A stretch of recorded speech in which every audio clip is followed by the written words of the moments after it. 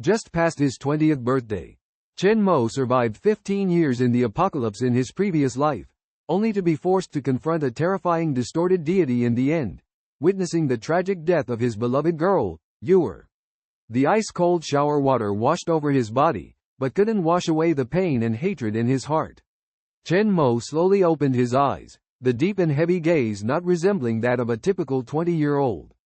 The chaotic and vivid memories in his mind constantly reminded him of everything he had been through. Turning off the water valve and drying off his body, Chen Mo weakly lay down on the bed. The intermittent sound of the TV news report came from his ears. The extinct bar lion reappeared. The purple mist enveloped Qiongqi Mountain. Stray cats and dogs in Qiongqi City swarmed the streets. Everything was exactly the same as in his previous life. Exactly the same, it's simply unbelievable. Chen Mo muttered to himself, suddenly sat up, trembling as he picked up his phone. The date displayed clearly, November 20, 2049. 3 days before the apocalypse. His delicate face twisted into a mad grin, eyes filled with a chilling intent to kill. Even the evil spirits crawling out of the mountains of corpses and seas of blood were no match for him. I never thought I would truly be reborn. He burst into laughter, a laughter filled with despair and madness. In his previous life, Chen Mo lost his true love under the persecution of Lin Shu, the mastermind behind the tragedy. Now, starting anew, he vowed to overturn everything and destroy this wicked world with his own hands. A black awakening mark appeared in the palm of his hand. A hint of surprise flashed in Chen Mo's eyes. The earlier the awakening mark appeared, the stronger the ability. In his previous life, it took 3 years after the apocalypse for him to awaken with the crystal marrow of Ewer. But now, even before the apocalypse, his hands were already covered with marks. Could it be that in this life, even the abilities have changed drastically? Without much thought, Chen Mo immediately put on his coat and walked out the door. All preparations start from now on. After the apocalypse, Qiongqi City will become a heavily affected area because deep beneath this bustling city lies a terrifying deity, codenamed 18, Qiongqi God. At this peak commuting hour, the streets were bustling with people, presenting a peaceful scene. Watching the familiar yet unfamiliar cityscape, Chen Mo felt a mix of emotions. 15 years, how nostalgic those peaceful days were. Suddenly, a dull thumping sound rang in his ears, as if something deep within the earth was about to emerge. The surrounding pedestrians were oblivious, but Chen Mo's eyes revealed a hint of disgust. Yes, this was the exact location where Qiongqi God lay dormant.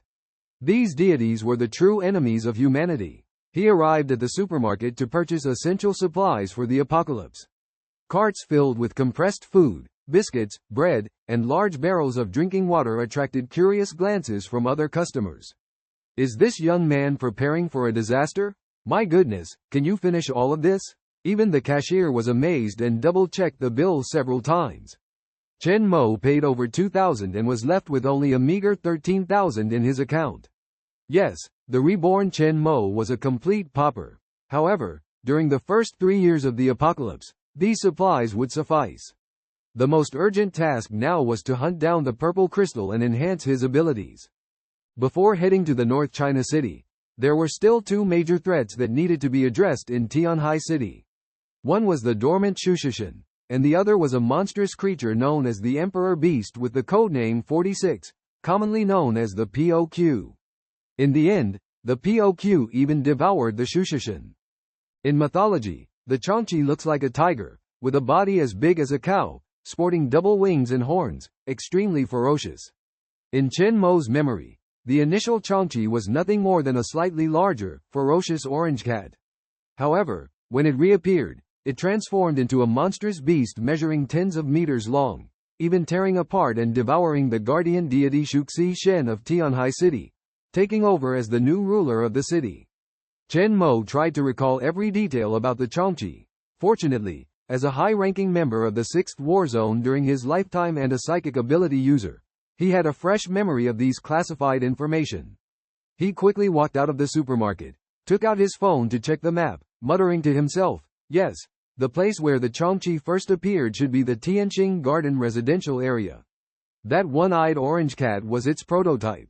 Soon, Chen Mo took a taxi to his destination.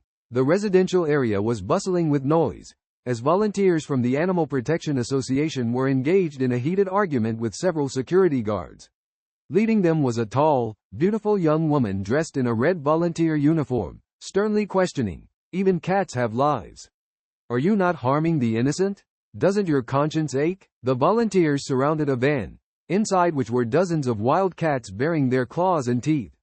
They had already injured several people. An older security guard rolled up his sleeves, revealing arms covered in scratch marks, and helplessly said, "The owners unanimously requested euthanasia. Why bother meddling in this matter?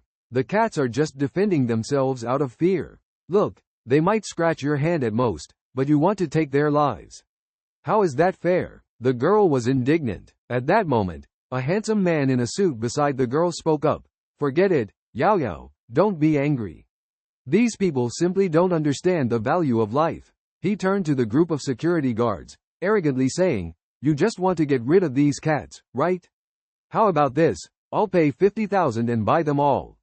I guarantee that there will be no more wildcats in this residential area from now on. How about it?" The other volunteers exclaimed in admiration.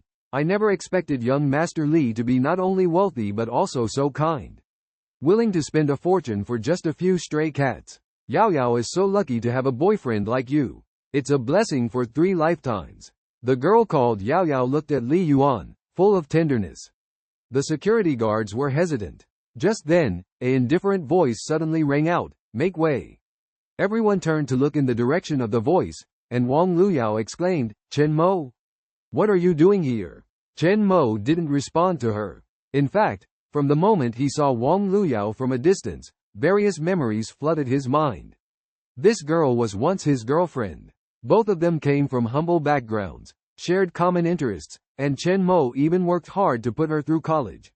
However, to his regret, after she graduated, Wang Luyao chose to leave him and be with the campus heartthrob Li Yuan. This decision left Chen Mo in a state of melancholy for a long time. However, after experiencing 15 years of life and death trials in the apocalypse, enduring the cruelty and betrayal of human nature, he had now grown indifferent to everything. Facing his former lover once again, his heart was surprisingly calm, as if he was facing a stranger. Chen Mo walked straight to the iron cage filled with wild cats.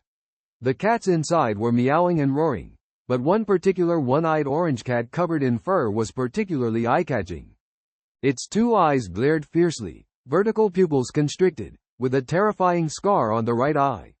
The ferocious and menacing expression, more like a furious tiger than a cat.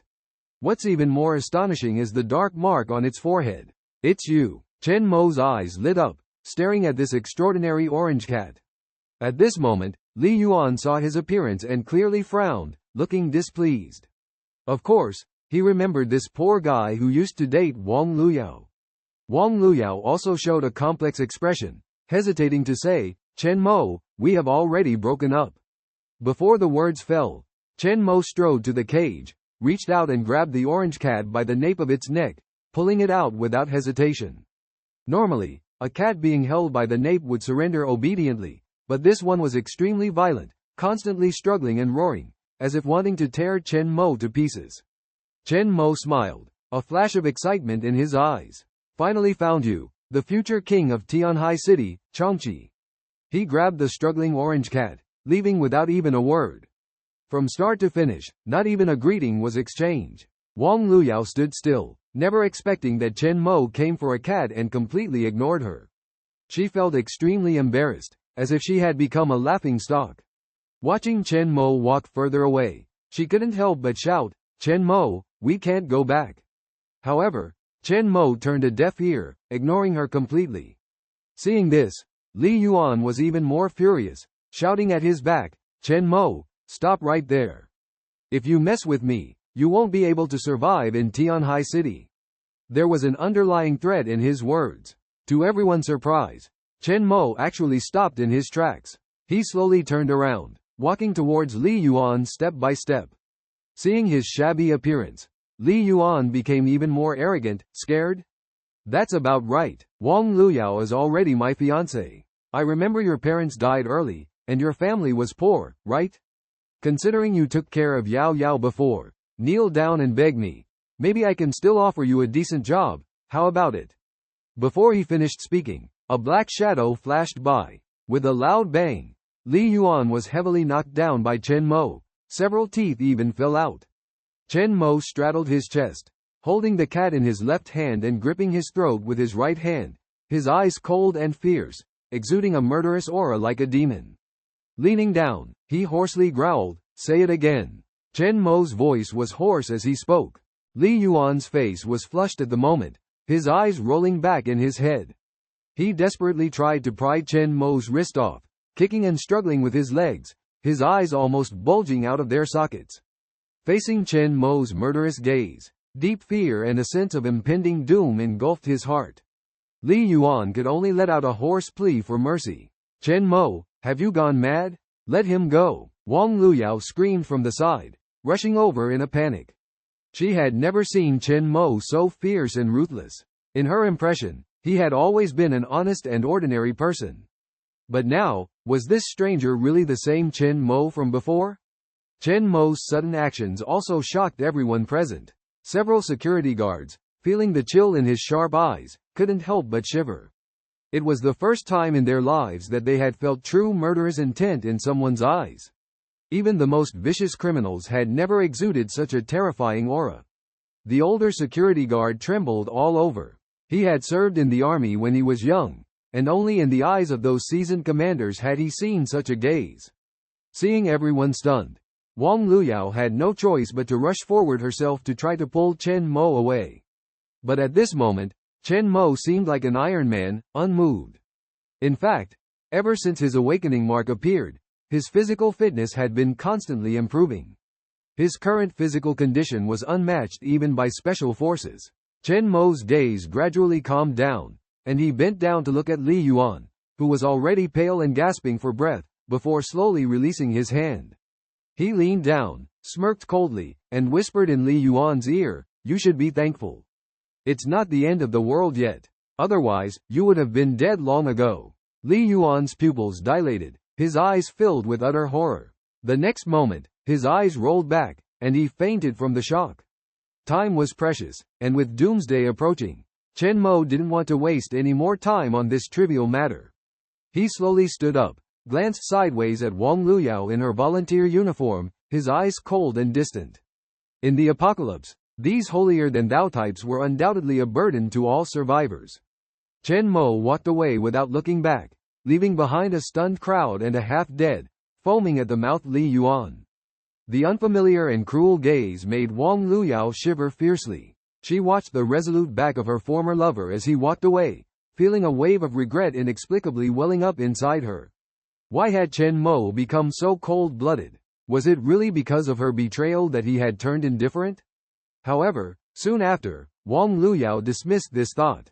She had suffered enough and knew how tough life in poverty could be. Chen Mo could never give her the life she wanted. After calling an ambulance for Li Yuan, Wang Luyao silently vowed in her heart to never get involved with such poor men again. As for Chen Mo, this little incident was nothing to him. He went to a furniture factory and ordered a batch of iron gates and windows. Based on his 15 years of survival experience in the apocalypse, even wooden doors could withstand for a while, let alone iron doors. However, as time passed, the evolved monsters would become increasingly terrifying, easily capable of destroying entire buildings. At that point, no matter how strong the defense was, it would be futile. Ordering iron gates was mainly to prevent thieves. Chen Mo didn't want his food to be looted while he was out hunting. Any food that has been touched by zombies is no longer palatable to humans. Inside the factory, a burly man with dark cheeks chuckled and joked, "Young man, are you trying to build a fortress here? Your home is fortified so tightly. With the recent increase in theft cases in the neighborhood, I just want some peace of mind," Chen Mo replied casually. The burly man nodded repeatedly and confidently promised, "Well, you've come to the right place. Our products are top-notch in quality and affordable. They are no less than those famous big brands." He proudly looked around at the rumbling machines. "This place is indeed a natural refuge. If there is enough food, we might be able to survive safely in the early stages. I'm in a hurry on my end, need it today. The appearance doesn't have to be fancy, Just ensure the quality, Chen Mo urged. So urgent? The burly man hesitated. I can rush to make it, but the finished product may not be too refined. As long as it's functional. Price? 14,970. But for you as a regular customer, I'll offer it at a fixed price of 13,000, payment upon delivery. Just then, a piercing cry came from the iron cage in Chen Mo's hand, where an orange cat was imprisoned. By the way, do you have pre-made iron cages for sale here? Chen Mo inquired. The burly man glanced strangely at the cat in the cage, shook his head. We don't have iron cages, but we have some scrap iron materials. We can do some welding and processing to make a cage. After paying for the goods, Chen Mo carried the iron cage back to his rental house. The rebellious orange cat inside the cage would later cause chaos in Qiongqi City. He threw the cage on the balcony, letting the cat snarl and roar. In the following days, Chen Mo busied himself arranging the purchased compressed food and drinking water. Although his living space was small, it was packed with these supplies. Roughly estimating, with some rationing, it would be enough to last for over 4 to 5 months. With everything prepared, Chen Mo breathed a sigh of relief and collapsed exhaustedly on the sofa. He gazed at the increasingly clear dark patterns on his hands and murmured to himself, from the looks of it, my supernatural powers are about to awaken. Hopefully, it won't erupt on the day of the apocalypse. He remembered in his previous life when his mental powers first awakened, he was weak for 3 full days. The initial manifestation of powers is the most vulnerable period for supernaturals. Everyone's awakening process is different. Some recover in a few hours, while others may take months to adapt. Just then, his phone buzzed. Who could be calling at this critical moment? Chen Mo suspiciously looked at the flashing number on the screen. A call? Who could be calling at this hour? Buzz, buzz, buzz. Hello, is this Mr. Chen? The furniture you ordered has been delivered. Could you please come downstairs to sign for it? It turns out the furniture factory sent someone to deliver it. Ding dong. Chen Mo's phone rang, and the account ending in 324 * completed a transaction of 13,000 yuan, leaving a balance of only 510 yuan and 50 fen. Another large sum of money spent. In the past, Chen Mo might have felt a sting for a while. But now, his heart was calm. Because in the apocalypse, the most useless thing is money. No matter how much cash, it's not even as useful as a piece of cloth. At least, cloth can be used to stop bleeding. Mr. Chen, do you need help carrying the stuff upstairs? The delivery man asked politely. There's another helper in the truck, we can lift it together. No need, you can just leave it here. I'll take care of it myself. Chen Mo waved his hand. The delivery man hesitated, thinking that these iron gates and windows weren't light at all. The two of them wouldn't be able to lift them, let alone this young man alone. With a rumble, before the delivery man could react, Chen Mo had already lifted a gate with one hand and a window with the other, striding confidently towards the building. Wow, is this guy Superman? The delivery man rubbed his eyes, can't believe what he's seeing. This seemingly weak young man just lifted 2 big iron objects by himself. He pinched himself hard, afraid he was dreaming. But the fact was there, the figure was steady, showing no signs of effort. Night fell, it was already 9 o'clock in the evening. In a small restaurant several miles away from home, Chen Mo was faced with 7 or 8 empty bowls. He wiped his mouth with a napkin and said to the middle-aged man next to him, Uncle Qiongqi, another portion of duck leg rice. Qiongqi looked at the young man in front of him devouring the food. A large bowl of duck leg rice disappeared in no time. He couldn't believe his eyes. What's wrong? Afraid I won't pay for my meal. Chen Mo joked. As the awakening of abilities drew near, the enhancement of physique naturally required a lot of food, far beyond what ordinary people could compare to. Qiongqi took a deep breath, went to clean up the bowls and chopsticks, and scolded Chen Mo without kindness. You little rascal, how long has it been since you've eaten meat? How come you can eat so much today? Chen Mo fell silent at the words, his eyes flickering with a deep light, not speaking for a while. Qiongqi was a good person. He had worked nearby to save money for Wang Luyao's tuition, eating the cheapest 5 yuan mixed noodles every day. This small restaurant had almost become his second home. Every night, Qiongqi would secretly add a bowl of duck leg rice for him, pretending to be impatient and scolding him. Kid, We don't keep leftovers here. If you don't eat it, you have to throw it away. But Chen Mo knew in his heart, all the customers in the restaurant were regulars. Lu Jiangmo had been doing business for so many years. He knew the daily sales volume inside out. How could there be so many leftovers out of thin air? Old Lu, is it that girl again? Chen Mo looked at the middle-aged man in front of him, shaking his head. I've told you so many times, that woman is no good. Haven't you noticed the disdain in her eyes every time she comes to eat? It's not her. Lu Jiangmo sighed. Then what's wrong with you? Tell your uncle Jiangmo. Chen Mo smiled and said, it's nothing, just missed you a bit. Lu Jiangmo gasped in surprise, his whole body covered in goosebumps, wondering why he was talking so flirtatiously. You're giving me goosebumps. What's gotten into you today? You seem like a different person, he exclaimed. Chen Mo chuckled lightly. I'm still the same Chen Mo, just. Uncle Jiangmo, let me ask you, what would you do if doomsday arrived? Doomsday? Lu Jiangmo was taken aback. Jokingly checked Chen Mo's temperature. Are you watching too many sci-fi movies? If that day really comes, I'll just live my life as usual. I've lived most of it already. His tone softened as he continued. The only thing I worry about is my daughter. As long as she's safe, everything else is secondary. Lu Jiangmo went on to praise his daughter with great enthusiasm. Listening quietly, Chen Mo, despite being reborn, was not all-knowing. In the previous doomsday, he was too preoccupied to know what happened to Lu Jiangmo later on. Sensing he had talked too much, Lu Jiangmo cut himself off. Oh, I'm getting old. Why am I blabbering so much to you?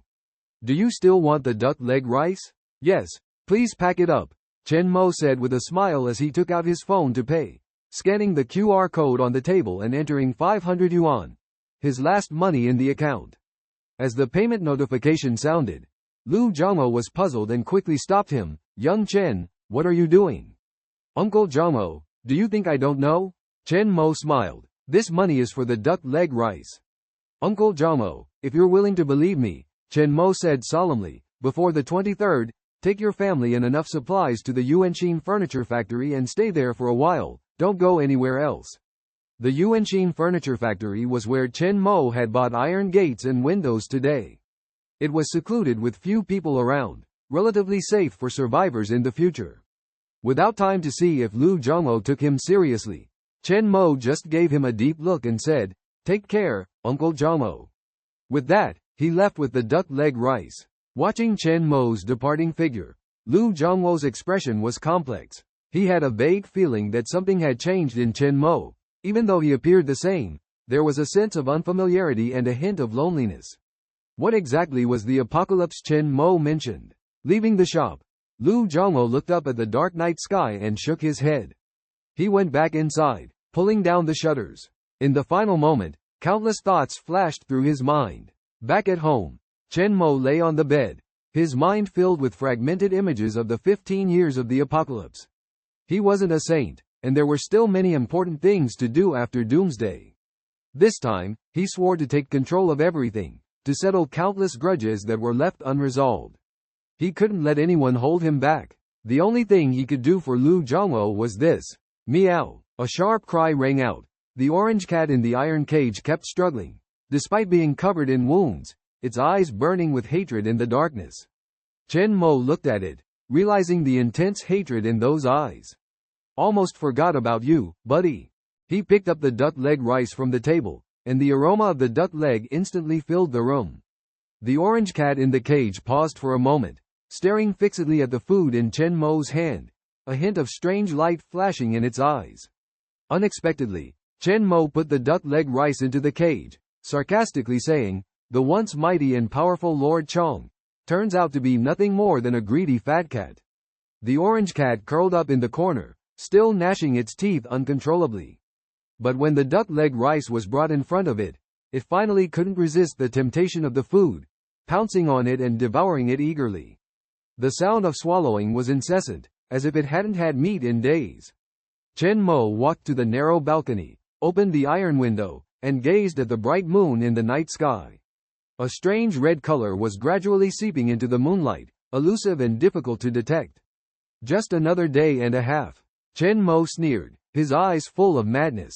Lin Shu, what kind of death do you want? Lin Shu, the mayor's son. His mother is a business tycoon with countless family industries. His grandfather is a senior figure in the military, promoting people to high positions. In the early days of the apocalypse in the previous life, the Lin family, with their vast resources and military advantages, immediately took Lin Shu out of the province, allowing him to safely survive the disaster. Subsequently, under the operation of the Lin family, the sixth war zone was established, known as the City of Peace, with deep ties to various technological resources. This is why even in the apocalypse, Lin Shu could still live so freely and arrogantly. But in Chen Mo's eyes, he was nothing but a walking dead. Because at this moment, Lin Shu is in Tianhai City. All tragedies are just a matter of time.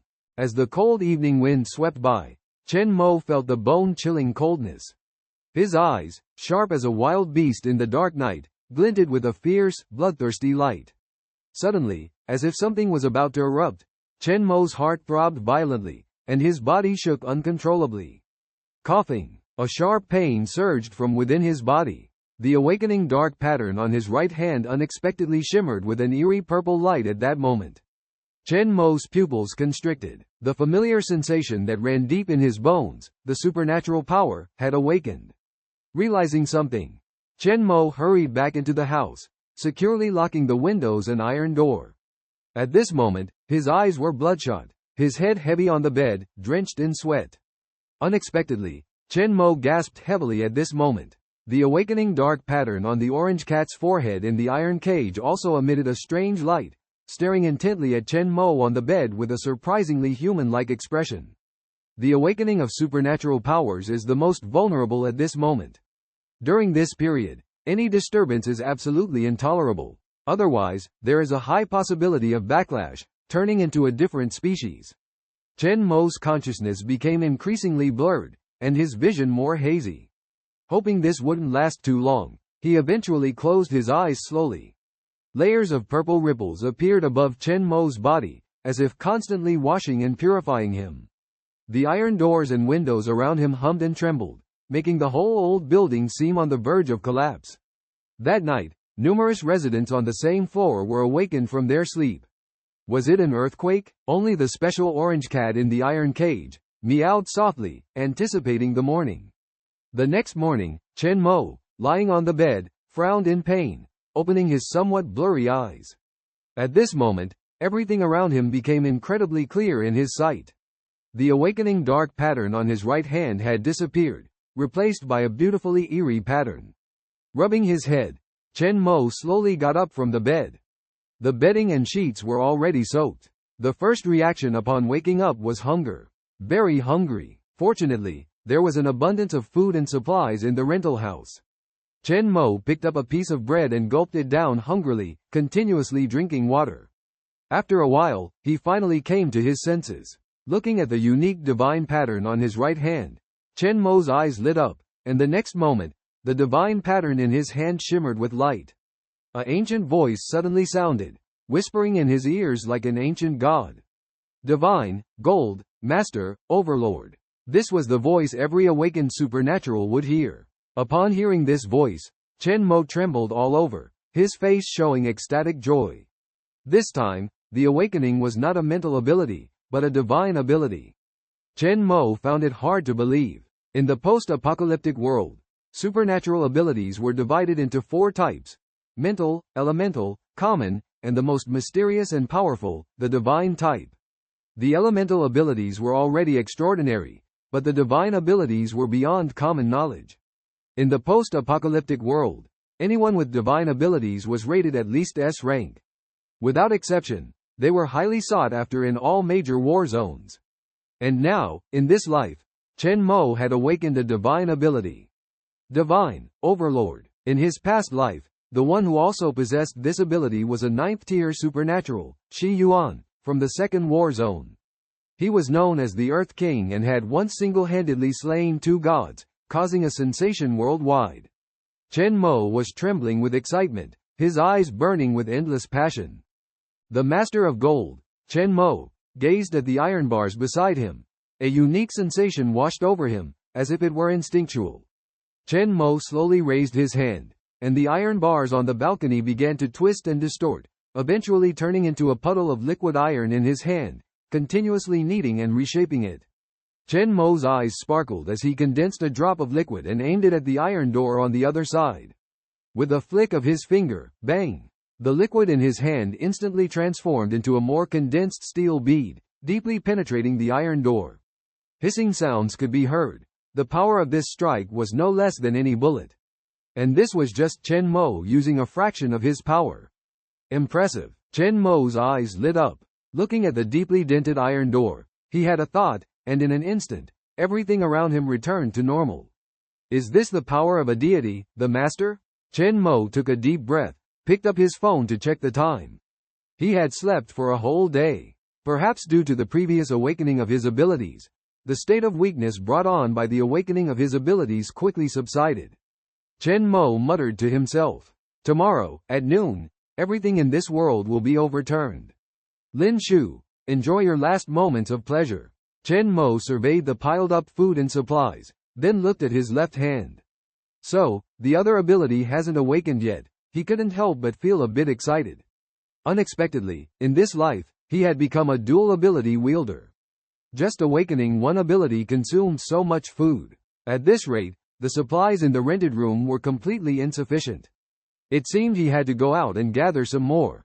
But the problem now was that he was out of money. Looks like I need to figure something out. Chen Mo narrowed his eyes, pondering for a moment.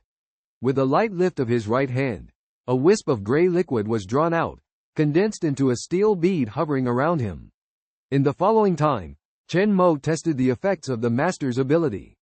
After awakening his ability, both his senses and physical qualities were greatly enhanced. He was now a first-tier ability wielder, with physical qualities reaching the peak of current humans. Through continuous experimentation, the master's ability became more proficient. Within a 3-meter radius was his domain. Anything made of metal was under his control.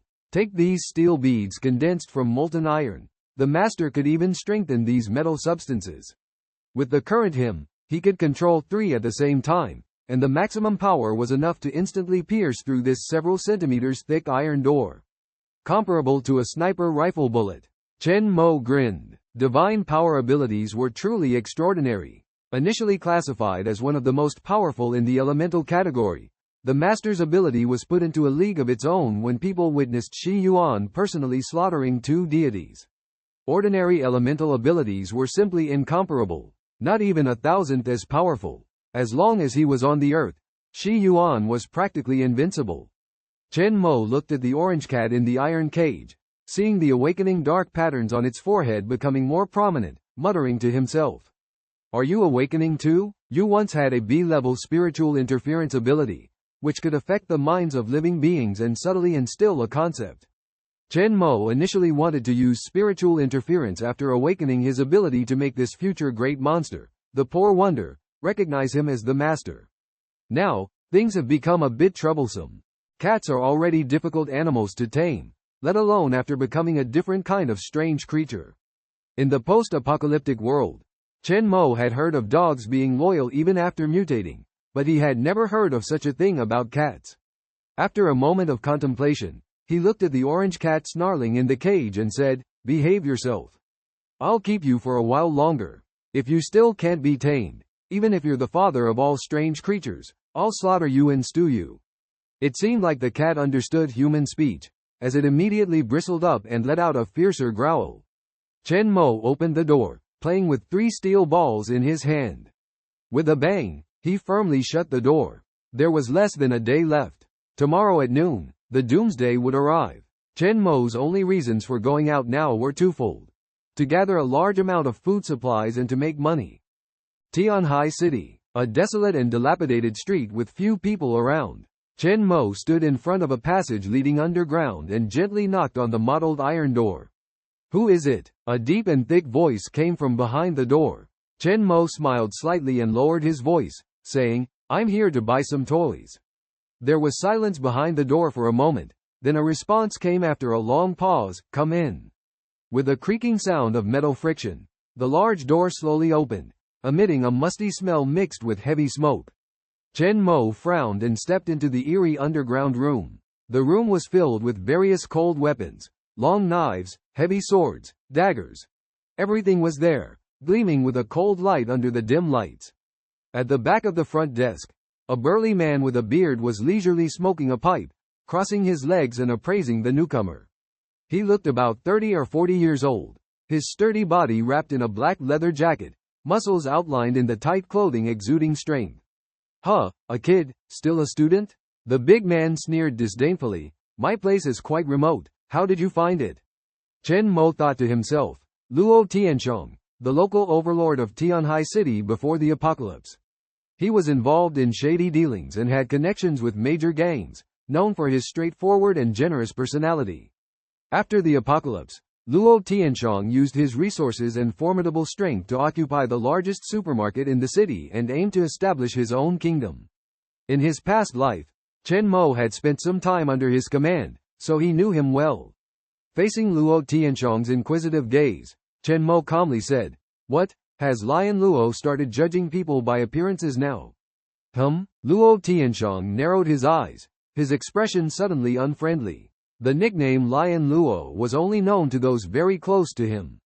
He scrutinized Chen Mo up and down for a long time, but couldn't remember where he had seen this kid before. "Haha, well said, I like you. Want a smoke?" Luo Tianchong laughed heartily, taking out a cigarette from a drawer and tossing it to Chen Mo. Chen Mo waved his hand, politely declining. "I don't smoke." "Too bad, what do you want then? As long as you have enough money, we have everything here." Luo Tianchong took out a handgun from a hidden compartment, casually playing with it. "Even this, I can get a few." He thought he would see a surprised expression on Chen Mo's face, but the kid remained calm, not even furrowing his brows. "Tisk, just tell me what you want." Luo Tianchong was a bit disappointed, his tone turning cold. Chen Mo smiled and said slowly, "Money." The atmosphere in the room suddenly turned icy cold. Luo Tianchong's eyes narrowed, raising the gun with a murderous intent, cocking it.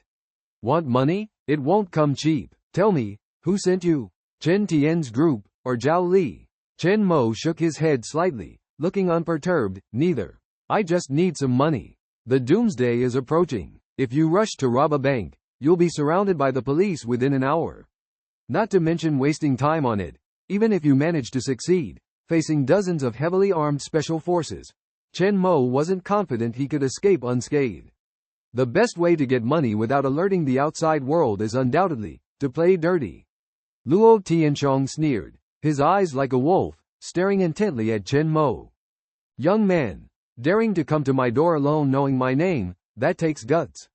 However, before the words even fell, he suddenly shot without warning, 3 bullets whistling out.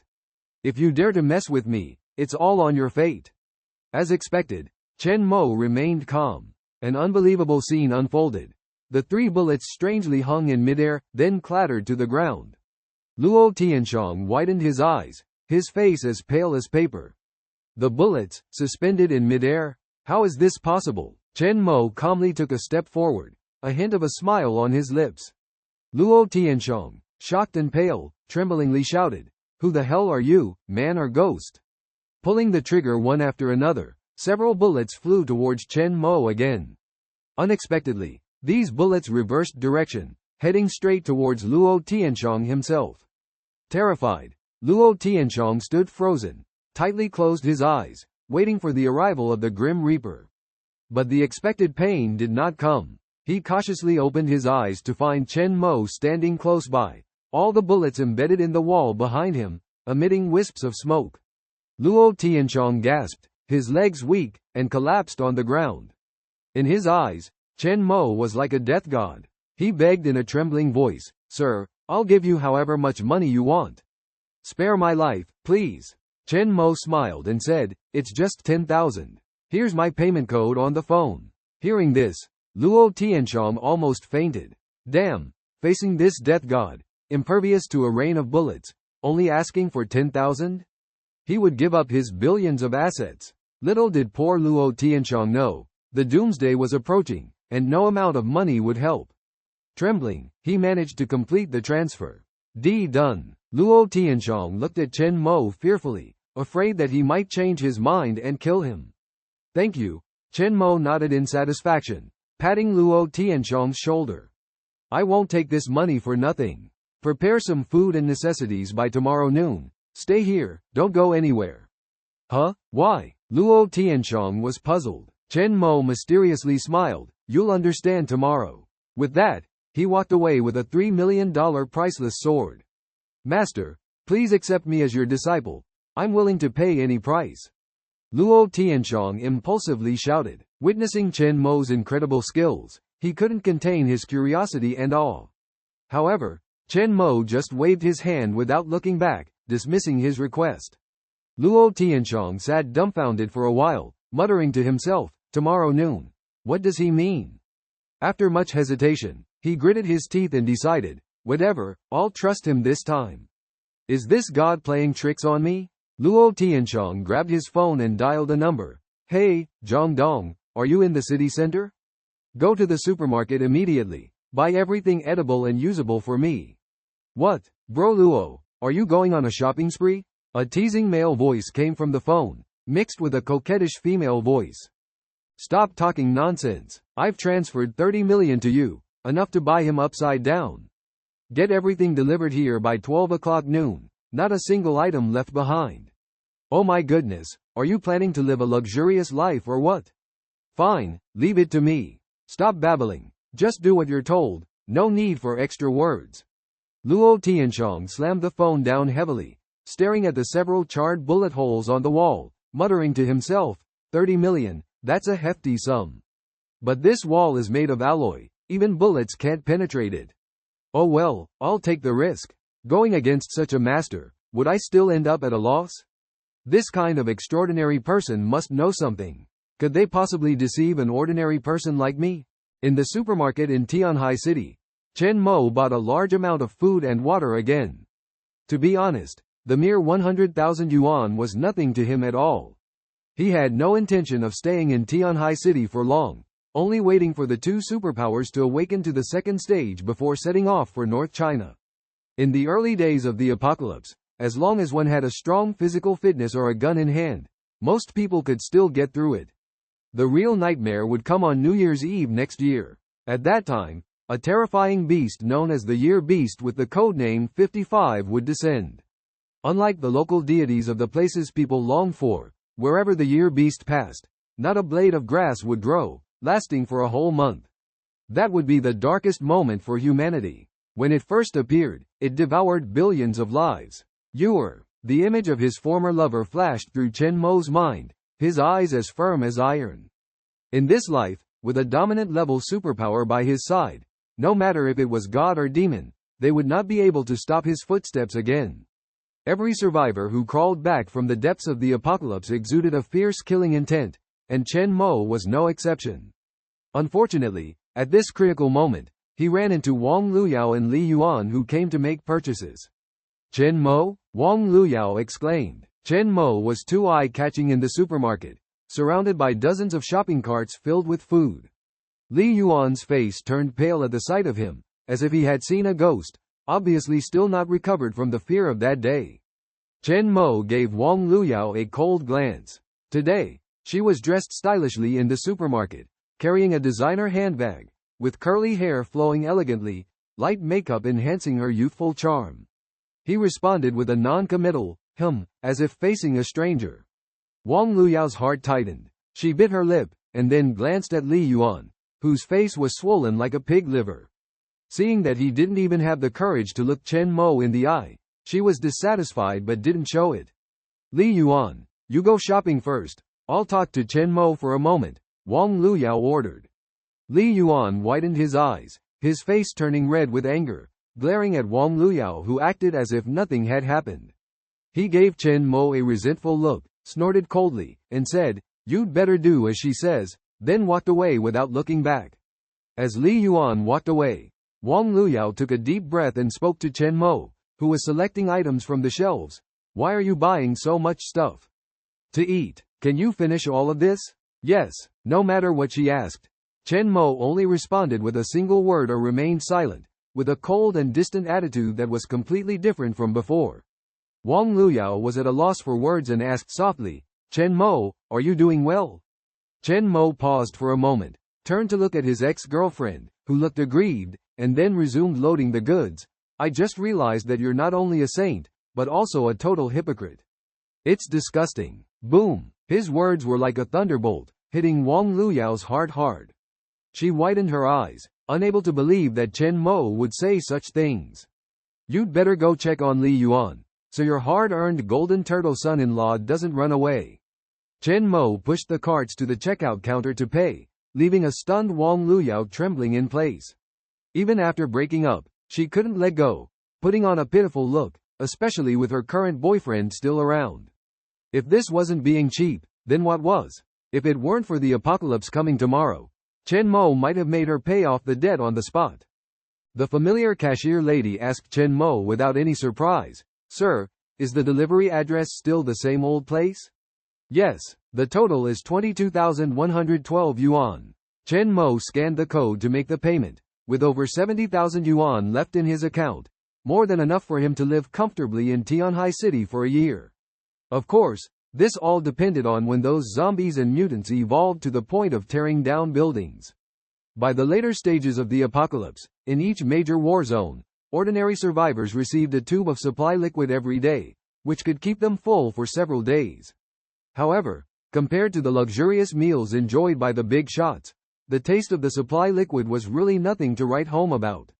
In his past life, Chen Mo knew the value of a piece of bread to an ordinary person. But now, he didn't care. Wherever they were, superhumans were the supreme beings. From the moment one became a superhuman, the class divide between people only grew wider. Chen Mo walked out of the supermarket alone, gazing into the distance at the setting sun, the sky ablaze with colors. The current tranquility and peace were just a prelude to the coming storm. He muttered to himself, "The sun is about to set. Cherish this last glimpse of twilight."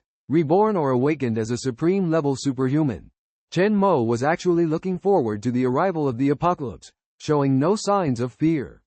Just as he turned around, a large group of gangster-looking youths suddenly stormed into the supermarket, all dressed in black suits, burly and armed with sticks and knives, looking every bit like a bunch of thugs. "Nobody move," shouted the leader, a blonde guy with a cigar in his mouth. The ordinary folks had never seen such a scene before and were frightened into cowering and begging for mercy. A rough man set his sights on the beautiful Wang Luyao, stepping forward to tease her. "Hey, pretty lady, want to have a drink with us?" It was only then that Wang Luyao came to her senses, screaming and instinctively calling out, "Li Yuan! Li Yuan!" But when she turned around, Li Yuan was already cowering in a corner, trembling in fear. Wang Luyao was shocked and angry, even more disdainful of her current boyfriend's cowardice. "Is this your man? What a useless waste of space. What the hell are you all doing?" Another man burst into the supermarket with a fierce demeanor, cursing loudly, "Didn't I tell you guys? We're here to shop, which means we pay. You all want to die, is that it? Follow Brother Luo's orders, keep dilly-dallying, and you'll all be done for. Get your asses moving to pick up stuff. No, to buy things. Got it?" The suited thugs immediately became submissive upon seeing the newcomer, nodding obediently. The big guy who had been teasing Wang Luyao earlier reluctantly handed her a note. "Hey, girl, this is my WeChat. Let's get in touch another day." Wang Luyao shivered all over, watching the group of people frantically grabbing items off the shelves, then glanced at the half-dead Li Yuan, feeling nothing but disappointment. She realized that, at this moment, Li Yuan was nowhere near Chen Mo in comparison. On the other hand, with a good amount of money left in hand, Chen Mo indulged himself in an extremely luxurious dinner. The meal cost over 40,000 yuan, and he even treated himself to a prestigious SAP massage service for an additional 18,888 yuan. Feeling extremely relaxed, Chen Mo returned home and carefully arranged the newly purchased items.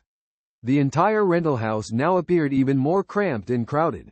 The orange cat in the cage seemed to sense an impending change and became unusually restless, constantly meowing and rubbing its claws against the cage, making a harsh noise. Chen Mo tore open a bag of cat food and poured it into a bowl to feed the cat.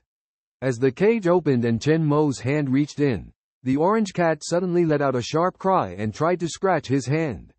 Chen Mo narrowed his eyes, and with a few clicks, the surrounding iron cage twisted and deformed in an instant, trapping the orange cat tightly. If you don't behave, you won't get to eat the cat food. Chen Mo coldly glanced at it. Surprisingly, the big orange cat arrogantly raised its head, meowing a few times, clearly disdainful of the mere cat food. Oh, Chen Mo remembered its voracious appetite for duck leg rice yesterday and became interested. He opened the fridge, took out a full bag of frozen beef, and threw it into the cage. How about this? Do you want it? The big orange cat stared at the beef in the cage, drooling uncontrollably and meowing. Chen Mo smiled, restored the twisted cage, and the cat hesitantly sniffed the beef before looking back at Chen Mo. Go ahead. I would have harmed you if I wanted to, Chen Mo said indifferently. Since the frozen meat wouldn't last long anyway, he decided to let the little guy enjoy it. The cat's eyes softened a bit, as if understanding Chen Mo's words. It no longer bristled and began to devour the beef greedily. The sound of crunching surprised Chen Mo as the frozen beef, as hard as a popsicle, was easily crushed by its sharp teeth. Chen Mo looked at it in amazement, his gaze falling on the deep bite marks on the iron cage. These cages were reinforced with his dominant ability and were solid steel inside and out. This Qilin, destined to be the overlord of Qiongqi City, was truly extraordinary. Even before the apocalypse arrived, it had already shown remarkable prowess. Chen Mo tore off a piece of bread, eating as he asked, "Can you understand me?" The big orange cat, still eating voraciously, paused. Chen Mo continued, "They say animals can predict danger earlier than humans. I believe you must have sensed something. Do you want to come out of the cage?" The big orange cat raised its head, its one remaining eye shimmering with a sinister light in the moonlight. Meow. It meowed. Chen Mo said concisely, "Follow me, and I'll let you out. If not, you're doomed tomorrow." The cat remained motionless, its eyes seemingly human-like, contemplating something. After a while, it finally lowered its proud head, prostrated its front paws, and meowed submissively. Chen Mo nodded slightly, raising his right hand. The iron cage liquefied instantly, like a shattered glass bottle, flowing towards the cat's neck. The molten iron unexpectedly solidified into an indestructible collar, firmly wrapped around its neck. "Don't even think about escaping. I think you should understand that," Chen Mo said calmly. Meow tilde sensing the foreign object on its neck, the orange cat obediently whimpered, raised its tail, leapt onto Chen Mo's bed, affectionately rubbed against his body. Chen Mo revealed a satisfied smile, unable to contain his excitement. "You see, the achievements of this orange cat in the future are extraordinary. It tore apart the deity Qiongqi Shen of Qiongqi City, and took its place.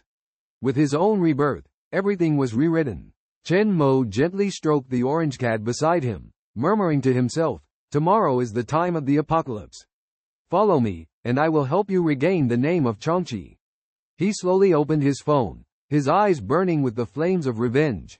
"Lin Shu, your good days are over." On the phone screen, there was a handsome young man. His face was unruly, and his eyes were arrogant and bold. The introduction below the photo read, "Lin Shu, president of the new emperor group in Qiongqi City, 23 years old, male. Father Lin Kanhai, Jingyuan military region, position unknown. Mother Shu Fengsang, president of the Tianyu group, XX committee member. Grandfather Lin Wanli, former head of the Jingyuan military region." Lin Shu's background is extremely prominent. Before the apocalypse, Chen Mo could not possibly have any connection with such a person. That's why he saved his revenge on Lin Shu for the last day. This day has finally arrived. The past hatred will come to an end tomorrow. And this is just the beginning of Chen Mo's path of revenge. The distorted deity that truly killed everyone is his ultimate target to slaughter. One day later, November 23, 2049, 10 o'clock. Chen Mo set out with the orange cat and the sword he took from Luo Tianshong. Before leaving, he had his last simple breakfast of soy milk and fried breadsticks. Then he took a taxi and headed towards the direction of the new Emperor Group. Qiongqi City Center, new Emperor Group headquarters. Skyscrapers stood tall, and all kinds of luxury cars were coming and going. A taxi stopped on the side of the road, and Chen Mo got out of the car, surveying everything around him. Due to the workday, most of the passers-by were white-collar and blue-collar workers. Only Chen Mo, wearing a faded gray coat, and the orange cat with the iron collar, looked out of place. Chen Mo walked straight to the entrance of the new Emperor group. Ding dong, the door opened. Who are you? As soon as Chen Mo stepped in, a reprimand came from behind.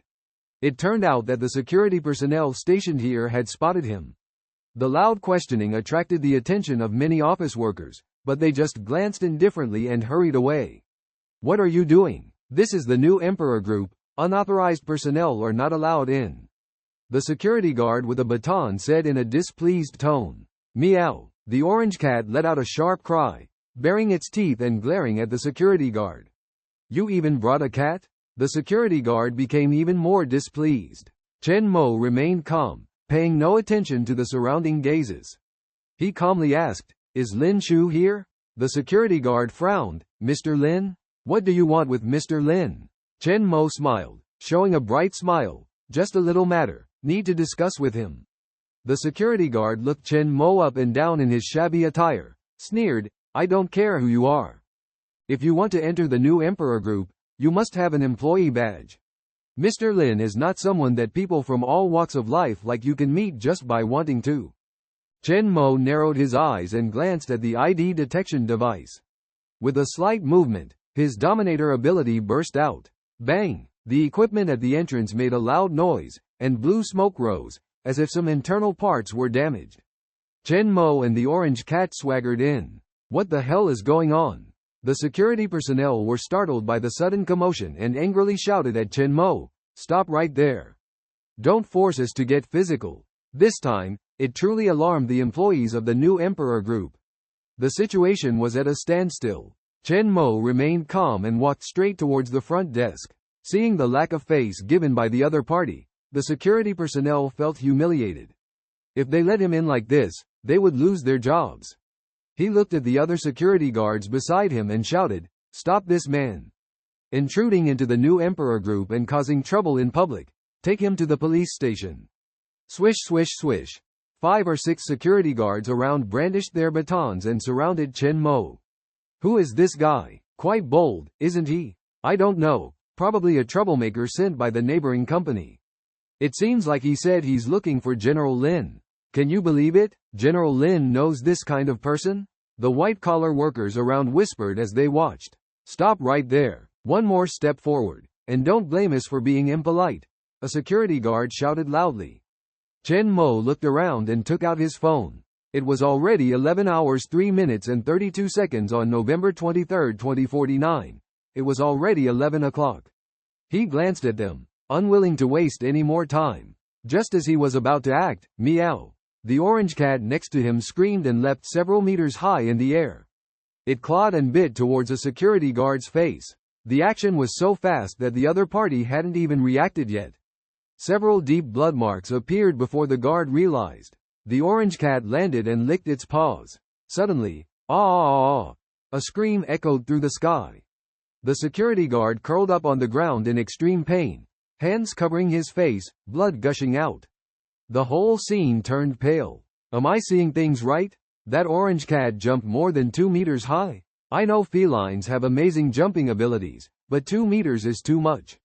The situation escalated. Seeing blood, this was no small matter. Everyone felt that this seemingly shabby guy was in big trouble. Beast! Another security guard suddenly raised his baton high and struck towards the orange cat.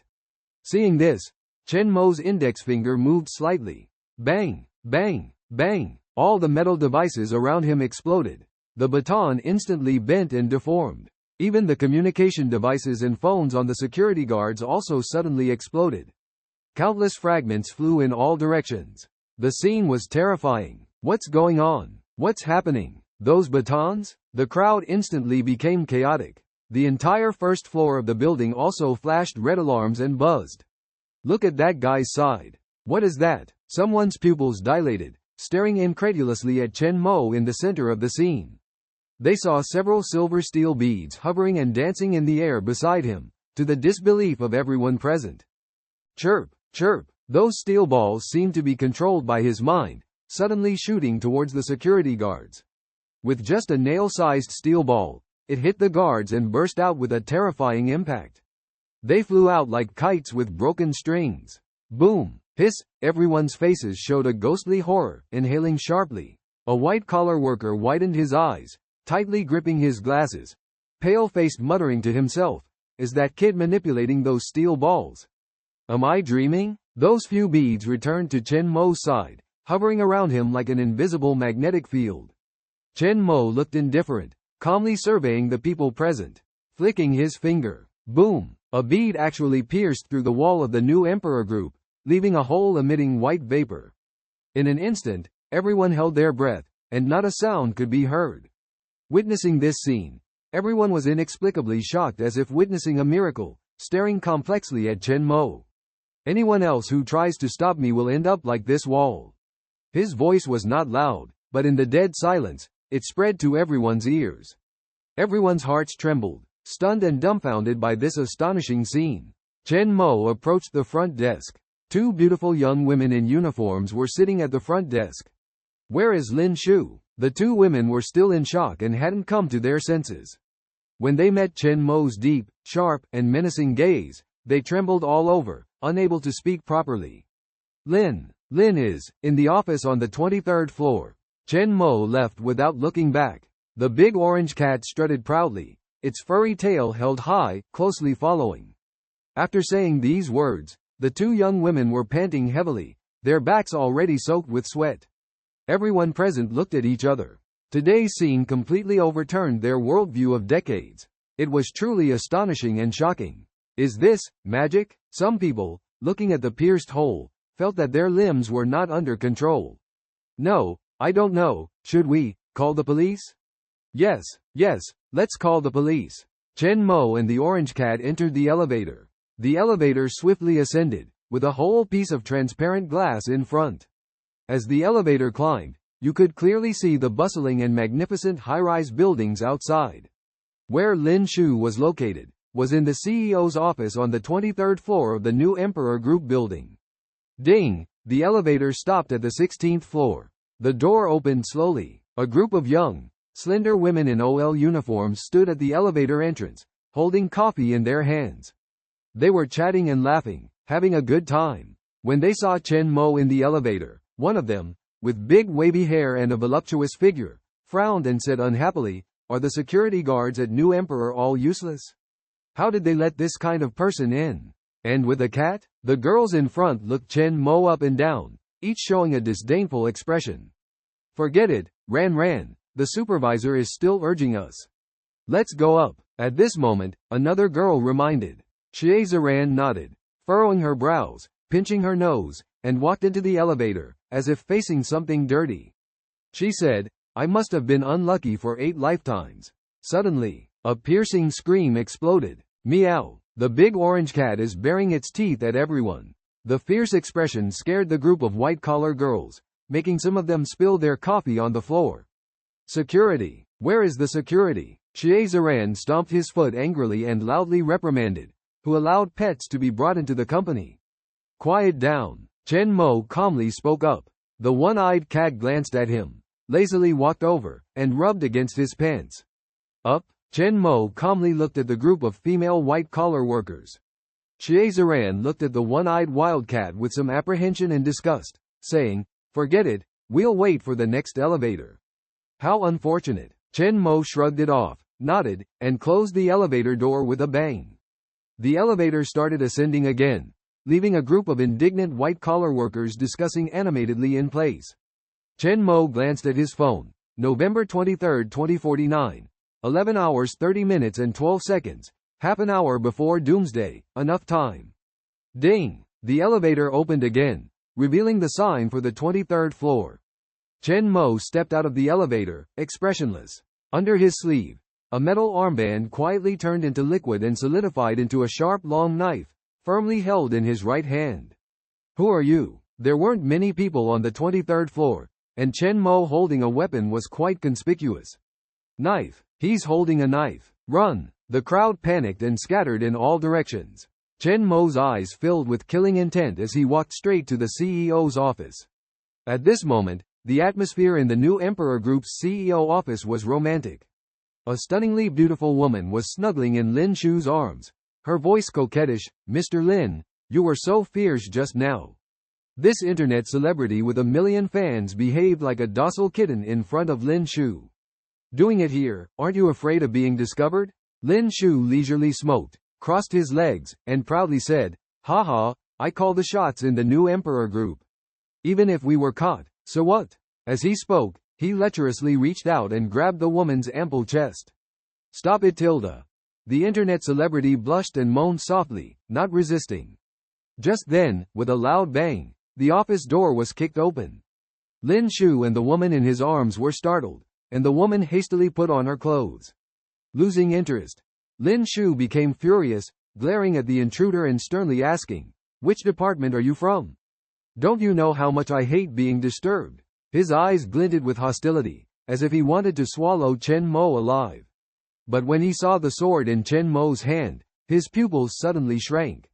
Lin Shu. Chen Mo walked in slowly, closed the door behind him, and spoke with a chilling tone, "Long time no see." The overwhelming killing intent made Lin Shu shiver, a sense of foreboding creeping into his heart. "What are you going to do? Where is security? How did you get in here?" Lin Shu kept retreating. The nearby internet celebrity kept asking, "Mr. Lin, who is this guy?" "I have no idea." Terrified, Lin Shu jumped up from his chair and discreetly reached for the drawer where a self-defense pistol was kept. "You may not remember me."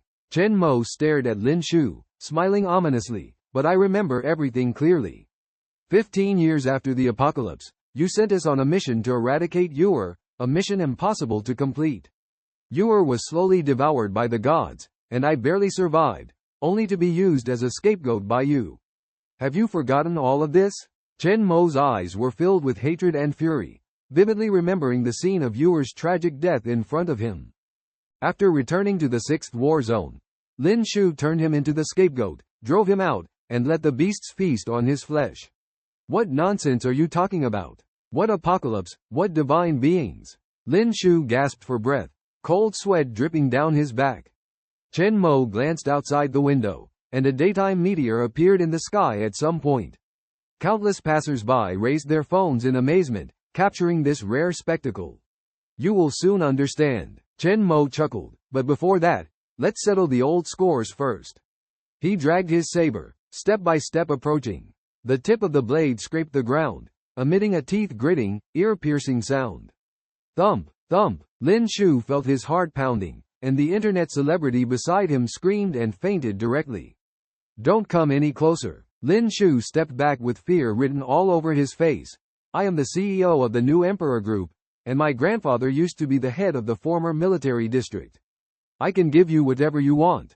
He roared in his mind. Why can't he see a single figure now? Are the security guards downstairs just decoration? Rest assured, I won't let you die easily. At this moment, Chen Mo seemed like a Shura crawling out of hell, approaching step by step, intending to make you taste the pain I've endured.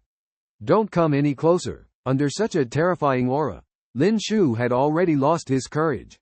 He pulled out a handgun and fired several shots. Ding! Sparks flew, and all the bullets were deflected, turning into small iron balls that fell to the ground. Lin Shu was dumbfounded, his legs weakened, constantly retreating. What kind of monster are you?" He gritted his teeth and fired a barrage until the magazine was empty. Lin Shu knelt down exhausted, panting heavily. When he looked up, Chen Mo was close at hand, his hand like a vice grip around his throat. "Impossible, how are you not dead?" Lin Shu's eyes widened in disbelief. "You mean, this?" Chen Mo sneered. The bullets on the ground suddenly trembled, floating up and stopping in front of Lin Shu. Lin Shu's pupils dilated, lamenting in his heart, "What kind of ghost is this? Even bullets can be controlled at will." Pressed against the wall, he could hardly breathe, his legs twitching uncontrollably. Chen Mo frowned, looking at the wet stain spreading in his pants. This guy actually wet himself out of fear. Please spare me. What have I done to offend you?" "I have money. I can give you whatever you want." Lin Shu's face flushed, his voice hoarse and unpleasant. "This behavior is nothing like you, Lin Xiao." Chen Mo smirked. Before he could finish his sentence, the floating bullets pierced into Lin Shu's limbs. Blood splattered, intense pain accompanied by a sense of weightlessness. "Oh!" Lin Shu collapsed on the ground, gasping heavily. But as he lifted his head, He found Chen Mo right in front of him at that moment. His pupils shrank. A huge sense of suffocation suddenly came over him. This is impossible? How are you not dead? A piercing scream of extreme pain rang out. Lin Shu curled up on the ground, sweating profusely from the intense pain, grimacing and rolling in agony. Chen Mo, with half of his face stained with blood, touched the hot blood and his expression became more frenzied. Ha ha, Lin Shu. Do you know that those people you killed in the past are suffering 100 times more than you are now? Chen Mo hysterically roared. Their intestines and internal organs were pulled out by the gods, watching themselves die slowly in full consciousness. And you said with the most contemptuous expression. Do you want to know what it was? Chen Mo asked softly as he caressed the dagger in his hand. Lin Shu clenched his teeth, weakly opened his eyes filled with fear and pleading. No, I don't know. Spare me. I don't want to die. He was born as a privileged child, always getting what he wanted. Even if he really killed someone, his parents and grandfather would help him settle it, just paying a few million to make it go away. Chen Mo crouched down, a sinister smile on his face, and whispered in Lin Shu's ear in a low voice, "It was just the lives of some lowly people. How many the young master loses, he doesn't care." Lin Shu's breath stopped, and now, those vengeful spirits of the dead have come back from hell to seek revenge on him. With a chilling gleam in his eyes, Chen Mo's silver blade flashed. Oh! Lin Shu's eyes widened, bloodshot, emitting a heart-wrenching scream. His limbs were cleanly severed, blood gushing from the stumps. The intense pain made him instantly pass out. At that moment, hurried footsteps were suddenly heard outside the door. Stop! You are surrounded. Snipers have locked onto your position. Surrender now, it's not too late. A voice amplified through a megaphone echoed loud and clear. Outside the Xinhuang group, police cars and special forces had already surrounded the area, sirens blaring non-stop.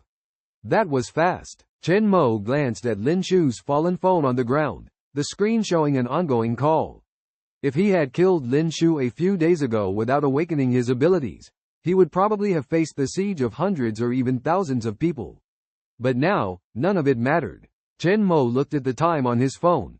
11 hours 57 minutes and 32 seconds, less than 3 minutes left. With a wave of his hand, his dominion ability reached its peak.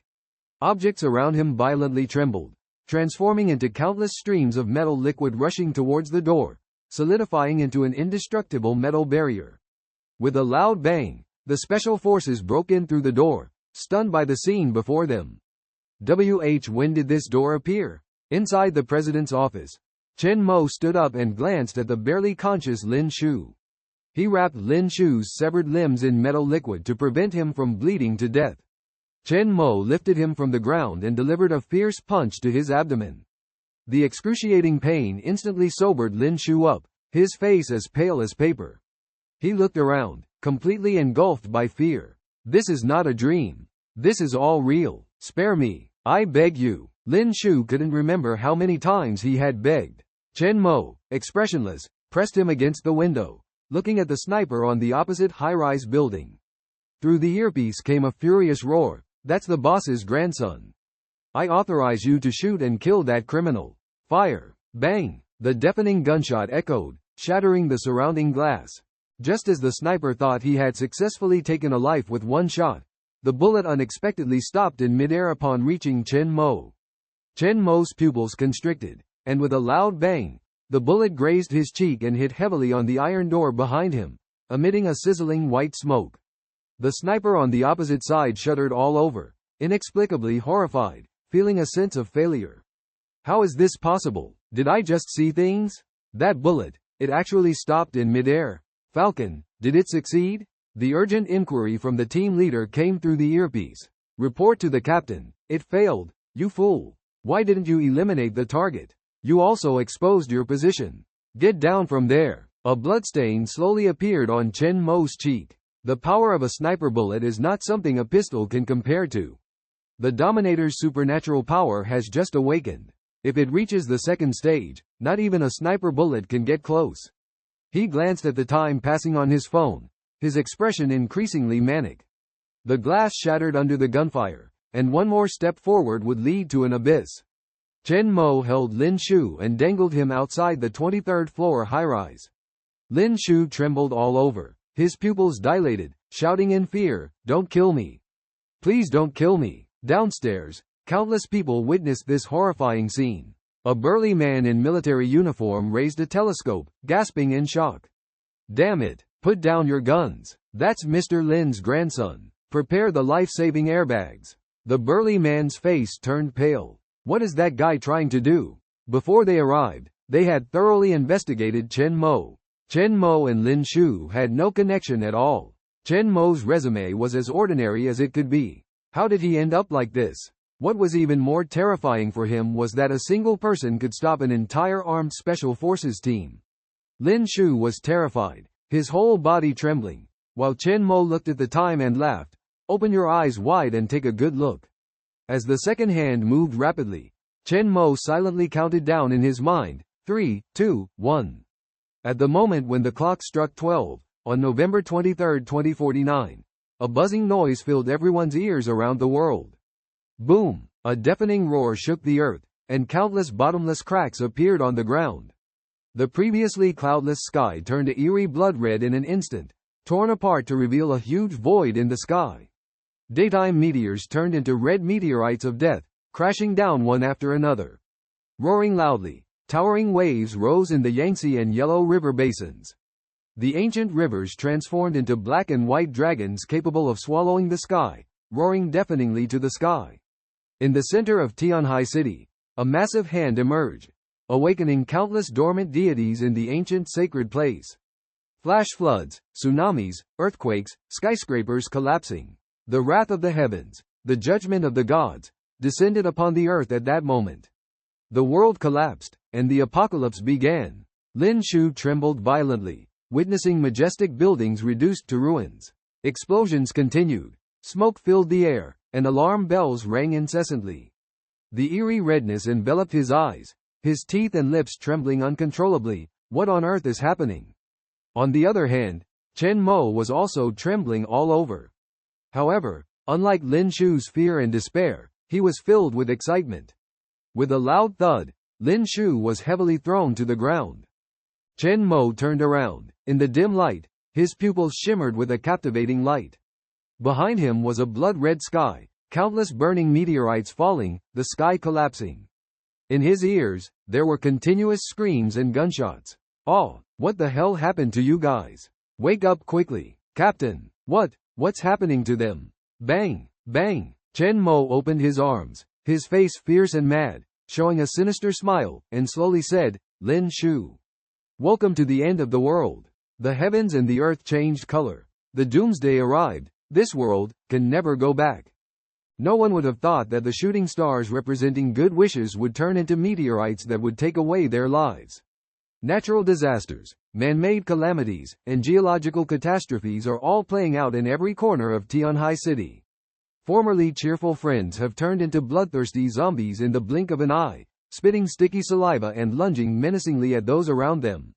Stray cats, dogs, and rats have rapidly grown to the size of small cars, becoming ferocious and ruthless. Within just 10 minutes, the traffic is completely paralyzed, and corpses are everywhere. In the face of this eerie and horrifying post-apocalyptic disaster, everything seems so insignificant and powerless. At this moment, Chen Mo, on the top floor of the new Emperor Group, is crazily staring at the horrific scene outside the window. Finally, it has arrived. We have been waiting for this day for too long. Lin Shu is terrified, trembling uncontrollably, convulsing all over, eyes bloodshot, hysterically roaring, "Is this all you're doing?" Why? He knows that the end is near, his face contorted in a grimace, glaring angrily at Chen Mo. In the face of the apocalypse, those who survive are all madmen. No, Chen Mo slowly turns his head, a sly gleam in his eyes, sneering, "I don't have that ability." Lin Shu, do you know why I am here? Those are the souls of the unjust dead under that deformed king's rule, piled up like mountains, pushing me back from the depths of hell. Lin Shu's pupils contract. Intense pain surges through him again, his face twisted in agony, emitting a shrill scream, "Oh! What are you going to do? Let me go." At this moment, the once charming female internet celebrity is riding on Lin Shu, tearing into his flesh. Her face and body are rotten, bones exposed, eyes glowing with eerie red light, a demon disguised in human skin. Lin Shu, now limbless, is powerless to resist, watching helplessly as he is disemboweled. Oh, Chen Mo is somewhat surprised, then tauntingly says, "It seems your luck is not so good. Enjoy being slowly devoured by these filthy creatures." To prevent Lin Shu from dying too quickly, he deliberately poured molten iron on his neck, forcing him to witness his own gruesome fate. "No, kill me, please, kill me." Lin Shu has completely lost his mind, watching his entrails being devoured, desperately pleading. Chen Mo, however, remains indifferent, turning away coldly. The dried blood adds a hint of cruelty. He approaches the motionless big orange cat and says calmly, "Stop pretending to be dead, Qiongqi. I know you are still alive." As soon as he finishes speaking, the cat suddenly opens its eyes. In the midst of the apocalypse, with blood and gore pervading the world, its formerly blind eyes miraculously regain sight. Meow. In its newly sighted eyes, there is a fierce and bloodthirsty look. The cat's flesh and blood churn and its body visibly expands, several times its original size. With a snap, the iron ring around its neck breaks, and it now stands half the height of a human, resembling a majestic tiger. Roar. A low growl that is deafening, more like the roar of a wild beast than a cat's meow. Chen Mo calmly watches the broken iron ring, asking quietly, "Qiongqi, do you want to rebel?" The golden-haired monster in front of him eyes Chen Mo, its eyes rolling, assessing him. It strides heavily, muscles knotted, claws sharp, and a fierce expression on its face, approaching Chen Mo's side step by step, sniffing his scent. Chen Mo remains motionless. Surprisingly, the unchained Qiongqi not only does not retaliate but instead cowers and crawls at Chen Mo's feet, nuzzling his body affectionately, emitting a muffled whimper. No wonder you could become the king of the Sea of Heaven.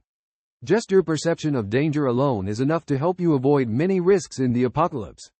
Chen Mo smiles and strokes the golden fur of the Qiongqi. There are many powerful beasts in the zoo and the mountains, but only it stands out, transforming into the fierce Qiongqi, devouring the guardian god of the Sea of Heaven. If it dared to bite back, Chen Mo could easily kill it. Chen Mo looks towards the metal gate, activates his supreme level ability, and instantly dissolves the copper walls and iron barriers. A strong smell of blood mixed with roars rushes towards him, revealing a ferocious zombie behind the door. It is dressed in military attire, with bloodshot eyes, charging straight at Chen Mo. Roar! The Qiongqi leaps up and swiftly bites off the zombie's head, crunching away at it. Chen Mo does not intervene.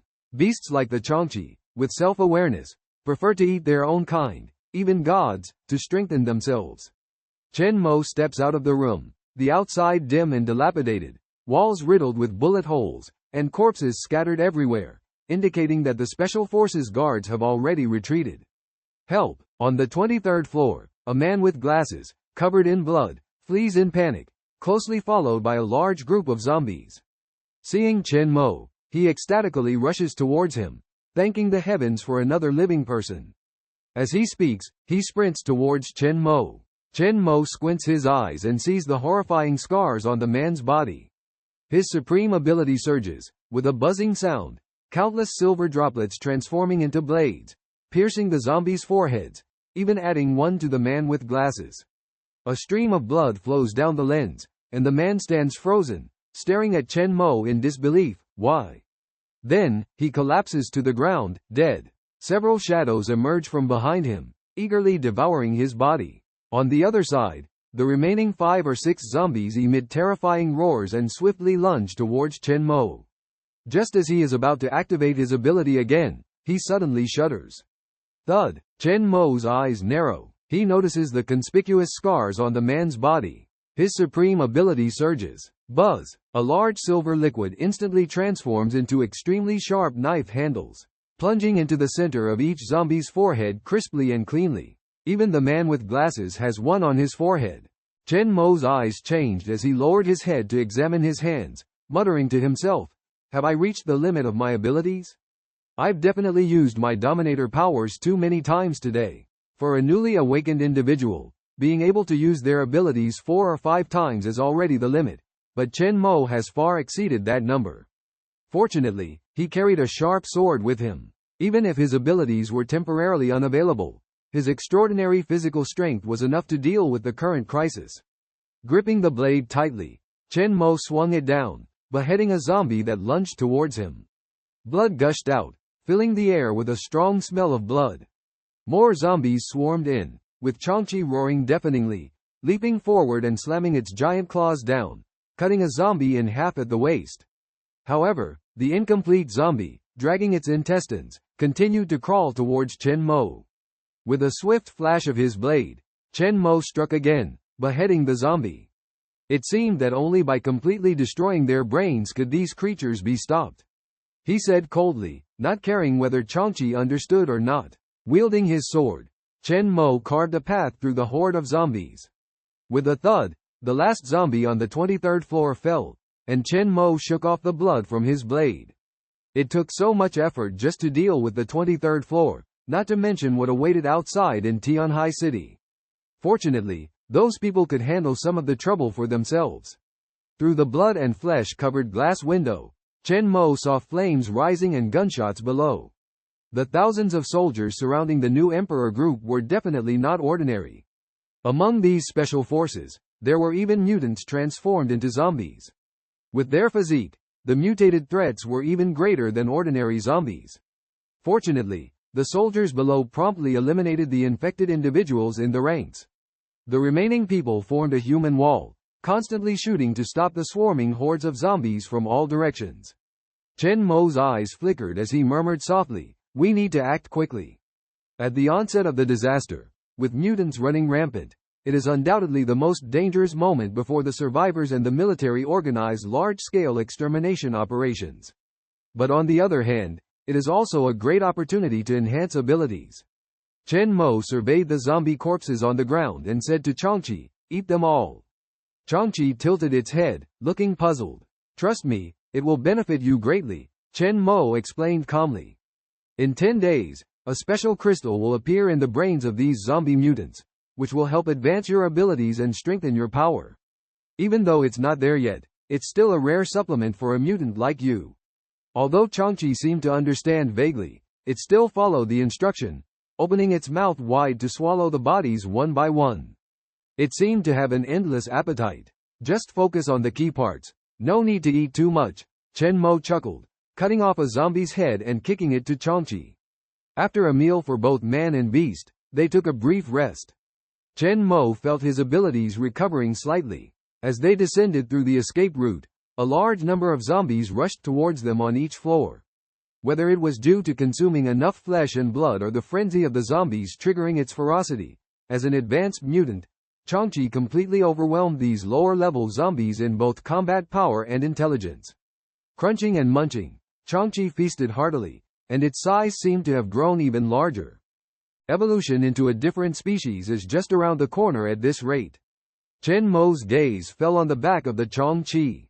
The information in his memory mentioned that the Qiongqi had a pair of flesh wings, not only fierce and fast, but also capable of aerial combat. At this moment, a door slammed shut in the corridor on the 13th floor of the Xinhuang building. From below the stairwell, came the sound of suppressed sobbing. Why me of all people? This must be a dream. Stop talking nonsense. What's the use of crying? Come over here and help hold the door, or we'll all be doomed." Several men were hysterically yelling, their bodies covered in blood, using all their strength to brace the door against the swarming zombie army outside. The banging sounds were relentless and ferocious. These men, grim-faced, were struggling to support the door, but years of overtime and socializing had already depleted their bodies. Before long, a bloody hand reached in through the broken door crack. Oh, another piercing scream. In the corner of the corridor, Xie Ziran, holding a coffee cup, was disheveled and trembling uncontrollably. One of the men couldn't contain his anger and shouted at Xie Ziran, "We're barely holding on. Get over here and lend a hand, damn it. Otherwise, we'll all die here." At this point, who cared about the difference between men and women? They watched as their colleagues died one by one. Who wouldn't want to survive? But Xie Ziran was trembling all over, ashen-faced, staring at the zombies with bared teeth and claws behind the door. She screamed, "No. I don't want to die." With that, She didn't even bother to take off her high heels, turned around, and ran downstairs. This scene made the men furious. Who would have thought that at a critical moment, Xie Ziran would choose to escape alone? The group cursed angrily. Xie Ziran, you traitorous woman, you wretched whore. With a loud bang, the door was finally breached by the zombies, instantly engulfing the men. As they screamed in their dying moments, Xie Ziran, you'll have a miserable death. I don't want to die. Hearing the angry curses behind her, Xie Ziran fled in panic, muttering, I'm sorry, I had no choice. I just want to survive. Suddenly, she slipped and tumbled down several flights of stairs, all the way to the 8th floor. This commotion immediately attracted the attention of a large group of zombies. When Xie Ziran looked up and saw the open door beside her, countless ghostly zombies were slowly turning around. Her face pale, body limp, she could only huddle in the corner, sobbing and pleading, please, don't come any closer. Who will save me? I don't want to die. Roar! The zombies paid no attention and crazily lunged towards Xie Ziran. Despairingly, she screamed and tightly shut her eyes. At this critical moment, a fierce beast roar echoed through the corridor, a silver light flashed, and countless iron water gushed out, sealing the open door. The Qiongqi rushed into the zombie horde with thunderous force, unleashing a massacre, blood splattering everywhere, splashing Xie Ziran's face. Have I been saved? When Xie Ziran opened her eyes again and saw the horrifying monster in front of her, she couldn't help but shudder, feeling as if she had fallen into an icy abyss. Xie Ziran involuntarily shrank back, her teeth chattering, but her instinct for survival kept her alert. Roar! The Qiongqi devoured all the zombies, then turned around, its fierce eyes fixed on Xie Ziran. Tears streaming down her face, she pleaded incoherently, please, spare my life. Just then, a cold and stern voice rang out, Qiongqi, come to me. Accompanied by the sound of unhurried footsteps, a figure descended the stairs. The Qiongqi obediently spat out the bones in its mouth and approached the newcomer. As Xie Ziran caught sight of the person's face, she trembled, a look of disbelief and joy flashing in her eyes. She exclaimed, is it you? Indeed, the newcomer was none other than Chen Mo. In this dire situation, he was like the only light in the darkness, instantly igniting hope in Xie Ziran's heart. Hey, what are you doing here? Xie Ziran was pleasantly surprised. She thought she was doomed for sure, but unexpectedly ran into the strange man from the elevator here. And from the looks of it, he doesn't seem to have turned into a zombie? Chen Mo glanced at her, indifferent, patted the Qiongqi beside him, saying, eat these, they are good stuff. Don't waste them. The Qiongqi nodded, stepped forward and swallowed a zombie's brain in one gulp. Sticky blood and brain matter kept flowing out of its mouth, making a horrifying sound. Yuck! Xie Ziran's face turned pale. Seeing this gruesome scene, she couldn't help but vomit. For some reason, the more she looked at this fierce beast, the more familiar it seemed. Suppressing the nausea in her heart, she hesitantly asked Chen Mo, is this, your pet? Chen Mo didn't pay attention to her, but instead looked towards the large door blocked by iron liquid. Bang! Bang! Obviously, the zombies on the other side were still banging on it. But with their current strength, it would probably take quite a while. Seeing Chen Mo completely ignoring her, Xie Ziran frowned, very displeased. Xie Ziran, had been a goddess in the Shenwan group, adored by many. She considered herself pretty good-looking, but she couldn't see a hint of pity in Chen Mo's eyes. The brief tranquility made her feel superior again. Hey, I'm talking to you. Xie Ziran was quite dissatisfied. How did you end up here? Did you make this wall too? Chen Mo turned around, his eyes coldly fixed on her. You better be quiet. When Xie Ziran saw the look in his eyes, she felt chills all over, as if she had fallen into an ice cave. She dared to swear that this was the coldest gaze she had ever seen in her life. Xie Ziran was scared speechless for a moment. But soon, she came to her senses. There were only the two of them here. Being a weak woman and having sprained her foot, if no one helped her, she might really die here.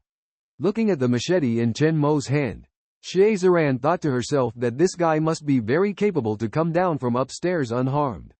Her face suddenly turned pitiful. Like a delicate flower, she plaintively said, I'm injured, can you help me?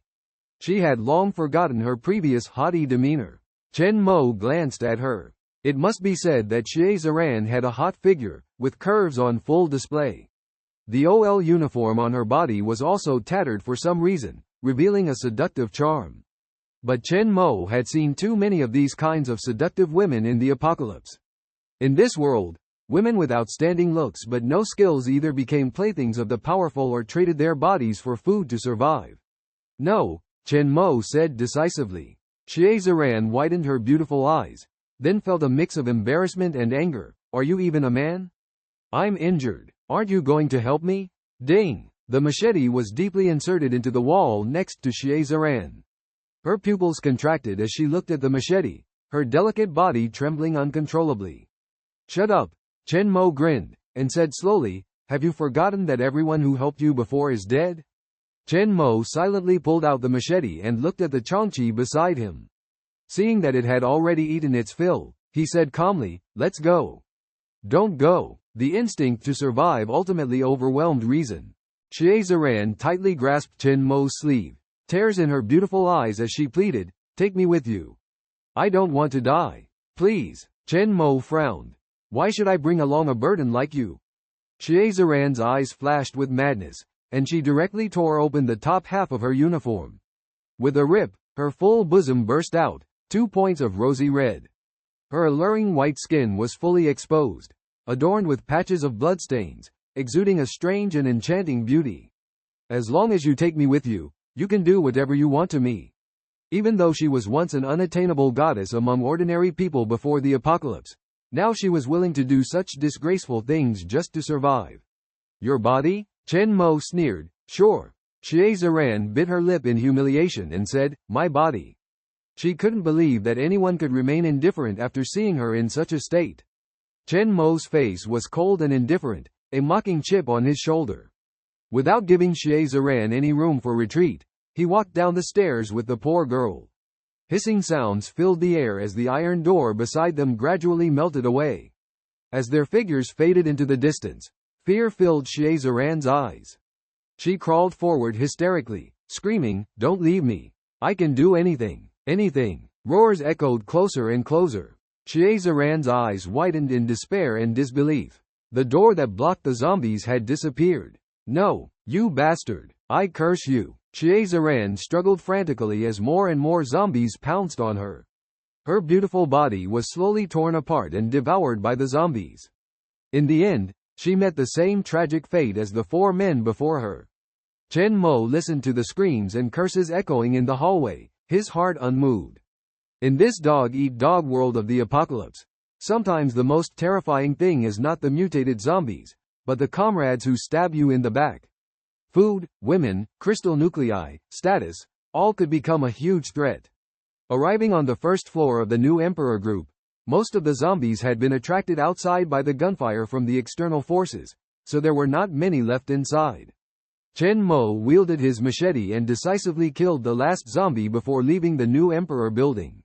Looking up at the deep red sky, a terrifying blood moon hung high in the sky. In the apocalypse, there was no distinction between day and night. This meant that before establishing major war zones, no one could settle down and be self-sufficient. Before the food ran out, one had to go out to forage and find non-rotten food. Fortunately, Chen Mo had already stockpiled a large amount of food at home, enough to last until his next power awakening and the advancement of his 2 powers to the second stage. The zombies outside the new Emperor group had been mostly cleared out. Not far away, 30 or so remaining Special Forces soldiers stood as a human wall, continuously fending off zombies from all directions. Fire! Open fire on these damn creatures and kill them all, wailed the soldiers. I don't want to die. Will we die? I have a wife and children at home. Let me go back. Under the protection of this group of special forces, there were also 2 or 3 dozen employees from the Xin Huang group squatting in the central area. Zheng Haifeng, furious at the sight, kicked the middle-aged man who was about to retreat. Do you want to kill everyone? Let him go and die. Don't stop him. He was the overall commander of this operation, originally intended to rescue Lin's grandson, but unexpectedly encountered such a shocking turn of events. Looking at the collapsed buildings around, the sky dyed a horrifying deep red, and a dense army of zombies surged forward like a tide. Zheng Haifeng furrowed his brows, unable to even contact the military district with the satellite communicator, cursing in frustration. What the hell is wrong with this world? If this continues, we will all die here. Suddenly, a scream came from the front of the Special Forces team. "Oh! Someone else is hit," followed by a few gunshots. A soldier in military uniform ran over in a panic, reporting in a deep voice, "Captain, we're out of ammunition. We must retreat." Zheng Haifeng took a deep breath, looking around at the 30 or 40 survivors, countless thoughts flashing in his eyes. The number of usable vehicles now could be counted on one hand, unable to accommodate everyone, let alone rescue the remaining soldiers. "Oh!" Another shrill cry rang out. Zheng Haifeng broke out in a cold sweat. Just then, someone in the crowd shouted, "Look over there. That person is so strong. Wait, isn't he the guy who broke into the Xin Huang group before? Could he be a superhero?" "Huh?" Zheng Haifeng followed the direction the other person pointed, only to see Chen Mo fighting side by side with a fierce big cat on another road of the Xin Huang building, crazily slaughtering the zombies. The golden beast's eyes were ferocious, agile and powerful like a leopard, able to tear apart the living dead with a single claw. And Chen Mo himself was fighting bloody, surrounded by hordes of zombies, but not panicking at all, his long knife flying back and forth in his hands, unstoppable, beheading one after another. This scene was too shocking, contrasting sharply with the struggling special forces. Even Zheng Haifeng, who had been in the military for many years, was amazed, unable to close his mouth, swearing, "Damn, isn't that the criminal who killed Lin?" "Should we shoot?" asked a soldier beside him. "Shoot your sister." Zheng Haifeng glared at the man, cursing, "What time is it now? You have only a few bullets left in your gun. It's not good to waste them on your own people. Save them for the zombies. Keep an eye on the people behind us." He glanced at the group of civilians cowering and huddling, knowing that if they continued like this, the number of zombies would only increase, and the whole army would be wiped out sooner or later. And Chen Mo's appearance undoubtedly gave him a glimmer of hope. In other words, even if that person killed Lin, as long as he could save the lives of these hundreds of people, then he would be a great hero. In special times, special measures are needed. Zheng Haifeng has always been a decisive person. Without hesitation, he ordered loudly, "All civilians immediately get on the vehicles, we will cover the rear. Those who have run out of bullets, take out your military knives and chop these monsters." Everyone immediately got busy. Nearly 100 people followed Chen Mo in a mighty retreat along the bloody path he had cut. Chen Mo naturally sensed something unusual behind him and glanced back at the group that was keeping a distance from him, but he didn't say anything and continued to push forward. Zheng Haifeng, seeing this, breathed a sigh of relief and muttered to himself, "Looks like he agrees. Get me the gun, cover him." He put down the binoculars. The more he looked at Chen Mo, the more alarmed he became. These zombies were truly terrifying. They had experienced it firsthand. Shooting at their bodies was useless. Only a headshot could take them down, wasting a lot of ammunition. But this man, with an unknown background, was able to fight so vigorously in the sea of zombies, as if in a realm of his own. Could it be that Lin's grandson had a grudge against him? Zheng Haifeng stared at the file containing information about Chen Mo, lost in thought. As more and more zombies gathered, Chen Mo was bathed in blood. Even with his awakened abilities, he began to feel overwhelmed. Rushing into the city on the first day of the apocalypse was a sure way to a dead end. But there was only one chance to kill Lin Shu. Any later would be too late. With Lin Shu's status, after today there would definitely be martial forces coming directly to move him to a safe zone. Roar! Another zombie pounced. Bang! A gunshot rang out, the bullet hitting its head accurately. It turned out that Zheng Haifeng from behind was providing support. Chen Mo glanced at him, and the other responded with a friendly smile. Nodding in thanks, Chen Mo continued to advance and fight the enemies. Along the way, more and more survivors joined, and there was no more room in the vehicles. Zheng Haifeng looked at the crowded scene with a headache and complained, "Why hasn't the reinforcements from the military district arrived yet? This is going to be a big problem." Before he could finish speaking, the ground beneath their feet suddenly trembled violently. The surrounding tall buildings collapsed, and giant rocks fell towards the crowd. The fierce beast next to Chen Mo's side stood up with its fur bristling, roaring in extreme unease. Chen Mo seemed to realize something and looked sharply at the crowd behind him. The ground cracked beneath their feet, and a huge chasm opened up, from which an incredibly fat giant hand emerged. With a gentle sweep, it grabbed a large group of people along with armored vehicles. Help! Help! The desperate screams echoed one after another. Zheng Haifeng gasped in shock, staring at the baby-like thick arm reaching out from underground, which was tens of meters long. Even the military vehicles in its grasp looked like toys. The captured crowd struggled in fear. Some were so frightened that they jumped directly from high altitude, landing with a loud thud, their bones shattered. What the hell? Is this another monster? Zheng Haifeng was too shocked to speak. From the bottomless crevice, there came an eerie and baby-like cry, hee hee, hee hee. Someone's asking for updates. Give me some motivation, pretty please.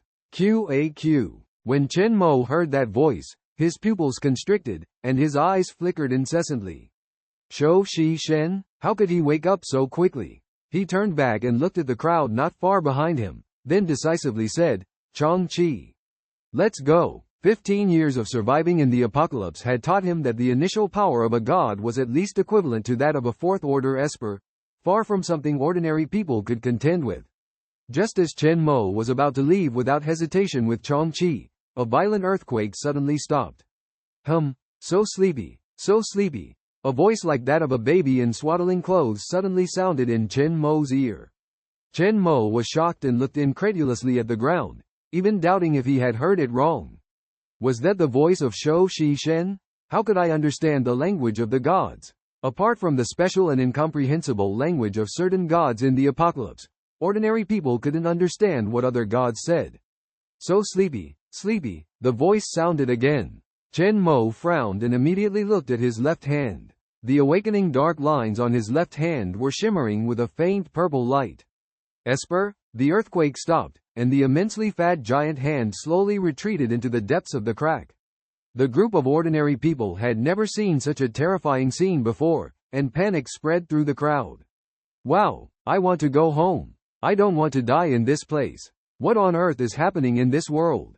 Zheng Haifeng was also in shock and couldn't calm down for a long time. He opened his mouth to say something, but just one hand shattered his worldview. Zheng Haifeng looked at the ground, his face showing immense fear. What kind of monster was hidden underground in Tianhai City? Suddenly, as if he had realized something, Zheng Haifeng looked towards Chen Mo in the distance. A chilling conjecture appeared in his mind. Could this young man have deliberately chosen to kill Lin Shu here? Did he anticipate that something like this would happen? Zheng Haifeng shook his head vigorously, trying to keep himself alert, and shouted, "Stay calm. We have contacted the military, and help will arrive soon. If you keep shouting so loudly, you'll attract those ghostly things." Roars that shook the earth and sky rang out. Zheng Haifeng's expression stiffened as he turned around stiffly. Behind the crowd, a dense horde of zombies surged forward. In the billions, countless zombies gathered here, each one bloody and flesh-like, low growls echoing as they charged forward like locusts. Many zombies fell into the huge abyss, but that didn't stop their advance. It's over, was the only thought in Zheng Haifeng's mind at that moment. Bang! Bang! Gunshots rang out once again. Even he couldn't help but feel a sense of despair. No, I don't want to die. Quick, run! The survivors who had finally gathered together, upon seeing the terrifying sight of a sea of corpses, instantly broke into chaos and desperately fled backwards.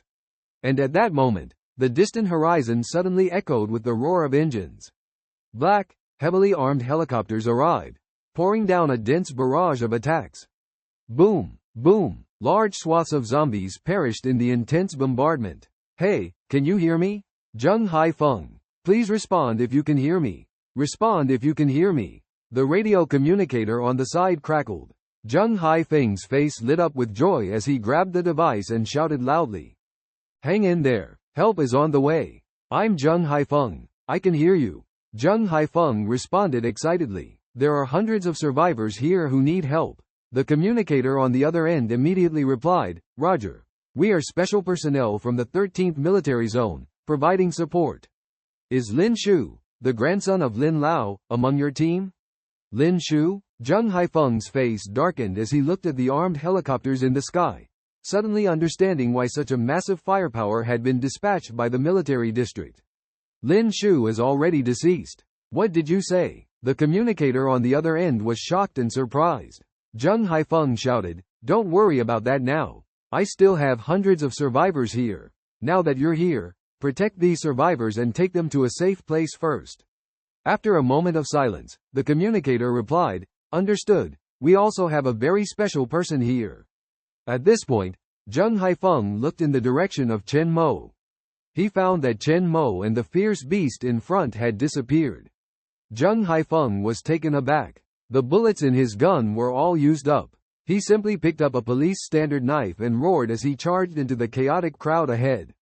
Protect these survivors. Support is here. Retreat. Boom. Bang. At this moment, Chen Mo was already riding on the Qiongqi.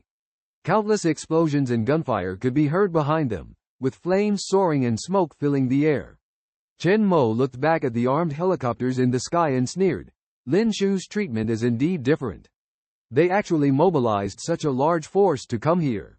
Fortunately, Lin Shu is already beyond death. If he were to enter the military district, it would be even harder to kill him. However, Qiongqi, I didn't expect you to be so fast. Chen Mo patted the Qiongqi running under him. The Qiongqi growled discontentedly. In the post-apocalyptic world, there were ruins of high-rise buildings everywhere, and vehicles couldn't go far before being obstructed by collapsed buildings. The Qiongqi was agile, constantly shuttling and jumping on the collapsed buildings, swiftly advancing forward. The brains of the zombies it had eaten before were now effective, and the Qiongqi's size was now huge, no less powerful than an adult tiger, even stronger. Chen Mo rode on the Qiongqi, wielding a machete, killing the zombies that pounced on them one by one. At their current level of evolution, the zombies couldn't catch up with their speed. In the old city area, away from the city center, the zombies began to become scarce. Most of the surrounding zombies were elderly, with much slower speed and aggression. Chen Mo rode the Qiongqi around, roughly clearing the zombies near the residence. Another zombie's head was chopped off. Chen Mo murmured as he arrived at the entrance of his building, that's about it. He looked at the Qiongqi beside him and smiled. The current size is barely manageable. If you grow any bigger, I'm afraid I won't be able to accommodate you. The Qiongqi growled discontentedly. Just as they entered the corridor, roar! A zombie rushed towards Chen Mo. With a calm expression, Chen Mo raised his knife and watched as the head of the zombie rolled to the ground. He recognized the face. It was his landlord, who had come to collect rent just a few days ago. Don't worry, I won't forget about the rent. I'll burn it for you on Qingming Festival, Chen Mo muttered to himself. One must have principles in life. He continued up the stairs, leaving a trail of blood behind, each step stained crimson. Qiongqi, as usual, make sure to clean up properly, Chen Mo instructed. Qiongqi would devour the bodies entirely without a trace. Reaching the security door, Chen Mo unlocked it with a key. With a creak, the door opened, revealing a room filled with food and supplies piled up like mountains. Chen Mo breathed a sigh of relief, feeling the satisfaction of having stocked up before the apocalypse. He was already famished, so he grabbed a pack of compressed biscuits and started chewing on them with water. Qiongqi licked its fur discontentedly and growled, meat, meat. All right, you greedy cat, Chen Mo said helplessly, throwing out a few frozen beef chunks from the fridge. Not enough after all that? Different. Chen Mo froze, staring wide-eyed at Qiongqi, looking puzzled. Wait, was that you talking just now? Me? The intermittent voice sounded again. Chen Mo's expression became even more incredulous. Looking at the faintly glowing awakening mark on his left hand, he suddenly realized. Just like when he encountered Shushishin before, he seemed to understand what the other party was saying. Now facing Qiongqi, the same situation occurred. However, the second ability mark had not fully awakened yet, as he had not heard any murmurs during the awakening. This meant that the second ability was still dormant, not completely awakened. He stared at Qiongqi for a long time and asked, "Can you communicate with me?" Qiongqi nodded. Chen Mo grinned. Interesting.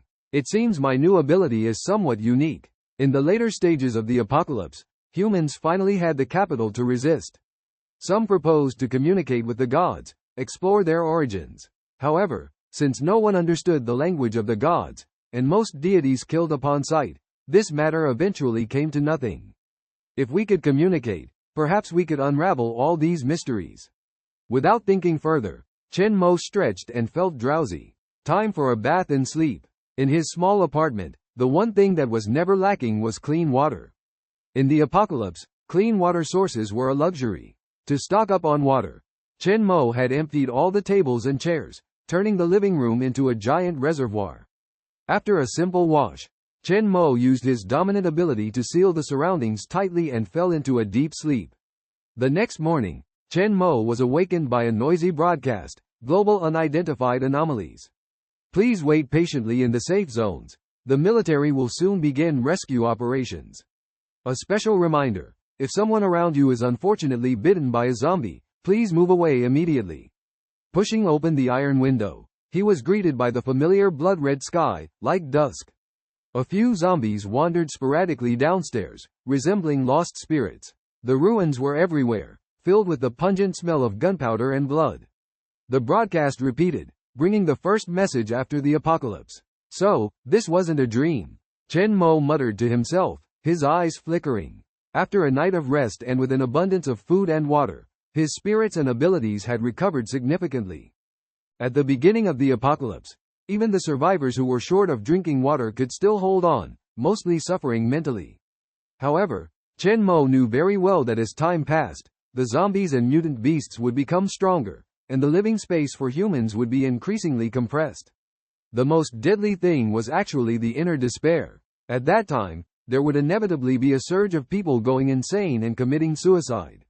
Sitting calmly on the edge of the bed, he surveyed the piles of supplies, secretly calculating that in another week, the zombies would have condensed nuclei in their brains. As a first-order Esper, to advance further, the nucleus was indispensable. While it could enhance Esper abilities, it didn't stop Chen Mo from practicing daily and strengthening himself. On the 9th day of the apocalypse, Chen Mo and Qiongqi almost hunted down zombies and mutant beasts near them every day. Through continuous combat, his range of Dominion Esper expanded from 3 meters to 5 meters. In the 15 years of the apocalypse, memories of dancing with the god of death were gradually awakening. The only downside was that the second Esper ability still did not awaken. However, the imprint became clearer and more complete. On an abandoned street, a fierce roar suddenly exploded.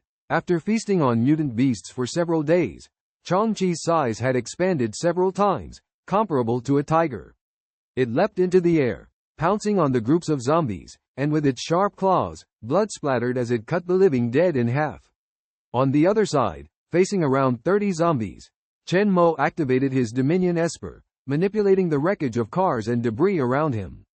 They twisted and deformed, instantly crushing from both sides, crashing together, firmly trapping the zombies in between. Chen Mo waved his hand, and countless sharp metal pieces shot out from the car bodies, piercing the zombies' bodies all over. He stepped forward and chopped off the last zombie's head, blood splattering, the scene extremely bloody. In the decaying brain tissue, a translucent purple crystal caught Chen Mo's eye. Delighted, he reached in and pulled out this quail egg-sized crystal.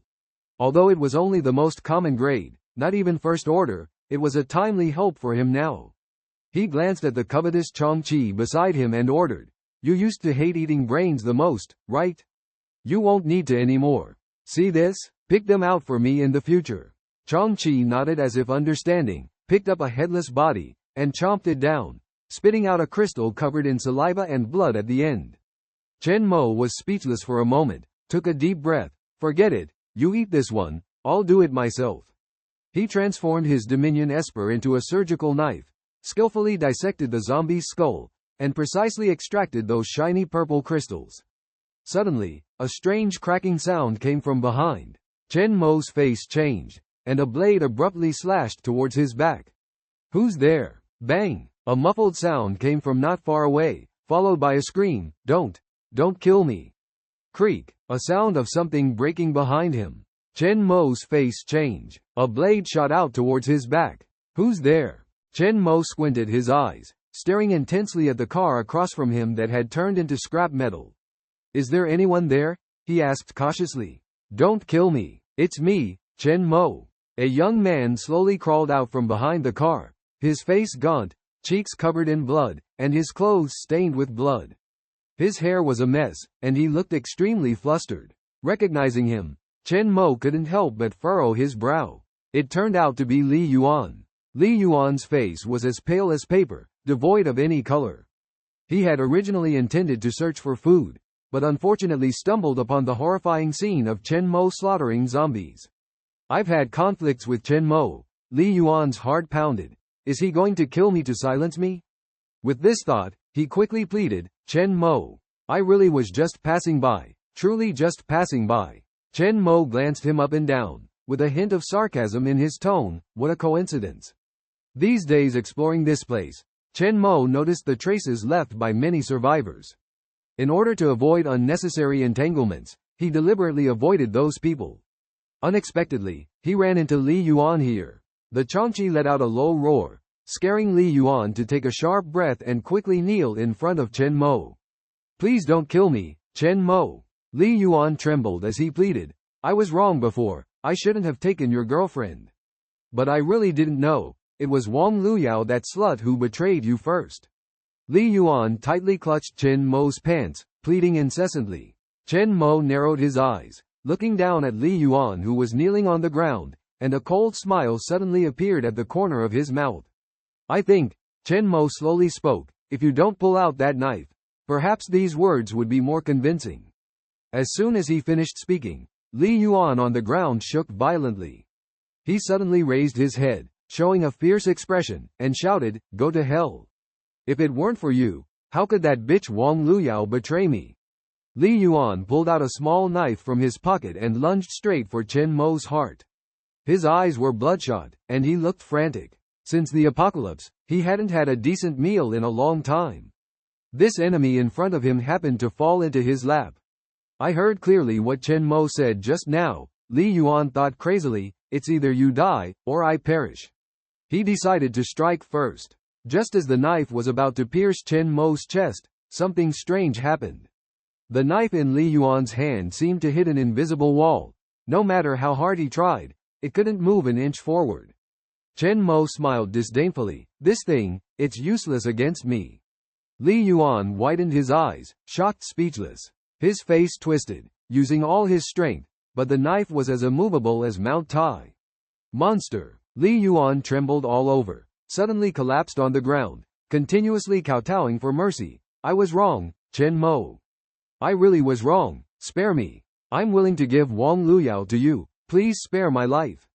Chen Mo shook his head helplessly, sighed, Li Yuan, you may not know, I never intended to kill you.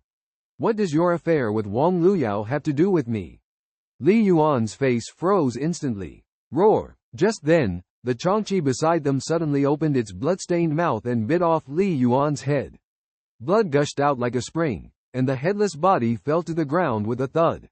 Chen Mo remained calm, with no ripples in his heart. The end of the world is enough to erode a person's will. Even without turning into a zombie, under the dual torment of fear and hunger, the already weak Li Yuan was on the brink of madness. The moment he took action, he sealed his fate.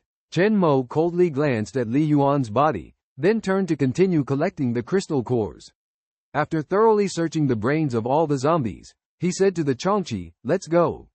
They left without looking back. After some time, another person arrived and, seeing the familiar headless body on the ground, their pupils suddenly contracted, backing away in fear. Li Yuan is dead? Not until dusk did Chen Mo return home. He counted the crystal cores he had harvested on this trip, a total of 30 pieces. In the early days of the apocalypse, not all zombies could produce crystal cores. Moreover, the zombies in the old city area were generally weak, which was an important reason.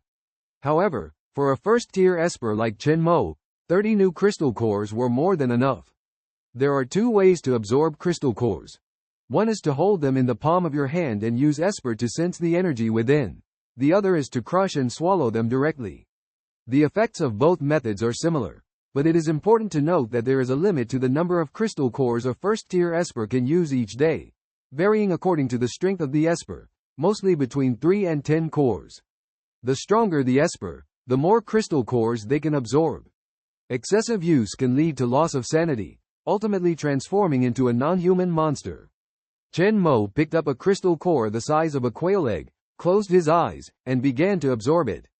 The iron gates and windows around him trembled slightly. The Qiongqi beside him curiously tilted its head, staring intently at Chen Mo. Clack, clack, crystal cores fell to the ground one after another. 1, 2, 3, until the 10th. Chen Mo did not stop at the safest 10 crystal cores. As he continued to absorb the 11th, fine beads of sweat appeared on his forehead. In an instant, thoughts of crazy slaughter flooded his mind with the painful memories of the 15 years of the apocalypse. Just then, a strange purple light flashed across Chen Mo's left hand, and the chaotic thoughts in his mind disappeared instantly. He opened his eyes, staring in disbelief at his left hand.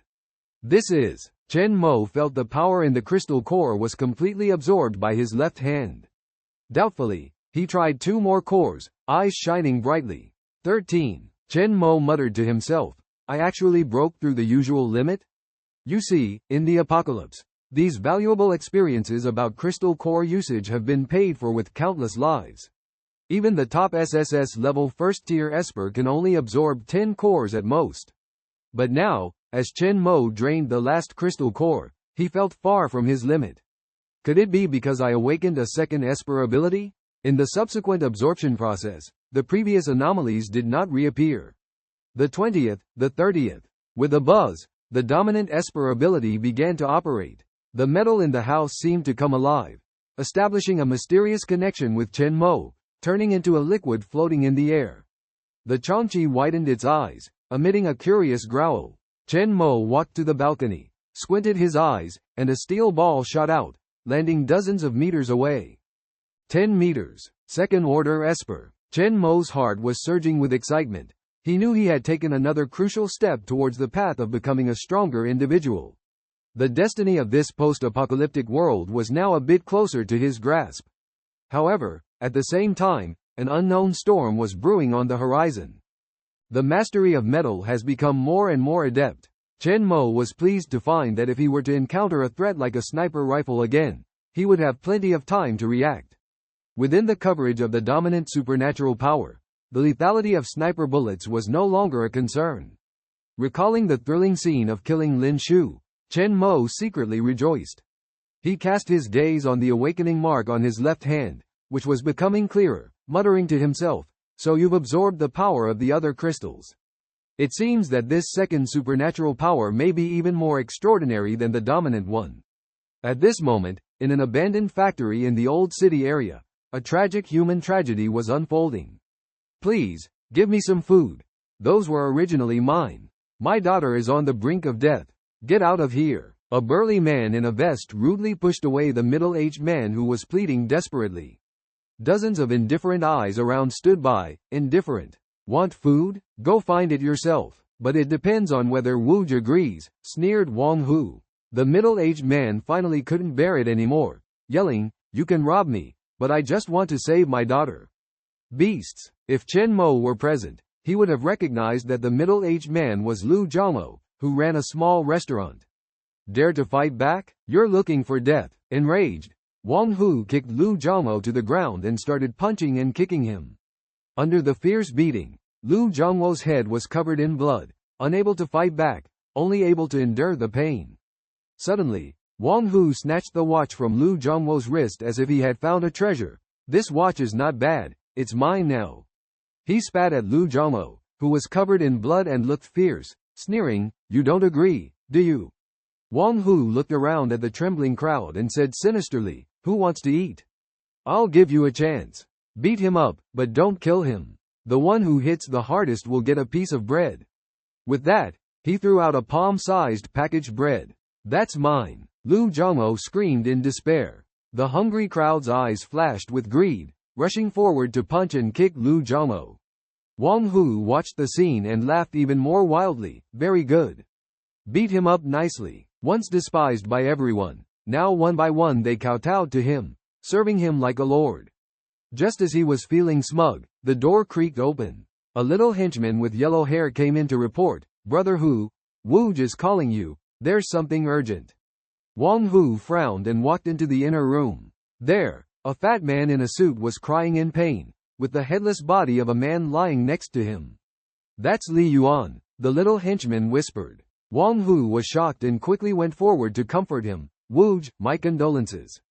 Times have changed, it's better for people to die." Although he said so, he secretly cursed in his heart. If you really cared about this nephew, why did you watch him starve to death before? Clearly, you intended to kill him. Wang Hu knew that Li Yuan's father was a sworn enemy of Wu Qigong. Wu Qigong nodded, and in the blink of an eye, he regained his composure, saying, "Wang Hu, although the dead cannot be brought back to life, this grudge must be settled. Tomorrow, you take a few brothers out to find food, see if there are any survivors left, and bring them back to me. Strength in numbers, right? Ha! Exploiting more people is your real intention, isn't it?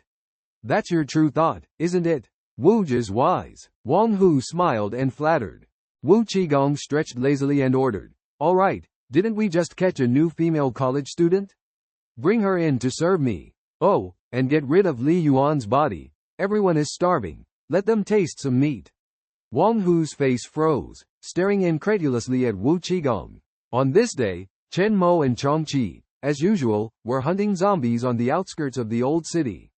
Since his Dominator ability had reached the second level, these small fry's crystal cores could hardly bring much improvement to himself. Most of their energy had been absorbed by the yet-to-awaken second ability. "What a never-satisfied glutton, when will you finally show yourself?" Chen Mo muttered to himself. Suddenly, he noticed something unusual. "Strange, where are the zombies around here? There should be more of them around here. When will I be able to awaken?" Chen Mo looked at his left hand and said, "Strange, I remember there were still many zombies around here. Why have they all suddenly disappeared?"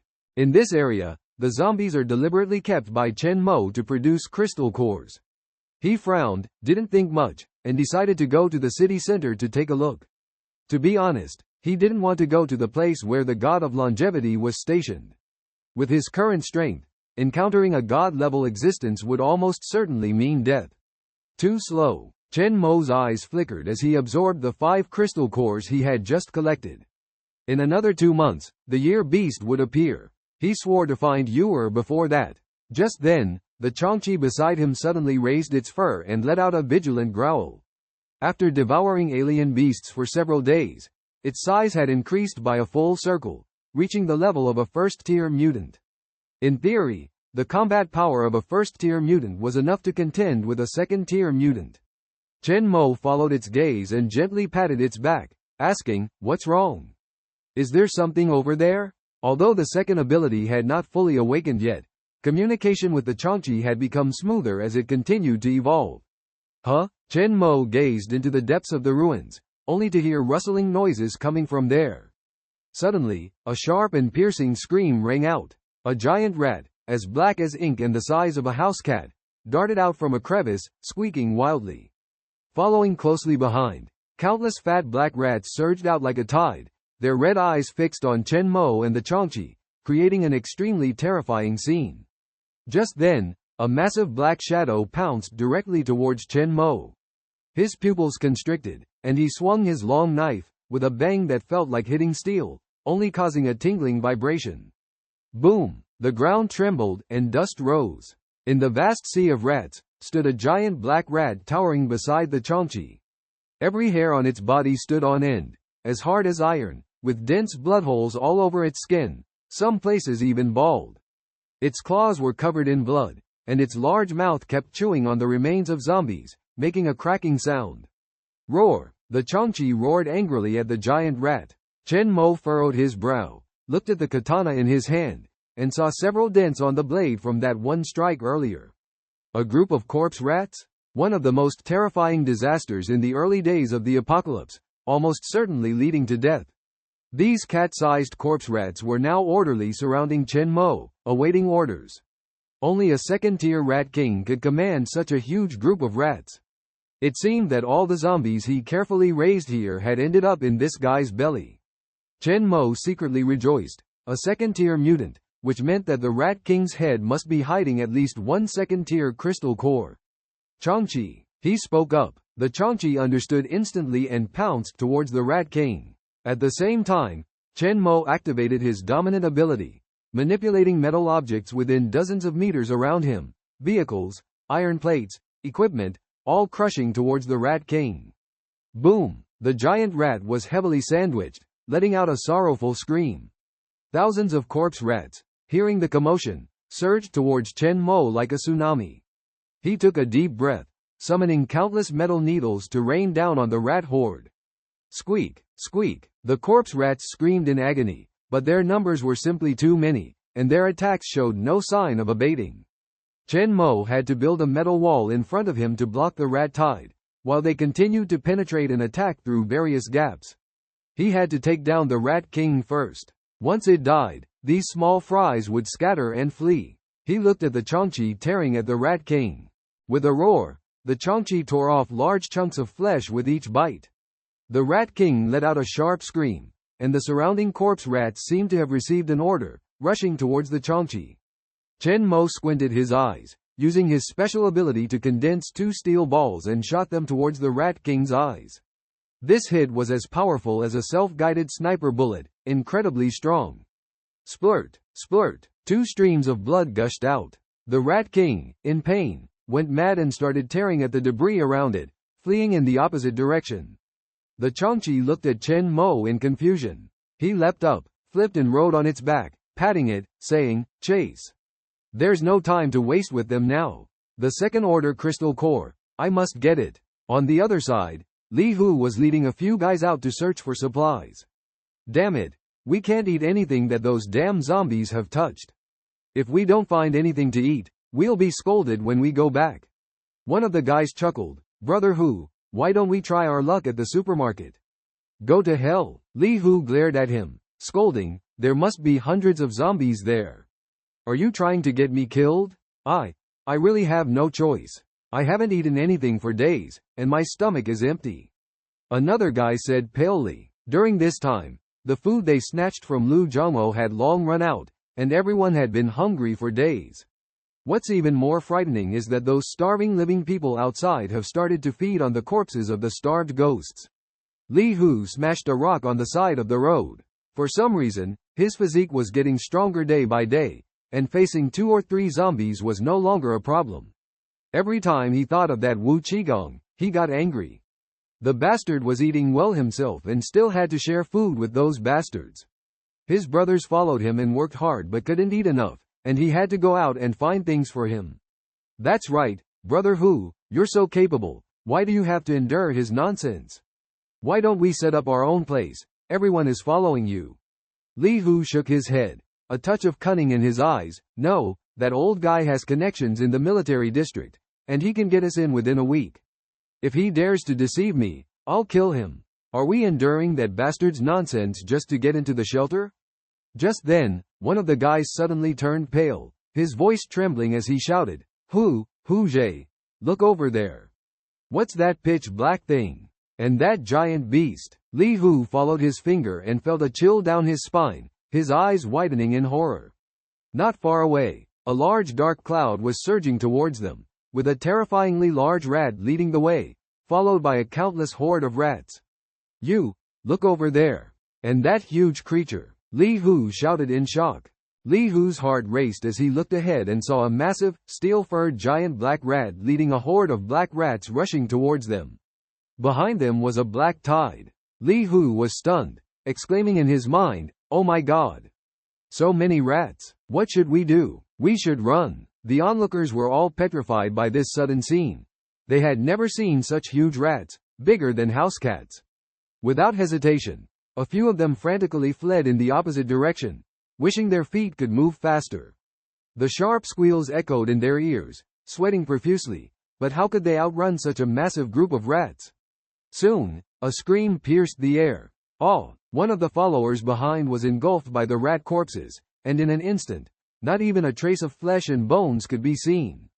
Li Hu looked back, his face pale, unable to escape anymore, roaring, "What kind of ghostly thing is this? Where did all these rats come from?" He wielded his weapon, knocking down a large number of rat corpses with a single strike. The other followers were trapped on the ground when suddenly, a giant black rat dashed out from the crowd. The Rat King, blindly enraged, became even angrier upon sensing the scent of living beings, baring its fangs and claws, lunging towards them. Two followers beside Li Hu were unable to dodge in time, their pupils dilated, awe. Another piercing scream, torn into pieces by the Rat King. Blood splattered, a horrifying scene. The remaining few were terrified, kneeling down in fear, begging, "Don't kill me. Brother Hu, save us." Li Hu was also struggling to survive, trying to escape, but found himself surrounded on all sides by a sea of rat corpses. He stood frozen in place, trembling, gripping his staff, his face dark, glaring fiercely at the Rat King, shouting loudly, "Come on. I'll fight you." In a fit of rage, he swung his blade towards the Rat King. But when the blade touched the Rat King, it was deeply dented. The staff snapped instantly. The fur of the Rat King was harder than steel. Li Hu was dumbfounded, muttering softly, "Such strength, truly formidable." Even though blind, the Rat King sensed Li Hu's provocation, swinging its sharp claws towards him.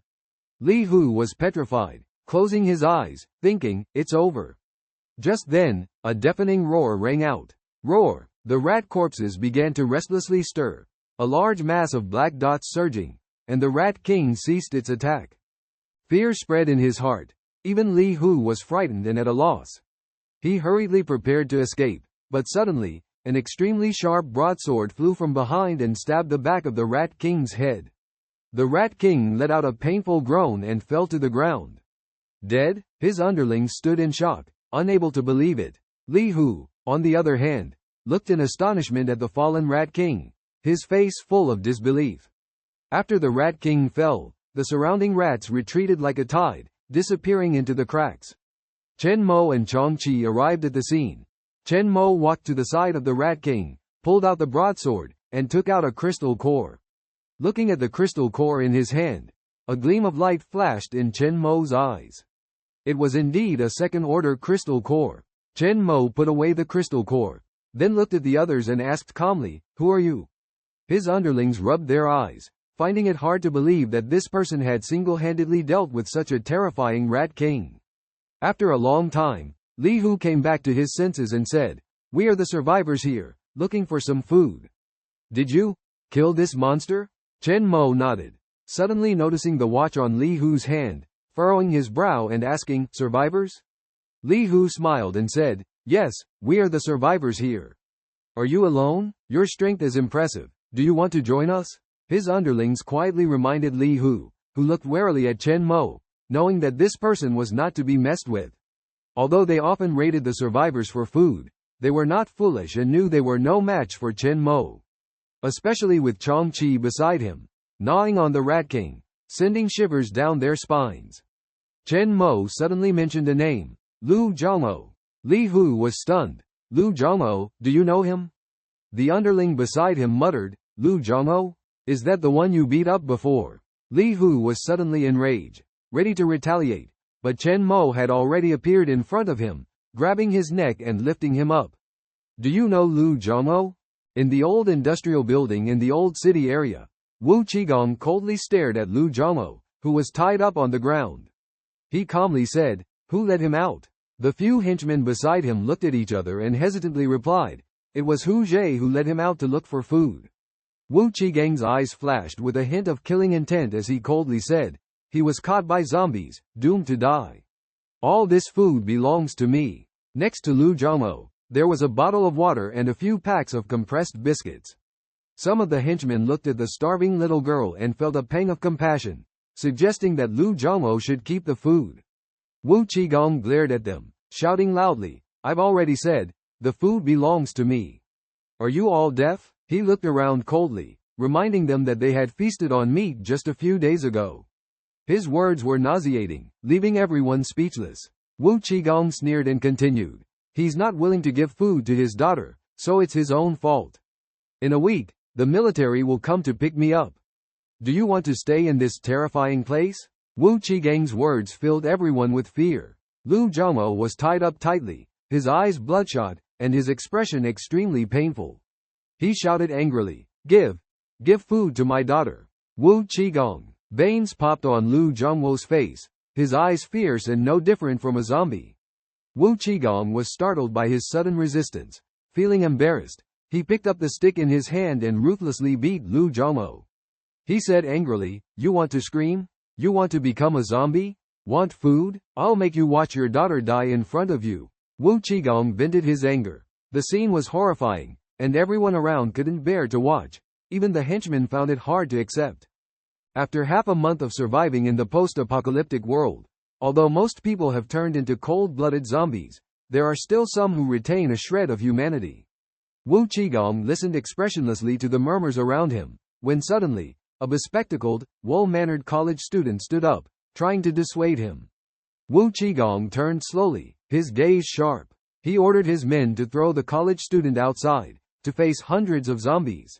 Without hesitation, his men dragged the college student out, and soon, screams could be heard from outside. Li Hu, a person with extraordinary physical abilities on the verge of awakening his special powers, led a team outside to search for supplies. The others shuddered at the screams outside, afraid to look up. Wu Qigong coldly rebuked them for their cowardice, then turned to look at the bloody mess that was Lu Zhongmo on the ground. Just then, Lu Zhongmo's daughter, Lu Ziqi, suddenly woke up.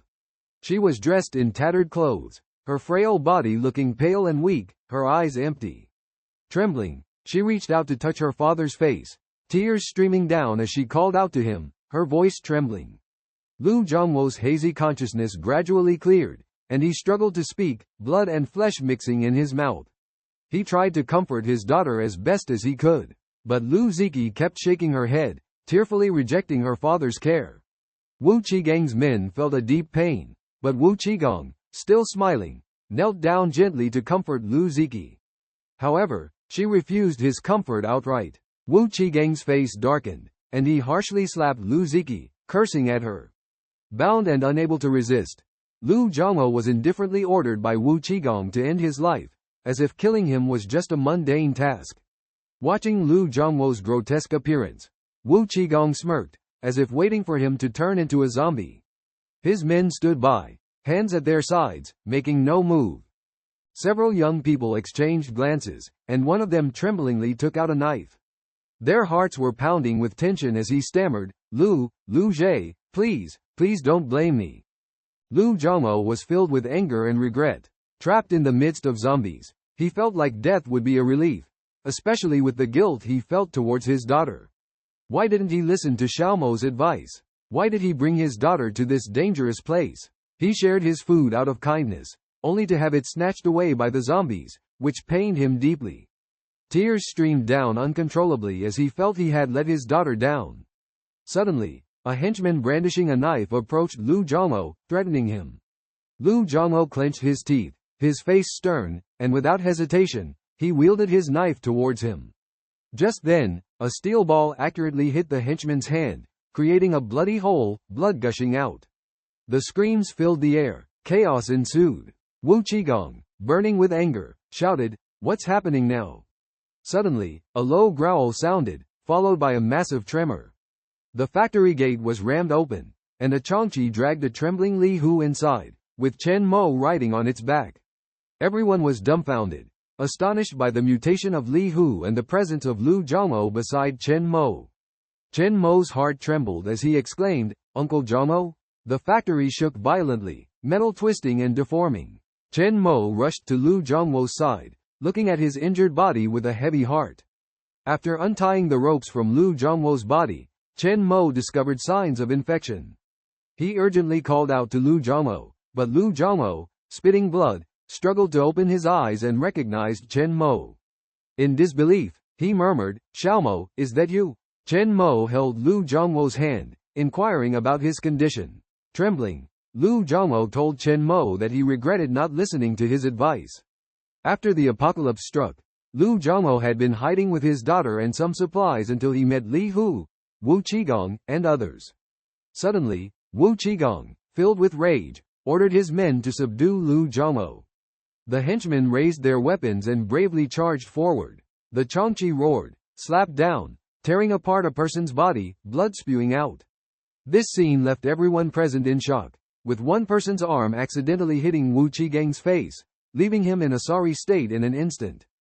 Wu Qigong felt difficulty breathing, His legs began to tremble uncontrollably. He anxiously shouted, "Xiao Mo! Cough, I can't hold on much longer. My daughter, please. Guoshi, I have never asked for help in my life. Xiao Mo! Take my daughter away. They took away my food. They're like beasts." "Oh," Lu Zhongmo said this, shouting in pain, his eyes rolling back, gasping for breath. He held Chen Mo's hand tightly, pleading, "Kill me. I don't want to become that kind of ghost." Chen Mo remained silent for a long time. Suddenly, Lu Zhongmo started convulsing, opening his mouth to bite at Chen Mo. Plop! A steel bead pierced through his forehead. Lu Zhongmo widened his eyes, his hands weakly falling down. Chen Mo said softly, "Uncle Zhongmo, I can't promise you, but I will make sure your daughter is safe." He stood up slowly, carefully placing Lu Zhongmo's body. The scene at this moment became extremely chilling, with a terrifying aura filling the air. The Qiongqi seemed to sense something, began growling lowly, causing more than 20 people present to step back one after another. Chen Mo glared at everyone, questioning, "Who did it? Tell me, why is no one speaking up?" His voice suddenly became loud. No one dared to speak, so Chen Mo turned to Wu Qigong on the other side. Wu Qigong had never seen such terrifying eyes. He was stunned, quickly grabbing an iron rod and tremblingly said, "Don't come over, it wasn't me."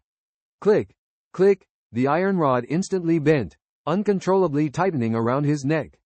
Wu Qigong's mouth was drooling, his fat body trembling uncontrollably, his eyes rolling back. Chen Mo walked slowly closer, a machete appearing in his hand, fearlessly stabbing into Wu Qigong's shoulder. Oh! Wu Qigong was in unbearable pain, beads of sweat dripping from his forehead. The surrounding metal tools even floated uncontrollably. A henchman holding a knife trembled and said to Chen Mo, "Let Wu Zhe go." Chen Mo waved his left hand. Plop! A floating iron rod directly knocked off the henchman's head. Blood splattered like a fountain. Everyone present was shocked. Monster! Monster! The survivors stared in shock, unable to move, wanting to escape. Chen Mo coldly said, "Qiongqi is here. Anyone who dares to run will be eaten by Qiongqi." Qiongqi immediately pounced on the crowd, screams echoing continuously, incessant. After Qiongqi bit 4 or 5 people, this group finally obediently stayed in place. Li Hu in the distance felt suffocated. Chen Mo pulled out the knife stuck in Wu Qigong, flicked off the blood, and calmly looked at the people present, saying, "I'll ask again. Zhongmo, why did it come to this? Do you understand? It's the end of the world now. Even if I kill you all, no one will care." Under the immense pressure, they felt that Chen Mo in front of them was even more terrifying than the zombies outside. Finally, someone couldn't help but speak up. "I'll talk. I'll tell you everything. We're not the ones who committed these crimes, it's all them." Wu Qigong and Li Hu. Li Hu suddenly fainted on the ground. After all the survivors at the scene confessed the truth, Chen Mo's face became even colder. He turned to Wu Qigong and said coldly, "You took all of Zhongwo's food, didn't you?" Wu Qigong was terrified, fear filling his mind. "And no, it wasn't me." A flash of silver, and Chen Mo directly chopped off his right hand. Oh! Wu Qigong was in so much pain that he almost fainted, pleading for mercy continuously. "Please spare me. Spare me. I know people in the military district. If you kill me, the military district won't let you off." Chen Mo sneered, a cold smile on his face. "The military district? Wu Qigong, do you know? He's already dead." Wu Qigong's breath hitched. HMPH. Another arm was chopped off. Wu Qigong was in so much pain that he almost fainted, convulsing and foaming at the mouth. Zhongmo is a good man. But it's also because of his kindness that he ended up like this. In the apocalypse, strength allows one to do as they please. Now, it's my turn to be the master. Chen Mo stared at him, slowly slashing his belly with a machete. The scene was extremely brutal, and some people couldn't bear to watch and fainted directly. You'll have a bad death." Wu Qigong's eyes were filled with fear as he roared. Chen Mo's eyes were full of killing intent. "But you won't live to see that day again." Wu Qigong stared wide-eyed as the machete slowly pierced his heart. In just a few seconds that felt like an eternity, he weakly fell to the ground, on the brink of death. Wu Qigong is dead. Chen Mo looked at the body of Lu Zhongmo beside him, standing still, speechless for a long time. In this life, he had the ability to protect himself and change Lu Zhongwo's fate. However, not everyone can survive in the apocalypse. He also had a soft spot, and all he could do for Qiongqi was to personally send those perpetrators to hell. The scene fell silent, with survivors watching in silence. Chen Mo calmly said, "Where is Zhongwo's daughter?" The crowd pointed in a direction. Chen Mo walked to Lu Ziqi's side, looking at her weak and unconscious state. He picked her up. Lu Ziqi wore a princess dress, Zhongwo's beloved daughter. Chen Mo remembered Zhongwo's focus and tenderness when talking about his daughter during that duck leg meal. He gave a deep look at the indifferent survivors present. They chose silence for their own survival. Chen Mo didn't say much, turned and walked towards Qiongqi. Placing Lu Ziqi on Qiongqi's back, he instructed, "Take care of her." "Let's go." The man and the beast left the place. Passing by the unconscious Li Hu, Chen Mo raised his knife. Li Hu suddenly opened his eyes, filled with confusion and disbelief. The watch on his wrist quietly floated up and eventually landed in Chen Mo's hand. The survivors remained silent, their emotions hard to calm. Someone couldn't hold back their tears. Their voice choked as they said, "I don't want to die. Wu Qigong is already gone. Who else can lead us out?" In panic, some began to blame the guy who was seen as a demon. Suddenly, a low roar came from outside, followed by a group of zombies with fierce eyes full of desire, drooling continuously, surging towards the factory. Zombies, run! In the old city area, Chen Mo and Qiongqi walked towards home. At this moment, Chen Mo exuded a strong killing intent. Even Qiongqi felt fear. Wherever they passed, metal kept trembling, emitting a low groaning sound. Whenever a zombie pounced, the blade immediately severed the head. Blood flowed like a river until they reached the doorstep. Chen Mo opened the iron gate, feeling dizzy, and sat down weakly on the ground. Qiongqi stood in front of him. Chen Mo panting heavily, feeling exhausted in his heart. He couldn't remember how many zombies he had killed today, his whole body covered in blood, a mixture of zombie and human blood. Chen Mo picked up the little girl on Qiongqi's back, gently placed her on the bed, fed her water and porridge, then took a shower. The cold water slightly calmed Chen Mo's angry and excited heart. Uncle Qiongqi had turned into this in less than half a month. What kind of fate would Yuer in the North China district face? Chen Mo's eyes flashed with a fierce light as he muttered to himself. But before he left, he kept looking at the little girl lying on the bed, his eyes constantly flickering.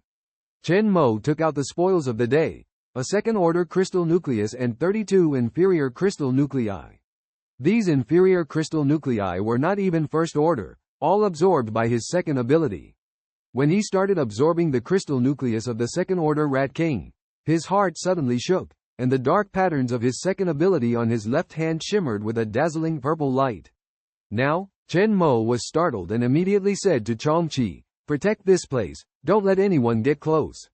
Then, he felt dizzy and fell into a deep sleep. After an unknown period, a sob broke the silence. "Dad, do we have to leave Qiqi behind?" Chen Mo slowly opened his blurry eyes, feeling extremely hungry. The voice from the first awakening rang in his ears. Power. He suddenly realized the function of his second ability. He looked around in astonishment and saw Qiongqi comforting the little girl. Chen Mo didn't know how long this awakening had taken, walked to Lu Ziqi's side, and whispered. Lu Ziqi looked at Chen Mo in astonishment, tears shimmering in her eyes. "Uncle Chen, are you awake? Where's my dad?" she asked softly, with a hint of unease. Chen Mo hugged her, gently patting her back, trying to soothe her emotions. "Qiqi, your dad has gone to a faraway place. He asked Uncle to take care of you for the time being. Are you willing?" However, Lu Ziqi bluntly refused, crying out loudly for her dad. Chen Mo patiently comforted her for a while, until she gradually calmed down and fell asleep peacefully with her doll in her arms. Watching her peaceful sleeping face, Chen Mo breathed a sigh of relief, then opened a few packets of snacks and gobbled them up hungrily. After eating his fill, he looked up, gazing at his left hand, lost in his thoughts. The second superpower, Tian Quan. The mysterious ability made Chen Mo feel unprecedented excitement and curiosity. He stared at the Qiongqi beside him and gently reached out his hand. Buzz! A purple light flashed, and the Qiongqi suddenly began to restlessly move. Chen Mo, encouraged, accepted. The pupils of the Qiongqi dilated slightly, and a mysterious mark appeared on its forehead, establishing an extraordinary connection. Chen Mo tried to communicate with the Qiongqi. Qiongqi? Master. Master. This time, the Qiongqi didn't even need to speak. Chen Mo could sense the thoughts it conveyed. Excitement sparkled in Chen Mo's eyes as he realized the power of the Tianquan ability was far more than he thought. He tried to activate this ability, and a purple light flashed in his left hand. The huge Qiongqi gradually began to disappear, eventually vanishing without a trace. Chen Mo looked at his left hand in disbelief, rolled up his sleeve, and found a tattoo similar to the Qiongqi on his left arm, fierce and mysterious. Tianquan could actually integrate the Qiongqi into his body. Chen Mo felt his senses and body becoming more acute and robust, able to share the abilities of the Qiongqi. All of this left Chen Mo shocked, muttering to himself, Tianquan. This ability, even more terrifying than being a master. This ability could at least rank among the top in the divine category. Excitement flickered in Chen Mo's eyes as he began to imagine being able to subdue more different species or even deities. The first one he thought of was Shuxi Shen, maybe worth a try. Chen Mo released the Qiongqi again. The tattoo disappeared. The puzzled Qiongqi shook its head, while Chen Mo trembled with excitement, repeatedly muttering, Tianquan, an ability he had never heard of before. Due to the uniqueness of this ability, Chen Mo spent half a day getting familiar with the Tianquan ability. It wasn't until evening that he turned to the Qiongqi and asked, Qiongqi, how long have I been asleep? The Qiongqi looked puzzled, evidently beyond its comprehension. At this moment, Qiqi next to him made a soft whimper, sat up from the bed, and fell into contemplation. Chen Mo took out a bag of candy and handed it to her, smiling, Qiqi, awake? Hungry? Uncle gives you candy. Qiqi looked at Chen Mo, tears welling up in her eyes, almost crying. Fortunately, Chen Mo promptly handed her a candy, and she started chewing on it. As a 7-year-old child with quick emotional fluctuations, Chen Mo watched her eat the candy, feeling somewhat relieved. Qiqi blinked her eyes, feeling better after finishing the candy, and asked, Uncle Chen, when will my dad come back? Chen Mo smiled and replied, soon, when you grow up, he will come back. Qiqi lowered her head, lost in thought. It was Chen Mo's first time taking care of a child, feeling a bit at a loss. To divert Qiqi's attention, he quickly asked, Qiqi, is this candy tasty? Qiqi nodded. Qiqi absent-mindedly nodded. Uncle, you should have some too. Chen Mo smiled and nodded, and also ate one. It's really good. But do I look that old? Just call me brother. Chen Mo rubbed her slightly thin cheeks. Are you starving? Eat more. Qiqi shook her head and coquettishly said, I'm not hungry, I've already eaten a lot. With that, she even patted her little belly. Chen Mo was slightly stunned, then softly said, Qiqi, how long have I been asleep? Qiqi thought for a moment, tapped her finger, and then said, 3 days. No, 4 days. Maybe 5 days. In the end, even she was a bit confused. That long? Chen Mo's eyes flickered with contemplation, feeling even more anxious. Looking at the innocent Qiqi in front of him, Chen Mo didn't plan to take her to North China City. It's more dangerous there than Tianhai City. The deities there are not comparable to Shuxi Shen. Each region has special deities or dominant alien rulers, and the more powerful the ruler, the more dangerous the area. Now that the second supernatural power Tianquan has awakened, even if he reaches the second order of dominant ability, he has enough self-defense ability in North China City to go there. Before the year beast arrives, he must find Yu. Time is pressing, it's impossible to take care of a child all the way. Chen Mo felt a bit conflicted. How about sending Qiqi to the military district? It's the safest place after all, and a safe zone will be established in the future. But soon, Chen Mo vetoed this idea. The people in the military district now are all high-ranking officials, and he has already killed Lin Shu, becoming the #1 wanted criminal. And leaving Qiqi there, helpless, he also couldn't rest assured. Looking at Qiqi eating candy, Chen Mo fell into contemplation. Suddenly, he thought of someone. Luo Tianqiong. Even without his reminder, Luo Tianqiong survived in the apocalypse and became the leader of the largest survivor team in Tianhai City, relying on his own equipment. Chen Mo had stayed in his team for a long time and knew that Luo Tianxiong's armed forces were very powerful. And this life, he didn't know if Luo Tianxiong had listened to his advice. Chen Mo made up his mind to temporarily place Qiongqi with Luo Tianxiong. It's not too late to come back and deal with it after finding Yu. At this moment, on Anhe Road, Tianhai City, there are guards armed with firearms all around. Luo Tianxiong's #1 subordinate, Zhang Dong, is armed to the teeth. Wearing a bulletproof vest, a Nepalese military knife on his waist, and a rifle in his hand, he swaggered over with dozens of people behind him. Seeing the newcomers, the surrounding guards flattered, "Brother Dong, how much supplies did you collect today? Brother Dong, you gained weight again. Are these new survivors? They're so lucky, they've come to the right place." Zhang Dong took a puff of his cigar, grinned, and said, "Not much, just went to Wodima, and on the way back, I got some good stuff from the police station." Wodima, the largest supermarket in Tianhai City. Zhang Dong stood at the doorway, asking Luo Lao Da for information. Luo Lao Da was in the basement, sparking Zhang Dong's curiosity. He descended the stairs and heard laughter and music, finding several lively female students gathered in the basement. Watching their joyful expressions, Zhang Dong couldn't help but feel a sense of liveliness himself.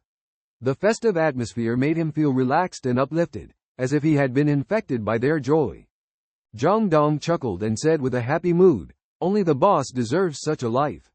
We are living so comfortably." Turning around, he looked at the survivors behind him, who looked weary, ragged, and hesitant. He laughed heartily. "Don't be afraid. Our lion team is not like those ruthless people." The boss said, "As long as you are a survivor and come to us, you will enjoy fine food and wine. Join our lion team, and you will have a daily life of feasting and drinking. You there, take someone to have a bath, and bring out my bottle of 1982 vintage Sprite to treat them well. Whatever you want to eat, just say it. We have everything you can think of, and even what you can't think of." "Ha ha." Zhang Dong laughed and walked towards the underground passage. The survivors behind him trembled. Someone couldn't believe it and said, "Is it true? Is there really food?" They were all famished. At this moment, a carefree man with a rifle slung over his shoulder walked over, grinned and said, "Don't worry, enjoy boldly. Just don't eat too much. Look at us, all strong and healthy. Do we look like we lack food? All thanks to our wise boss." The members of the lion team admire and fear Luo Tianxiong immensely. Because before the apocalypse, Luo Tianxiong spent 30 million on nearly emptying the entire Wodima supermarket. The stored resources were enough to fill several warehouses. It is with these resources that Luo Tianxiong continuously expanded his influence and attracted survivors. With an abundance of food and a batch of firearms support, the members of the lion team can establish themselves in this world. Whether it's ordinary zombies or stronger opponents, they are hard to resist such a huge force. There is no one in the lion team who fears zombies. It can be said to be very glorious, almost like the emperor of the post-apocalyptic world. At this moment, Luo Tianxiong was comfortably lying on a chair, smoking. Two beautiful young student girls were massaging him. Various firearms and cold weapons were placed around. The door creaked open. Zhang Dong walked in. "Boss, you're back." Luo Tianxiong opened one eye and said indifferently, "How was the trip this time? Any gains?" "Brought back a carload of supplies, and found 6 survivors, all brought back. Also found a batch of strange things that look like stones. They are also in the warehouse." Luo Tianxiong nodded and said, "Arrange good food and drinks to entertain them, meet their needs." Zhang Dong asked, somewhat puzzled, "Brother Luo, I heard that other survivor teams distribute supplies according to abilities. Will we?" Luo Tianxiong suddenly widened his eyes, sharp gaze staring at him. "The warehouse is already piled up like a mountain. Take it to eat. Even if it's the next life, you won't finish eating it. In this chaotic world, our lion team must treat people with respect, so they will willingly join us, understand?" Luo Tianxiong's eyes shimmered with ambition, and his words revealed his unruly nature. Luotian is determined to let the survivors know that in his lion team, they will enjoy generous hospitality with abundant food and wine. No longer will they have to endure hunger and cold. No longer will they live in tattered clothes. In this chaotic world, he will showcase his skills. Zhang Dong's face showed a hint of shock. Then he knelt down excitedly and said, I am willing to follow the leader to the death. Luotian nodded in satisfaction. Suddenly, he remembered the senior he had sent someone to find. He asked, have you found him? He could never forget the mysterious and extraordinary skills of that young man. If it weren't for him reminding him to prepare supplies in advance and giving him time to gather his subordinates, he might have died outside for food long ago. That senior is simply a legend. The more Luotian enjoys his current life, the more awe he feels towards Chen Mo. This mysterious figure who could predict the coming of the apocalypse is definitely not to be missed. Zhang Dong hesitated and said, we haven't found him yet. Maybe he has already left Qiongqi City? Luotian hesitated for a moment and said softly, it's possible. Go and ask other survivors to see if there are any clues. I remember seeing a name when we made the payment before. It seemed to be called Chen Mo. Payment? Zhang Dong was puzzled. Luotian's face darkened as he scolded, just go and ask, get out. After Zhang Dong left, Luotian comfortably lay back in his chair, enjoying the massage from two beautiful young women. I've been feeling a bit tired recently. Luotian muttered under his breath. A mark of awakening suddenly appeared on his right hand. After a few days of rest, Chen Mo and Qiongqi cleared the zombies around them. Qiqi stayed in the room obediently, playing with the rag dolls Chen Mo had specially found for her. At this time, the several mountaineering backpacks purchased at the supermarket came in handy. Chen Mo packed all the food and water in the house into the backpacks. Qiqi hugged Qiongqi and blinked her eyes, asking, Big brother, what are you doing? Chen Mo stopped and turned around, smiling, Qiqi, we're going to a safe place where you can rest well. Chen Mo stood up slowly, looked at the luggage in front of him, clapped his hands and said, we're ready, we can set off now. Just after Qiong Mo left, to soothe Qiqi's emotions, Chen Mo had been with her almost every day. But he knew he couldn't stay in Qiongqi City for long, there were more important things to do. Qiongqi, Chen Mo shouted. Qiongqi stood up from the ground, its size becoming even larger, its golden fur shining brightly, without a trace of blood. In this resource-scarce apocalypse, water resources are particularly precious. But because Qiqi likes to sleep with it, Chen Mo washes the bloodstains off its body every day. After tying the luggage to Qiongqi, Chen Mo looked at Qiqi on the bed and said gently. Qiqi was ready to set off. Although she was a bit confused, she obediently climbed onto the back of Qiongqi. Holding the tattered teddy bear, her heart was filled with anticipation and unease. Chen Mo looked at Qiqi and Qiongqi, gently saying, you two go ahead, I'll catch up soon. Qiongqi nodded, using his celestial power to communicate tacitly with Chen Mo. Their tacit understanding made communication smoother. As Qiongqi left, Chen Mo looked around the cramped rental house, looking at the piled-up food and supplies, most of which stayed behind. He walked to the calendar hanging on the wall by the door, with some dates circled densely on it. Chen Mo tore off the page for November, determination and resolve evident in his eyes, murmuring softly, the apocalypse has changed everything. Wait for me. On December 15, 2049, they embarked on a new journey. After these few days, Chen Mo decided to safely send Qiqi to Luo Tianshang and immediately set off for North China City, never looking back. He didn't close the door or destroy the food left there. The zombies in the old city area had been almost completely cleared by him and Qiongqi, although it couldn't be guaranteed that zombies wouldn't appear again in the future. However, this place had an abundant supply of food and water, making it a good shelter. Perhaps, after he left, the next survivor would appear. In this apocalyptic world where humanity was in chaos, this place was the last pure land in Chen Mo's heart. His journey began, and after bidding a soft farewell, Chen Mo picked up his machete and left the place without hesitation, heading downstairs. Qiongqi and Qiqi were waiting outside. Qiqi gazed at the ruins, the blood-red dim sky, and the messy ground, revealing a maturity beyond her age. Under Chen Mo's guidance, she had gained some understanding of the outside environment. She believed when Chen Jie said that daddy was fine, then daddy must be fine. Seeing Chen Mo coming down, Qiqi spoke, brother. Chen Mo nodded, looked around, took out the map of Qiongqi City, and found that Luo Tianshang was located on Enhe Road in Qiongqi City, more than 60 kilometers away from here. With Qiqi with them, he and Qiongqi couldn't act recklessly. For safety reasons, Chen Mo decided to choose a relatively secluded and safe route to walk. With the speed of the two superhumans, Qi could ride on Qiongqi's back and arrive at Luo Tianxiong's place in about 4 or 5 days.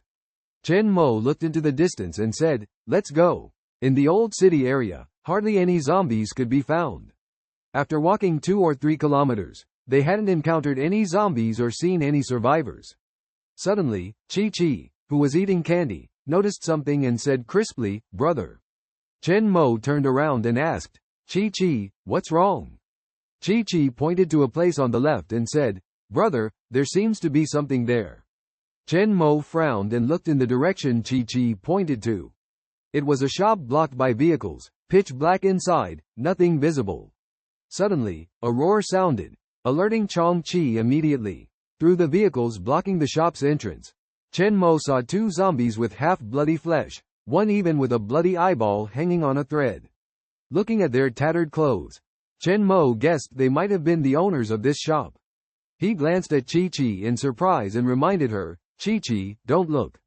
Qi closed her eyes. With a sound of breaking air, Chen Mo used his domination ability to control the abandoned vehicles and crush the 2 zombies inside the shop. The shop collapsed, burying the zombies within.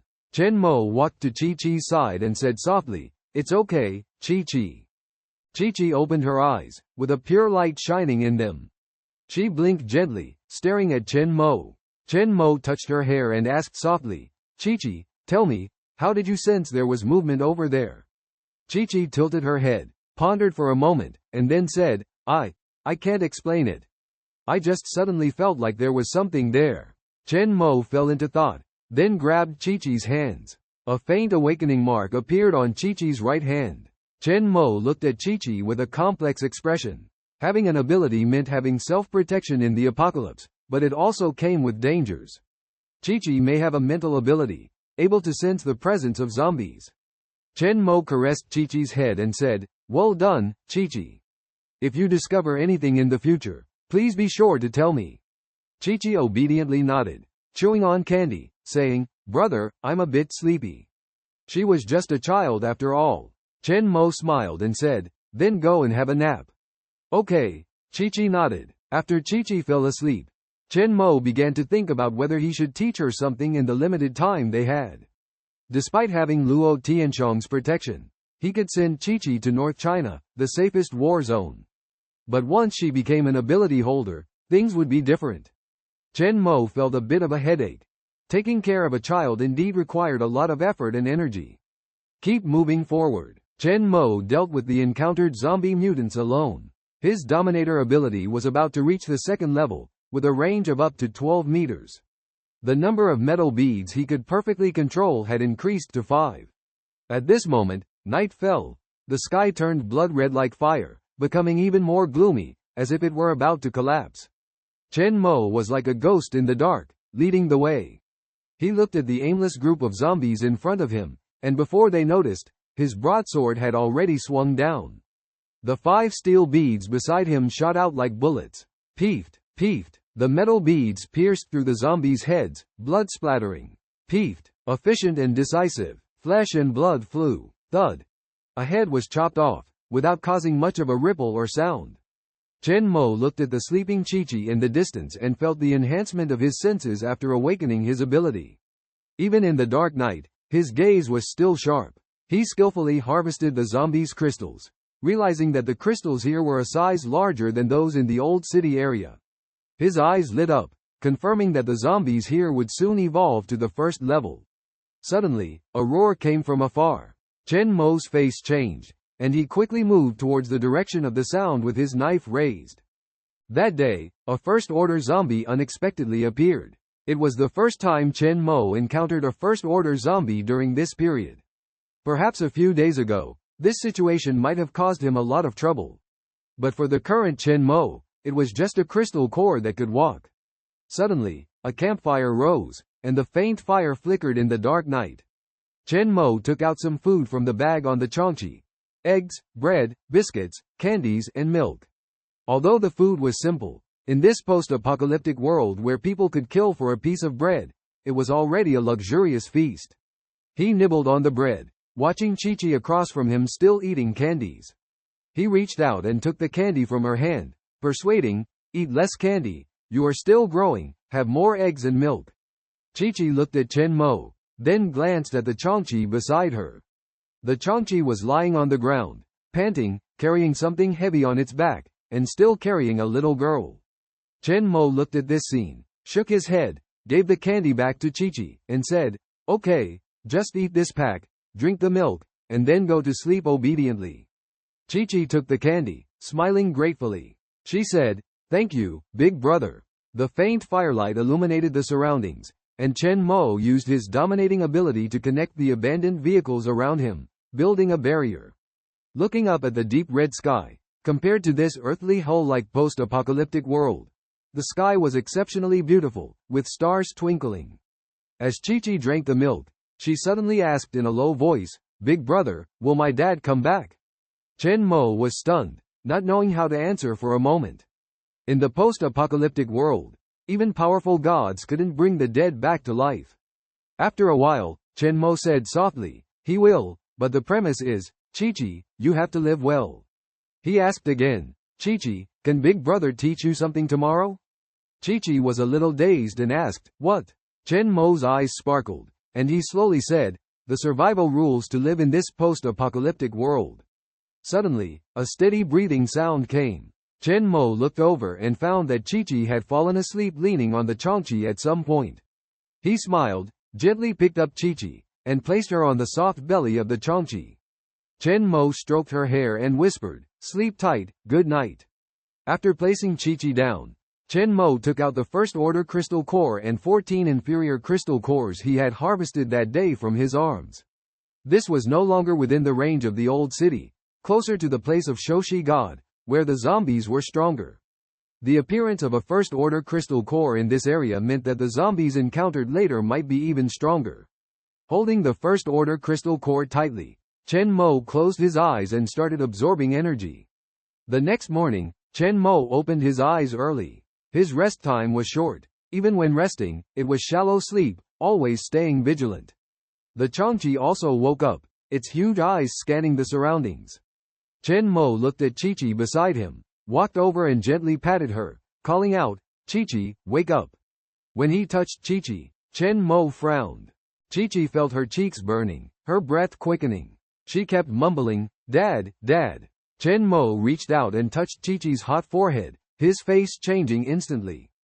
"Fever?" He looked at the awakening dark lines shimmering on Qiongqi's right hand, which were faint yesterday but clear today. Chen Mo's heart sank, quickly taking out a water bottle and using a wet tissue to cool Qiongqi's forehead. Qiongqi was panting, lying on the ground, her chest rising and falling irregularly. Oh no, Chen Mo thought. Usually, people with abilities are strong and don't get sick. The only supplies he had were bandages and disinfectant, no medicine at all. Chen Mo's eyes flashed with determination as he picked up Qiongqi. He looked around and waved his hand. The protective wall made of abandoned cars collapsed, revealing a passageway. He looked at the desolate surroundings, not even recognizing where in Qiongqi City this was if they hadn't set out from the old town. "Qiongqi, let's go," Chen Mo said. At the entrance of a deserted large supermarket, 5 or 6 survivors managed to escape. A handsome young man grabbed a pillar, veins bulging on his forehead, roaring in anger. The pillar actually collapsed, followed by the entire supermarket collapsing like an avalanche, with smoke and dust billowing, the ground shaking and making a loud noise. A fierce roar came from deep within the supermarket. The survivors were excited to see this scene, watching food scattered all over the ground, rushing up to grab it. "Food! It's food! I haven't had decent food in so long," someone shouted loudly, starting to fight for the food. A woman in a police uniform scolded angrily, "Get out of here! Don't take my food." She held a gun vigilantly, looking around, with a sexy figure and delicate features. "Joe Horan, are you out of your mind? Doing this will endanger the lives of other survivors." The woman's name was In Mingyue, and she and Joe Horan were criminal police officers from the Public Security Bureau. After the apocalypse, they had been relying on weapons to survive. Due to the shortage of food, they had to take risks to enter the supermarket. "Angie, Joe did this for our own good. If it weren't for him, we might have been devoured by zombies long ago. Someone defended, and Mingyue glared at him and asked, what if there are still people trapped inside? What then? Zhou Horan patted on Mingyu's shoulder and reassured her, don't worry, we will rescue them in time. In this unfamiliar and challenging environment, Yu felt confused and anxious. However, when she saw the food supplies in front of her, a warm feeling flooded her heart. These provisions may only be material support, but they gave her a sense of comfort and hope. She knew that at least in the days ahead, she didn't have to worry about food shortages. As Yu thought back to the survivors who had been here before, she remembered they used to rule this wasteland, but now she was the only one left. She couldn't help but imagine that if the other survivors were to return, these supplies would never be enough for everyone. In this lonely yet hopeful land, Yu would face unprecedented challenges and tests. But she held a strong belief in her heart, believing that she could overcome all difficulties and meet the challenges of the future. After experiencing the baptism of the apocalypse, even the police officer Zhou Horan couldn't help but change his mind. The surrounding survivors all expressed the same sentiment. Suddenly, and Mingyue slapped his hand away and coldly said, don't call me, Yuer, you make me sick. Zhou Horan, you weren't like this before. If we hold on a little longer, the military will come to rescue us. Keep these foods for yourself to eat. And Mingyue looked disappointedly at Zhou Horan, then left angrily. Zhou Horan was stunned for a moment. Then his face darkened, his eyes flickering with unclear emotions. At this moment, a seductive woman approached, softly saying, Officer Zhou, officer and doesn't understand your intentions. Everything you've done is for everyone's good. This woman used to be a masseuse and was very eloquent. Bro Zhou, what does officer and think? Isn't it better with one less person? Everyone has a share of these foods. A young man with blue hair spoke loudly, enjoying the delicious food he hadn't tasted in a long time. Rescue? They probably can't even save themselves. By the time they arrive, we'll have starved to death. Seeing the survivors around him standing on his side, Zhou Horan felt a little comforted. He watched in Mingyu's departing figure, a hint of coldness flashing in his eyes, fleeting. He packed up the food, eat sparingly. Let's go, bro Zhou. Are we not going to find officer and? The young man with blue hair asked. Zhou Horan waved his hand, saying, it's okay, she'll come back when she calms down. As colleagues, Zhou Horan knew in Mingyu's personality well. At this moment, she was angry, but she would come back when she calmed down. On the other side, and Mingyue chose to leave the group alone, not knowing where she was. Surrounded by ruins, she nervously pulled out her pistol from her waist. Suddenly, a zombie lunged at her. Gunshots rang out. Her marksmanship was impeccable, scoring every time. The gunshots attracted the surrounding zombies, and Mingyue calmly killed the zombie in front of her. She quickly ran onto the ruins, aiming at the zombies below and shooting continuously. Even without any special abilities, she was more than capable of facing the numerous zombies. As the zombies fell, a low growl came from behind, and Mingyue immediately turned around, pointing her gun at the zombie's forehead, only to find the bullets had run out. Facing a stronger zombie, and Mingyue felt incredulous. She shot, the bullet hitting the zombie's forehead, but it only paused briefly before continuing to charge. And Mingyue was surprised to find, how is this possible? I clearly hit its head. Oh no, and Mingyue felt her mind starting to get fuzzy, and for a moment she felt a chilling sensation all over her body, as if she had fallen into an ice cellar. She began to tremble uncontrollably. Oh dear, the zombie was getting closer, reaching out its hand to grab her. Just as the zombie was about to touch Mingyu's towering figure, it suddenly stopped. For a while, it stood motionless, and Mingyue slowly opened her eyes. The zombie in front of her stood stiffly in place, then fell straight towards her. Oh! She screamed and quickly dodged. Thud! The zombie fell to the ground, its head pierced by a sharp metal blade. Just then, Chen Mo walked over, carrying the unconscious Qiongqi. Qiongqi followed beside him, and Mingyue looked at the people in front of her, her beautiful eyes filled with confusion. Is it you? Who saved me? When she saw the terrifying Qiongqi, her heart raced. Are you a human or a ghost? And Mingyu's lips trembled as she managed to speak. Chen Mo, eyeing Mingyu's hot figure, warned, this is a level 1 zombie, it takes multiple shots to kill. He picked up the metal blade, easily extracted the zombie's crystal core, then turned to look at the astonished Mingyue, asking, "Is there a supermarket or pharmacy nearby?" And Mingyue, dazed, pointed in the direction she came from, saying, "There's a big supermarket over there." Chen Mo nodded. "Thank you. Wait," and Mingyue remembered something and hurriedly turned to Chen Mo, who was about to leave, saying, "Don't go there." Chen Mo stopped, and Mingyue explained, "I just came out of that supermarket. There are at least hundreds of zombies." And, "Huh? Where are you going?" And Mingyue panted as she caught up. Her twin peaks were high and firm, her pretty face flushed, looking very alluring. And Mingyue said, "Didn't you hear what I said?" Chen Mo calmly replied, "I heard. It's okay." And Mingyue furrowed her brow, wondering why this person was so stubborn. He clearly knew it was dangerous there, so why go to his death? That place has already collapsed more than half. It's impossible to get in. And Mingyue glanced at the little girl in Chen Mo's arms, a hint of understanding flashing in her eyes.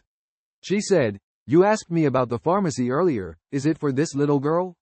What's wrong with her?" Chen Mo replied, "She has a fever. I need to get some fever-reducing medicine." And Mingyue was stunned, then said, "Let me take a look. I've studied some nursing. Maybe I can help." Chen Mo gave her a deep look, making Mingyue feel a bit embarrassed. She urged, "Hurry." Chen Mo nodded, setting down Qiongqi, and Mingyue walked over, crouched down, her curves on full display. She gently touched Qiqi's forehead and was shocked. "Her fever is so severe? It's too serious." And Mingyue looked up, her face serious, and said to Chen Mo, "Do you have water? If she continues to have such a high fever, it could be life-threatening." Upon hearing Mingyue's words, Chen Mo immediately took out a large bottle of water from the Qiongqi. And Mingyue looked at the scene of the bag filled with food, surprised. Although she didn't say much, her action of taking the water was decisive. She picked up Qiongqi, sat her up straight, and handed the water bottle to her mouth. And Mingyue said anxiously, with a hint of worry in her eyes. She looked around and tore off a piece of cloth from her blue skirt without hesitation. With this tear, the skirt became even shorter, revealing her snow-white thighs. Despite feeling a bit embarrassed, and Mingyue soaked the cloth strip and tied it around Qiqi's forehead. Chen Mo hesitated slightly, then said, "I have bandages." And Mingyue's body trembled, a blush appearing on her face. She said in a coquettish voice, "Why are you only saying this now?" She stood up, holding Qiongqi, and gazed at Chen Mo, saying, "She has a high fever, and such a young child has weak resistance. She needs fever-reducing medicine, or fever-reducing patches." And Mingyue frowned, her eyes flickering with contemplation. She was thinking if there was a pharmacy nearby. Chen Mo stared at her in silence for a moment. He couldn't help but wonder why Mingyue acted this way. In this post-apocalyptic world, kind-hearted people like Mingyue were rare. Clearly just a stranger, but Chen Mo felt she was different. He had felt this way before with Yuer. If he hadn't met Yuer, he might have died long ago. And Mingyue hesitated slightly, frowned, and said, "Isn't this what I should do? It's not safe here. I know a safe place, come with me." Chen Mo shook his head, "No need. Qiongqi, watch over them." With that, he turned and left. And Mingyue was stunned. "Where are you going?" Chen Mo replied, "To the large supermarket you mentioned." And Mingyue exclaimed in surprise, "Are you crazy? There are hundreds of zombies in that supermarket. There's even one with extremely fast speed, difficult to kill even with bullets. Is it a first order or second order?" Chen Mo held a machete in his hand and continued forward without hesitation. Beside him, metallic liquid appeared out of thin air, constantly changing. And Mingyue saw this scene, extremely astonished. Is it a superpower? Her heart raced. She had seen this unbelievable ability in Zhou Horan before. Zhou Horan had inexplicably fallen into a coma for 3 days a week ago and woke up claiming to have been strengthened, his strength becoming infinite. It was because of this that he could destroy the pillars of that large supermarket. And Mingyue felt her understanding being overturned time and time again. She held Qiongqi and hurriedly followed behind Chen Mo. She shouted, "Wait for me. Half of that supermarket has been destroyed. It's all ruins. Let me lead the way." Outside a large supermarket in ruins, Chen Mo gazed at the scene before him, his eyes flickering. and Mingyue spoke beside him. She found herself trapped in a dead end, unable to move forward at all. However, in the moment she finished speaking, an unbelievable scene unfolded before her eyes. The collapsed steel pipes and metal supports in the buildings turned into liquid one by one and surged towards Chen Mo. Chen Mo resolutely stepped forward, and the bricks and debris around him made a rumbling sound. Suddenly, a loud noise rang out. The liquid metal in front pushed the rubble, creating a passage. The rubble fell and smashed on the liquid metal, instantly shattering. And Mingyue incredulously covered her mouth, staring at Chen Mo with wide eyes. "Did you do all this? Wait for me here," Chen Mo said as silver liquid surrounded him, melting the metal debris and opening a path. Finally, they arrived at a place where only half of the supermarket remained, covered by collapsed buildings. Chen Mo coldly activated his dominant ability, dissolving the metal material mixed in it. The building collapsed with a rumble, revealing an entrance that could fit one person. Stepping on the rubble, Chen Mo said to Mingyue, "Stay here." And Mingyu's heart chilled as she looked at Chen Mo's eyes full of killing intent and nodded involuntarily. Chen Mo successfully entered the supermarket, and the silver liquid solidified on the ground, exceptionally heavy. Metal? Watching the wave-like metal solidify, and Mingyu's heart was in turmoil. Who on earth is he? At this moment, in the large supermarket, it was extremely dark, with the low growls of zombies all around. After Chen Mo appeared, the sound of the zombies grew closer and closer. A shelf full of food suddenly trembled. Suddenly, a roar. Chen Mo held the knife backhand and cut the zombie in half. Blood splattered and flowed on the ground. This angered the surrounding zombies, and their roars shook the earth. Chen Mo continued to use his dominant ability, like a merciless killing machine, harvesting the lives of the zombies. 5 steel beads pierced through the zombie's head, the machete swung non-stop. Flesh and blood flew, and the area was soaked in blood. Half of the supermarket's activity space was destroyed, with dense zombies, leaving Chen Mo no time to catch his breath. The sheer number of zombies made Chen Mo feel physically exhausted. This is definitely not just a few hundred. Chen Mo gasped for breath, raising his hand and cutting down the zombies. Even though Mingyue was just a novice esper, he could still sense the danger he faced, even if these were just ordinary zombies. The sheer number of zombies was enough to spell his doom. Suddenly, from deep within the supermarket, came an extremely terrifying, high-pitched howl. The shrill sound was so piercing that even Mingyue outside could hear it. And Mingyue trembled all over, as if his very soul was quaking. Fear enveloped him. That was the sound of a monster? Oh no! And Mingyu's face turned as pale as death. The sound was deafening, and Mingyue could even hear it from outside. She trembled all over, as if her soul had been stirred. A sense of fear surged in her heart. Could that be the roar of a monster? And Mingyu's eyes stared intently at the narrow, pitch-black hole, her body involuntarily wanting to flee. However, she took a deep breath, suppressed her inner fear, and resolved to wait. She silently prayed in her heart, hoping nothing would happen. Her daughter was still here, she thought. Inside the supermarket, when the terrifying and eerie sound echoed all around, the surrounding zombies mysteriously froze in place. Then, one by one, these zombies stood still as if they were zombies, their heads hanging low. Chen Mo's face lit up with joy. Could this be the legendary Corpse King? Unexpectedly, such a powerful presence appeared in the early days of the apocalypse. In certain areas, a very small number of special zombies would appear, just like a group of corpse rats, and the most powerful zombie could command the weaker ones.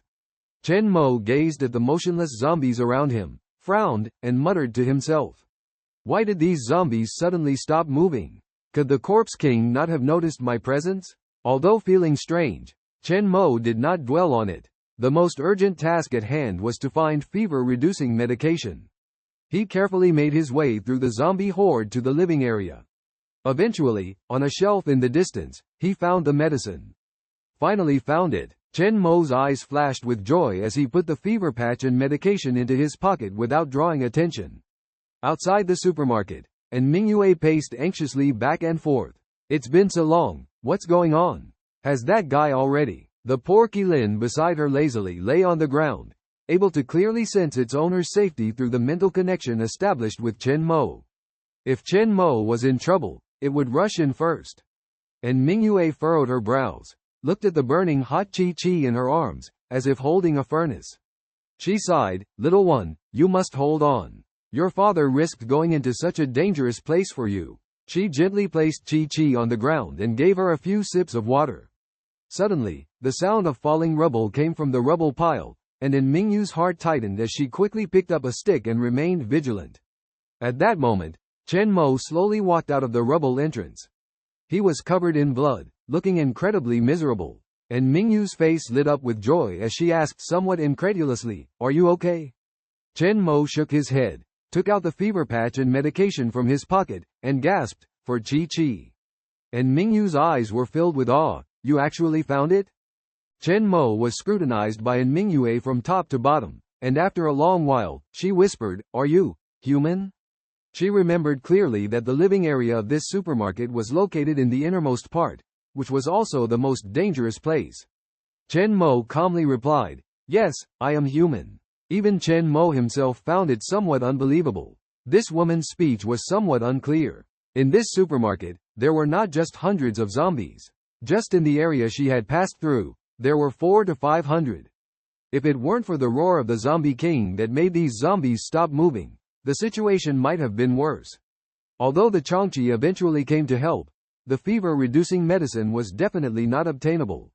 And Mingyue took the fever-reducing patch and pills, comforting, "Don't worry, with these two things, it should be fine." She tore open a fever-reducing patch, carefully placed it on Qiqi's forehead, and then gave her the fever-reducing medicine. Chen Mo looked at the ruins behind him, filled the gap with his ability, and said, "Thank you." And Mingyue was stunned for a moment, then smiled and said, "Thank me for what? It's all your own ability. I, an ordinary person, am not as powerful as you."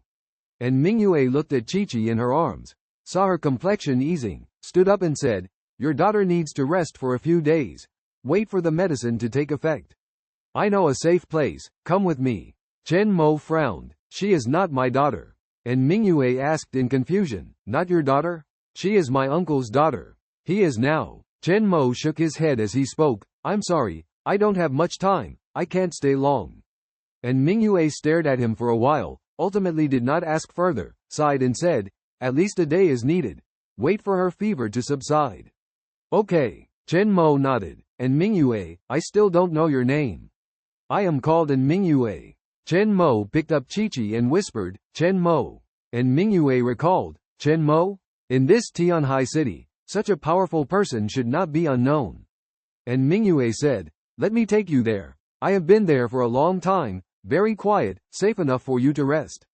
After the few of them left, the filled gap by Chen Mo was suddenly blown away. A zombie with a fierce face and long sticky hair walked out from the gap. The left half of the zombie's face flesh had fallen off, revealing white bones. Sharp thorns grew on its shoulders and spine. The zombie's crimson eyeballs rotated, staring in the direction the two had left. And Mingyue hesitated for a moment, and finally couldn't help but ask, "Chen Mo, the ability you just used, is that a superpower?" Chen Mo calmly replied, "You could say that." And Mingyue, surprised, said, "Really? Can you show me again?" Chen Mo nodded, took out a steel ball from his pocket. The steel ball miraculously turned into a puddle of silver liquid, hovering in his hand. "In this apocalypse, some people can awaken special abilities. And I can control metal." Anna's beautiful eyes widened in anticipation as she asked, "Can I also awaken special abilities?" Chen Mo glanced at her hands and replied calmly, "Perhaps awakening abilities requires a specific trigger, and many people go their whole lives without awakening." Despite feeling a bit disappointed, Anna didn't give up hope. She remembered Chen Mo's power and couldn't help but feel a longing for abilities of her own. Suddenly, she recalled meeting someone with a special power at the survivor base, something called enhancement, or the like. Chen Mo explained that it was a common type of ability used to enhance the senses and strength. Curious, Anna bombarded Chen Mo with questions, and he patiently imparted knowledge about first-order abilities, deities, and different species to her. Whispering these new terms, Anna's eyes sparkled with wonder. "Who are you really? How do you know so much?" Anna couldn't help but ask, but Chen Mo just gave her a faint glance without speaking. They arrived at an old dilapidated building, where the ground floor passage was blocked by debris and wood. With a smile, Anna moved a wooden board aside to reveal a passage big enough for an adult to enter. Pointing at the passage, she said, "We've been here for over 10 days, and the nearby zombies have all been cleared out. It's safe here. You and your niece can rest here undisturbed." Chen Mo nodded and followed Anna into the passage. Suddenly, a low growl came from behind them. Turning around, they saw Qiongqi stuck in the passage due to its large size. Chen Mo couldn't help but chuckle. Looks like Qiongqi needs to lose some weight. Qiongqi grumbled unhappily before squeezing out of the passage and standing outside.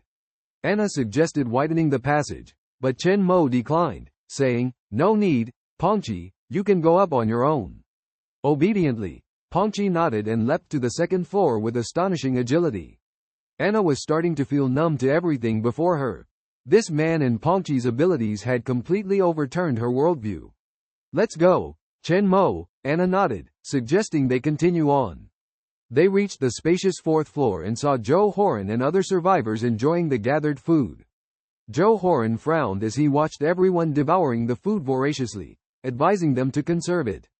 The survivors invited Zhou Horan to join them in the meal, praising the delicious food. Seeing the empty bags on the floor, Zhou Horan's frown deepened. These people are all like greedy children, eager to swallow the food as if they were afraid of not having enough to eat. The food was originally enough to sustain them for over 10 days, but just after the first day, half of it was already gone. If Moon was still here, this would never happen. No way. Zhou Horan finally couldn't hold back and shouted, "You all only care about the present, planning to go to the supermarket when all the food is gone. Let me manage the remaining food." As soon as he spoke, the other survivors quieted down. Someone murmured softly, "Although that's true, Zhou, you eat the most." Zhou Horan felt a bit embarrassed. Honestly, he didn't understand why he always felt hungry now, especially after using that special ability. Repay kindness with kindness, and repay enmity with enmity. At this moment, Zhou Horan finally understood the hardships and Mingyue faced on a daily basis. There were still 16 people present at the time. Zhou Horan took a deep breath, controlling the anger in his heart, and remained silent. His rationality told him that he could survive by abandoning these people, but his sense of responsibility made it difficult for him to give up. Several people present saw that Zhou Horan seemed about to explode, and one of the charming massage girls was the most sensitive. She immediately smiled and said, "What are we all doing? Officer Zhou's strength is obvious to all. If it weren't for him, we would probably be done for. Officer Zhou is right. Before the rescue arrives, we need to save food." Everyone suddenly realized and changed their attitudes, flattering, "Yes, I'm already full, I'll save it for next time. I'm not hungry anymore, I'll eat next time. I won't eat anymore, I won't eat anymore." They all knew that only Zhou Horan had the ability to protect them. Zhou Horan's expression softened slightly, nodding, "I will manage the food, and each person will receive a daily quota." After that, he took the food away and placed it beside him. Some clever people immediately approached to please Zhou Horan. After all, the food was now in his hands, and no one dared to compete with him. By pleasing him now, maybe they could get more food. A massage girl smiled and said, "Officer Zhou, are you tired? Let me give you a massage, I'm very good at it." Another person quickly added, "Zhou, you were really brave today. Without you, we might all be done for. Rest well today, I'll take care of things." Listening to these flattering words, Zhou Horan's expression couldn't help but improve. They also knew that everything he did was for everyone's good. If he didn't do this, more people might die next time they went to search for food. His mindset had quietly changed in this post-apocalyptic world. Yes, he had strength, he had food. Why should he be bound by his identity? The more he thought about it, the more he felt how ridiculous his previous self was. The sense of justice that had been suppressed by An Mingyue in the past, now that An Mingyue had left, he finally felt liberated. Zhou Horan felt that this kind of mood seemed pretty good. Suddenly, there was a huge commotion below. "Huh? What's happening?" Zhou Horan, who was enjoying a massage, opened his eyes. The young man with blue hair beside him immediately stood up and said, "Zhou, I'll go check it out. You just rest here." He hurriedly ran towards the edge without a wall. He looked down. Whoosh! A huge yellow figure rushed out from below. Thud! It landed steadily on the ground. The young man with blue hair was so scared that he fell to the ground, screaming, "Oh my God! Joe! Joe!" The Qiongqi jumped to the fourth floor of this abandoned building. Its huge eyes scanned the surroundings. The survivors around were also shocked. What kind of monster is this? A tiger? Officer Joe. Everyone turned to Joe Horan. Joe Horan's eyes lit up as he looked at the giant beast in front of him. Instinctively putting his hand on the gun at his waist and loudly said, "Everyone, be careful. Step over to my side." The current Qiongqi is huge and sturdy, with 4 pairs of claws as strong as pillars. Covered in yellow fur, its tail swishes, and in the center of its forehead, a purple awakening mark emits a faint light. It exudes a majestic and fierce aura like a tiger, yet also carries the imposing presence of a powerful lion. Even Joe Horan couldn't help but feel a bit numb when faced with such a fierce beast. Joe Jay, what kind of monster is this? A survivor behind him's legs went weak. "Officer Joe, you must protect us," Joe Horan muttered angrily under his breath. Quiet. After facing off with the Qiongqi for a while, he cautiously took out his gun from his pocket. At this point, no one cared where this fierce beast came from. The Qiongqi lazily let out a yawn and slowly lay down on the ground. This action startled everyone present. "What is it doing?" someone whispered. "I don't know. Why isn't it moving?" "Keep your voice down. Don't wake this guy up." Just as everyone's heart was in their throats, a puzzled voice rang out. "What are you all doing here?" When they heard this voice, everyone held their breath. They turned to see Mingyue and Chen Mo slowly walking up the stairs. Chen Mo was carrying the feverish Qiqi in his arms, and Mingyue looked at the cautious group of people huddled together. What's going on? When they saw the newcomers, everyone breathed a sigh of relief. "NG, Officer N, you're back? There's a fierce beast here." "Fierce beast?" And Mingyue paused, then looked at the Qiongqi lying on the ground across from her, squinting. She chuckled. It's okay, that's my friend's pet, don't be afraid." "Pet?" The survivors present widened their eyes in disbelief. Chen Mo looked at the Qiongqi across from him and said, "Qiongqi, come here." Upon hearing Chen Mo's call, the Qiongqi slowly got up and walked over. With each step, everyone's hearts trembled, unable to stop shivering, afraid that this abnormally huge beast would suddenly attack. Joe Horan, seeing this, kept blinking. Looking at Chen Mo next to Mingyue, a sense of hostility inexplicably rose in his heart. Frowning, he asked, "Yuer, who is he?" "He's Chen Mo, another survivor I met nearby." "Chen Mo, let me introduce you. This is my colleague, Joe Horan." Chen Mo nodded. The several survivors present lit up upon learning Chen Mo was on their side and rushed over.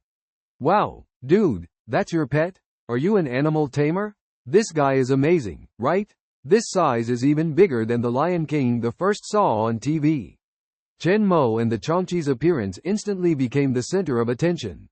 The space next to Joe Horan suddenly emptied. His face turned somewhat unpleasant as he snorted and found a place to sit. "Just an animal, isn't it? I'm an esper." Chen Mo frowned, obviously not used to this. At this moment, Mingyue spoke up. "All right, make way. Please do not disturb the sleeping little girl.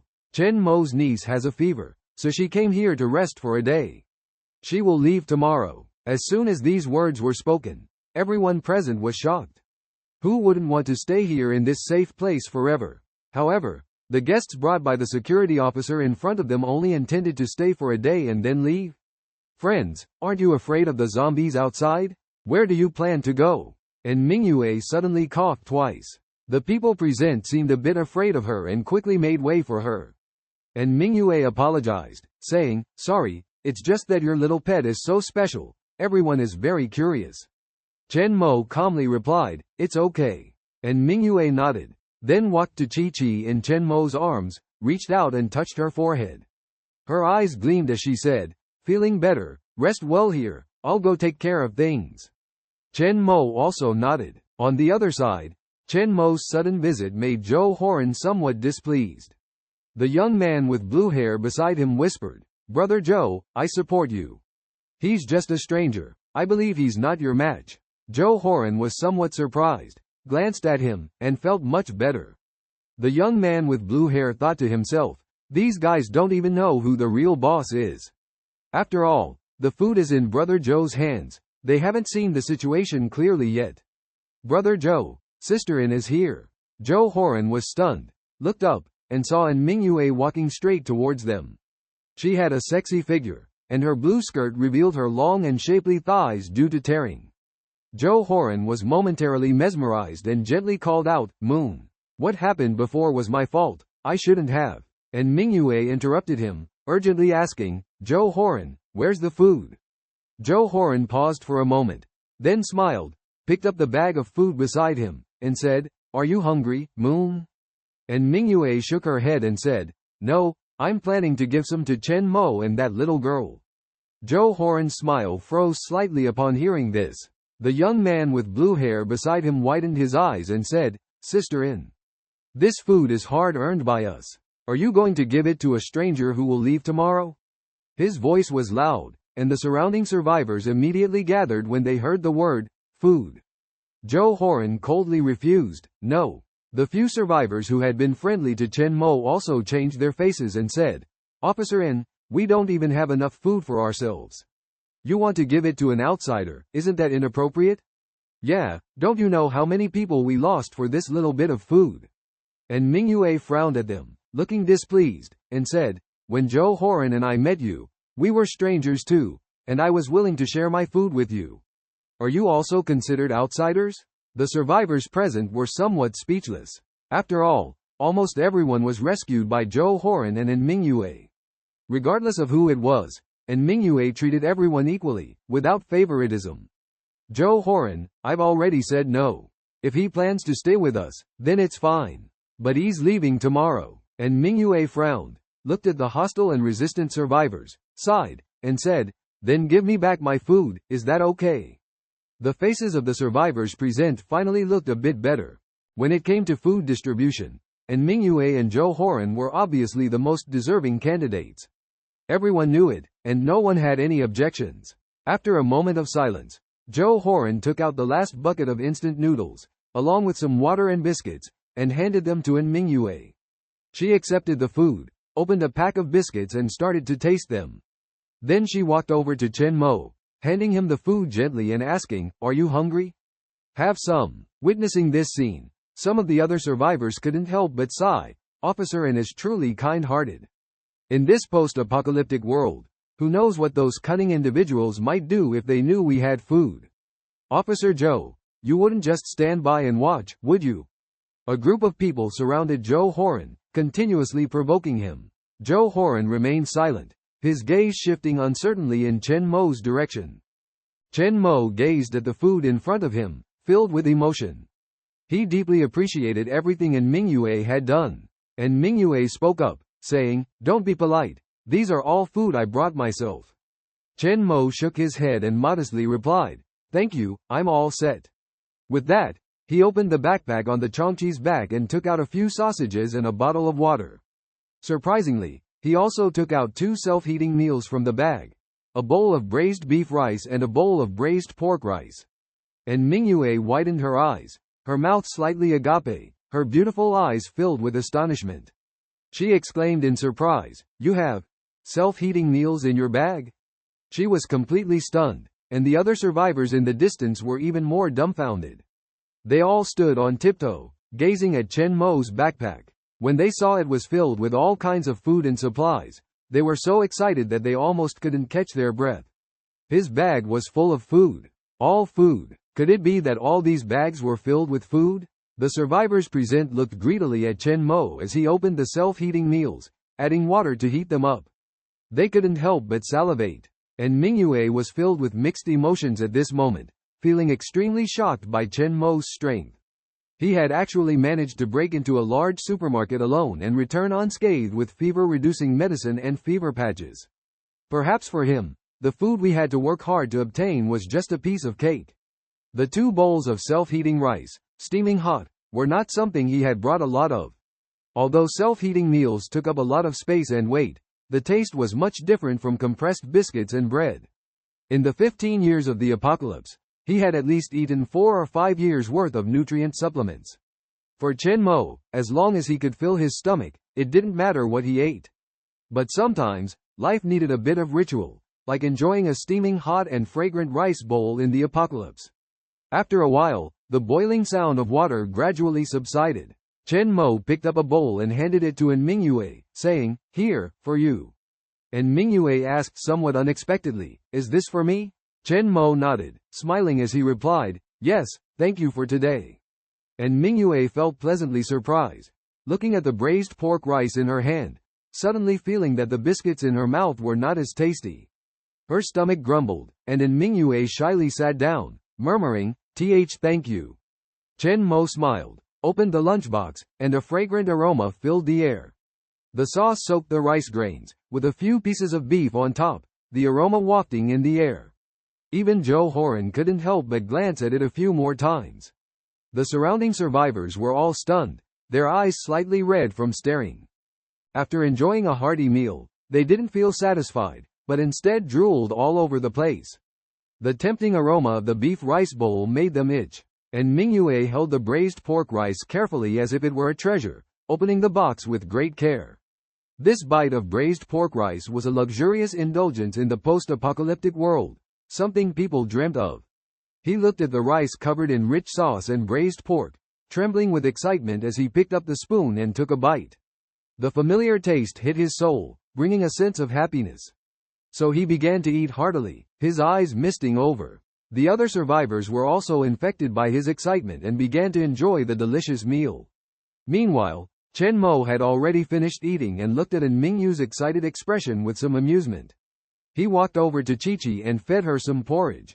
After receiving treatment with fever-reducing medicine and patches, Qiqi's condition had clearly improved, as if she were sleeping soundly. Chen Mo watched as the awakening dark patterns on her hands gradually became complete, feeling relieved as he gently stroked her hair. Zhou Horan seemed to have some resistance towards Chen Mo. Ever since Chen Mo arrived, the two had maintained silence. As night fell, the survivors felt exhausted after a day of hard work. After eating their fill, they began to think about more things. Many people cried with their faces covered, expressing their inner pain. Soon, everyone gradually quieted down to rest. Chen Mo leaned against Pochi, surrounded only by dim candlelight. His eyes flickered, his thoughts drifting. Chen Mo took out the crystals harvested that day, knowing that fortune favors the bold. When he left the large supermarket, he decisively took out the crystals obtained from killing zombies. 3 first-order crystals and 46 inferior crystals. This was a very rich harvest. This also indicated the strength of the zombies in the large supermarket. Even the roar of the zombie king couldn't make them attack Chen Mo. Chen Mo shook his head with a bitter smile, thinking to himself that the zombies in the large supermarket were at least second-order beings, and might even be close to advancing to third order. Compared to humans, zombies and other mutants evolve much faster. In many areas, zombies had already developed to the fourth order before humans had second-order ability users and a chance to fight back. After absorbing these crystals, his dominant ability should also be able to advance to the second order. Just as he was about to absorb them, a voice suddenly rang out. "Aren't you going to sleep yet?" And Mingyue had appeared by his side at some point, casually sitting down and softly saying, "We take turns to stand guard every night." And Mingyue nodded gently, looking at the exhausted people who were already asleep, feeling a deep sense of weariness in her heart. She whispered to herself, "Me? Since the apocalypse came, I have hardly had a good rest. Yesterday there were 16 survivors, but today, only 6 of us remain." Chen Mo's expression was calm as he said lightly, "This is the cruelty of the apocalypse. We must learn to accept it." And Mingyue smiled bitterly and continued, "Chen Mo, do you know, when I found out that there were only 6 survivors left, I felt a sense of relief. Maybe I'm not as strong as I thought I was. Taking care of 16 people has made me feel utterly exhausted." Chen Mo fell silent for a moment, staring at the campfire, and then slowly spoke, "Don't dwell too much on it, just be honest with your own feelings. In the apocalypse, few can remain unchanged forever. At least, and Mingyue, you're one of the few people I've seen who still holds onto their original intentions. Tell me, and Mingyue, what is it that you truly hold onto?"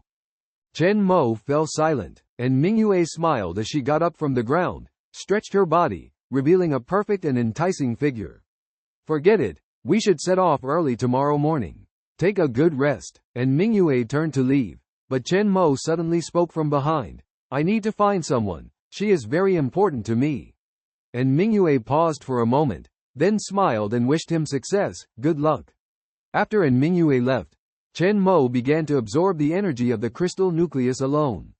As the night deepened, the blue-haired youth near the fourth floor began to doze off. If I had known, I wouldn't have been so stubborn. I'm so tired. Xie Yu yawned, his eyes involuntarily falling on the backpack beside Chen Mo. He couldn't help but think of the self-heating meal he saw during the day, saliva unconsciously flowing down, his eyes flickering with desire. There should be plenty of food in the bag, right? Xie Yu muttered, greedily scanning the survivors who had already fallen asleep around him, quietly approaching. I'll just take a little bit, just a little bit. Xie Yu comforted himself, carefully passing by Chen Mo. Chen Mo slowly opened his eyes, with a calm and indifferent gaze in the dark night. Xie Yu opened the backpack and saw it was full of food, his eyes lit up. So much? Just then, the fierce beast suddenly turned around. Xie Yu trembled all over, his eyes meeting with the Qiongqi, his heart almost stopping. The scream pierced the night sky, and everyone woke up instantly. What's happening? His pet wants to eat me. Xie Yu shivered, hiding behind Zhou Horan, pointing at Chen Mo. The survivors looked at each other in terror. This guy's origins are unknown, very dangerous. His pet wants to eat us at night. Zhou Horan stared at Chen Mo hostilely, and Mingyue coldly ordered, come here. Chen Mo couldn't possibly do such a thing. She demonstrated great strength during the day. If she wanted to harm us, she could have done it already. And Mingyue asked Chen Mo, what's going on? The Qiongqi growled softly, frightening everyone. Chen Mo calmly said, he wanted to steal something. Xie Yu's face changed, hurriedly explaining, you're wrong. We have food. Why would we steal from you? Chen Mo looked at him calmly and said slowly.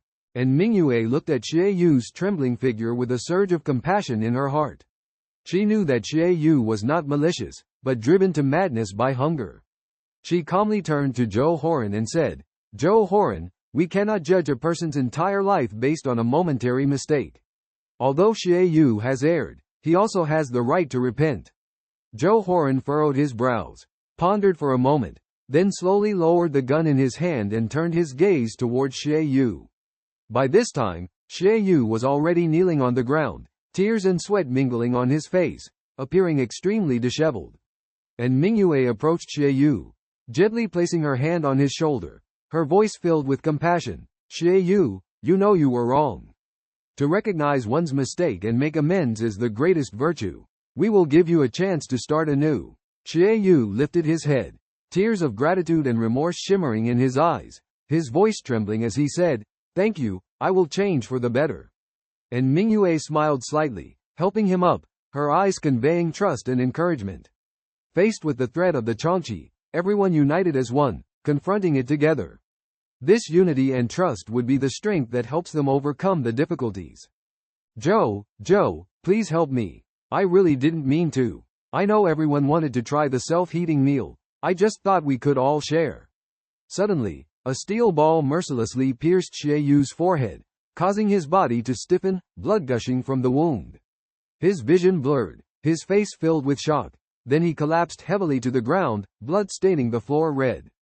The steel ball returned to Chen Mo's side. He coldly watched everything unfold.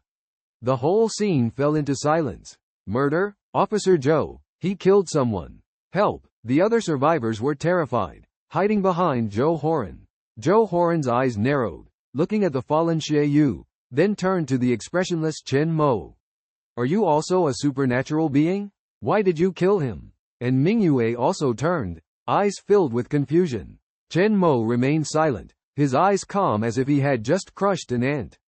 In the apocalypse, losing food meant facing the threat of zombies or waiting for death. It was a life-threatening act. After 15 years in the apocalypse, Chen Mo had become ruthless, seeking revenge whenever necessary. Zhou Horan questioned loudly, come here, be careful, he might hurt you. But Mingyue stood firm. Even though she had always been on Chen Mo's side, she was speechless now. She turned, her face full of puzzlement, and asked, Chen Mo, why? These three simple words shocked and frightened everyone present. Chen Mo, don't you feel guilty at all? And Mingyue bit her lip, remaining silent. I understand, but you shouldn't have killed him. This statement made Chen Mo's eyes even more distant and cold. In the apocalypse, he had encountered many people, thinking Mingyue was the delicate type, but he was wrong. At least, Yuer would never tolerate such a person. And Mingyue, in the apocalypse, the most useless thing is mercy. You better stay away from such people.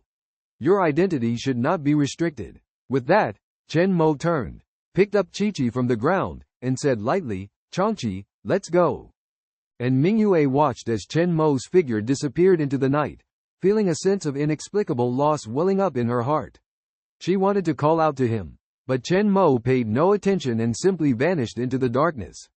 In the early days of the apocalypse, many people were still bound by the rules and morals of the past, and Mingyue was no exception.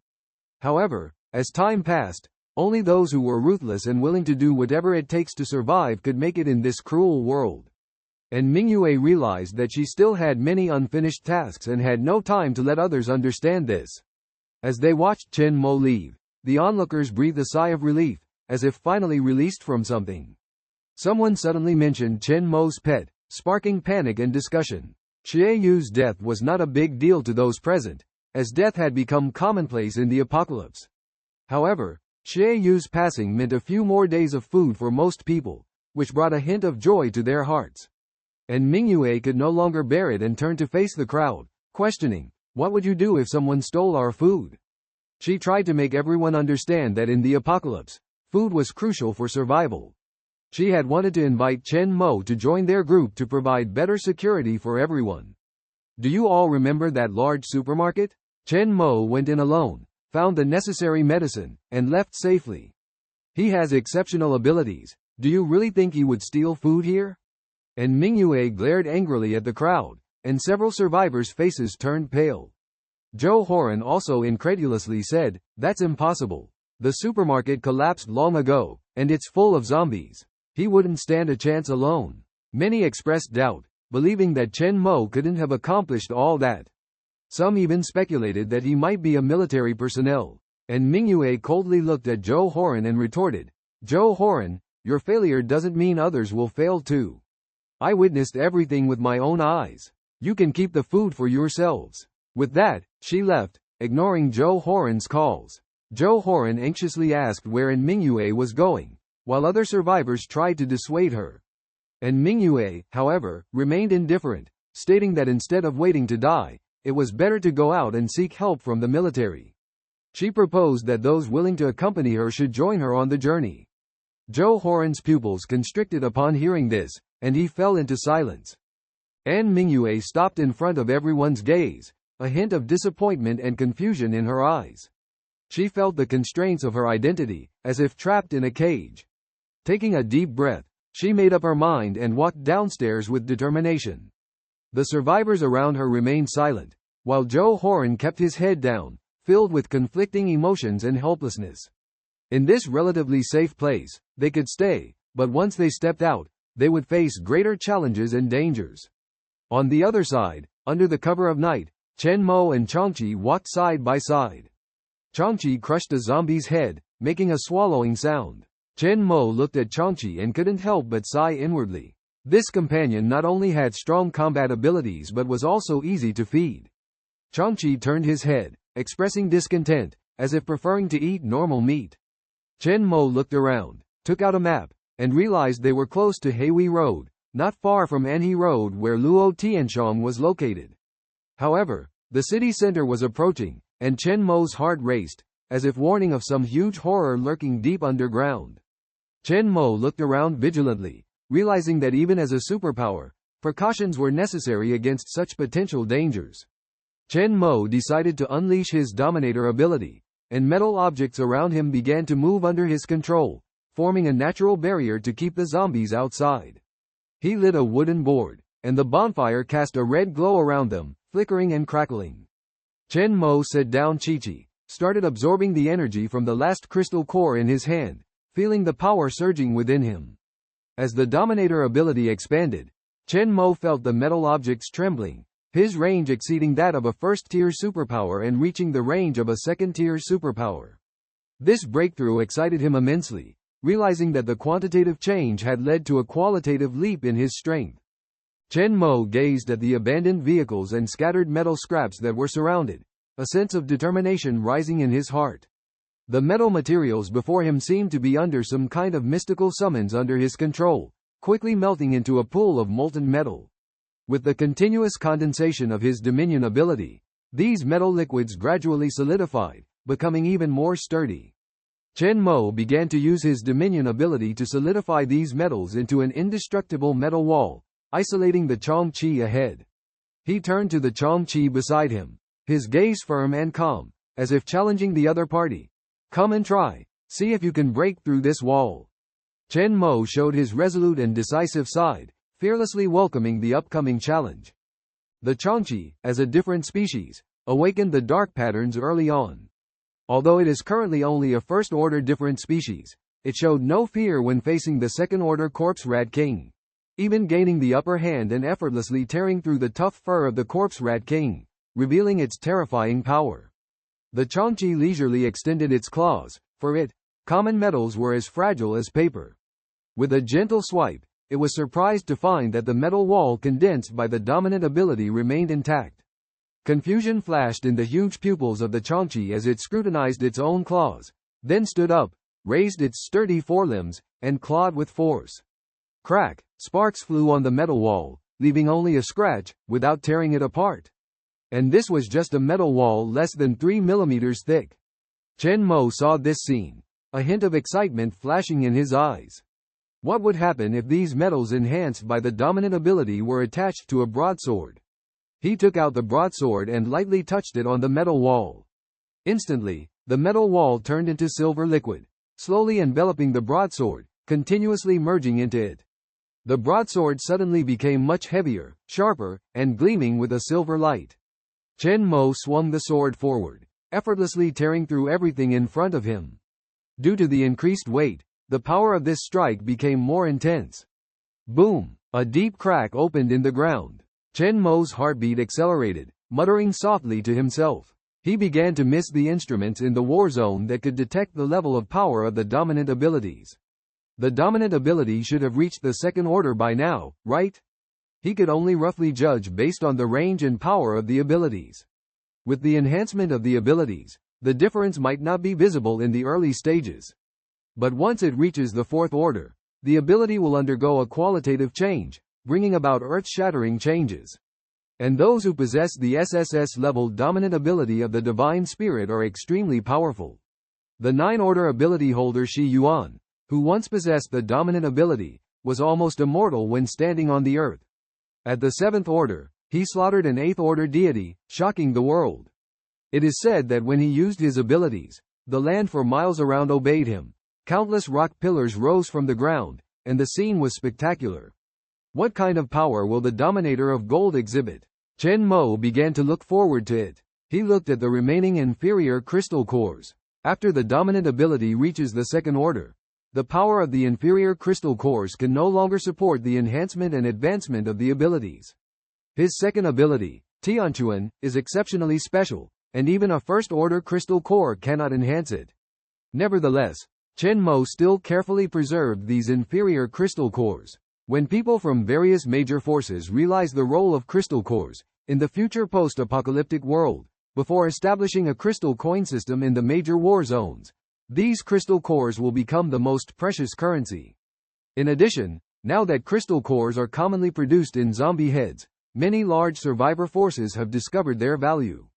No matter how powerful a person is, the number of crystal cores they can obtain is limited. If one can use this information advantage before the widespread use of crystal cores, exchanging a large number of crystal cores with those large survivor groups would be a huge fortune. Even though he was in the end of the world, Chen Mo still harbored the dream of becoming a tycoon. His eyes sparkled with hope as he gazed at Qiongqi sleeping. Chen Mo whispered softly, finally promoted to a second-tier supernatural being, "Wait for me." After sending Qiongqi to find Luo Tiansheng, Chen Mo could confidently head to the North China region. The next morning, Qiongqi frowned in Chen Mo's arms, whimpering softly as she slowly opened her eyes. She looked up at Chen Mo, who had his eyes closed, and asked in confusion, "Where is this?" "Brother?" Chen Mo woke up, seeing Qiongqi awake, and a smile lit up his face. He quickly reached out to push aside Qiongqi's bangs, gently touching her forehead, and said, "Much better." Qiongqi asked in a daze, "Brother, have I been sleeping for a long time? What's wrong with me?" Chen Mo comforted her softly. "It's okay, Qiongqi, how do you feel? Is there anywhere uncomfortable?" Qiongqi thought for a moment, touched her head, and said, My head seems to hurt a bit. Brother, is Qiongqi going to grow a brain?" Chen Mo chuckled, took out fever medicine and a bottle of water from his backpack, and said softly, "Be good, take this medicine." When Qiongqi heard the word, medicine, her expression immediately turned reluctant. After Chen Mo persuaded her, she finally obediently took the fever medicine. Chen Mo noticed that the awakening dark pattern on Qiongqi's right hand had become very complete. He asked softly, "Qiongqi, did you hear any sounds when you woke up? Did you feel anything different?" Usually, first-time awakened supernatural beings would hear that sound and even understand its meaning, as if they had gained information about their own abilities in an instant. After pondering for a moment, Qiongqi said, "Brother, things here seem to have become very clear, and the sound, seems like there really was one." Chen Mo's heart stirred when he heard this, looking at her expectantly, and asked, "What kind of sound?" This feeling made Qiongqi feel like she was listening to a parent reading a child's test scores. Before, Qiongqi could sense the hidden presence of zombies. Her ability might be mental in nature, or it could just be a common ability that enhances the five senses. Qiongqi pondered, biting her finger. "It seems like someone said something to me while I was sleeping. Induction. F-level ability, induction?" This common ability, although small in effect, was classified as F-level. Chen Mo was somewhat disappointed, but he knew that there weren't many people who could awaken abilities in the end of the world, and having a B-level ability was already very good. He was grateful that Qiongqi's ability wasn't too powerful, allowing her to live peacefully in this world. Just as Chen Mo felt relieved about Qiongqi's future, she shook her head, looking troubled, and said. Qiongqi's eyes were filled with confusion and helplessness as she looked desolately at Chen Mo. "Brother, I can't remember." Chen Mo furrowed his brow slightly, feeling a wave of emotions inside. He tried to recall his own past, but couldn't find any memories related to the ability of vision. After a moment of silence, Chen Mo decided to try to guide Qiongqi to awaken her own ability. He gently said to Qiongqi, "Qiongqi, try to focus on the awakening mark on your right hand and see what happens." Qiongqi nodded slightly, looking puzzled, raised her right hand, closed her eyes, with a naive and cute expression. Suddenly, a large number of images flashed in her mind like a bolt from the blue. "Oh!" Qiongqi let out a painful scream, as if experiencing endless torture. The scene was chilling. Under the blood-red sky, crows circled overhead as a giant monster let out a long howl. Blood, gunfire, screams, and countless bodies. Qiongqi, at that moment, contorted in extreme pain. Beads of sweat streamed down her forehead, and she muttered to herself incessantly, as if she had encountered something extremely ominous. "No, no, stay away. Oh, Qiongqi, Qiongqi." Chen Mo was startled by Qiongqi's terror. Seeing the strange glow on Qiongqi's right hand that had awakened, he couldn't help but call out, "Qiongqi, are you okay?" Qiongqi suddenly opened her eyes wide, looking terrified as if she had been greatly frightened. Upon seeing Chen Mo's face, she rushed into his arms, holding him tightly. With tear-filled eyes, she said, "Brother, it's so scary, I'm so scared." Chen Mo, seeing her in this state, quickly stroked her head and softly comforted her. "It's okay, Qiongqi, everything's fine now." "What happened? Can you tell, brother?" Normally, using psychic abilities shouldn't lead to this situation. Where does this precognitive ability come from? After a while, Qiongqi gradually calmed down in Chen Mo's arms. With a slightly frightened face, she revealed her inner fear. "Brother, I want to eat candy." Chen Mo was slightly surprised, then smiled and patted her head. Without refusal, he took out a pack of soft candy from his pocket, opened it, and handed it to her. "Chew, chew." The sweet taste brought a smile to her face. After a moment of contemplation, Qiongqi said, "Brother, I saw many terrifying images just now." Images? Chen Mo furrowed his brows. Could it be related to Qiongqi's psychic abilities? Can you tell brother what you saw? Qiongqi nodded and recalled. I saw a giant mountain and many people. They were firing guns at the mountain. There were hands on the mountain. With just one clap, many people died, and Qiongqi could only watch helplessly. As she spoke, fear flashed in Qiongqi's eyes, clinging tightly to Chen Mo in fear. Chen Mo fell into contemplation. A mountain. Suddenly, he remembered something, and his pupils contracted slightly. He asked, Qiongqi, did you see the mountain clearly? Can you describe what it looked like? Qiongqi raised her head, gazing intensely at Chen Mo and said, yes. It seems so, brother. Chen Mo's expression gradually turned serious. He understood what Qiongqi had witnessed. The deity of Qiongqi City, Qiongqi Shen. In his past life, he had not stayed in the organization of Luo Tianchong in Qiongqi City for too long. When he sought refuge in other areas, rumors spread that Qiongqi Shen had appeared in Qiongqi City. According to records, Qiongqi Shen's strength at that time was about 6th rank, appearing as a baby with a body as tall as a small mountain. In this world, there is a giant creature with a single leg. Due to its massive size, it moves slowly and spends most of its time lying still. Meanwhile, in Qiongqi City, many powerful mutants have emerged, with a lion named Luo Tianchong becoming a force to be reckoned with.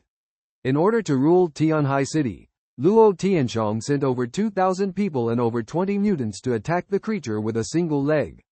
However, tragedy struck as the entire army was wiped out. It wasn't until another overlord, Qiongqi, appeared that the problem was resolved. Chen Mo, a man who has been reborn, could see the figure of Qiongqi. He was filled with various questions and thoughts. Suddenly, he remembered a mysterious mutant in the 9th district known as the Prophet. Although this prophet's identity was mysterious, he always predicted the future accurately and helped the 9th district through crises multiple times. The most astonishing prediction was when he foresaw an attack by a 7th-level mutant overlord 10 days in advance.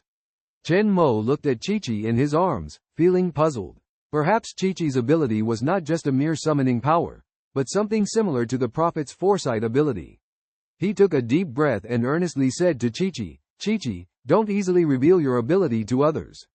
If someone asks, say your ability is a summoning power. Although Qiongqi was a bit puzzled, she obediently nodded, indicating her understanding. She innocently said, brother, Qiongqi understands. Qiongqi promises. Chen Mo smiled and ruffled her hair, praising her, Qiongqi is so good. Let me reward you with a candy. Qiongqi tentatively asked, can I have a whole pack? As the sky gradually brightened, Chen Mo set off again with Qiongqi. Qiongqi sat on Qiongqi's back, full of energy and curiosity, looking around. Chen Mo walked beside her, his eyes flashing, seemingly pondering something. If Qiongqi's foresight ability was truly effective, it could cause trouble if discovered by the military or other forces. The former prophet of the 9th district mysteriously disappeared one day, never to be heard from again.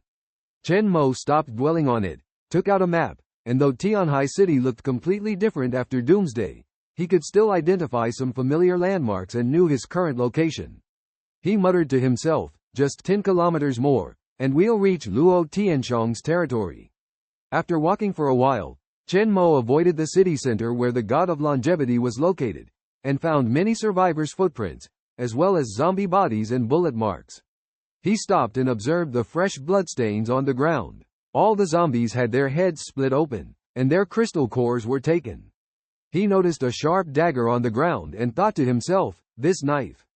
The Nepalese kukri? This weapon was once beloved by Luo Tianchong, who personally went to Nepal to seek it out. Just then, deafening gunshots suddenly rang out ahead. Bang! Bang! Bang! Chen Mo's eyes lit up with excitement, and without hesitation, he said, let's set off. On the street, the scent of zombies filled the air. Suddenly, gunshots shattered the silence. A strong, muscular man in a black jacket, wielding a rifle, kept firing at the surrounding zombies. Lu Ming's face was fierce, glaring at the approaching zombies, roaring, damn it! Zhang always makes me bring these newbies. Sooner or later they'll get us killed. These students are all cowards. talking big but helpless when facing zombies. The older members beside him looked grim and urged, "Meng, the situation is dire. There are too many zombies. We can't hold on much longer." The new students stood dumbfounded on the side, already petrified, forgetting their earlier bravado. Lu Meng glared at the panicking students with trembling guns, shouting sternly, "When the bullets run out, use your knives. Aren't you men? Go deal with these zombies." His words sobered up the students a bit. One of the handsome young men immediately dropped his gun and tried to pull out his knife. However, when he reached for his empty waist, he exclaimed, "Where's my knife?" Upon hearing this, the older members almost fainted as 4 or 5 zombies lunged towards them. The students screamed in terror, expressing their fear of death and despair of becoming zombies. Seizing the opportunity, Lu Meng opened fire ahead, but found the zombies too dense for the newbies to save themselves. In the moment of despair, beams of silver light shot through the air, steel balls flying and shattering zombie skulls.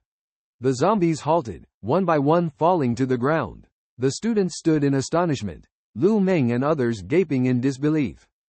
As Lu Meng witnessed the thrilling scene before him, his pupils suddenly contracted.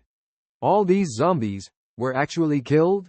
And it was all done by these steel beads? Shock and incredulity intertwined on his sweaty face as he stared at the steel beads floating in the air. He began to doubt if he was drunk and having a bizarre dream. Suddenly, a first-order zombie that had been hit by several bullets but not yet dead burst open on the ground. Even its viscera splattered all over the floor, entangled on a broken wooden board and dragged out. It charged straight towards the astonished Lu Meng. Lu Meng immediately reacted. Just as he was about to raise his gun, a tiger like Qiongqi rushed over from a distance and slapped it to death on the ground. Then it lowered its head to devour the first-order zombie. Crunch, crunch. This terrifying and ferocious monster's appearance caused Lu Meng's breath to pause. The crowd gathered nervously, staring intently at the Qiongqi. Even the seasoned members, who were used to big scenes, couldn't help but tremble at this moment. They thought they were safe, but another, even larger and more terrifying monster appeared. "Meng brother, what should we do now?" one person said with a terrified face, teeth chattering. "Lu Meng, my friend, what do you think? Should we make a run for it?" another person suggested. "Don't panic, this is one of my pets." Chen Mo walked over with Qiongqi, who looked curious. The steel beads floating in the air also gathered around Chen Mo. "There are others?" Lu Meng's mind raised a hint of caution, pointing his gun at Chen Mo, saying, "Don't come closer. Are you a superpower? Did you do all this?" "Oh?" Chen Mo lazily glanced at him, casually scanning the people present. He didn't expect them to know about superpowers. "Yes, and who are you? Are you also a survivor in this area?" Lu Meng asked warily. He knew the power of superpowers. Under Luo's command, several powerful superpowers had recently appeared. Ordinary zombies were no match for them. But the strength of this unfamiliar young man in front of him was definitely not to be underestimated. In just an instant, he had dealt with the zombies here. It was unbelievable. If the other party wanted to deal with them, the consequences would be unimaginable. "Don't come closer. Keep your distance," Lu Meng said in a deep voice, and several old team members also raised their rifles. Chen Mo remained calm, walking towards them slowly, completely ignoring Lu Meng's warning. "If I wanted to kill you, you would have been like those zombies long ago," he said indifferently. After that, he gently raised his right hand. The steel beads beside him instantly flew towards the 4 people, so fast that they couldn't even see the moment they were shot out. The steel beads had already stopped steadily in front of them. The huge impact made the people present feel a stinging sensation on their cheeks. Lu Meng's forehead oozed cold sweat, subconsciously swallowing saliva, staring wide-eyed at the floating steel beads in front of him. "What kind of ability is this? Chen Mo, did you see that? I could easily kill you all without breaking a sweat," Lu Meng said uneasily, his voice stern. When they heard the command, "Put down your guns," from the side, several old Lion Team members seemed to be ignited by a flame, and they all put down their weapons. Lu Meng forced a faint smile, and asked softly, "What do you want to do?" Chen Mo stared at the weapons flashing on them, with complex emotions surging in his heart. Before his rebirth, he had also worn such equipment and had been a member of the Lion Team. Slowly, he asked, "Chen Mo, You guys must be from the lion team, right? Lu Ming's heart skipped a beat, nodding gently, yes. After confirming their identity, a glint of excitement flashed in Chen Mo's eyes as he exclaimed, finally. Finally found Luo Tianxiong's people. Previously, Chen Mo was a bit worried that his presence might have an impact on Luo Tianxiong, and wondered if it would make him consider moving elsewhere for development. But since they were all under Luo Tianxiong, this problem was easily resolved. After all, isn't their leader Luo Tianxiong? When this was mentioned, Lu Meng and the others immediately became alert. You see, now in Tianhai City, there is not only the Lion Team Survivor team. Do you know our boss? Chen Mo nodded. Take me to see him. I need to find Luo Tianxiong. Lu Meng furrowed his brows, lost in thought. What are your plans in meeting our boss? Chen Mo, you don't need to know. Lu Meng remained silent, but considering Chen Mo's formidable strength, he eventually nodded. If he didn't agree, they might end up in a dangerous situation. Well then, follow us, I'll take you to meet our boss. Just wait a moment, Chen Mo calmly said, okay. Lu Meng turned and left, with several senior Lion Team members following. They whispered to each other, Meng Jie, are we really taking this guy of unknown origin to see the boss? His strength is so powerful, I'm a bit worried. Lu Meng glared at them. Is there another way? Do you want them to be shot down like zombies? They didn't even dare to easily test fire. The previous battle happened too fast. It was not even like human behavior. Zombies fell one after another. Bodies piled up like mountains, blocking the road. The team members couldn't help feeling a bit scared. Lu Meng took a deep breath and said, he doesn't seem hostile, otherwise he wouldn't have helped us. Let's take a step back and see how it goes. You guys go clean up the heads of these zombies. After that, Lu Meng walked up to a group of students lying on the ground, angrily said, damn it, a bunch of useless cowards. Just now you were so good at fighting, but look at you now, not even killing a zombie, shooting bullets randomly afraid that your own people might die too slowly. Lu Meng vowed to apologize to Zhang Dong when he returned, and never bring new recruits again, otherwise he would eventually harm himself. Stand up, all of you. Lu Meng shouted loudly. The students shivered and struggled to get up, almost scared to pee by the scene just now. One of the students who had lost his military knife pointed at Chen Mo in fear and asked softly, Lu Jie, is that guy one of us? Lu Meng was furious at the sight of him. He immediately kicked forward. Damn it, where is your knife? The student replied somewhat fearfully, it seems to be lost. Suddenly, a silver light flashed. A brand new Nepalese military knife floated over and hung in front of the student. Is this the one? Chen Mo said lightly from a distance, picking it up casually. The knife, floating in the air. The student saw this scene. His face paled, his eyes widened staring at the floating knife. Then his vision went black, and he fainted.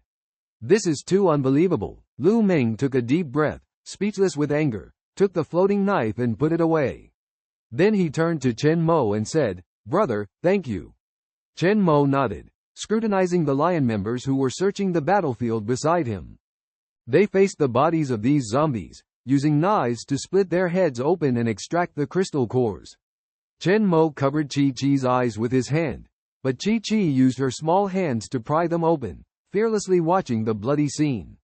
Her heart had long been numb, having witnessed even more terrifying scenes than this before. Chen Mo looked at Chi-Chi somewhat surprised, not expecting her to be so calm, but he didn't say much. Perhaps it was better to adapt to this environment sooner. He collected these crystal cores, then used a knife to extract the crystal core of the only first-order zombie. Lu Meng walked over, solemnly saying, bro, although I don't know what your purpose is in finding our boss, you have saved our lives. As an Esper, these crystal cores should be useful to you. Keep them safe. Chen Mo looked at the crystal core in Lu Meng's hand, somewhat surprised by his generosity.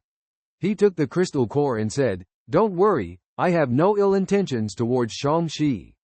Lu Meng's face turned serious, nodding in understanding.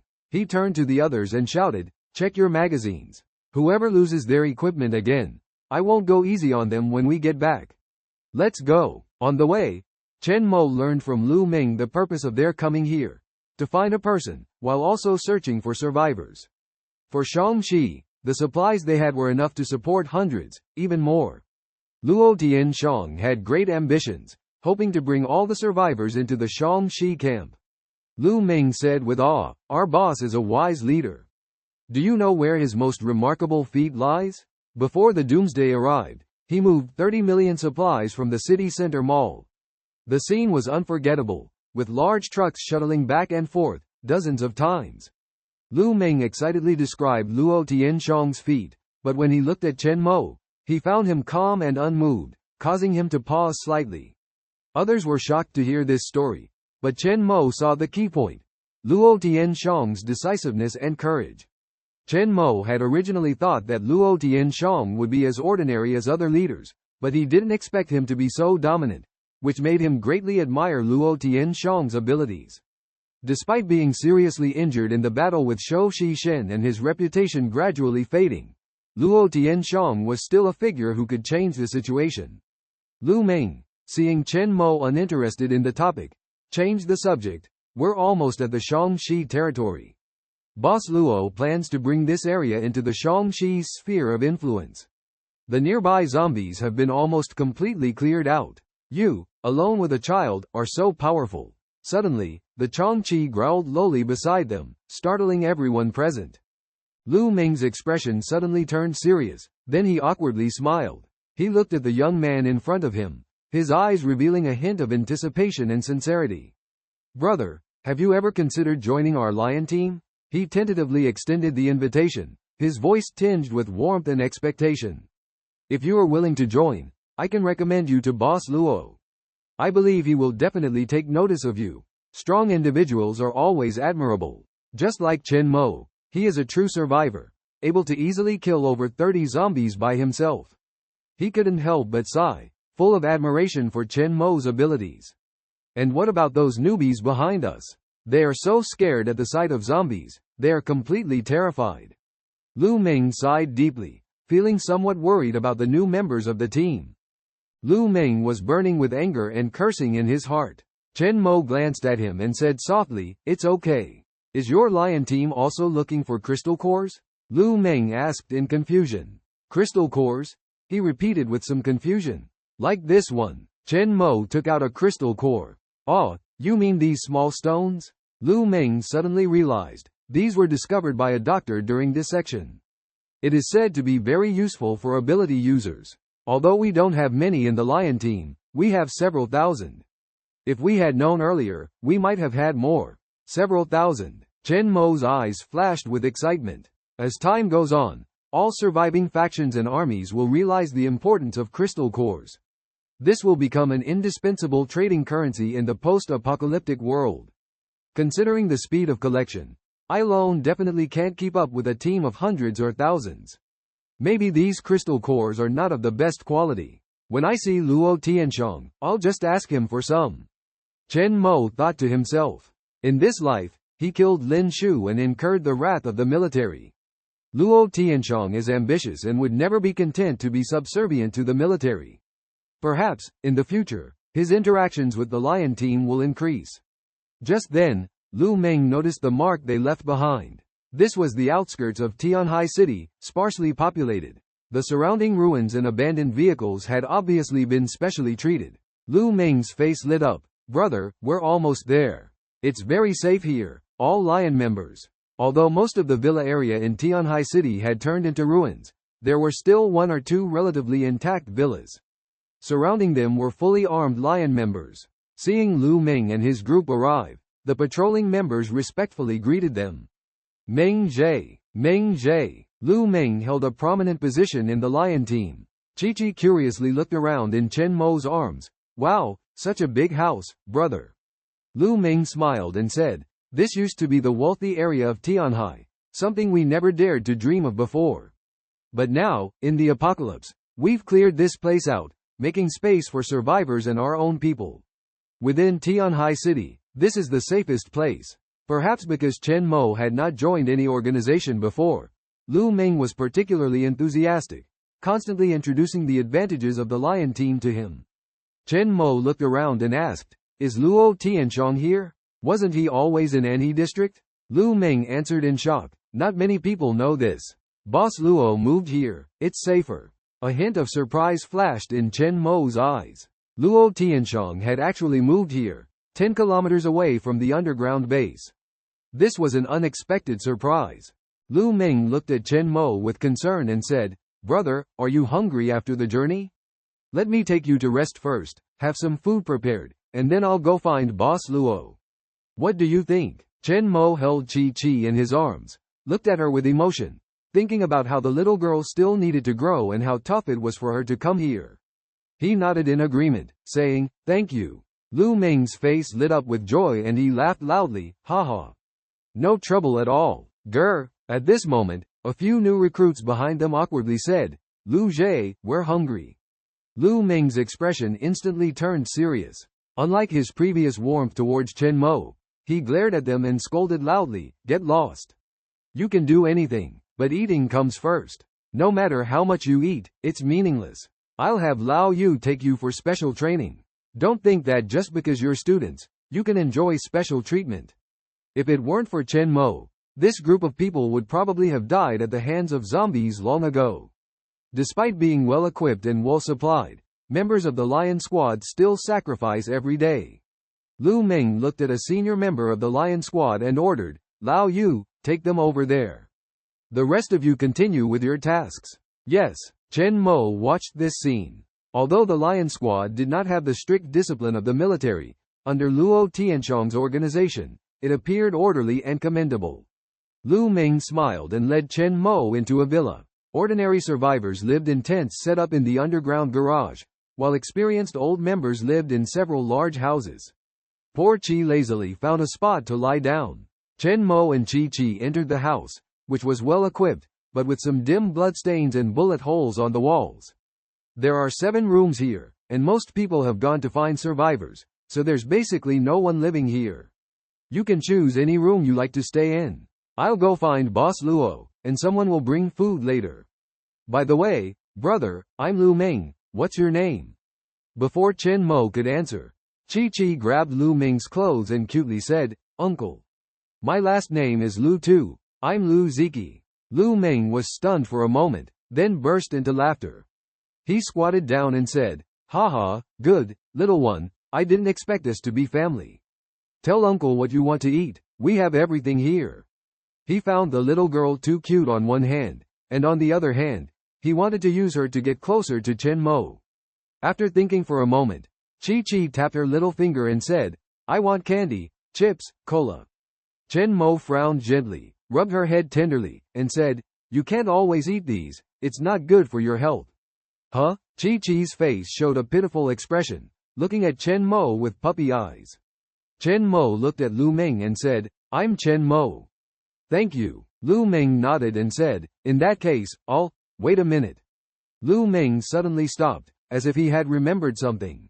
"Wait, Chen Mo?" Lu Meng's eyes widened, his face showing an incredulous expression. Looking shocked, as if he had seen a ghost, he stared at Chen Mo in amazement and exclaimed, "Are you saying, you're Chen Mo? The legendary figure boss has been looking for?" Lu Meng stared at Chen Mo eagerly and asked, "Brother, are you Chen Mo?" Chen Mo furrowed his brow and asked, puzzled, "What's going on?" Lu Meng trembled with excitement, his eyes shining with excitement. "No, brother Chen, you just rest here, I'll go find big brother Luo. I'll send someone to take care of all your needs." Lu Meng ran out excitedly, feeling extremely thrilled. He realized that Chen Mo was the person big brother Luo was looking for, able to easily handle over 30 zombies, definitely a remarkable talent. During this time, the Lion team had sent out many members to search for survivors, and the most important task was to find a young man named Chen Mo. Lu Meng was overjoyed, with a big smile on his face.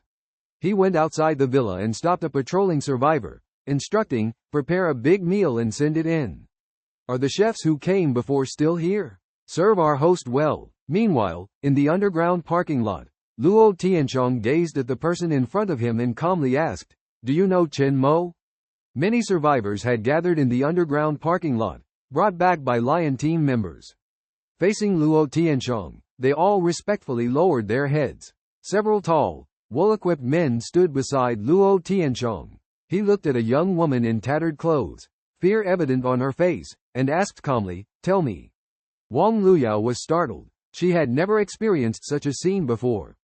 In the early days of the apocalypse, she had survived by chance, staying with other survivors until they were contacted by someone. With the help of the lion team, they had come here. Wang Luyao felt uneasy and unsure whether the middle-aged man in a black coat and stubble was Chen Mo's enemy. A lion team member beside him whispered, "Boss Luo, this girl is said to be Chen Mo's ex-girlfriend." Luo Tianxiang's eyes lit up after hearing this. He stared at Wang Luyao and asked, "Is it true?" Wang Luyao nodded slightly, a bit afraid. Luo Tianxiang said excitedly, "Don't be afraid, we won't harm you. You are Chen's ex-girlfriend. Can you still contact him?" Wang Luyao shook her head. Then Luo Tianxiang asked, "Where was the last place you saw him?"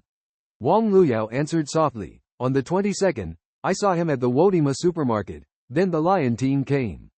Luo Tianxiang's eyes showed a hint of contemplation. Then he laughed heartily, "How foolish of us, not realizing she is a friend of Chen. How could you leave her waiting here? Arrange for them to meet immediately." Since there was an intersection with that mysterious person, time did not allow any delay. Even the ex-girlfriend of that mysterious person was involved. Wang Luyao was somewhat surprised to hear this. She had been here for a few days, and although food was delivered every day, the survivors in the underground garage did not see any value in the male lions. Those chosen by the male lions had long been absorbed into the organization. She knew all this must be because of her relationship with Chen Mo. Only the leader of the male lions in front of her would treat her with such courtesy. However, in her memory, Chen Mo had always been an ordinary and backgroundless person. Wang Luyao asked in confusion, "Do you know Chen Mo?" Luo Tianxiang smiled and replied, "How could I dare? Brother Chen is a remarkable person. I just happened to meet him once." Just then, an anxious Lu Meng ran over. Luo Tianxiang turned to face Lu Meng, frowning at his gasping and eager appearance, and asked, "What's wrong? Didn't I say not to panic?" Lu Meng gasped and said that he had looked for Luo Tianxiang for a long time, only to find him not in the house. He asked a few people and found out that he was in the underground garage. Lu Meng gasped and said, "Boss, I found the person you were looking for." Luo Tianxiang asked puzzledly, "A survivor?" Lu Meng shook his head and said, "No, it's Chen Mo." When Luo Tianxiang heard this, his eyes lit up instantly, and he said in shock, "What?" The other male lion members beside him were also shocked. Wang Luyao was even more shocked when she heard this name. Zhang Dong immediately asked, "Lu Meng, are you joking? Are you sure?" Lu Meng said seriously, "Absolutely true. I found him when I was out exercising with the new recruits." Luo Tianxiang immediately asked loudly, "Where?" Lu Meng replied immediately, "He's in the third villa now." Luo Tianxiang was extremely excited to hear this, never expecting to see this remarkable person again. If it weren't for Chen Mo, the members of the male lions would not have been able to live so smoothly in the apocalypse. He excitedly said, "Quick, take me there." Suddenly, he remembered Wang Luyao standing beside him and said to her, "You come too." Everyone hurriedly left the scene. Inside the villa, Chen Mo looked at the table full of steaming food, feeling a bit emotional. In the apocalypse, he could still taste the delicious stir-fry. Beside him, Qiongqi was enjoying the food, her eyes shining as she said, "Delicious. Brother, come and eat." A young man smiled and said, "These are all made by Lao Li. He was a 5-star chef before the apocalypse." Another young man curiously asked, "What's your relationship with Lu Zhe?" Only members of the male lions can enjoy this food.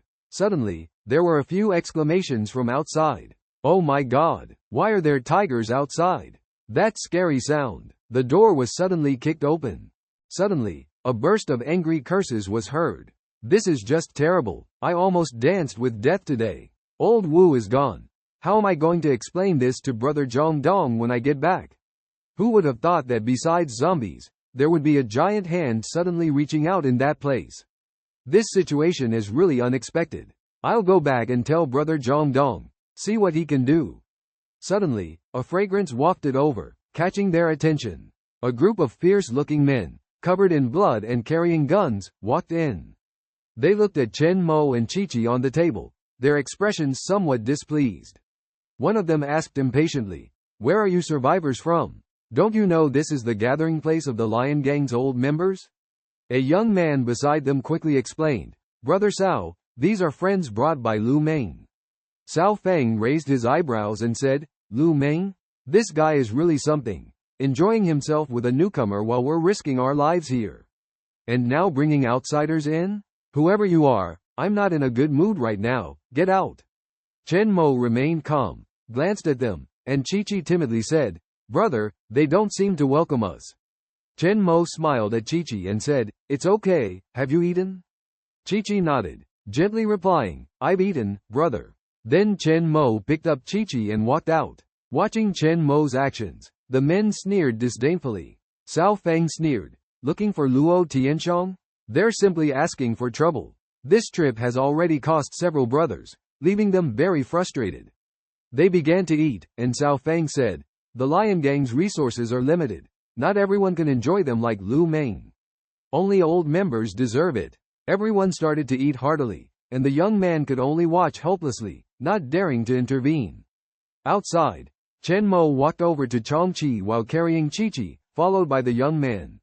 He hesitantly said, Those are all old members at the same level as Lu Meng. Even if Lu Meng comes, it won't help.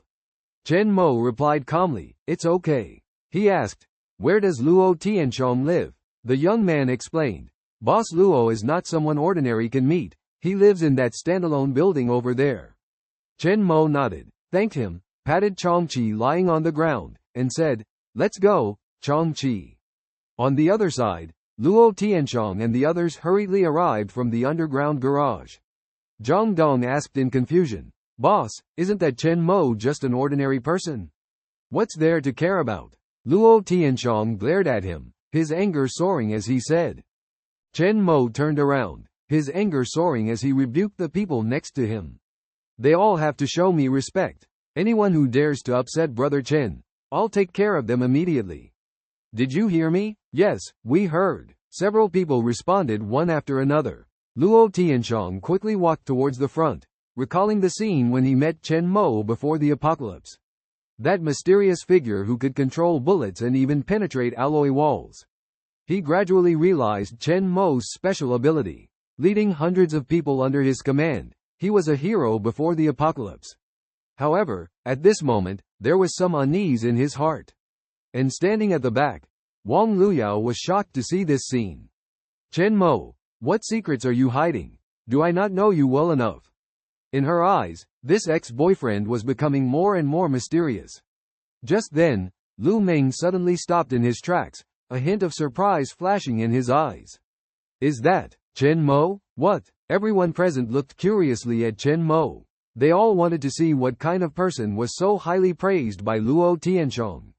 When Chen Mo appeared in their sight, Luo Tianxiong couldn't help but tremble involuntarily. This familiar face. This unique aura. It's really him. Excitedly, Luo Tianxiong walked up to him. Chen Jie. Luo Tianxiong called out with a smile. Hearing this address, the old members beside him couldn't believe their eyes. Did Luo boss just call this young man Chen Jie? Chen Mo was also surprised by Luo Tianxiong's actions. Didn't expect to meet him here. Luo Tianxiong warmly approached and greeted him with a bow. Chen Jie, long time no see. I knew you must still be alive. Heard you were looking for me. Didn't have to wait long, right? After a month of not seeing each other, the current Luo Tianxiong appeared even more imposing. It seemed like he had also awakened his special ability. Chen Mo noticed the awakening dark patterns on his hands, and Wang Luyao behind him was even more surprised to see Chen Mo. It's really him. Damn it. Lu Meng, come here. Luo Tianxiong said angrily. Didn't I tell you? When you see Brother Chen, you must entertain him properly. Why wasn't Chen Ji's accommodation arranged? Lu Meng looked puzzled and said, not understanding. Chen Jie, weren't you in the villa? Why are you out here? Qiongqi coquettishly said in Chen Mo's arms. A group of people came and kicked me and my brother out. Luo Tianxiong was stunned after hearing this, then he became furious. This is too much. I want to see who dares to drive away Brother Chen. I clearly instructed that when meeting Chen Mo, he should be treated like an honored guest. Whether it's food, supplies, or beautiful women, fulfill all his needs. How dare someone not take my words seriously? Luo Tianxiong's eyes burned with anger. He tried to calm himself down and turned to the little girl in Chen Mo's arms, asking, Chen Jie, who is this? Chen Mo smiled and explained, she is the daughter of an old friend. Just call me Chen Mo, no need for Chen Jie. Luo Tianxiong chuckled and jokingly called him, Chen Buddy. Chen Mo nodded in understanding. Luo Tianxiong had many questions for Chen Mo, but first, he needed to find out who dared to offend this mysterious figure. If Chen Mo was truly offended, Luo Tianxiong swore to give severe punishment. As the leader of the Lion Clan, he was not one to show mercy, especially now that his powers had awakened, making him even stronger. Chen Buddy, let's go and see who has offended you, Luo Tianxiong said boldly, showing his leadership style. Zhang Dong also smiled in agreement, having been in charge of procurement and knowing a bit about the situation. Although he didn't dare to call Chen Mo Buddy, like Luo Boss, he politely said, Chen Jie, we have always regarded you as a deity, and Boss has asked us to find you several times. Surprised, Chen Mo asked, find me? Luo Tianxiong put his arm around Chen Mo's shoulder, saying loudly, Chen Buddy, you are our Lion Clan's benefactor. We'll talk about this later, let's first go see who has offended you. He then pointed to Wang Luyao behind him and introduced, Chen Buddy, look at the guest I brought you. Chen Mo looked at Wang Luyao, frowned, while Wang Luyao looked complex, not expecting to meet Chen Mo here. Chen Mo and Chi-Chi curiously looked at Wang Luyao, who remained silent, her heart filled with mixed emotions. The reunion between Chen Mo and Wang Luyao made her feel inferior and estranged. In this post-apocalyptic era, the Lion Clan, as a powerful survivor force, made her feel incredibly small. Chen Mo remained calm and composed in front of Wang Luyao, showing no mercy. Wang Luyao felt like they were living in different worlds, filled with helplessness. After Chen Mo left, Wang Luyao was deeply moved, standing alone in place. Luo Tianxiong walked up to Chen Mo and asked, Chen Buddy, how do you feel? Chen Mo said calmly, don't worry, we will make sure to arrange the best place for your girlfriend to stay, and she won't lack anything to eat or drink. Although his voice was calm, his heart was filled with concern and worry for Wang Luyao.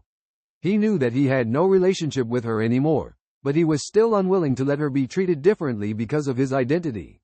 Even though he no longer cared, he would not allow Wang Luyao to use his name to gain special treatment.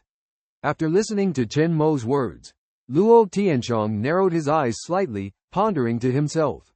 He understood that Wang Luyao must have done something wrong to make Chen Mo react this way. With a chuckle, he said, it seems like this woman has done something bad. Then he turned to the people beside him and said, since even Brother Chen said so, there's no need to treat her differently. Let her go back to the underground parking lot. Luo Tianxiong was always decisive and ruthless. He looked at the person beside him and said coldly, survivors without value should stay in the underground parking lot, responsible for moving supplies, that's their only use. Meanwhile, in the third villa, Cao Fengyuan and his men had eaten and rested, lying back on the chairs. Cao Fengyuan picked up a toothpick to clean his teeth, a hint of fierceness flashing across his face as he said, this is important news. Boss Luo has always wanted to expand his territory to the area in the city center, but there are too many zombies there, impossible to clear out.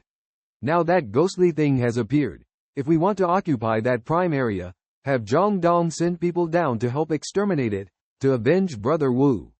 The people around nodded in agreement, their emotions stirred up. Suddenly, the door was kicked open with a heavy blow. A deep voice rang out, avenge who? Everyone present felt a shiver and stood up. They saw Luo Tianxiong and his group walking in with a powerful momentum. Cao Fengyuan and his men were startled and hurried forward. Cao Fengyuan frowned and asked, Lu Meng, you're here too? And you, kid? Luo Tianxiong was furious, rebuking loudly, blind fools. Who told you to drive Brother Chen away? Didn't I tell you that you must show respect when you meet Brother Chen?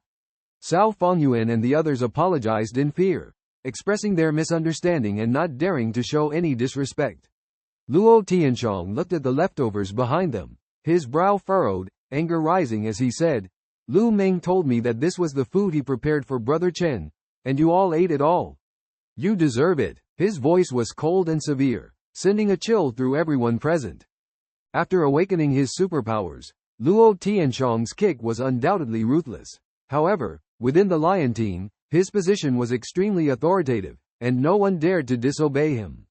Cao Fengyuan and others turned pale, remained silent, and felt fear in their hearts.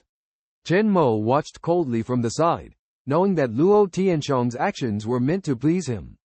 Enraged, Luo Tianxiang ordered loudly, "All of you kneel down and apologize to Brother Chen." The senior members of the lion team all know the importance of Chen Mo to the team. Hearing Luo Tianxiang's command, everyone immediately knelt down to beg for forgiveness. They apologized to Chen Mo in a low voice, expressing regret. These people were all senior members of the lion team who had followed Luo Tianxiang even before the outbreak of the apocalypse. Unexpectedly, in front of everyone, Luo Tianxiang showed no mercy. The deputy leader of the lion team, Zhang Dong, looked at Chen Mo with puzzlement, wondering what was so special about him. Chen Mo's position in everyone's hearts became even more prominent. All the brothers present surrendered, except Cao Fengyuan, who remained unmoved. Seeing this, Luo Tianxiang's face darkened, and he coldly questioned, "Cao Fengyuan, what do you want?" Cao Fengyuan stared at the calm Chen Mo and replied loudly, "Boss Luo, I refuse to comply." The crowd was shocked that Cao Fengyuan dared to openly defy Boss Luo's orders. "You're asking for death." Luo Tianxiang instantly raised his gun towards Cao Fengyuan's head, seething with anger. "You want me to apologize to Brother Chen? Are you looking to die?" Cao Fengyuan closed his eyes and firmly stated, "Boss, go ahead and shoot. We brothers have worked hard and sacrificed. Why should we let outsiders share our achievements? Lao Wu and Lao Lu have both sacrificed." "What?" Zhang Dong's pupils constricted as he looked at the people present in shock. "Cao Fengyuan, what do you mean? Lao Wu and Lao Lu have sacrificed?" Luo Tianxiang's eyes revealed a killing intent as he stared coldly at Cao Fengyuan. "Tell me, what happened?" The lion team was currently powerful, and even going to the city center was not considered dangerous, especially since Cao Fengyuan and the others were experienced thugs. Cao Fengyuan opened his eyes, anger evident in his gaze, and said, "Boss, Lao Wu and Lao Lu went to the city center." And suddenly a huge hand emerged from the ground, snatching away all 5 members of our team. Enraged, Luo Tianxiang questioned even more angrily, "Are you sure you're telling the truth?" At this moment, Chen Mo, who had been observing silently, furrowed his brow and walked up to Cao Fengyuan, asking, "Are you sure you saw that hand?" Surprised, Luo Tianxiang asked, "Brother Chen, do you know something?" Chen Mo nodded and asked Cao Fengyuan with concern, "Do you remember the situation clearly?" Luo Tianxiang slowly lowered his gun and snorted, "Since Brother Chen is asking you, speak up." After listening to Chen Mo's account, Cao Fengyuan nodded and took a deep breath before saying, "We can't say for sure about the specifics, but we do remember that the earth suddenly shook, and then a crack appeared on the ground. 2 huge arms emerged from that crack and knocked down Lao Wu and Lao Lu, as if there was a great force trying to break free. We also heard a sound similar to a baby crying." Chen Mo's eyes flickered with doubt upon hearing this. Why would this happen? It's only been a month since the apocalypse began. Normally, even if the gods awaken, they should still be in a dormant state and shouldn't be making any moves so early. And the true awakening of the gods should wait until after the attack of the Nian beast. Cao Fengyuan's description reminded people of the scene when Qiongqi Shen woke up. Could it be that Qiongqi Shen is about to crawl out from the underground of Tianhai City? Luo Tianxiang furrowed his brows, also filled with doubt. Did a 6 to 7 meter long baby arm really emerge from the ground? Are there other unknown beings hidden in the apocalypse besides zombies? Chen Mo slowly said, "And there is a god, Qiongqi Shen, beneath Tianhai City."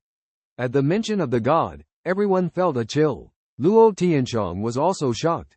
Could it be that in the apocalypse, the most powerful being is not the zombies, but the gods? Lu Meng also felt a chill and said, "Chen Jie, this is not a time for jokes." Chen Mo's words were like a depth charge, making everyone present feel a heavy pressure.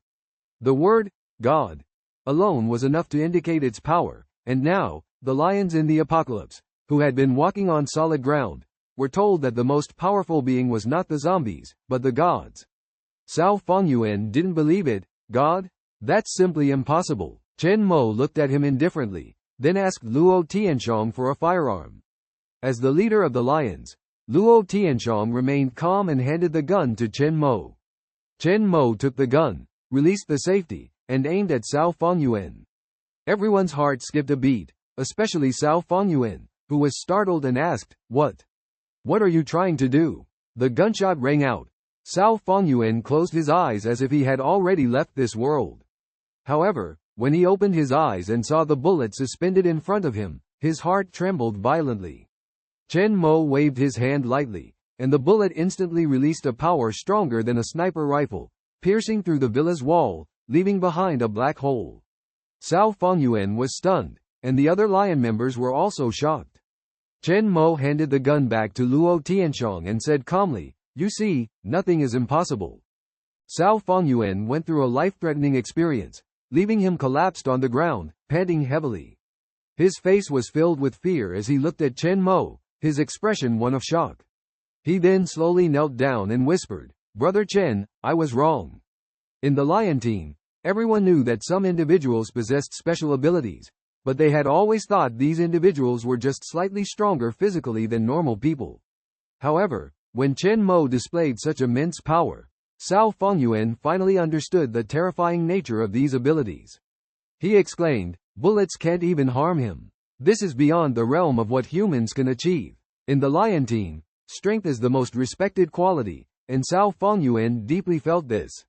Initially, many people didn't understand why Boss Luo showed such reverence to a young man. However, when Chen Mo demonstrated his strength, everyone was won over.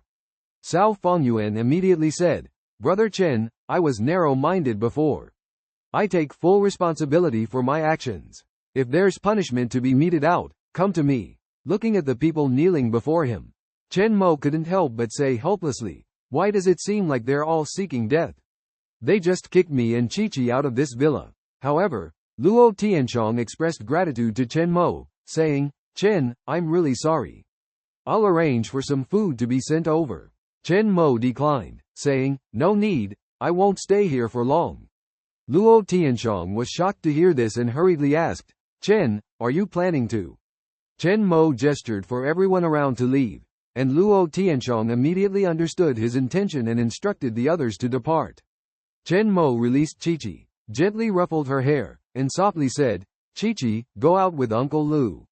Qiongqi, somewhat unwillingly, asked, "Why, brother?" Chen Mo patiently explained, "Just listen to me, Qiongqi." Qiongqi nodded, and Uncle Lu smiled, saying, "Qiongqi, would you like to come and play with Uncle? There are many fun things here." Qiongqi's eyes immediately lit up. As the door closed, Cao Fengyuan still looked at Zhang Dong with lingering fear and asked softly, "Dong, who exactly is Brother Chen? How can he be an ability user who isn't even afraid of bullets?" Zhang Dong glanced at him impatiently and said, "You have the nerve to ask? If it weren't for Brother Chen's mercy, you would have been done for. Those valued by Brother Chen are no ordinary people." Despite this, the scene just now also left Zhang Dong feeling shocked. He couldn't help but wonder. That young man, no, the god that Brother Chen mentioned, could it really exist in Qiongqi City? Someone nearby whispered, "Could there really be divine beings among us?" Zhang Dong snorted coldly, not giving an answer. In the villa, Luo Tianxiong and Chen Mo sat on the sofa, creating a relaxed and pleasant atmosphere. Luo Tianxiong took out a pack of cigarettes, lit one, and took a deep drag, enjoying the swirling smoke. In the apocalypse, even a piece of bread has become extremely precious, with a scarcity of material necessities, let alone spiritual satisfaction. However, as the leader of the lion, Luo Tianxiong was fortunate enough to enjoy the pleasure of smoking to relax. He unconsciously handed a cigarette to Chen Mo, but suddenly stopped. With a smile, he said, "Chen, want a smoke?" "Oh, wait, I almost forgot you don't smoke." Luo Tianxiong laughed heartily. Chen Mo looked at him and slowly said, "I'm planning to go to North China City." Hearing this, Luo Tianxiong's pupils contracted, quickly advising, "Brother, North China City is not a good place. Recently, a military force went to rescue, but ended up being wiped out." Chen Mo furrowed his brow, deepening his understanding of the danger in North China City. In his memory, only ferocious creatures existed there. If even the military couldn't resist, it could only be an ancient fierce beast awakening. Luo Tianxiong looked at Chen Mo and couldn't help asking, "Are you going there to find someone?" Chen Mo replied calmly. Luo Tianxiong shook his head, feeling a myriad of emotions. If Chen Mo joined the lion, it would undoubtedly make the lion stronger. Although fate had not yet arrived, their friendship would not change. Luo Tianxiong took a deep drag of his cigarette and said seriously, "Chen, I will send someone to accompany you." Chen Mo waved his hand and said, "No need, I am enough on my own. I came to you this time to ask for a favor." Hearing this, Luo Tianxiong eagerly said, "Oh, whatever it is, just tell me, I will do my best to help you." Chen Mo stared into his eyes and said in a deep voice, "Did you see the little girl I was holding? Her name is Qiongqi." Upon hearing this, Luo Tianxiong immediately understood Chen Mo's intention. He solemnly promised, "Don't worry, I will take care of her as if she were my own daughter, and never let her be harmed." He did not expect that Chen Mo had come to protect the little girl. This made him admire the mysterious and powerful Chen Mo even more. It also built a bridge of communication between the lion and Chen Mo. Luo Tianxiong's eyes were sharp and full of spirit. He smiled brightly at Chen Mo and said, "Don't worry, Chen, as long as it involves Qiongqi, it's touching my bottom line as Luo Tianxiong." Chen Mo nodded solemnly and said, "Actually, I'm not worried about Qiongqi's safety.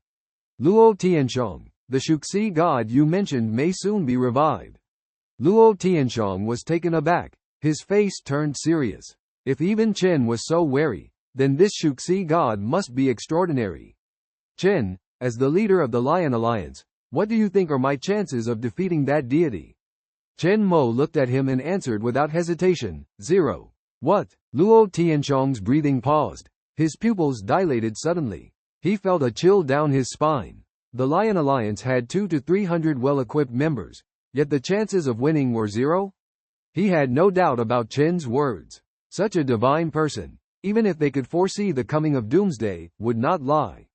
Chen Mo calmly said, "Don't worry, before I leave, I will take care of the final trouble in Tianhai City.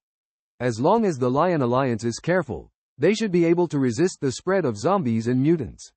Dealing with the Qiongqi god is just a side task. Chen Mo also wanted to test if his Tianquan ability could control deities. If he could make the Qiongqi god submit, his strength would greatly increase.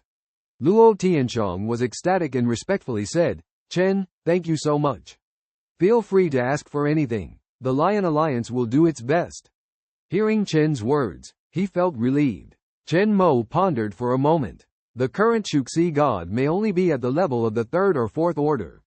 With the existence of the Qiongqi, the former Qiongqi had torn apart deities before rebirth. There must be a way to restrain them. When the Qiongqi advanced to the 2nd order, and his Tianquan ability reached the 2nd order, he should be able to defeat the Qiongqi god. "Luo Tianxiong, I heard that you have collected a lot of crystal cores. I need some." "Crystal cores?" Luo Tianxiong was puzzled. "It's this." Chen Mo took out a 1st order crystal core from his pocket. Seeing this, Luo Tianxiong suddenly understood. "Haha, Chen, so you were talking about these things inside the zombies' heads. We Lion Alliance have indeed collected a lot. I'll give them all to you. About 3,000 or so. Consider these as a thank you gift from me. Feel free to come and take more whenever you need." Chen Mo's eyes flashed with joy, and he thanked, "Thank you." Luo Tianxiong said, "Chen, let's go to the warehouse and take a look." The two went to a small warehouse where Lion Alliance's supplies were stored. Luo Tianxiong nodded and had the guard open the warehouse door. "Follow me." They entered the warehouse, facing a mountain of crystal cores, along with boxes filled with supplies. Chen Mo looked at these crystal cores and noticed that there were not only low-quality crystal cores but also high-quality ones. Chen Mo unexpectedly discovered a rare 2nd-order crystal nucleus, a light purple crystal nucleus larger than the others. He hesitated, wondering if possessing the strength of a lion could counter the 2nd-order zombies and mutants. Luo Tianxiong led Chen Mo to the crystal nucleus and sighed softly, saying, "These were all obtained from those detestable zombies and monsters. Chen, my friend, the crystal nucleus in your hand was discovered by our lion members by chance. It's almost the same size as your pet, resembling a canine monster." We sacrificed more than 20 brothers to barely kill it. Chen Mo stared at the second-order crystal nucleus in his hand, realizing that zombies and mutants below the third order could withstand firepower damage, but it would be difficult to harm them further unless using some special weapons. Curiously, Luo Tianchong asked, Chen, what are these crystal nuclei used for? Do you need them so badly? Chen Mo looked at him and replied slowly, psychics can use crystal nuclei to enhance their abilities or restore their physical strength, but they should not absorb too much, or they will lose their sanity, no different from zombies and mutants. Luo Tianchong nodded, pondered for a moment, and said, I see. I once toyed with a crystal nucleus, and it somehow disappeared from my hand. Don't worry, we lions can handle things even without these. Feel free to take them if you need. Chen Mo glanced at the crystal nuclei on the ground, shook his head, only took a second-order crystal nucleus and more than 41st-order crystal nuclei, saying, these are enough. Luo Tianchong was somewhat surprised, thinking Chen Mo was being polite, and asked, won't you take more? Chen Mo explained, low-quality crystal nuclei don't have much effect on me anymore.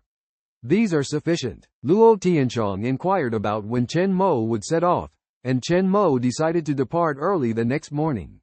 Luo Tianchong exclaimed, so soon?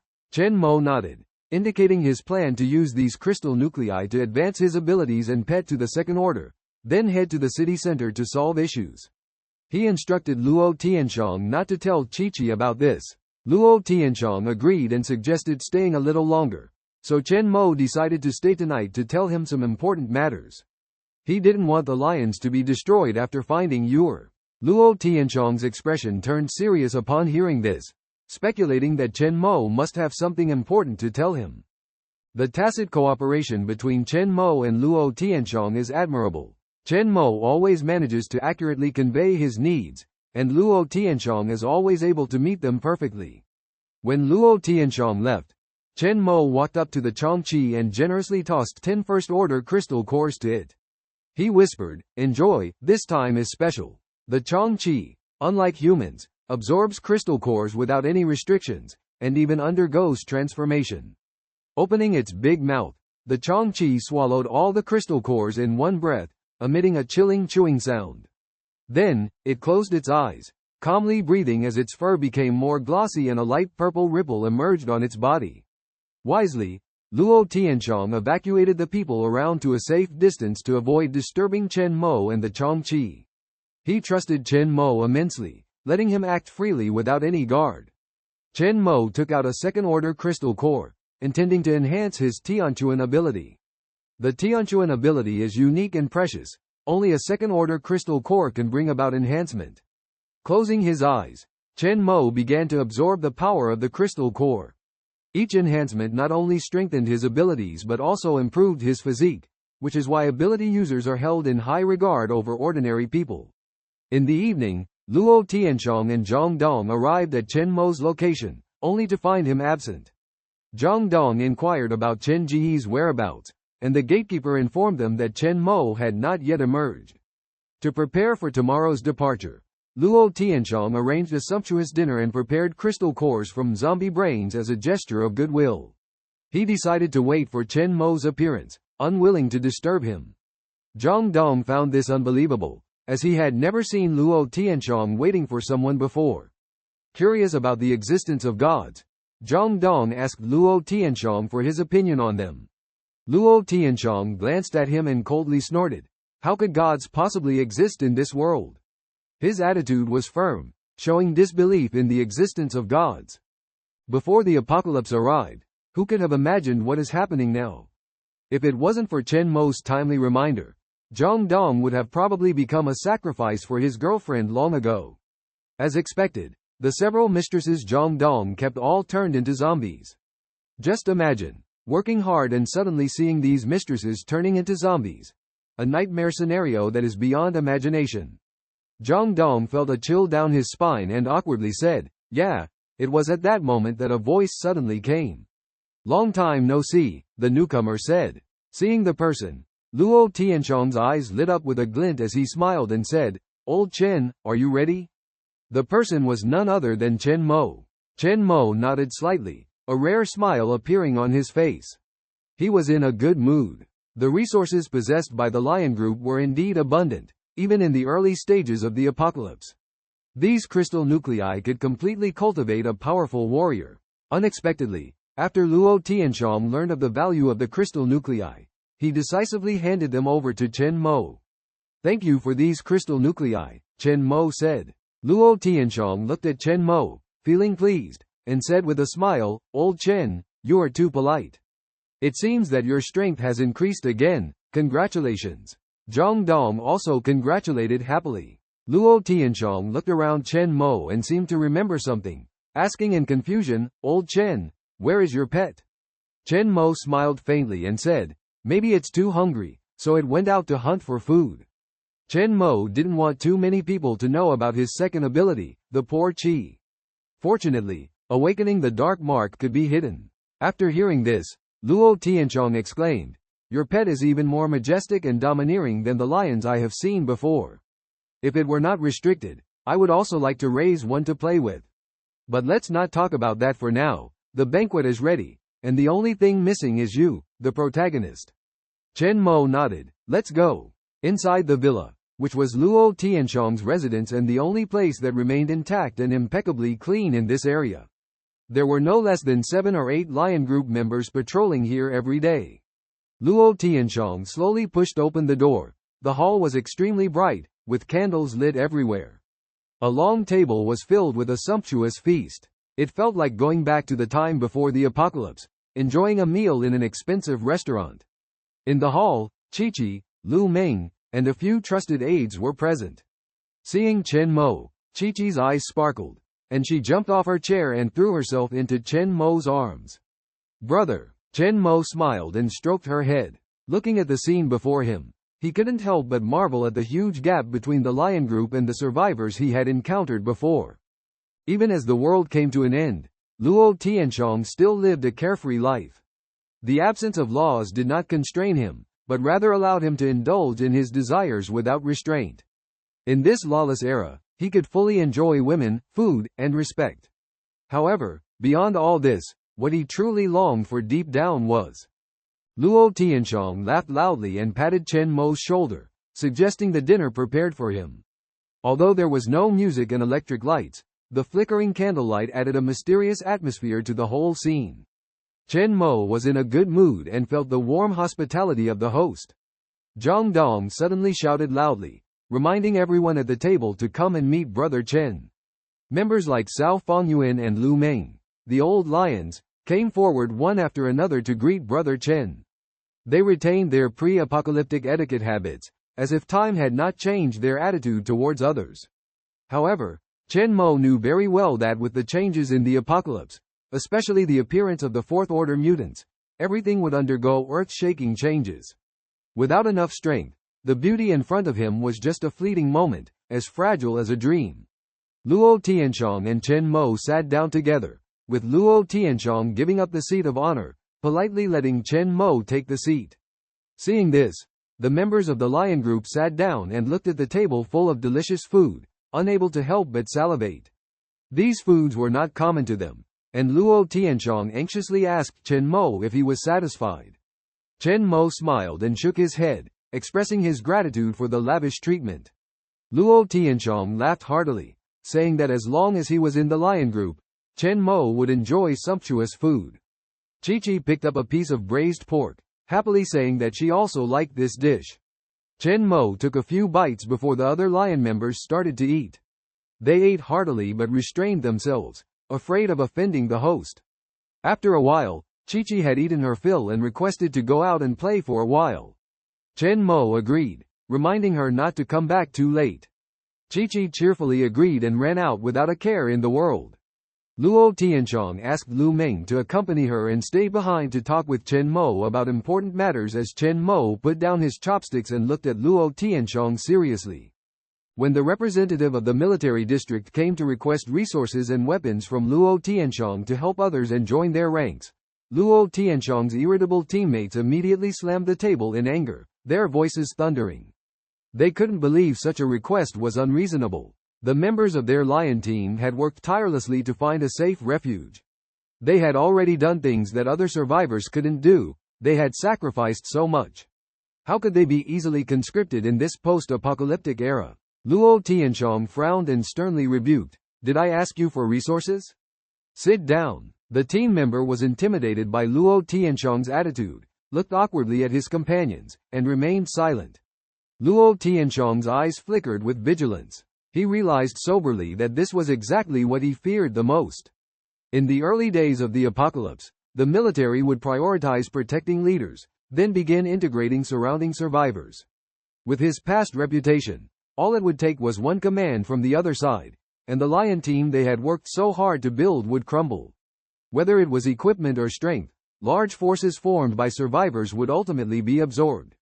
Luo Tianxiong couldn't abandon his hard-earned achievements, let alone hand them over. That's why he wanted to train survivors and build his own power. Luo Tianxiong looked at Chen Mo seriously and said, "Brother Chen, what if I refuse?" Chen Mo squinted his eyes and stared at him in silence for a long time. Luo Tianxiong realized he had found the right person.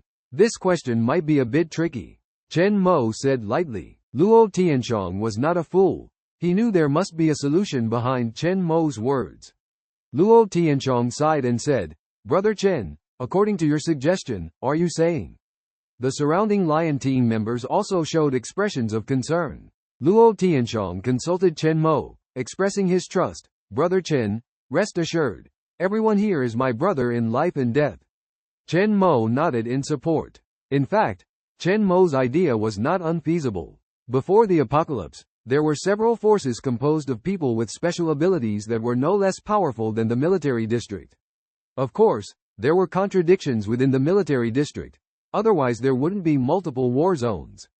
Chen Mo told Luo Tianxiong, "In terms of resources and firepower, you can't compare to the military district, but the power of people with special abilities will far exceed your imagination." Luo Tianxiong immediately understood Chen Mo's intention and said with respect, "You mean, we should start with the people with special abilities?" Chen Mo smiled and shrugged. "I didn't say anything specific." He indicated that before he left, he would deal with the biggest threat in Qiongqi City, the god of longevity. Although Qiongqi City was vast, the number of survivors was limited. In the early stages of the establishment of major forces, survivors would spontaneously seek shelter. Starting from other aspects might be more effective than searching for survivors. Chen Mo handed Luo Tianxiong a note, which was his plan written in the old house. Luo Tianxiong took the note, glanced at it, and his pupils suddenly contracted. His hands trembled, eyes flickering with excited flames, murmuring to himself. The older members of the Lion Clan gathered around, their faces filled with curiosity and anticipation, as they peered at the paper in Chen Mo's hand. Luo Tianxiong couldn't help but squeeze into the crowd, trying to get a glimpse of the contents of the paper. Finally, he stuffed the paper into his pocket, excitedly casting a grateful look at Chen Mo and earnestly saying, "My dear Chen, I will never forget this kindness. In the future, whenever you call, the Lion Clan will surely offer our full support." Chen Mo filled a piece of paper with the names of famous supernatural beings in various war zones and survivor forces, including Shi Yuan. He had a preliminary understanding of these people and roughly knew where they might show up. Thinking about the specific locations, Chen Mo smiled slightly, feeling a hint of joy in his heart. Some of the names on this list were people Chen Mo cared about privately. The specific locations were mostly close teammates of Chen Mo before his rebirth, who also suffered a tragic fate in that punitive battle. Chen Mo felt inadequate to search for each one individually, so he asked Luo Tianxiong to do it, which was also a comfort to himself. Luo Tianxiong eagerly expressed willingness to help. He gratefully said, "Chen, your help means a lot to me. I will remember this favor and surely repay you in the future." The people on the list possessed unimaginable supernatural powers, which excited Luo Tianxiong immensely. He decided to find these people and have them join the lion team. Curious lion members asked Chen Mo, "Chen, what did you give the boss?" "Let us see." Luo Tianxiong jokingly scolded them to leave, then poured a glass of wine for Chen Mo, respectfully saying, "Chen, I toast to you." Chen Mo initially wanted to decline but eventually accepted the glass, enjoying the drink with everyone. Luo Tianxiong downed a glass of wine boldly, saying with a smile, "Chen, although I may not have your abilities, drinking is not child's play. You have to leave early tomorrow morning, so we must get you drunk tonight. This was the rule of the apocalypse, where only strength could earn the respect of others. Amidst laughter and joy, Chen Mo gradually integrated into this rough group of lion members. Without the previous restraint, everyone enjoyed food and wine to their heart's content. After a while, Luo Tianxiong and the others drunkenly bid farewell and left. He arranged accommodation and tentatively asked Chen Mo if he needed a few female students to accompany him. Despite being politely declined by Chen Mo, Luo Tianxiong promised to give him a surprise the next day before leaving. Lu Ming returned with Qiongqi, and they lay down on the soft and comfortable big bed. Qiongqi peeked out and smiled, saying to Chen Mo, "Not sleeping yet. Had a great time today." Chen Mo made new friends in the villa area, and everyone was very friendly to him. One time, a little boy tried to snatch his toy, but ended up getting scolded by his mother, the screams echoing in the air. Chen Mo wondered why they didn't live in the villas but instead set up tents in the underground garage. Qiongqi held a special position in the lion team, and the other members knew better than to upset her, let alone the survivors. Chen Mo softly explained that maybe the underground garage was more lively. Curiously, he asked Qiongqi if she liked it here, and Qiongqi blinked her eyes, looked at the soft bed, and sweetly said she liked it because the bed was comfortable, and her brother was here. Chen Mo smiled reassuringly, telling her not to worry with her brother by her side.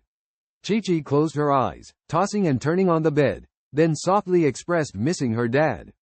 Chen Mo hesitated a bit, comforted her, and then softly offered to tell her a story. It wasn't until late at night, seeing Qiongqi peacefully asleep, that Chen Mo got up and left the room to rest in another. He found Luo Tianxiong's residence indeed comfortable, the soft big bed allowing him to relax. Perhaps this would be the last time he could enjoy such an environment. Chen Mo vividly remembered that Hubei City was more dangerous than Tianhai City, and the 6th military region was where Lin Shu's grandfather and parents were. The next morning, Luo Tianxiong and Chen Mo walked out of the villa area together. Luo Tianxiong, somewhat reluctantly, asked if Chen Mo could stay a few more days. Chen Mo shook his head, indicating the mission was completed, and asked Luo Tianxiong to take care of Qiongqi. Luo Tianxiong promised to look after Qiongqi and looked forward to seeing a lovely little princess when Chen Mo returned. They returned to the entrance together, where the lion team members were waiting, and various supplies neatly arranged on the side. Everyone cheered together, but Luo Tianxiong scolded them for being too loud as Qiongqi was still asleep. Finally, Luo Tianxiong showed Chen Mo the supplies prepared for him, and Chen Mo looked a bit embarrassed. Luo Tianxiong smiled and introduced each item to him. Chen received several blue packages containing various instant foods, which would allow him to comfortably get through the next week and a half. The food looked fresh and delicious, making anyone's appetite open up just by looking at it. In addition, there were also several packages containing daily necessities, seemingly prepared for his upcoming trip to North China City. Chen gratefully looked at these thoughtful items, feeling full of gratitude and warmth. Furthermore, there was a map of North China City, apparently to help him navigate the unfamiliar city and avoid getting lost. This thoughtful preparation made Chen feel incredibly cared for and loved, filling him with anticipation and excitement for this trip. The package was filled with food, daily necessities, and miscellaneous items, totaling 12 in all. Chen Mo felt a bit burdened carrying so much stuff. He fell silent, contemplating the upcoming journey. Suddenly, Luo Tianxiong burst out laughing, "Haha. Chen, what's wrong with you? The best part is yet to come." He excitedly clapped his hands, drawing the attention of the nearby crowd. Just then, the sound of an engine starting roared, and Zhang Dong drove up in a SUV. Luo Tianxiong walked over and opened the trunk, revealing an array of various blades and firearms. "Magnificent," Luo Tianxiong said proudly. "Chen, see this? I've marked the route to North China on the map. This car will definitely come in handy." Chen Mo was at a loss for words, sighing, "This is too extravagant." Luo Tianxiong mistakenly thought Chen Mo was thrilled and said even more excitedly, "Ready. Cao Zi, come here and apologize to Chen." Cao Fengyuan stepped forward humbly. "Chen, I'm sorry for yesterday. These crystal cores are a token of my sincerity." He opened his waist pouch, filled with first-order crystal cores, about 20 to 30 in total. This surprised Chen Mo greatly, knowing that Cao Fengyuan must have gone through intense battles to acquire so many crystal cores. Cao Fengyuan's face looked somewhat anxious as he described the appearance of the god of longevity, causing Chen Mo's heart to sink. Chen Mo decided to give up the SUV and supplies. I will leave Qiongqi behind and only take one portion of food with me. He knew the journey to North China would be challenging, and the SUV was not the best choice. Luo Tianxiong was shocked, never expecting his preparations to be easily defeated by crystal cores. Turning to Luo Tianxiong, Chen Mo said, "Crystal cores are very useful, remember to keep more. Also, if a mysterious merchant appears in Qiongqi City, 1 meter tall, wearing a black robe, be sure to bring a large number of crystal cores to him. He will definitely have what you need." Before leaving, he told everyone, "Take good care of Qiongqi." Chen Mo said no more, heading straight for the city center of Qiongqi City. Under the influence of the celestial power, Qiongqi transformed into tattoos on his body, greatly enhancing Chen Mo's physical strength and speed to an unpredictable level. In the blink of an eye, his figure had disappeared from sight, leaving Luo Tianxiong astonished. He gazed at Chen Mo's graceful departure, silent for a long time, filled with a sense of inexplicable loss and confusion. Impressed and trusting in Chen Mo's mysterious and unpredictable abilities, Luo Tianxiong couldn't help but admire him, firmly believing that Chen Mo would never deceive him. Meanwhile, Zhang Dong, standing aside, couldn't help but exclaim, "Wow, Chen Bro is truly remarkable, swift in action, speaks and acts right away. Only someone as powerful as Chen Mo could navigate the apocalypse with ease." Before their lion team set off, everyone had to double-check their equipment and make thorough preparations. Luo Tianxiong nodded in agreement, feeling, "Yes, it's a pity that we are not ultimately under Chen Bro's command." Zhang Dong asked anxiously, "Boss, do you think Chen Bro really has the ability to defeat Xu Shixin?" When Cao Feng heard the name Xu Shixin, his expression changed suddenly, seemingly triggering unpleasant memories. The others present also kept a safe distance from Xu Shixin, not daring to approach. Luo Tianxiong reassured, "Don't worry, we just need to trust Chen Bro. His mysterious power far exceeds our imagination. Next, our lion team has many things to do," he excitedly continued, saying that Chen Mo's appearance had given him a new direction, to find the people on the list and the mysterious merchant. The mysterious merchant appeared in the apocalypse 3 months later, or even earlier. Unlike ordinary wandering merchants in the apocalypse, the mysterious merchant was a very special existence, seemingly possessing magical abilities to quietly appear anywhere.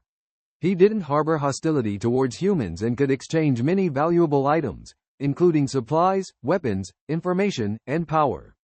However, he always demanded a certain price. Due to his mysterious nature, many speculated about the true identity of the mysterious merchant, some even wondering if he was also a deity. The reason the mysterious merchant helped the lion team was that his appearance had caught the attention of those who came to rescue Lin Shu. If he killed Lin Shu, he would no longer be able to join the 6th Special Zone as in his previous life, but would become an enemy. For him, the lion team was a means to oppose the 6th Special Zone. In the center of Qiongqi City, Chen Mo planned to familiarize himself with the use of celestial power before taking down Xu Shixin. The silver rays pierced through the approaching zombies, blood flowing like a river, attracting more zombie attacks. After over a month of evolution, the remaining zombies in the city center were no longer the easy targets they used to be, no longer easily knocked down by pistol bullets. Chen Mo wielded his broadsword, sweeping through, causing heads to fly and blood to gush like a fountain. The power granted by the celestial ability and the Qiongqi tattoos made Chen Mo feel like his stamina would never deplete, brimming with boundless strength and vitality. After slaying multiple zombie heads in a row, Chen Mo felt exhausted but still fearlessly faced dozens of zombies. He resolutely dropped his machete and used his own physical strength to punch forward. Surprisingly, the shadow of the Qiongqi's claws appeared on his right fist. This brutal blow left a long bloodstain, causing the zombies to fall one by one. Chen Mo looked joyful, staring incredulously at his hands. With a light wave, he smashed the giant rock beside him. Could this be the power of the Qiongqi? The Tianquan ability not only controls exotic creatures but also allows oneself to harness their power?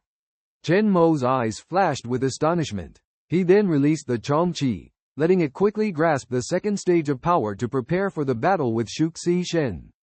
The current Qiongqi has increased in size, majestic and powerful, with its deep orange fur even more profound, and small horns growing on both sides of its forehead. Apart from the fur, there was no trace of an orange cat. The Qiongqi roared to the sky, unbelievably fast, effortlessly turning several zombies into pulp with a slap. Stones splintered, deep pits appeared on the ground, and the zombies' crystal cores were also shattered. The Qiongqi's roar was full of majesty, causing the surrounding zombies to be momentarily stunned. Chen Mo looked at this scene, grinned, and said, "Your strength has also improved after devouring those crystal cores." Full of confidence, Chen Mo, about to reach the location of Qiongqi Shen, recalled the horrific scene he witnessed at the new Emperor group and felt a hint of challenging determination. Qiongqi Shen should only have the strength of the fourth stage in the early days of the apocalypse, with a huge body and slow movements.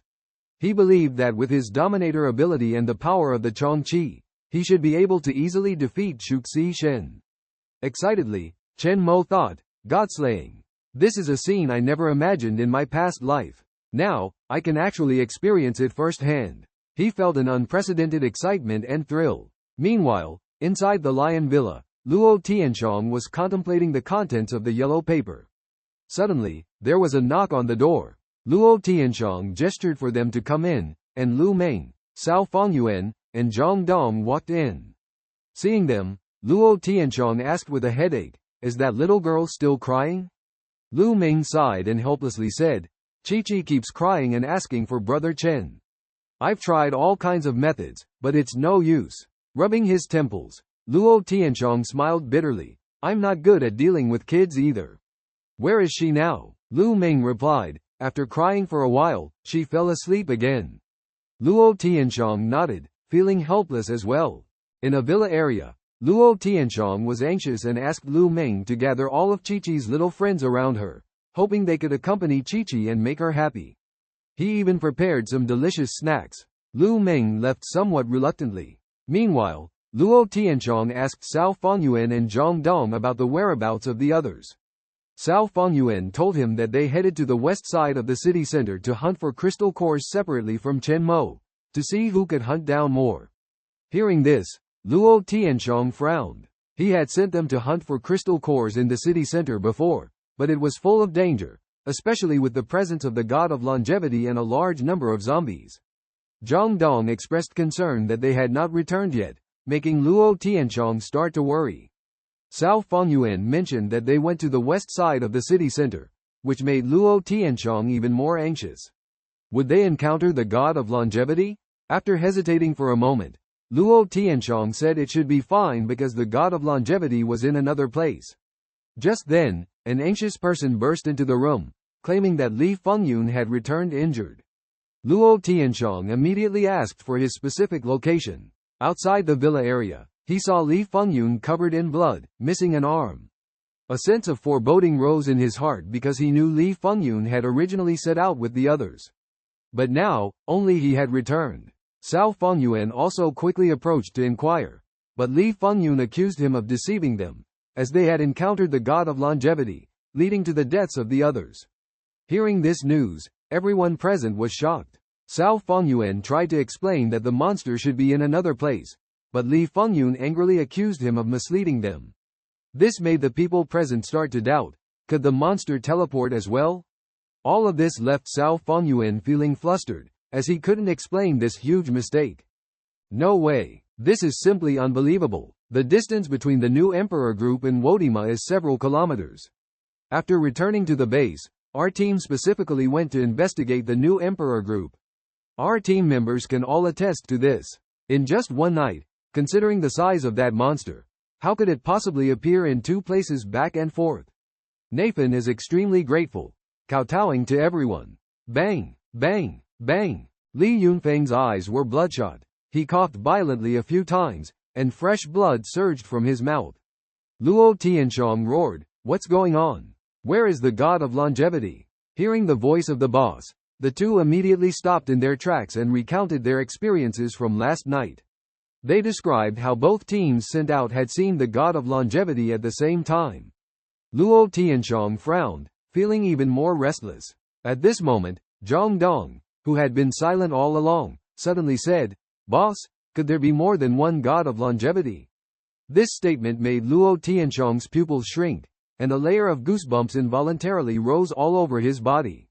Even Cao Fengyuan and Li Yunfeng looked at them unanimously. Oh no! Luo Tianxiong's face changed abruptly. If that's the case, Chen Laodi is in danger. Luo Tianxiong, how long has Chen Laodi been gone? Zhang Dong asked. About 4 or 5 hours, I guess. Damn it! Luo Tianxiong's face kept changing, cursing angrily. Zhang Dong asked, "Bear? What bear?" Luo Tianxiong immediately ordered, "Zhang Dong, quickly. Gather all the brothers and prepare the equipment. If there really are two gods of longevity, then it's trouble."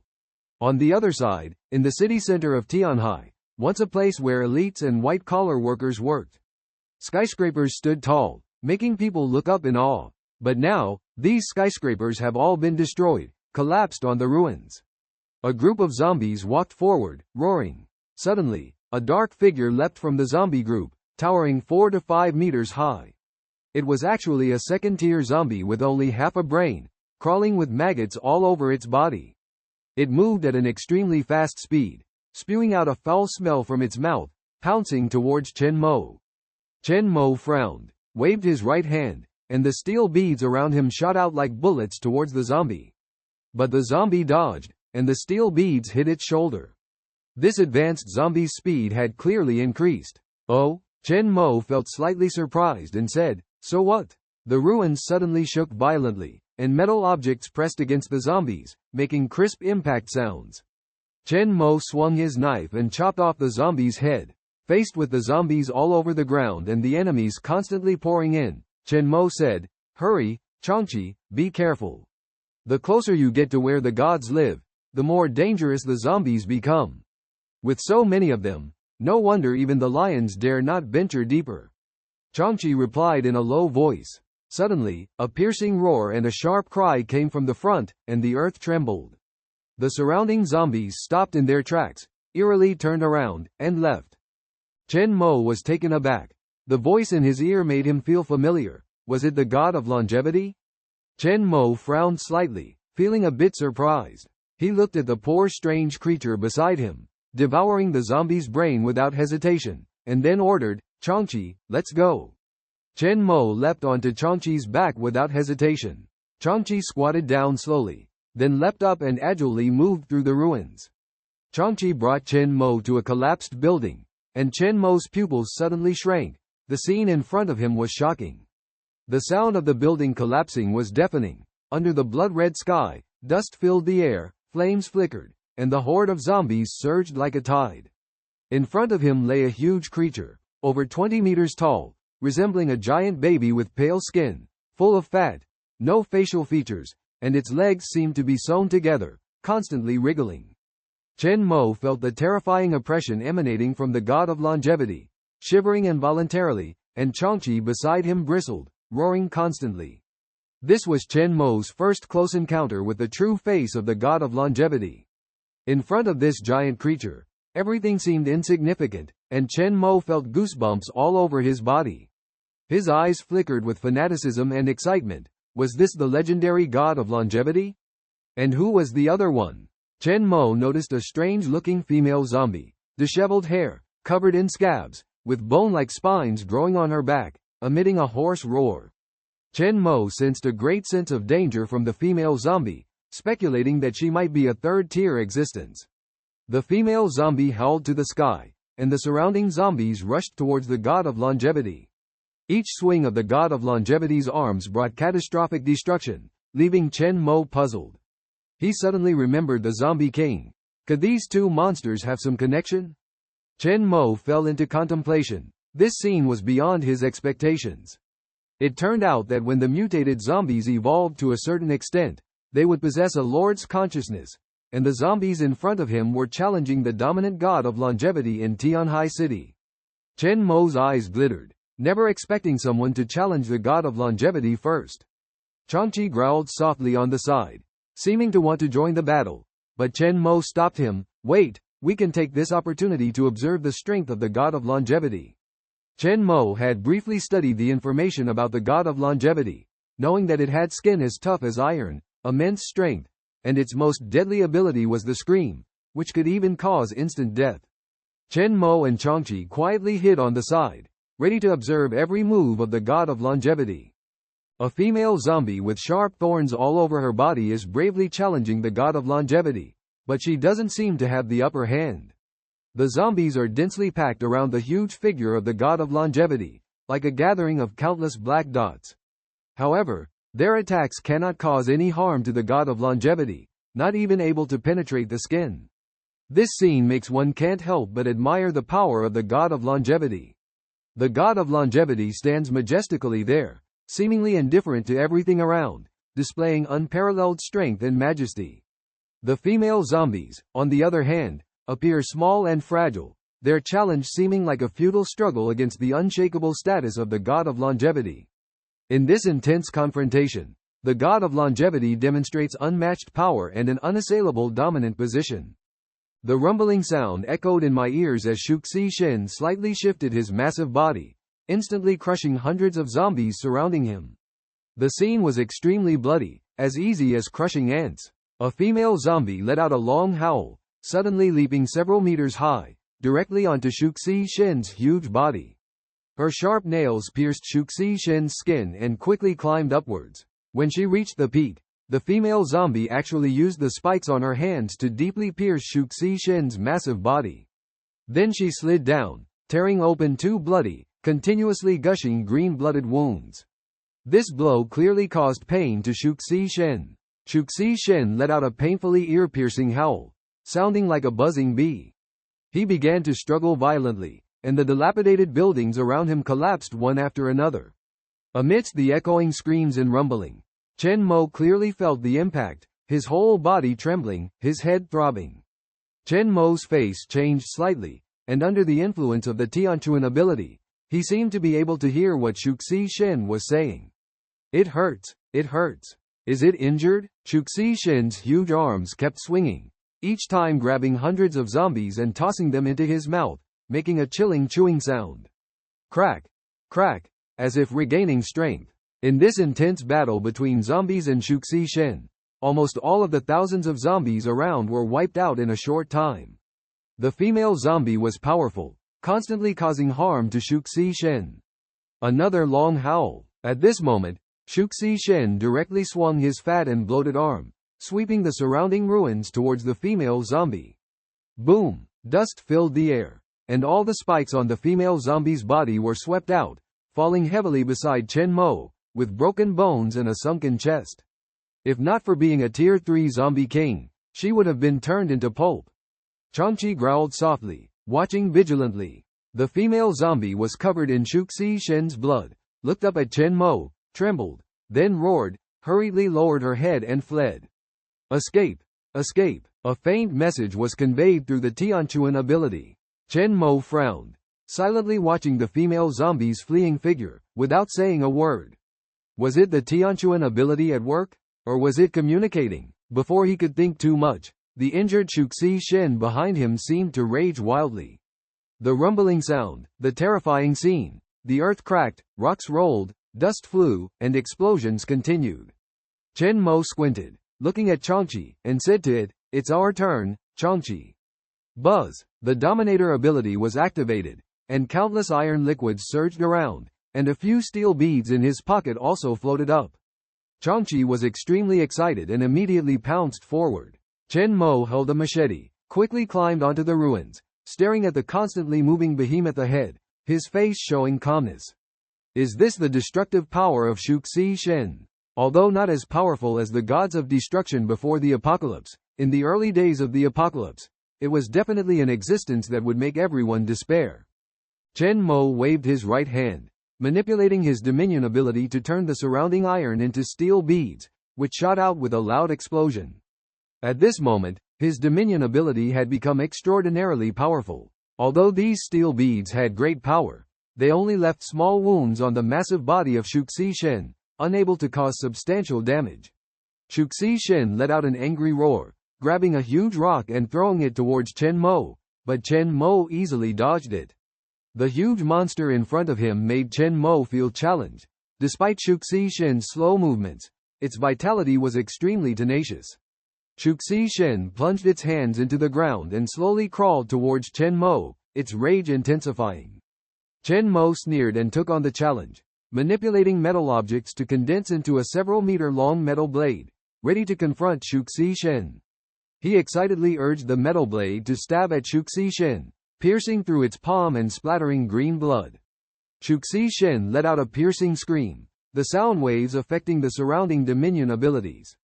At the same time, Qiongqi also joined the battle, effortlessly tearing through Qiongqi Shen's defenses, causing a sense of terror in onlookers. The fierce Qiongqi tore at the body of Qiongqi Shen, causing him to twist in agony as if the whole world was trembling. The pain drove Qiongqi Shen into a frenzied struggle, his swollen body rippling with waves of flesh as he desperately tried to fend off Qiongqi with his other hand, only to be easily evaded by the agile Qiongqi each time. Chen Mo looked on with pity at the tormented Qiongqi Shen. The reason Qiongqi Shen was defeated by Qiongqi was because of his power that even the lion feared. Ordinary people couldn't withstand his screams, let alone other supernatural beings. Qiongqi's nimble movements left this massive monster powerless, slowly bleeding out, but ultimately able to defeat it. After enduring long torment, Qiongqi Shen was covered in scars, the green blood stains on his fair skin looking particularly vivid. He frantically pounded the ground, consumed by a violent rage. Chen Mo watched it all, but a hint of contemplation stirred in his heart. He began to doubt if his Qiongqi ability could tame this deity. So, Chen Mo stood on a high pile of rubble, gazing at the colossal creature before him, and coldly declared, "Qiongqi Shen, submit to me." Chen Mo felt a sharp pain but continued forward without fear. The Qiongqi god let out a painful howl, trembling uncontrollably. When Chen Mo communicated with it, the Qiongqi god stopped howling, turned its massive body, as if staring at Chen Mo with a puzzled expression. It had no face, yet seemed to be contemplating. How could this human converse with me? Chen Mo squinted his eyes and commanded, "Obey me, or be destroyed." This made the Qiongqi, wreaking havoc on the Qiongqi god, pause. The Qiongqi immediately understood, leapt forward, swiftly approaching Chen Mo, emitting a deafening roar. Chen Mo and the Qiongqi were simultaneously communicating with the Qiongqi god, creating a quiet atmosphere around them. Even Chen Mo felt uneasy at this moment, heart racing, facing the divine presence in this post-apocalyptic world. Though the Qiongqi god was not a powerful deity, taming it in the apocalypse posed an unprecedented challenge, surprising everyone. The Qiongqi god's enormous body exuded a sense of oppression, like a terrifying siege beast. If it continued to grow, Chen Mo believed it could easily demolish city walls. Despite the Qiongqi god being at the 4th tier strength, its intelligence seemed low, inferior to the Qiongqi. Through the communication with Chen Mo and the Qiongqi, it seemed to vaguely grasp some meanings, slowly moving its body, crushing the surrounding debris, extending its bloody, fat right hand, emitting a deep murmur. Chen Mo suddenly realized its intention, pondering with a hint of doubt. To eat? Suddenly, the Qiongqi god's hand slammed down on Chen Mo's location, triggering a massive explosion, turning the surrounding boulders into dust. The Qiongqi god let out a mocking laugh, while the Qiongqi burst out of the dust, taking Chen Mo with it. The Qiongqi brought Chen Mo to a ruin. Looking at its ferocious expression and roaring, Chen Mo felt exceptionally heavy-hearted. He finally understood the Qiongqi god's intention, to devour him. Faced with such disrespect, Chen Mo coldly snorted and ordered the Qiongqi, "Eliminate it." The Qiongqi charged towards the Qiongqi god like a falling star, and Chen Mo unleashed his dominion ability, transforming the surrounding debris into a silver liquid, forming a huge spear. With the power of dominion over supernatural abilities tightly clenched in both hands, Chen Mo mercilessly launched an attack on the giant beast in front of him. Qiongqi Shen had already been seriously injured in the fierce battle with the female zombie before, and this time, Chen Mo was determined to defeat it completely. The spear plunged deeply into Qiongqi Shen's swollen body, accompanied by a sharp and intense scream, A large amount of green blood gushed out as if a green rain had been spilled in the world. Qiongqi tightly bit into the fat flesh on Shuxi Shen's neck, revealing its beastly nature, with crimson eyes emitting a terrifying light, constantly tearing and biting the flesh. No matter how Shuxi Shen struggled, it could not break free from Qiongqi's chokehold. Flesh and blood were torn apart, claws tightly gripping the body, creating a scene of brutal carnage. Chen Mo coldly observed the struggling Shuxi Shen, secretly amazed at the tenacity of life. The continuous condensation of huge weapons had consumed a lot of his physical strength. Although the dominion over supernatural abilities was powerful, as a second-tier ability user, the physical exertion was still enormous. With a fierce gleam in his eyes, Chen Mo condensed the dominion over supernatural abilities again and said coldly, "Let's see how long you can hold on." Just then, the earth suddenly shook violently. Dust and mist in the distance rolled towards them like a sandstorm, tall buildings collapsed, and the ground cracked. Chen Mo furrowed his brow, looking puzzledly towards the distance. Suddenly, he saw a shocking scene. A giant beast identical to Shuxi Shen was rolling towards them with momentum. The two Shuxi Shen roared, their voices echoing throughout the city of Tianhai, causing panic among the survivors.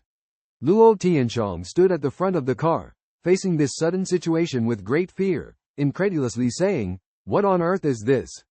He picked up binoculars, looking at the approaching giant beast and sandstorm in the city center, his face pale, filled with fear. Suddenly, a shout came from the front, "Boss! There's a collapse of a high-rise building ahead, we can't pass." Luo Tianxiang was startled. The ground under his feet started to collapse. He leapt several meters high, arriving at the forefront, determined to continue forward, facing the crisis in front of him. When Luo Tianxiang saw the giant rock blocking the road, standing at a towering 5 to 6 meters tall, he roared lowly, his muscles tensed as if they were about to burst. His eyes turned crimson, blazing like fire, leaving the surrounding lion members in awe. Nevertheless, he showed no fear, and with a thunderous roar, he unleashed a double-fisted attack. Amidst the rumbling sound, his A-level common elemental ability exerted 100-fold power. As a first-tier Esper, he now possessed a 10-fold amplification of strength. Driven by this power, he charged towards the giant rock, determined to shatter it. On the other side, Chen Mo stared at the dying Shuxi Shen in front of him, covered in green blood, and the other Shuxi Shen slowly crawling towards him, stirring up a terrifying sandstorm. The Shuxi Shen was icy cold all over, and Chen Mo's voice was hoarse as he muttered to himself, "Why would a second Shuxi Shen appear? There's no record of this in the military district before my rebirth."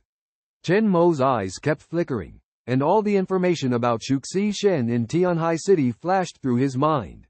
According to the archives in the military district, Shuxi Shen once ravaged Tianhai City, and when survivors organized under Lion faction leader Luo Tianxiang went to defeat it with a fully armed team, they were all wiped out. The 6th Special Zone sent a team of Espers later to defeat the Qiongqi, but Luo Tianxiang and the Lion faction mysteriously disappeared, presumably evacuating Tianhai City. Later, the Qiongqi engaged in a fierce battle with Shuxi Shen, and eventually the Qiongqi killed and devoured it, but the Esper team also suffered heavy losses. Evacuation, Chen Mo murmured. Although this Shuxi Shen was as powerful as a fourth-order being, it could not resist against both himself and the Qiongqi, both at the second order. Even when he had advanced to the 6th order at that time, Lion faction was also growing continuously, they couldn't have been helpless.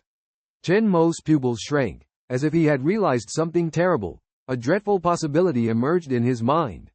Could it be that Luo Tianxiang and the others back then had no idea that there would be a second Shuxi Shen? So in the face of heavy losses and helplessness, they ultimately chose to leave Tianhai City. And what the Qiongqi devoured was precisely this second Shuxi Shen. Boom! Suddenly, a deafening roar came from the front. The Shuxi Shen rolling in from a distance violently collided with the dying Shuxi Shen in front of them. The impact between the two flesh mountains splattered thick layers of flesh, and the horrifying airflow swept over, almost lifting people off the ground. Without thinking too much, Chen Mo's face turned serious, shouting loudly, "Qiongqi!" The Qiongqi pounced from the air to the ground, displaying the power of the heavenly authority ability, and disappeared in an instant. At the same time, A Qiongqi tattoo appeared on Chen Mo's left arm. The heavenly authority ability allowed him to share the power of the Qiongqi, instantly feeling energetic and agile. He leapt up, quickly distancing himself tens of meters from the dying Qiongqi Shen. Facing the raging airflow, Chen Mo condensed metal out of thin air to create a wall-less protection. Ding ding! The second Qiongqi Shen let out a scream, opening its mouth and gnawing on the dying Qiongqi Shen. The scene was thrilling. Amidst the scorched earth and ruins, one flesh mountain was devouring another. The airflow brought by the Qiongqi Shen destroyed everything, turning Tianhai City into ruins. The dying Qiongqi Shen struggled and let out extremely painful howls, while the second Qiongqi Shen kept tearing flesh and blood, making terrifying chewing sounds. Delicious. Even Chen Mo couldn't help but shudder at the sight. The dirty green blood was thick and smelly, seeping into every crevice of the ruins. A surge of strange calling rose in his heart. Chen Mo muttered to himself softly. He knew what to do. During this time, he took out several first-order crystal nuclei to restore his strength. Squinting his eyes slightly, he found that the military personnel who came here did not find the first Shushishin. It turned out that it had been eaten up long ago, and this Shushishin seemed to be smarter than before. It appeared at just the right moment. Empowered by the strange power, Chen Mo wielded his saber and charged towards the target like a fierce beast. Skillfully avoiding obstacles, he leapt onto the barely breathing Shushishin. Perhaps because compared to it, Chen Mo was too small, just as insignificant as an ant. The second Shushishin seemed to have completely ignored Chen Mo's existence, opening its mouth to attack again. Seizing the opportunity, Chen Mo squatted down and leapt directly onto its body, coldly saying, "Don't mess with other people's things." The saber instantly pierced into the flesh. The Dominion ability was activated, and countless silvery iron liquids surged out of the surrounding ruins, converging into the saber, forming a vortex. Empowered by the strange, Chen Mo's Dominion ability expanded to 60 meters, enough to threaten a third-order Esper. Gripping the saber tightly, his eyes gleamed with a chilling light. It seemed that a strange shadow was assisting him from behind. Chen Mo roared in anger, pushing his Dominion ability to the extreme. The iron liquid around him rose like streams merging into rivers and seas, pouring into the saber. The saber became heavier and heavier, deeply piercing into the Shushishin's body. Green blood gushed out, and the Shushishin under his feet felt incredibly heavy, still trying to tear at his flesh. The body of a god is a precious thing. After defeating a god, the legendary mysterious merchant will appear and exchange for the body. Seeing this shameless Shushishin flaunting its spoils, Chen Mo became furious. His eyes turned red, and he shouted loudly, "Are you still eating?" A terrifying aura emanated from Chen Mo. 80 meters, 100 meters. All the metal converged into a sharp long blade, dozens of meters long and wide, like the sword of Damocles hanging in the air, slashing towards the spine of the Shushishin. The piercing screams echoed through the land. Chen Mo was drenched in the gushing green blood, resembling a fierce ghost. The massive metal sword firmly pinned the Shushishin to the ground, forming a 100-meter deep crater, with the slain end-time god at the center. No matter how the Shushishin struggled, it couldn't break free from the binding of the metal sword. Chen Mo gasped heavily, panting. A Chong suddenly descended from the sky, attracting the attention of Tianquan's supernatural power, and continuously roared deeply. Chen Mo's eyes were bloodshot. He waved his hand and said, "I'm fine." He trembled as he stood up from the ground, looking at the metal giant sword inserted in the body of Shuzhigung. This blow had exhausted all his strength. With the help of a Chong, he unleashed a power far beyond that of a second-order supernatural being. A second-order supernatural being, defeating a fourth-order deity. Looking around, everywhere was a mess and ruins. Smoke filled the air, nothing was intact. Under the blood-red sky, two huge creatures lay dying. Chen Mo did not bask in the satisfaction of killing a deity alone, but glanced at Shuzhigung, whose body had been half-eaten. He viciously stomped on Shuzhigung beneath his feet. "I'll make you taste it." The spine pierced by the giant sword seemed to be its lifeline. Shuzhigung was extremely weak under his feet, barely breathing, and uttered a faint plea, "Spare me." A massive metal sword pierced through the dying Shushishin, emitting a chilling cry. Chen Mo's gaze suddenly became profound. He realized that this Shushishin still had a desire to survive. After a moment of contemplation, Chen Mo finally decided to crouch down. Gently, he covered Shushishin with his left hand and said in a deep voice, Tianquan's power, now obey my command. You will submit to me. This Shushishin seemed even smarter than before. Sensing Chen Mo's controlling intent, it weakly reached out its hands and let out a faint groan. As Chen Mo received this consciousness, a dazzling purple light burst out from his left palm. Starlight appeared on Shushishin's body, transforming into purple energy, gradually merging into Chen Mo's left hand. Suddenly, a sharp pain struck Chen Mo, his brain feeling as if hit by a heavy object. A mysterious tattoo appeared on his left arm, extending from the arm to the chest, emitting a strange and beautiful light. Chen Mo gritted his teeth, enduring the intense pain. He realized that Tianquan's power could actually conquer spirits. However, as a second-order Tianquan user, controlling this fourth-order Shushishin was obviously extremely difficult. Shushishin's body trembled incessantly, the metal sword turning into liquid, and Chen Mo suddenly let out a fierce roar. He established a peculiar connection with Shushishin, as it turned into purple mist and merged into his left hand. Qiongqi brought the suffering Chen Mo to the ruins, licking his cheek. Chen Mo gradually opened his eyes, seeing the desolate surroundings with Shushishin lying motionless. He murmured somewhat bewilderedly, "Did I succeed?" Rolling up his sleeve, Chen Mo discovered a fierce tattoo on his left arm. A glint flashed in his eyes as a weak voice echoed in his mind. Shushishin? Chen Mo released Shushishin, and a huge creature appeared in the pit, covered in massive wounds. Qiongqi growled softly, while Shushishin let out a low hum. Chen Mo questioned it, but Shushishin could only understand basic commands. Turning around, Shushishin faced Chen Mo with its single mouth, making a longing sound. Furrowing his brow, Chen Mo realized Shushishin wanted to eat. He promptly stopped that thought, as half of Shushishin had already been devoured before. The body of Shushishin still had great use for Chen Mo, but he must not let it be devoured. Chen Mo looked at the wound on Shushishin's body, pierced through the spine by a giant metal sword, with green blood flowing continuously. With a determined glint in his eyes, he decided to use the bodies of the first-order zombies around him to heal Shushishin's injuries.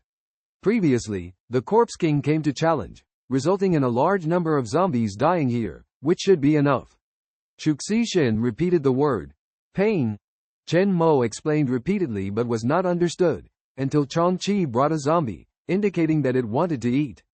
Shushishin finally understood and began to crawl forward, making a huge commotion. Chen Mo let Shushishin act while starting to feel a headache.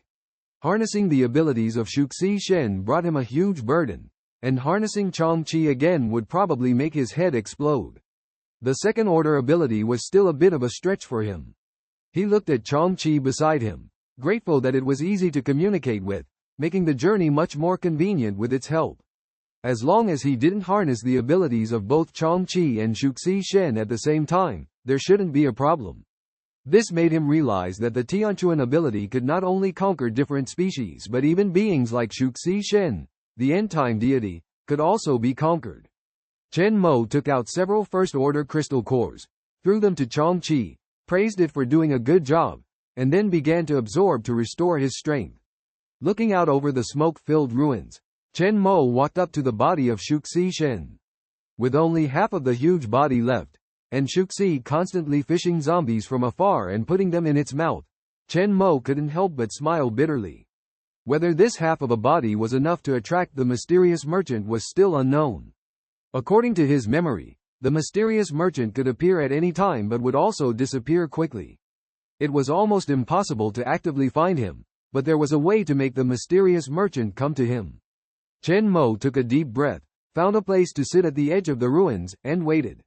Although he was not sure if half a corpse was enough to attract the mysterious merchant, he hoped he would show up.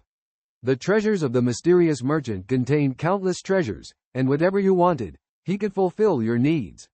Although he was a sixth-order ability user before his rebirth, he had never seen the mysterious merchant with his own eyes, only heard of him. Chen Mo gazed into the distance, watching the sky gradually darken, his thoughts unknown. In this wasteland, a gust of wind blew through, followed by the sound of footsteps crunching on the sand. Under the crimson sky, a figure in a black robe, small in stature and less than a meter tall, slowly walked through the ruins. The poor strange beast by his side sensed the movement behind him keenly, suddenly turned around, and growled with bristling fur. Chen Mo, surprised, opened his eyes and turned to look. Seeing the mysterious figure in black, his pupils contracted sharply in disbelief.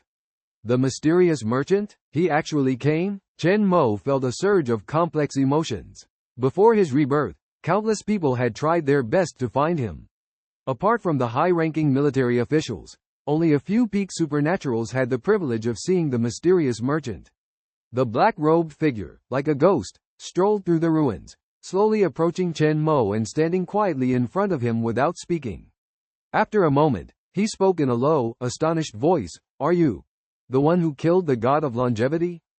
Chen Mo nodded expressionlessly, indicating his agreement. The mysterious merchant paused for a moment, seemingly scrutinizing Chen Mo.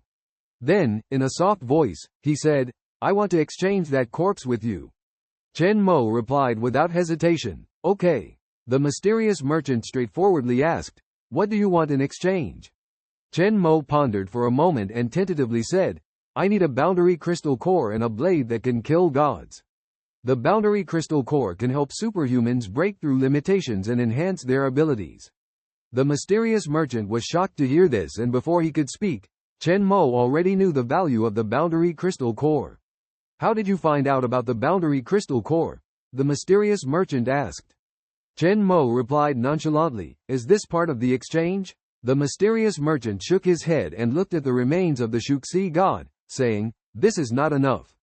It's only half a body." Chen Mo frowned slightly. "What is not enough? The boundary crystal core or the god-killing blade?" The mysterious merchant firmly stated, "Neither is enough.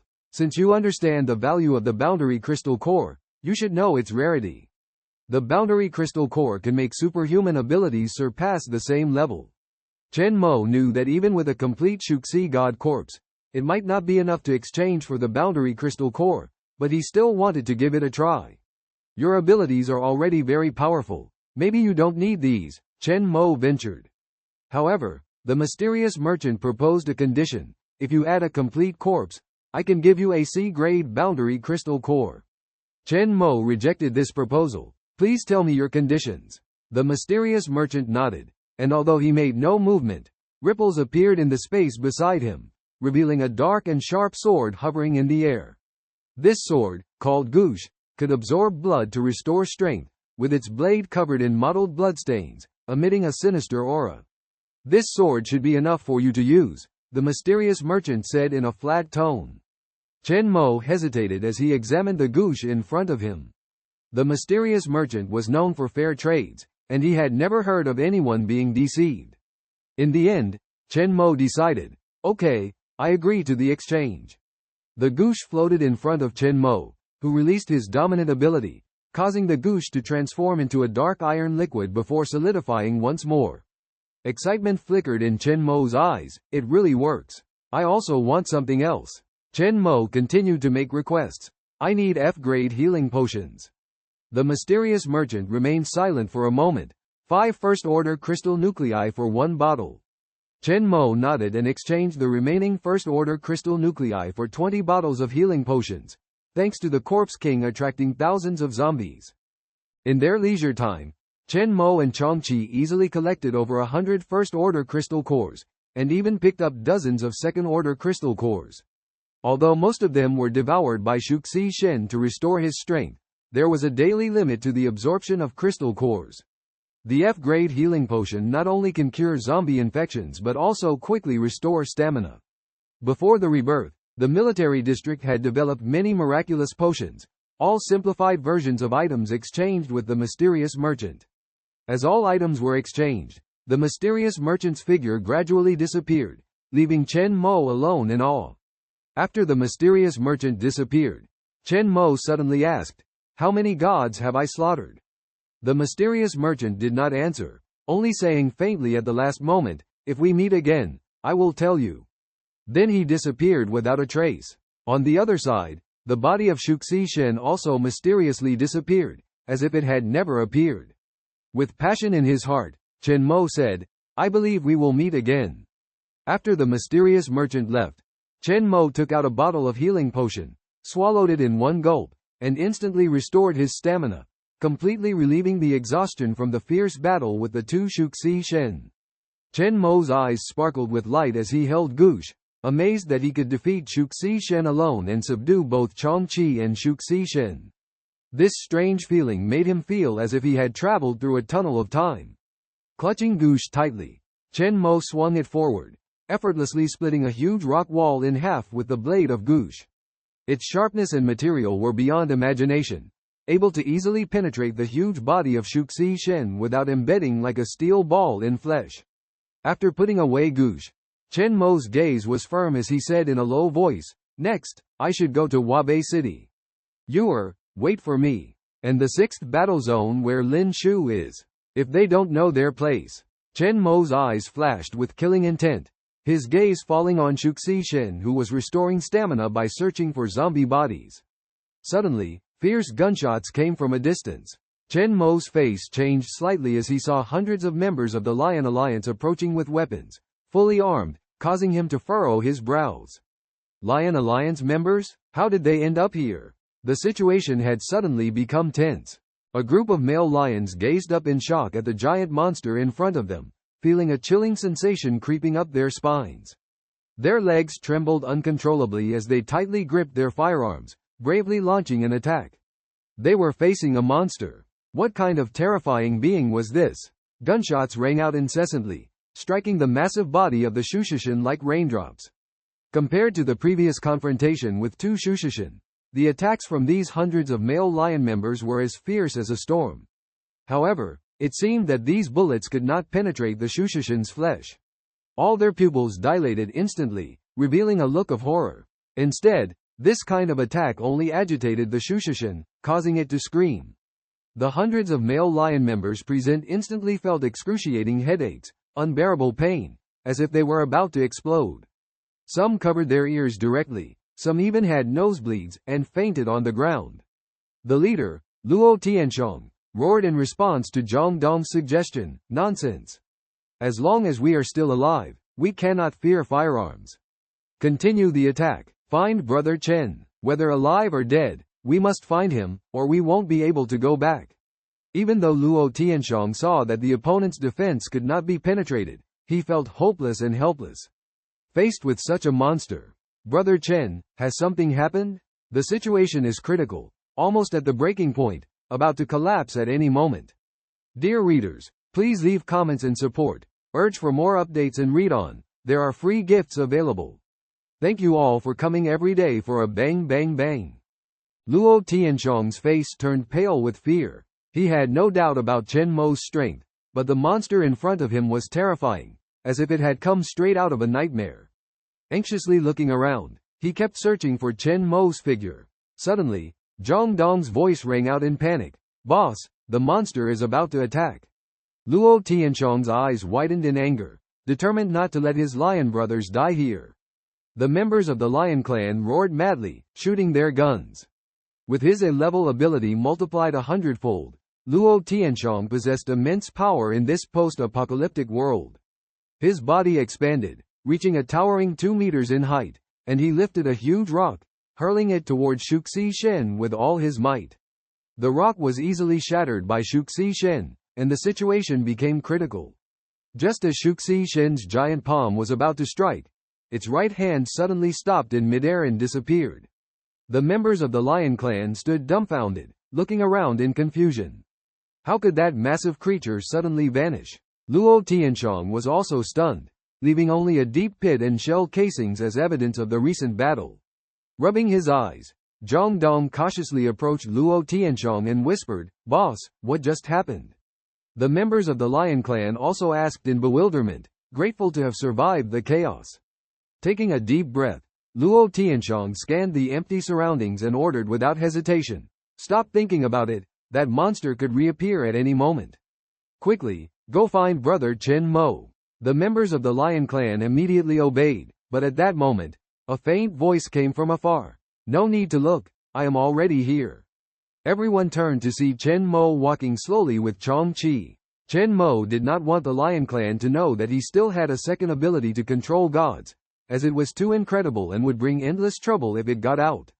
Seeing Chen Mo, Luo Tianxiong was overjoyed, and everyone greeted him, Brother Chen. Chen Ge. Chen Mo nodded and asked Luo Tianxiong, what do you need from me? Luo Tianxiong looked around warily, fearing the return of Shuxi Shen, and replied in a low voice. Chen Mo waved to them, signaling them to catch up. They had just battled with a Shuxi god, but the monster suddenly disappeared. Luo Tianxiong even brought a male lion to help, which surprised Chen Mo. He calmly said, don't worry, I've taken care of the Shuxi god, there's only one here. Zhang Dong frowned and said in confusion, but Li Yunfeng clearly said he encountered another Shuxi god. We just fought with one, so what was that? He was filled with confusion.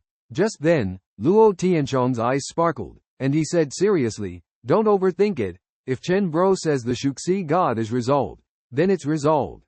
Why ask so many questions? He smiled and then exclaimed, as long as Chen Bro is safe, this matter is over. From now on, Tianhai City is our lion's territory. After the Shuxi god disappeared, Chen Mo appeared, and Luo Tianxiong could almost confirm that this was related to Chen Mo.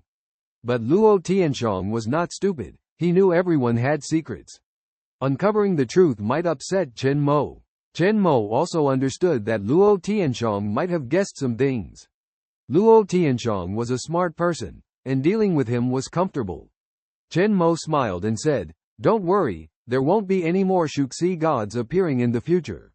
Also, there's a special female corpse king in Tianhai City, so everyone needs to be careful.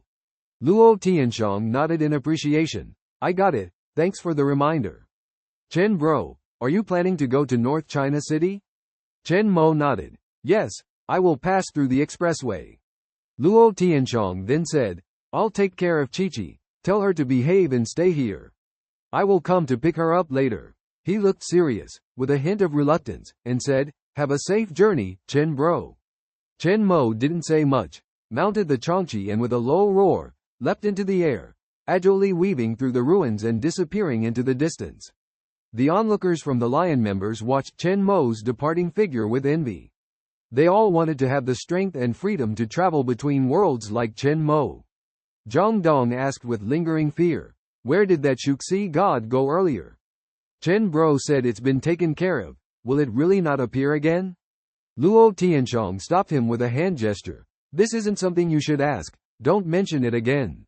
If Chen Mo can make the Shuxi god disappear, we believe him. In the competition, Luo Tianxiong was excited as he looked at his team members, feeling proud. Despite some unexpected events that had just occurred, he showed no fear or hesitation. On the contrary, he decided to train the team members more strictly to make them stronger. He knew deep down that only through tougher training could the team become more excellent.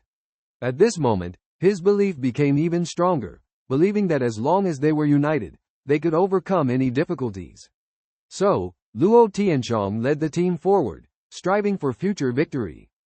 Qiongqi, a lone hero on his journey. At this moment, Qiongqi was galloping towards the high-speed entrance of Tianhai City. Every place he passed through confirmed his speculation. The zombies in front of him had evolved to at least the first stage. Chen Mo unleashed his dominant ability, wielding the pitch-black ghost cutter like the merciless scythe of the Grim Reaper, beheading the surrounding zombies. Poochie, Poochie. Every time the ghost cutter severed a zombie's head, to everyone's shock, faint black energy emerged on the blade. His stamina was actually rapidly recovering. Joy flickered in Chen Mo's eyes. It was rumored that the weapons exchanged from the mysterious merchant possessed extraordinary power, and now, it seemed the rumors were true. Chen Mo felt a hint of joy. Although the ghost cutter could only slightly restore stamina each time, with continuous zombie kills, this small accumulation became crucial. He extracted the crystal core from the zombie's brain, tightly grasping the map to Wabe City given to him by Luo Tianxiong, riding on Qiongqi to get here. The high-speed entrance of Tianhai City, the once bustling highway, had collapsed into an impassable ruin, blocking the other half where zombies roamed. Qiongqi leapt to the highest point of the rubble, Chen Mo overlooking the ruins, hundreds of zombies moving among the abandoned vehicles, each car suffering varying degrees of damage. Some zombies heard the commotion and lunged towards them, attempting to dismantle the boulder under Chen Mo's feet. The sheer number of zombies on the highway was unbelievable. In the early days of the apocalypse, survivors tried to flee this terrifying place by car, causing traffic jams, and now, this place was cut off from Qiongqi City by rubble.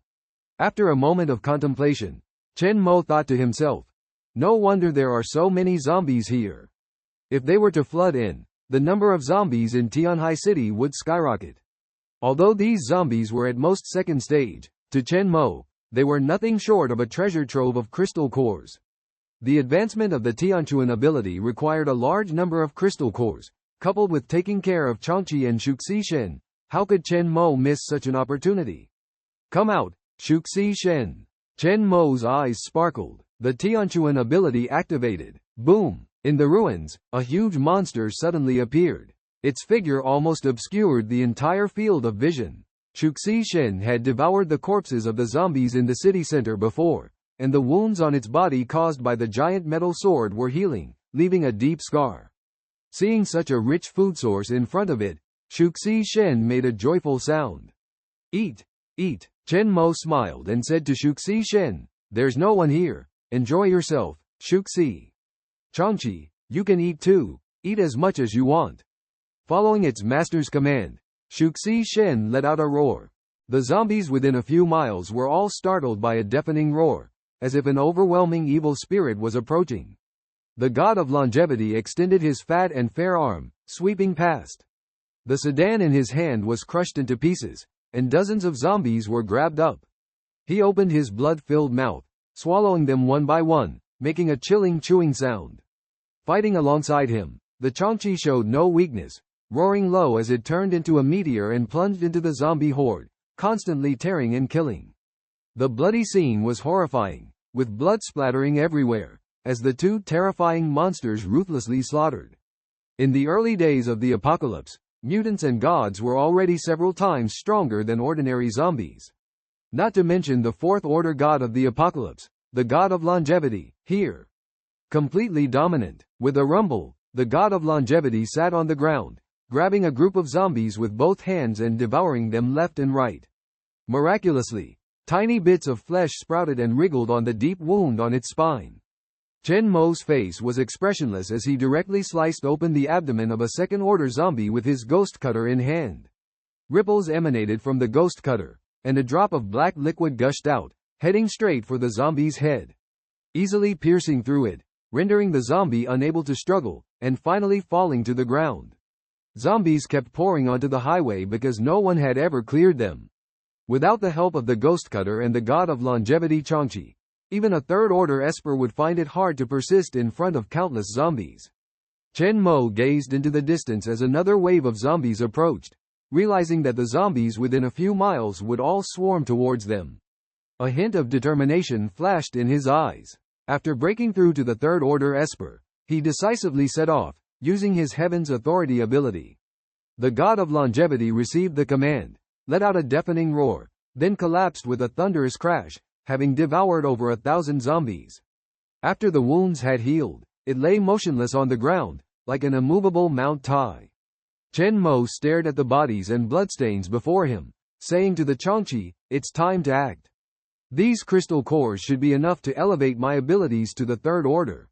At this moment, inside the 6th military region in Wabe City, disciplined and fully armed soldiers were patrolling. In the meeting room, Zheng Haifeng lowered his head in awe, not daring to look directly at the middle-aged man in front of him. Across from him, a neatly dressed middle-aged man with calm demeanor, wearing glasses, bore some resemblance to Lin Shu. A middle-aged man walked into the room, coming all the way from the secure center, holding a file in his hand. He looked down at the documents with an uncertain expression. The old man had already been informed of the situation. He calmly asked, "You all went out that day, and yet couldn't subdue an ordinary person? What exactly happened?" The middle-aged man seemed to feel a bit guilty. Perhaps there was some issue with their operation. Facing the middle-aged man in front of him, Zheng Haifeng felt incredibly heavy, unsure of what to say. His face was solemn, and after a moment of silence, he cautiously spoke, "Mayor Lin, We deeply regret the unfortunate passing of your son. However, the deceased cannot be brought back. Currently, with the apocalypse upon us, the perpetrator who caused your son's death, even if resurrected, may not bring you satisfaction. Although they went to capture Chen Mo at the time, in the aftermath of the apocalypse, without Chen Mo's presence, those hundreds of people and other survivors would likely face death. From another perspective, we also successfully saved many civilians. Mayor Lin, isn't this considered a kind of achievement? Zheng Haifeng spoke softly, his face showing a hint of concern. Upon hearing this, Lin Anhe's face twisted in anger, slamming the table and shouting, "What use is achievement? The ones who died are not your loved ones. Are the lives of these survivors more precious than mine and my son's? Zheng Haifeng, you should know who supports me behind the scenes." Lin Anhe's eyes were wild and angry, his words intense. Zheng Haifeng felt a bit uneasy, knowing that the forces supporting the Lin family behind the scenes were far more powerful than the current mayor. Although the old man had retired from the front lines, his influence was unmatched, even able to freely mobilize their military personnel. At this moment, Lin Anhe seemed like a vengeful ghost, disheveled, hands on the table, eyes filled with anger and pain. He was on the verge of collapsing. In the early days of the apocalypse, he lost his son, his wife turned into a zombie, and now he was imprisoned. Despite being in a relatively safe place, he felt extreme despair and pain. Lin Anhe had seen his son's body, the cruel image haunting his mind every day. He couldn't understand why his son was treated this way. He was even willing to trade countless lives for his son's return. After a period of silence, Lin Anhe finally sat down, his voice hoarse as he said, "Regardless of who Chen Mo is, whether he is a supernatural being or a hero who saved many, I will make him pay. In 2 days, the central government will send 2 supernaturals to assist you, Zheng Haifeng. With their help, even if that guy is already dead, we will find him." Lin Anhe's expression was filled with fierceness and determination. Zheng Haifeng sighed, and Lin Anhe calmly said, "The old man has recently awakened his powers and his body has somewhat recovered, planning to make a comeback. There are a few vacancies in the central government, and the old man is ready to fill them. Do you understand what I mean, Zheng Haifeng?" Sweat beaded on Zheng Haifeng's forehead, feeling a sense of panic. He knew the methods of the Lin family's old man, a prominent figure who led a faction during peacetime, unexpectedly re-emerging from seclusion. The situation was urgent. "I understand." Zheng Haifeng nodded hastily, filled with worry. Lin Anhe nodded in satisfaction and said lightly, "In extraordinary times, we must take extraordinary measures." Zheng Haifeng found himself in a special moment, with various battle zones showing signs of division, and the inconvenience in transportation making the situation even more complex. He knew deep down that he had been struggling here for over 20 years, yet never managed to get promoted. However, now was the time for change. Leader Lin clearly understood Zheng Haifeng's strengths, so the opportunity for Zheng Haifeng had finally arrived. The interaction between them was filled with a mix of kindness and authority, leaving Zheng Haifeng feeling a wave of shock. After Lin left, Zheng Haifeng stared fixedly at the file on the table about Chen Mo, his eyes flickering with various thoughts. On the other side, late at night, Chen Mo and Qiongqi had barely finished the inventory of crystal nuclei. At this moment, his waste bag was filled with 19 bottles of F recovery potions, 23 second-order crystal nuclei, and 131st order crystal nuclei. The harvest on the highway this time was quite rich, but most of the zombies and crystal nuclei were digested by Qiongqi and Shushishin. Chen Mo examined the neatly arranged crystal nuclei in his waste bag, feeling the supernatural power in his body, knowing that he was about to enter the 3rd stage. Taking out a second-order crystal nucleus, he tightly held it in the palm of his hand, silently absorbing the energy from the crystal nucleus. 1, 2, 3. Until the 7th second-order crystal nucleus, his dominator ability finally had a breakthrough. 40 meters. As the absorption process continued, Chen Mo felt the strengthening of the supernatural power in his body, which not only enhanced the supernatural effect and power but also continuously strengthened his physical qualities. According to the range of supernatural abilities to assess the level, 100 meters is the standard for 3rd-order supernatural beings, and after the 4th order, the supernatural power will make a huge leap, displaying a mysterious and powerful force. In order to more accurately assess his supernatural power, Chen Mo began to use a specially made device from the military region. Previously, when using the Qiongqi supernatural ability, his dominator ability had already broken through the limit once, reaching a range of 100 meters. Closing his eyes, Chen Mo continued to absorb the energy from the crystal nucleus, gradually reaching a range of 90 meters for his dominator ability. However, a massive amount of crystal nuclei was still needed to continue to improve. He then proceeded to absorb first-order crystal nuclei. Despite having a dual supernatural ability and absorbing far more than the average person every day, he also had a limit to his absorption. After absorbing dozens of crystal nuclei, sweat beads appeared on Chen Mo's forehead. 100 meters. Suddenly, a terrifying ripple of supernatural power surged through his body, causing metal objects around him to float, reaching a range of 100 meters. Chen Mo was ecstatic, finally breaking through the limitations of a third-order supernatural being. Drenched in sweat on his back, he tried to feel the difference between the third-order dominator ability and the previous one. Chen Mo stood quietly there, gently clenching his right hand, a hint of confidence and determination showing in his expression. He had not yet unleashed his ability to control the world, but his mind was already resonating. Suddenly, the surrounding metal materials surged towards him, like summoned messengers. Chen Mo effortlessly reshaped and reorganized these metals, as if playing a beautiful symphony. This time, he let these iron liquids float densely in the air, displaying an unparalleled sense of control. And the energy consumed was only half of before. All of this, like a magnificent dance, showcased Chen Mo's unparalleled charm of extraordinary abilities. After reaching the third tier, Chen Mo felt that he had more opportunities to utilize his large-scale abilities. This ability made him feel extremely excited, as if a strong sense of hunger had struck him. Subconsciously, he wanted to find something to eat from the Qiongqi, but he found that the backpack on his back had disappeared at some point. Inside were the food given by Luo Tiansheng, which made Chen Mo somewhat helpless. Watching the Shuxi Shen and Qiongqi sleeping peacefully, as beings of a different species and deities, they did not need to eat like ordinary humans. Chen Mo felt around his body and finally found a few crystal cores and a pack of bear biscuits, presumably stuffed into his pocket by Qiqi. He didn't mind and started to enjoy them directly. Chewing on the bear biscuits, he picked up a piece of rebar from the ground and began to write down a series of provincial and municipal names on the ground, from Li Bin City to Huabei City, Chuanyuan City, and then to Tianhai City. His eyes flickered. The earliest location where supernatural phenomena appeared could not be traced, but according to military intelligence, the earliest place where the news spread was Li Bin City. Then came North China, Chuanyuan, and Tianhai City. These supernatural phenomena were different from any deities in the apocalypse. Regardless of mountaintops, snow-capped mountains, heavy fog, or lava, the deities of the apocalypse rarely left their territory. These phenomena would occur once a year, devouring a large number of living beings. Even the zombie mutants could not escape. Their actions were unpredictable and unrestrained, appearing anywhere and ravaging for up to half a month. In these 10 days, the vibrant land became desolate, all living beings perished.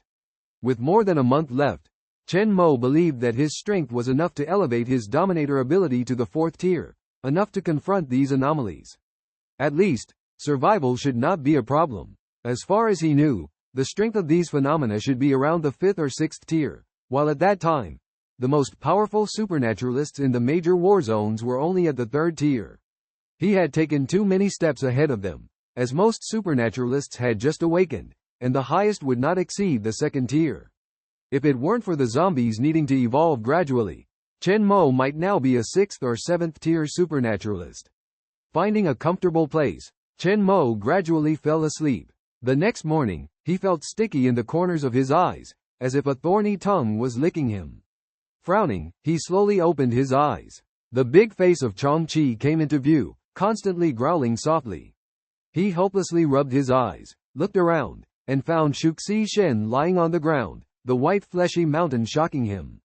So, Chen Mo rode on the Qiongqi, leapt onto the Shuxi Shen. On the other end of Shuxishen's body, a dense crowd of zombies is constantly wandering. These zombies are blocked outside by Shuxishen, forming a protective barrier. If it weren't for Shuxishen's presence, more zombies would probably surge in. Chen Mo hoped that Shushishan would come back soon. He absorbed this huge flesh mountain into his Tianquan ability and set off to Wabe City on a Qiongqi. Without Shushishan's obstruction, groups of fierce zombies began to rush towards Chen Mo, emitting low growls from their mouths. Qiongqi roared, using its powerful claws to knock down the approaching zombies. It agilely shuttled among the zombies, its speed so fast that it seemed to turn into a yellow shadow. Chen Mo rode on Qiongqi's back, his eyes flashing with excitement. These zombies all have crystal nuclei, which are good materials for enhancing strength. Although a first-order crystal nucleus has little effect on his enhancement, only second-order zombies can pique his interest. Among the zombie horde, the zombie king is extremely powerful. To find food, Chen Mo decided not to stay here for too long. Qiongqi moved quickly, skillfully avoiding various obstacles. Soon, they arrived at a service station. Chen Mo looked at the sign in front of him, signaling Qiongqi to stop. He hoped to find some food here. Inside a deserted small supermarket at the service station, a man poked his head out from a hole in the ground. He had a sly look on his face and appeared somewhat haggard. The man carefully climbed out, fearfully looking at the wandering zombies around him. He could only search for food on the shelves, afraid of alerting the nearby zombies. Finally, in a corner, he found a bag of bread. Joy flickered in the man's eyes, secretly grateful in his heart. Suddenly, a loud roar tore through the silence as the grand gate was forcefully flung open in a highly ostentatious manner, ripping through the tranquility.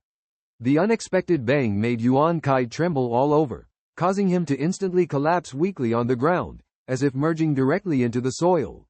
"Oh my goodness," he exclaimed in a trembling voice, filled with terror. Qiongqi possesses the Earth attribute ability, although it is only a D-level ability called Drill Earth, with a single function of drilling holes in the ground. However, after the apocalypse, he and his girlfriend managed to survive using this ability. Suddenly, the zombies in the supermarket were alarmed by some kind of sound and rushed towards the entrance. A low growl echoed, and a fierce beast resembling a tiger burst in, tearing apart the zombies in front of it. Chen Mo wielded the ghost cutter, slashing down the zombies in front of him. Splatter! Seeing the holes dug on the ground, Chen Mo frowned, his eyes filled with doubt. Could there be different creatures here? It's beyond the ability of ordinary zombies to dig so many holes. Zombie rats? Chen Mo, slightly wary, did not dwell on it, swinging the ghost cutter to decisively end the battle. The roaring and booming sounds caught the attention of Qiongqi hiding in the hole. Qiongqi's face turned pale with fear, trembling all over, wondering if the roar was from a more powerful zombie. He just wanted to escape to safety through the hole he dug, but he had made a promise to his girlfriend. This time, if he didn't bring back food, he would really be ashamed to face his girlfriend. Qiongqi, with a brave face, cautiously stuck out half of his head. Seeing the bloody scene in front of him, with Chen Mo and Qiongqi ruthlessly dealing with the zombies, Qiongqi was almost scared out of his wits and quickly retreated like a tortoise. Chen Mo and Qiongqi swiftly dealt with more than 21st-tier zombies, eliminating them all in no time. Chen Mo had Qiongqi extract the crystal cores from the zombies' brains, then began searching for food inside the supermarket.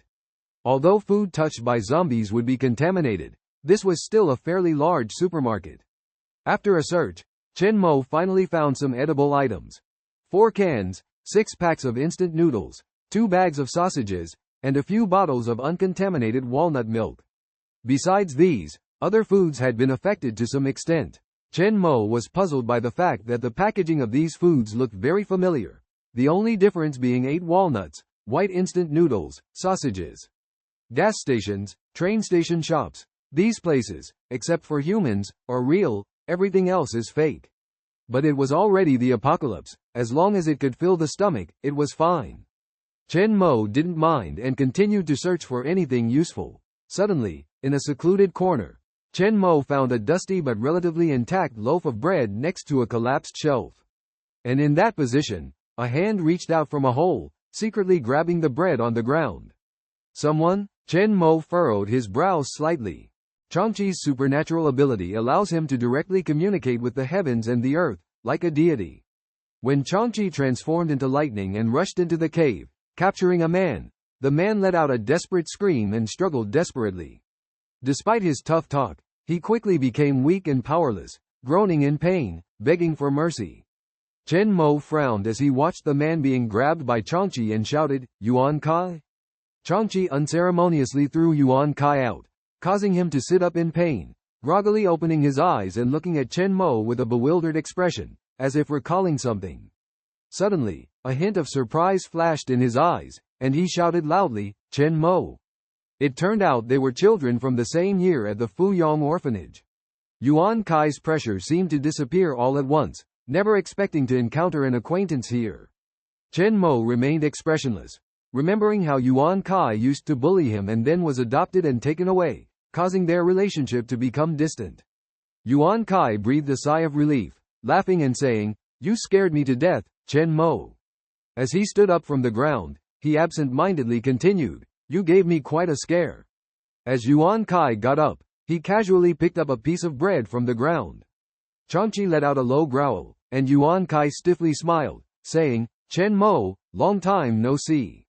Have you killed those zombies?" Recalling Chen Mo's formidable strength, those zombies were no match for him at all. Chen Mo continued to scavenge for food in the dangerous area, casually replying, "Yes." Yuan Kai watched as Chen Mo scavenged in the dangerous area, feeling a bit uneasy. Dozens of zombies used to roam these places. Yuan Kai approached, smiling and saying, "Chen Mo, after all these years, you've changed a lot. Have you been in Qiongqi City this whole time?" Although the two were not close, Chen Mo didn't want to engage with him. Yuan Kai sensed Chen Mo's displeasure but also knew that Chen Mo was no longer the weakling who could be bullied at will. He apologetically rubbed his head, showing respect and deference. "Oh, Chen Mo, they haven't seen each other for over a decade. It's unexpected that they meet again in this desolate place. Time flies, everything has changed so much. Chen Mo, are you also planning to head to the safe zone? If we don't leave now, we'll be starving by tomorrow. Only one chapter was updated today. I'll make up for the missing chapters of Qiongqi, please forgive me." As Yuan Kai spoke, Chen Mo couldn't help but feel a touch of emotion. Wabe City, a safe zone? In this chaotic post-apocalyptic world, having a relatively safe place was indeed a relief. The presence of the military made it a shelter, providing food, water, and security.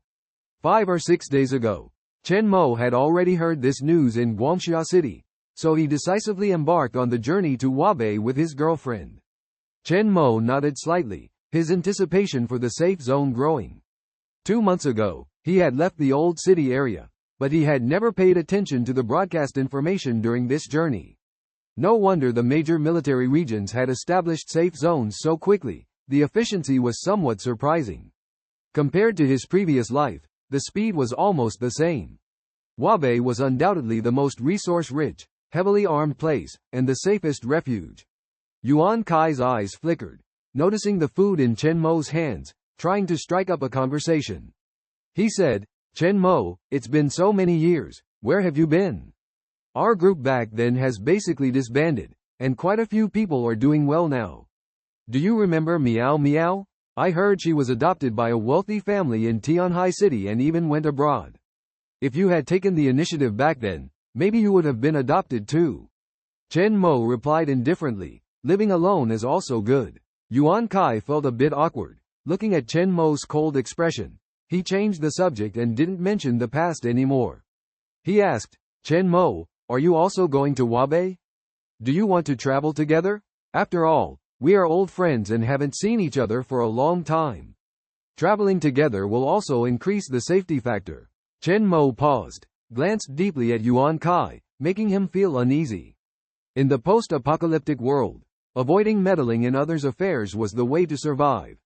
Chen Mo felt that bringing Yuan Kai along would only drag him down. Chen Mo declined Yuan Kai's invitation, citing important matters to attend to.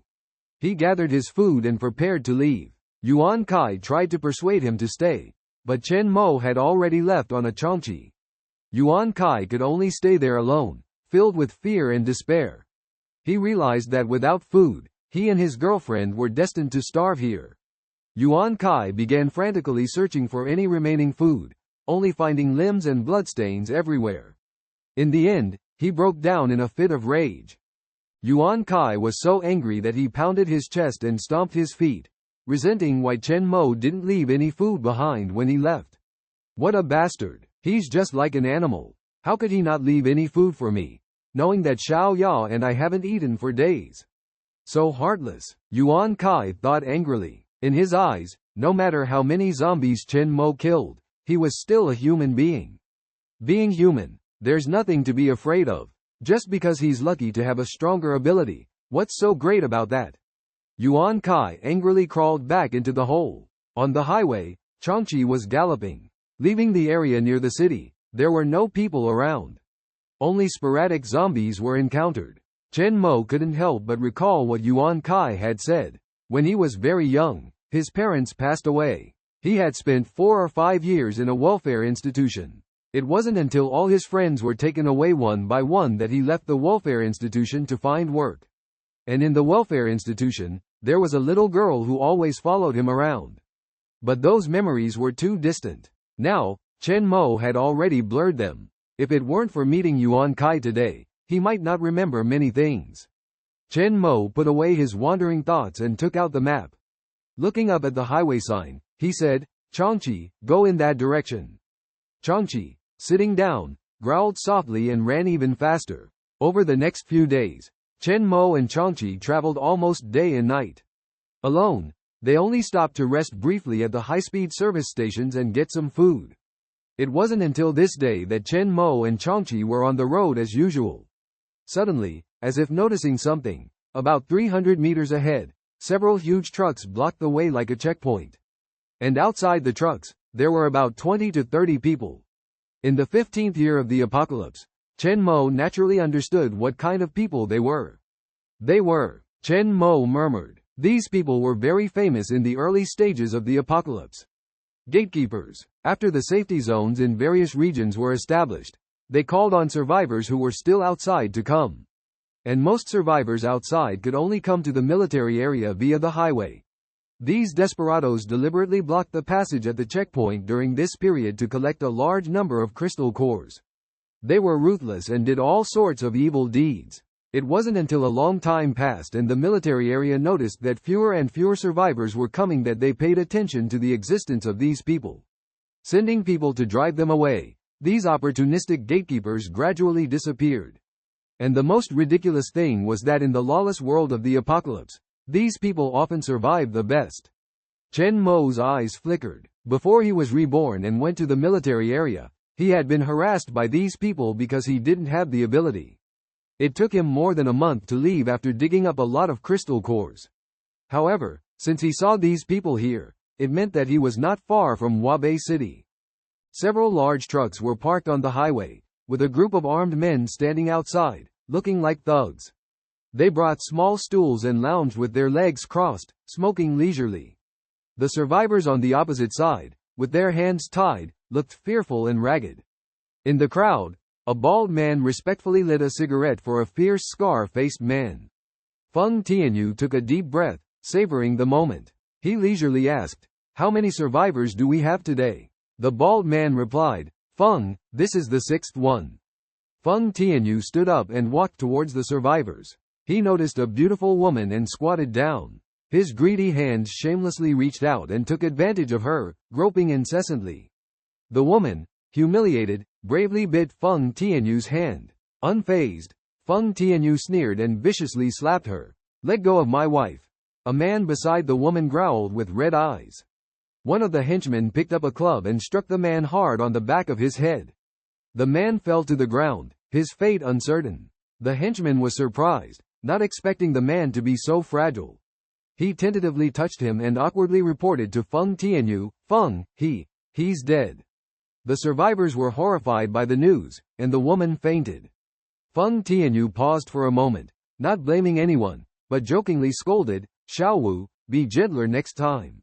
I'll give you a turn too." He laughed, "In the apocalypse, we are the rulers here. I don't blame those who die. I've had my fill of the women here, and everyone gets a share." The surrounding people laughed along. Feng Tianyu excitedly shouted, "Feng is mighty. In the eyes of these outlaws, a human life was worthless. A survivor who looked like a student hoarsely warned, "You will face retribution." Feng Tianyu's eyes flashed with a hint of killing intent upon hearing this. He walked over to the student, lifted him up, and viciously struck his abdomen. The student painfully spat out blood and was thrown aside by Feng Tianyu, as if discarding trash. Feng Tianyu disdainfully spat out, feeling indignant towards those who only sought refuge in the military district. He knew in his heart that he and his brothers had their own principles, and to pass through here, they had to pay a price. Male survivors needed to offer 100 first-tier crystal cores to leave, while females had to serve the brothers for a week. Even if the Jade Emperor himself came, he couldn't escape this rule. Feng Tianyu grinned menacingly as he warned, "If you don't have these things, then I'll have to send you to the Western Heaven." He looked meaningfully at the terrified survivors around him, their faces pale, realizing fully that in this apocalypse, human nature was more frightening than the zombies. Feng Tianyu extinguished the cigarette in his hand, sat back in his seat, and leisurely swung his legs, squinting his eyes to savor the surrounding air. He comfortably sighed, remarking that even the air here was so sweet. He conversed with his brothers, discussing the survivor they captured yesterday, a former internet celebrity. In this chaotic post-apocalyptic world, such individuals held great value. Feng Tianyu remained calm, promising that after they were done playing, they would hand her over to the brothers to have their fun, a hint understood by all. Before the apocalypse, most of these survivors were just a bunch of hooligans, and Feng Tianyu himself had a past unknown to others. Originally destined to spend over 20 years in prison, he awakened his abilities in the apocalypse, making him feel right at home. He sighed, saying that this kind of freedom was a paradise for the strong, where only strength allowed one to do as they pleased. Feng Tianyu ordered for these survivors to be sent back while he prepared to rest for a moment. However, at that moment, a henchman suddenly exclaimed that another survivor had appeared. Feng Tianyu furrowed his brows, signaling for everyone to quiet down. But when he saw the impoverished Qiongqi and Chen Mo rushing towards them from a distance, he was also taken aback. The survivors looked on in surprise at the astonishing speed of the Qiongqi and Chen Mo on its back, wondering if they were here to rescue them. The brothers around them also anxiously picked up their weapons, questioning Chen Mo's identity. Feng Tianyu couldn't hide his shock, loudly demanding that Chen Mo stop as he approached. However, Chen Mo only replied calmly, "Qiongqi." Then, the Qiongqi leapt up, setting off a earth-shattering action.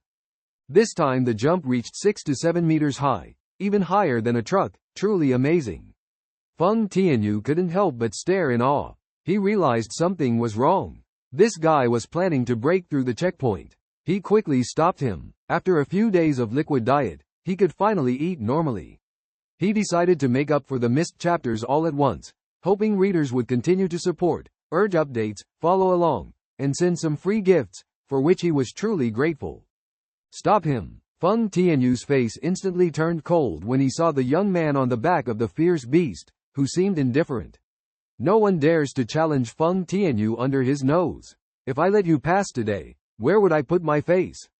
Get down. Feng Tianyu waved his hand, and suddenly, the magnetic field within tens of meters around seemed to change.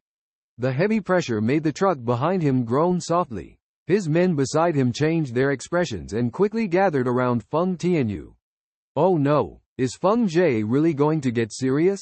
Sea-level ability, gravity magnetic field. It can instantly change the gravity of the surrounding magnetic field. As a first-order ability user, Feng Tianyu can increase the gravity of the surrounding magnetic field several times in an instant. Just as he was about to cross over the truck, Qiongqi suddenly felt an increase in gravity around him. Falling down, Chen Mo saw this scene, squinted his eyes, and looked somewhat surprised at Feng Tianyu below. An ability user? But Qiongqi is already a second-order mutant now. This weak gravity can only slightly slow down Qiongqi's speed, unable to change anything. Qiongqi leapt high again. Seeing his ability failed, Feng Tianyu felt a bit embarrassed. With a more icy tone, he said, I told you, no money, no pass. Even if the God of Heaven comes, it's the same. He clapped his hands directly, turning into a heavy fist smashing down. Boom! The surrounding magnetic field became even heavier, Cracks even appeared on the ground beneath his feet. The survivors in the gravitational field were even more miserable, falling heavily to the ground, unable to move, as if they were locked in place. The tremendous oppression made their faces pale, trembling all over. Some people fainted under such intense pressure. Feng Tianyu stared at Qiongqi in the air, using all his abilities to exert pressure on Qiongqi. Like a giant hammer striking it, Qiongqi adjusted its posture but still fell under the strong gravity. It glared at the crowd ferociously, roaring like thunder. When they saw such a huge and ferocious Qiongqi, they felt unprecedented fear. Feng Tianyu's men beside him trembled, some even expressing their fear openly. Someone whispered, "Feng Jie, what kind of beast is this? Like a tiger? Why does it have a pair of horns?" Since the apocalypse, they had seen many mutants, but never such a terrifying beast. Of course, not everyone was afraid of Qiongqi's appearance. Someone loudly said, "What's to fear? With Feng Jie here, what are we afraid of?"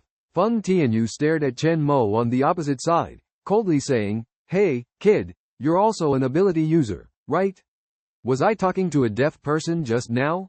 Chen Mo looked expressionless at the interceptors in front of him, frowning.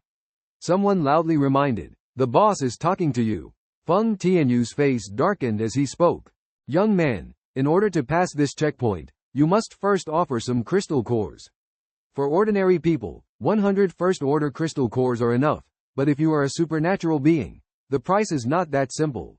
The checkpoint team has encountered many supernatural beings, as only they are qualified to become small leaders and dare to block the way here. The surrounding magnetic field gravity still lingers." Chen Mo calmly said, "Please step aside. Do you want to die?" "What?" Feng Tianyu scratched his ear, as if he had heard a joke, and laughed heartily. "Kid, do you think supernatural beings are invincible? Let me tell you, in front of me, whether you are a dragon or a tiger, you have to bow your head, or you won't leave here alive. If you don't hand over 300 crystal cores, then don't blame me for being rude." Suddenly, a drop of black water shot towards him, surprising everyone with its speed and accuracy. Feng Tianyu's pupils contracted sharply, feeling a strong killing intent, and thought to himself that it was not good, quickly raising his right hand to block, releasing the magnetic field gravity. The immense gravity pressed down, but Chen Mo was a third-order supernatural being, wielding incredibly powerful forces that ordinary supernatural beings couldn't compare with. The black water droplet directly pierced Feng Tianyu's right hand, leaving a bloody hole with blood gushing out. Chen Mo said indifferently, "Next time it will be your life." Feng Tianyu trembled all over, and everyone around stared in disbelief at the scene before them. Feng Tianyu was injured? This was simply inconceivable. The intense pain quickly struck, sweat beading on Feng Tianyu's forehead, his face becoming extremely fierce. He covered his bleeding right hand in pain, emitting a mournful howl. "Oh, damn it! I'll kill you! Who are you exactly?" The powerful skill left him extremely shocked. Even his magnetic field gravity was helpless. The black water droplet, untouched by a trace of blood, returned to Chen Mo's side. Chen Mo coldly watched the scene, not wanting to get entangled with them, but these roadblocks were really annoying. He warned, "I've given you a chance. Say it again. If you don't want to die, step aside." The Qiongqi beside him roared, opening its bloodthirsty mouth, releasing a strong killing intent.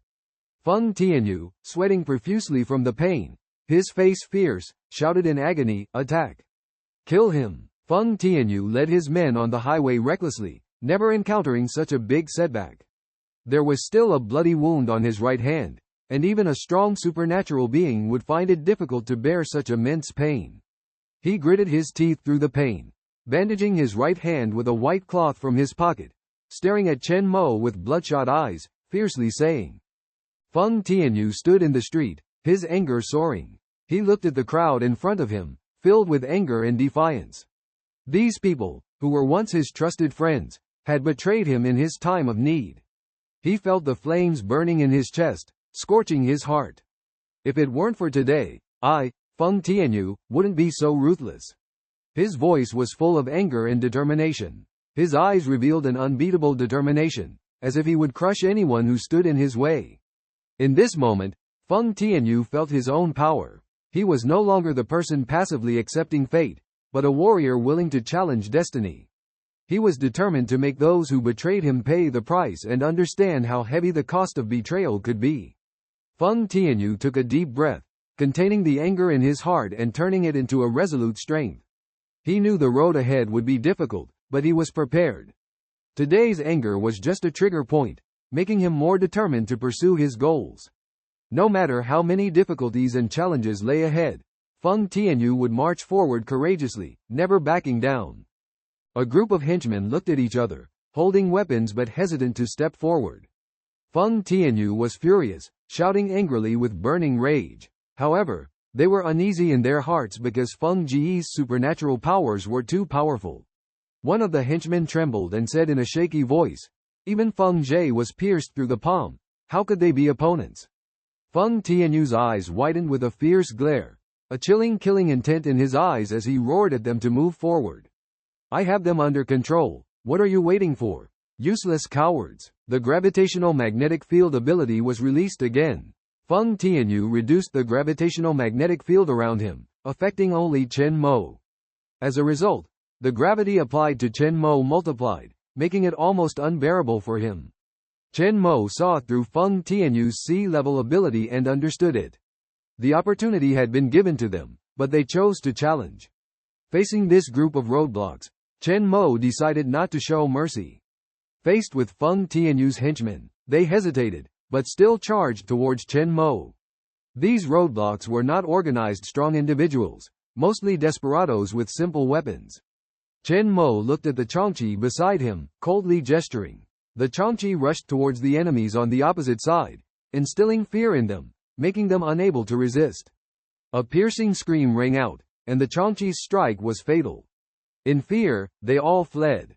Feng Tianyu was sweating profusely, staring intently at Chen Mo and the Qiongqi, filled with uncertainty and astonishment. They were not affected by the gravitational magnetic field? This was beyond his imagination. Feng Tianyu felt an unprecedented sense of defeat, shouting in unease. "Brother, my friend, we were a bit impulsive before, but now we realize it. You can go, and we won't give you a hard time about the customs clearance this time." Chen Mo sneered, with a hint of teasing in his eyes. "Do you understand now? It's a pity it's too late. If these road blockers intercept us, we are destined to suffer. Originally, I didn't intend to get involved in this matter, and those survivors left behind have nothing to do with me. But since the matter involves me, then blame their bad luck." Chen Mo slightly raised his right hand and activated his dominant ability.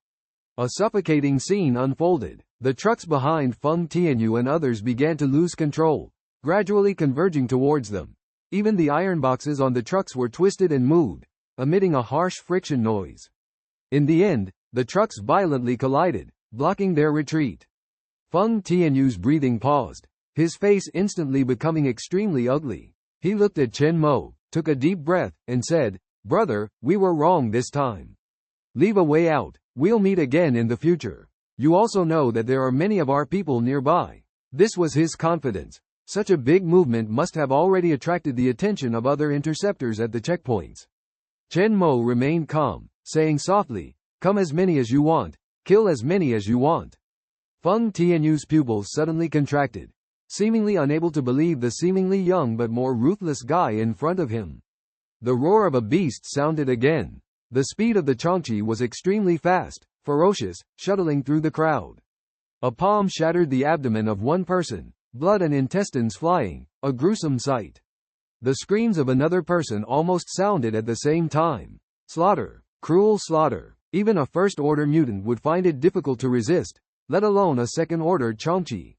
The magnetic field gravity here was of no use to its actions. Feng Tianyu trembled all over, his heart pounding. What kind of monster is this? He took out a first-order crystal core, absorbing energy, enduring severe pain, his hands interlaced to release a gravity magnetic field, trying to fight for a chance to escape. His eyes turned red, shouting, "Gravity magnetic field." At the critical moment of life and death, the gravity magnetic field of his first-order ability erupted with extraordinary power. The ground began to crack, spreading towards the Qiongqi and Chen Mo, as if it were about to collapse. The huge body of the Qiongqi sank several meters underground. Feng Tianyu was ecstatic, hurriedly crawling towards the twisted truck, trying to escape from this place. Chen Mo squinted slightly. A sharp black drop of Dekitetsu flowed from his waist, heading straight for Feng Tianyu. Swish! The sound of air being torn apart rang out. At that moment, a soft shout came from behind, "Stop!" A woman in a black leather jacket with curly wavy hair appeared in sight. A plump and alluring female rider was riding a black motorcycle, the engine roaring in the night. However, fate had already been sealed. A black droplet pierced through Feng Tianyu's forehead, shattering his skull with a muffled sound. Feng Tianyu was climbing the truck when he suddenly felt a sharp pain and then fell heavily to the ground. The small wound on his forehead kept oozing white brain matter and thick, sticky blood, his life rapidly fading away. Chen Mo heard the voice behind him but remained unfazed, casting a cold glance. In the distance, a group of people riding off-road vehicles and pickups, some even standing outside the vehicles, brandishing weapons, aggressively heading towards this direction as if seeking revenge on Feng Tianyu's killer. Liao Ruyu saw Feng Tianyu fall, a hint of anger flashing in her beautiful eyes. She immediately rode her black motorcycle over, executing a stunning sharp turn to a stop. The engine roared as she launched an attack without hesitation, creating ripples around her and a strong wind assaulting Chen Mo. Frowning, Chen Mo looked at Liao Ruyu, wondering, is she also a superpower? The Qiongqi let out a low roar, dispersing the strong wind with a wave of its hand, revealing the opponent's A-level superpower, Storm. Liao Ruyu coldly questioned Chen Mo about killing Feng Tianyu, to which Chen Mo calmly replied. Liao Ruyu frowned at the body on the ground, showing her disapproval. She felt that Chen Mo's displayed strength was extraordinary, possibly a second-tier superpower. She tried to recall Chen Mo's face, feeling like she had seen it somewhere before. Chen Mo then boarded the Qiongqi, expressing his intention to head to North China City, warning not to intercept, or else it would end up like Feng Tianyu and his gang. The burly man was filled with rage, demanding revenge, but was stopped by Liao Ruyu. She sternly ordered everyone to drop their weapons, displaying a ruthless demeanor. The crowd could only reluctantly comply. Liao Ruyu stared at Chen Mo and suddenly said, "Friend, please listen to me for a moment. Rest assured, I will not investigate the cause of Feng Tianyu's death. But if you are planning to go to the military district, I advise you not to go there." She knew Chen Mo's true identity. In the rumors of the 6th military district, this person was actually the murderer of Lin and his son, listed as the #1 wanted criminal. Liao Ruyu smiled at Chen Mo, not revealing his true identity, and suggested, "Why not come to my Dragon Steel as a guest? It's safer than going to the military district." The situation changes quickly. Just a moment ago we were mortal enemies. Miss?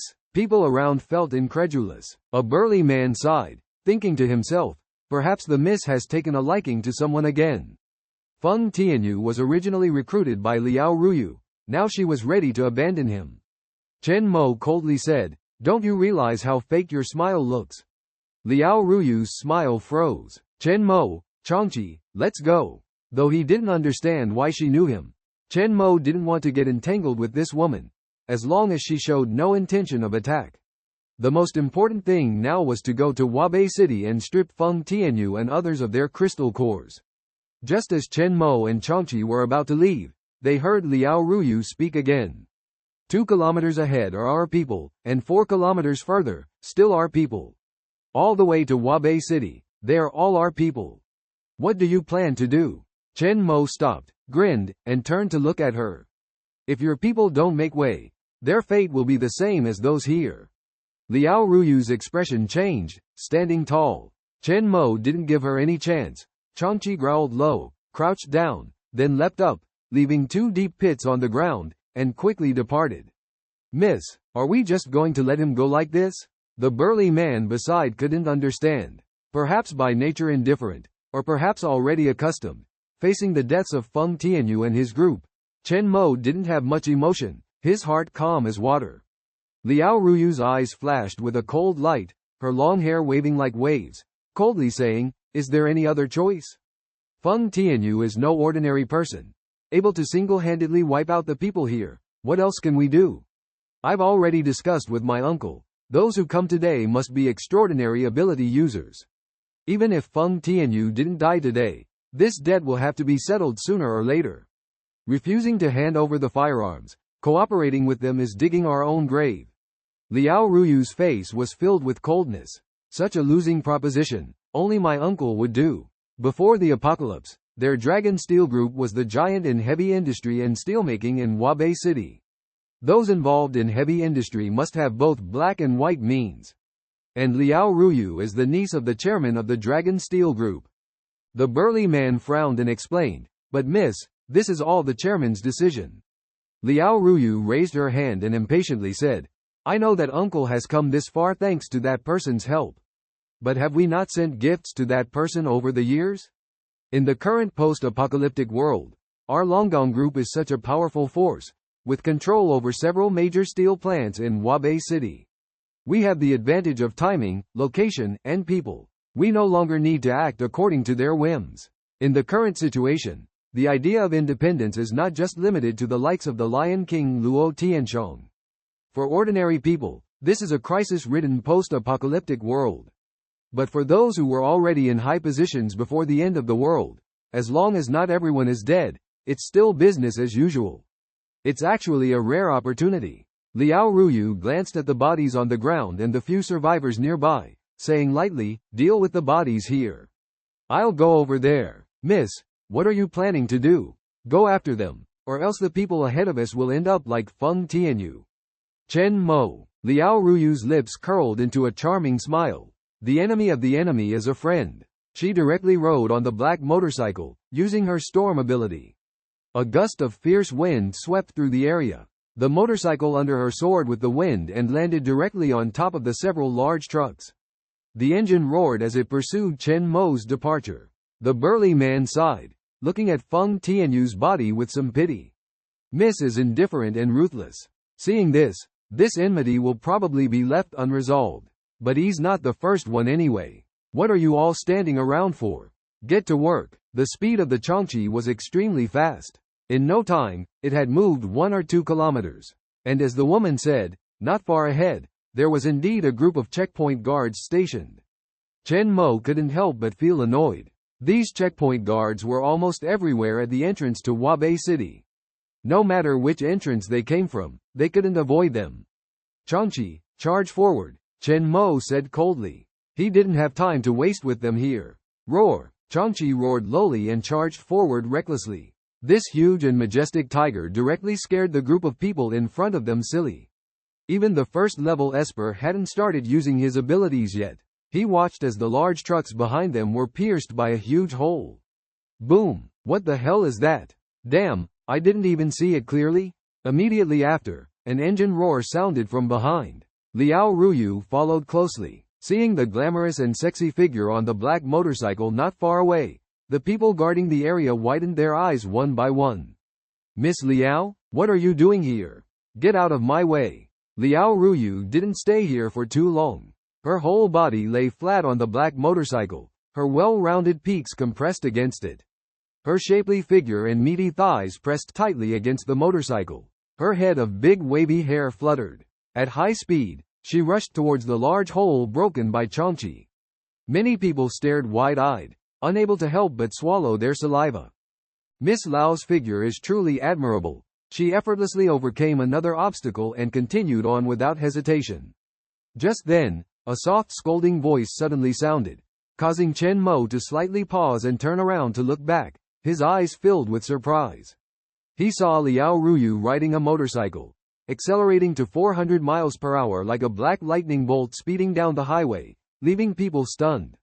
Chen Mo was secretly amazed, wondering what this lady was up to. Liao Ruyu drove straight to the side of Qiongqi, wearing a helmet and loudly reprimanded, "Wait. I have something to say to you." Chen Mo felt a bit speechless at this scene, but still waited quietly. Liao Ruyu continued, "I am Liao Ruyu, the niece of the chairman of Longgong Group." "Nice to meet you," Chen Mo replied expressionlessly. "If there is something, please speak directly. I am in a hurry." Liao Ruyu felt slightly surprised. Thinking highly of her appearance and temperament, she didn't expect Chen Mo to be so indifferent. But she didn't mind, and continued, "I know you are the one who killed Lin Shu, but if you think you can seek refuge from the military district, that's wishful thinking. This statement made the atmosphere icy, and Chen Mo's face gradually darkened. Who are you exactly? Chen Mo's gaze was sharp, while Liao Ruyu smiled and said, my uncle told me to keep an eye on you, but I hold no ill will. I don't have the ability to send you to the military district, nor will I reveal your whereabouts. Chen Mo stared at her calmly and replied, it seems like you have close ties with the military district. Liao Ruyu flashed a cunning smile and said charmingly, that's right, we represent the military district. Longgong Group has intricate connections with the military district.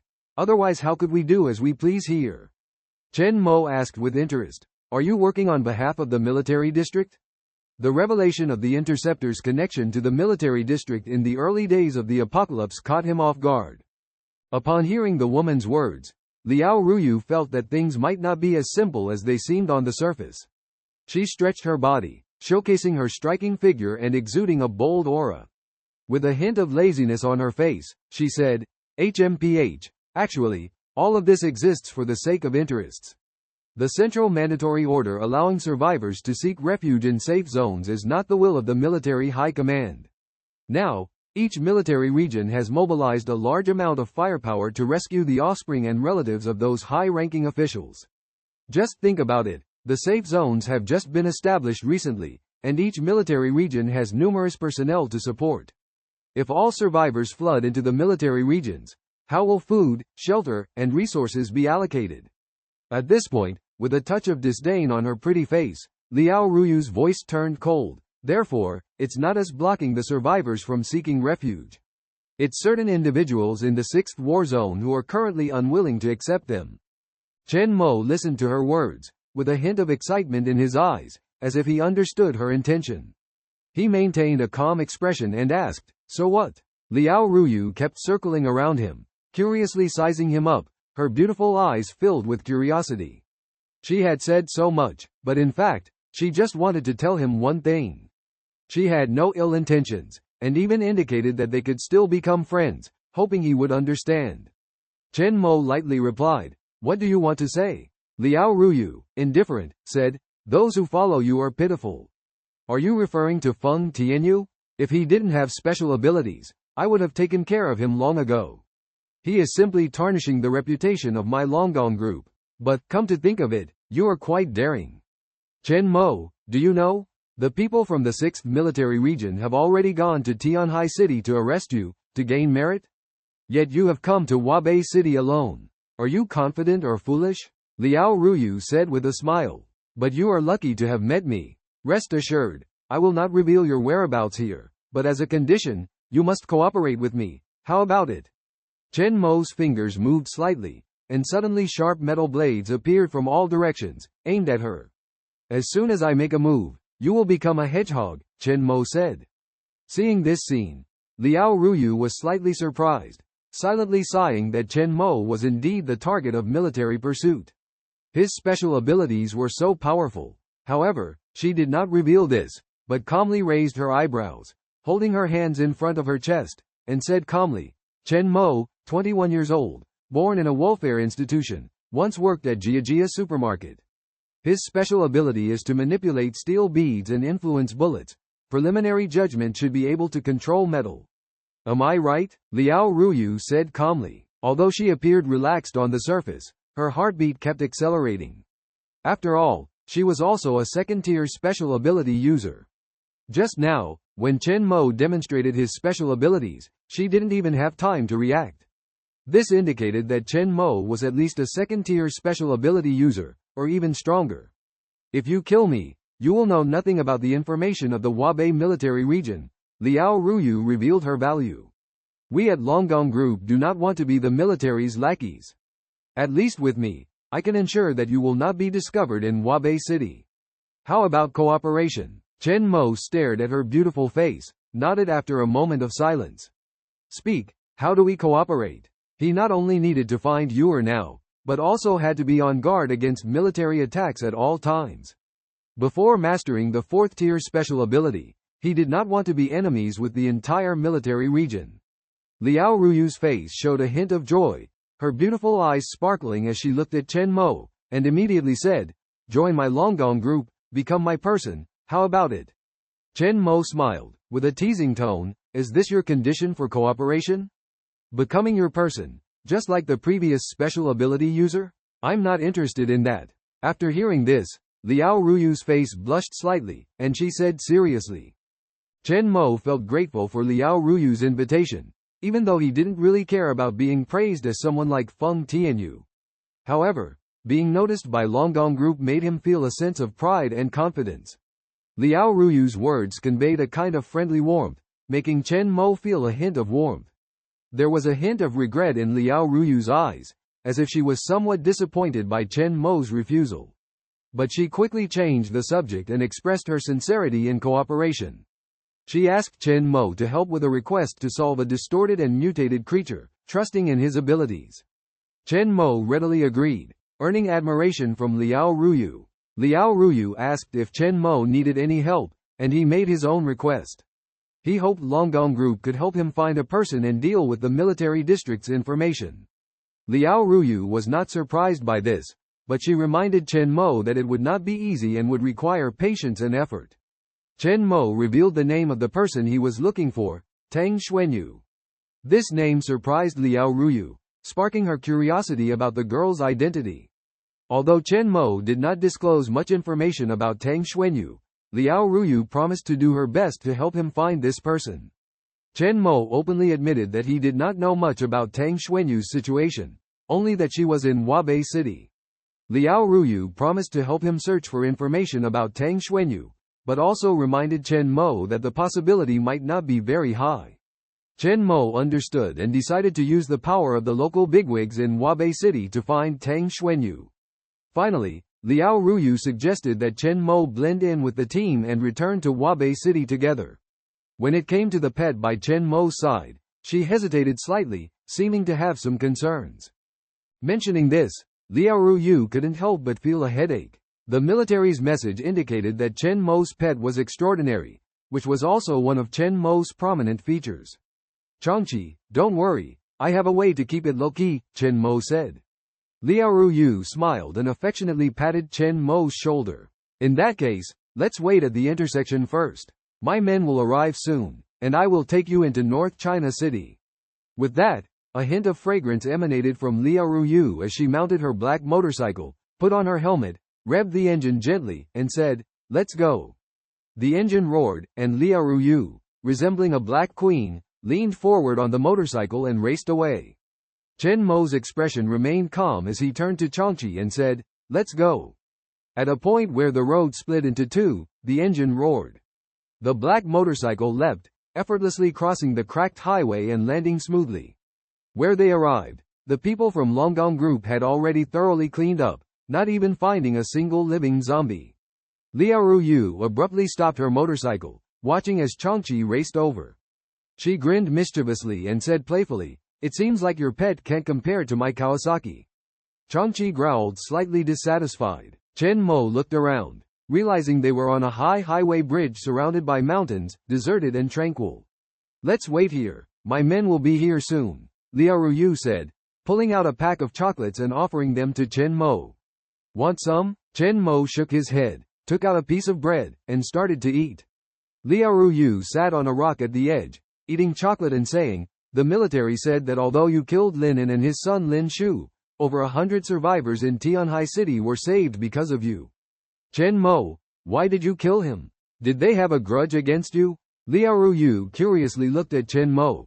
Even the military was still puzzled as to why an ordinary guy would want to kill Lin Shu. What was his motive? Chen Mo's eyes flickered, mentioning the name without much emotion. Before the apocalypse, Lin Shu was just a playboy who hadn't done much yet, but that didn't stop Chen Mo from making up his mind. Chen Mo didn't intend to explain because in the apocalypse, one's life and death didn't matter anymore.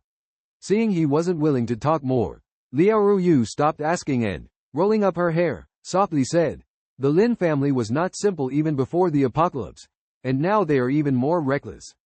The head of the 6th war zone has close ties with the Lin family, and they are manipulating everything behind the scenes. After the central government deals with it, they will be stationed here for a long time.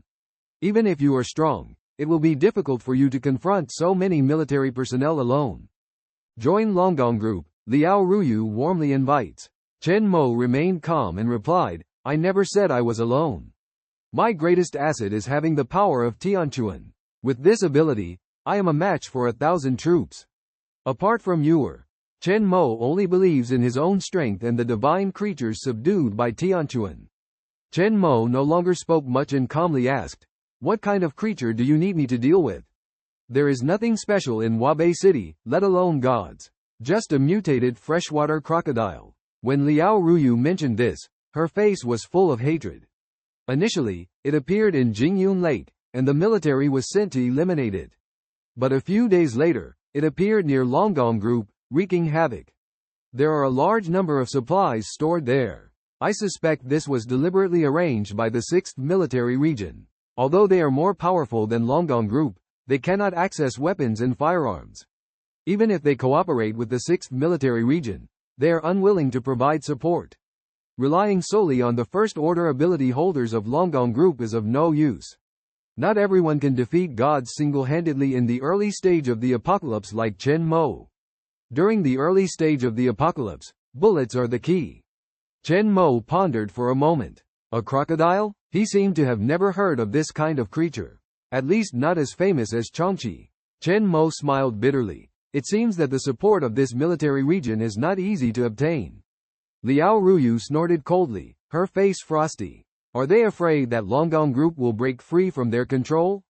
We have a large amount of steel here, and if we can restart operations, it will be a great boon. Blocking the survivors, deliberately releasing that strange crocodile, they are targeting us, Longgong Group, everywhere. But, this is an unavoidable fact. The base of the 6th Military Region is near Wabe City. There is a difference between internal and external. If Longgong Group really becomes the overlord of Wabe City, the higher-ups of the 6th Military Region will definitely not be pleased. Chen Mo and Liao Ruyu talked for a while. It was evident that Liao Ruyu harbored deep resentment towards the 6th Military Region. This aligns with Chen Mo's intentions. If the 6th Military Region controls Wabe City, he will not be able to search for Yuer in peace. Moreover, the steel plant is the best place for him to use his abilities. Just then, a distant roar of vehicles could be heard. Liao Ruyu's eyes lit up, standing up. They're here. She turned her head, and suddenly her pupils contracted in disbelief as the huge beast that was originally crouching next to her disappeared without a trace. Liao Ruyu looked deeply at Chen Mo. Sir. At this moment, a burly man got out of the off-road vehicle.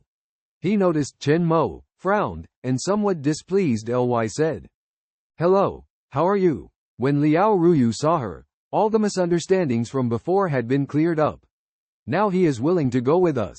The burly man frowned upon hearing this, but out of respect for the lady's instructions, he didn't say much. He just nodded and gave a disapproving look at Chen Mo behind Liao Ruyu, expressing his displeasure. Let's get on the car and go back to Wabe City together. Chen Mo sat in the back of the large truck with a group of men, the atmosphere heavy. 5 or 6 men with grim faces held iron rods and crude weapons, glaring sternly at Chen Mo. The inside of the carriage was dim and quiet. Chen Mo closed his eyes to rest, listening to the sound of the wheels rolling on the road. The leader of the men, Zhe Hoju, warned Chen Mo, reminding him to be careful of the zombies in Longgong. They were all workers from Longgong Group, strong and capable. A middle-aged man expressed doubt about Zhe Hoju's cautious attitude, believing that in the post-apocalyptic world, there were no longer children, only adults. Zhe Hoju believed that Chen Mo should stay at the station and wait to collect the crystal nuclei before proceeding. The other men were dissatisfied with this and criticized Zhe Hoju's approach.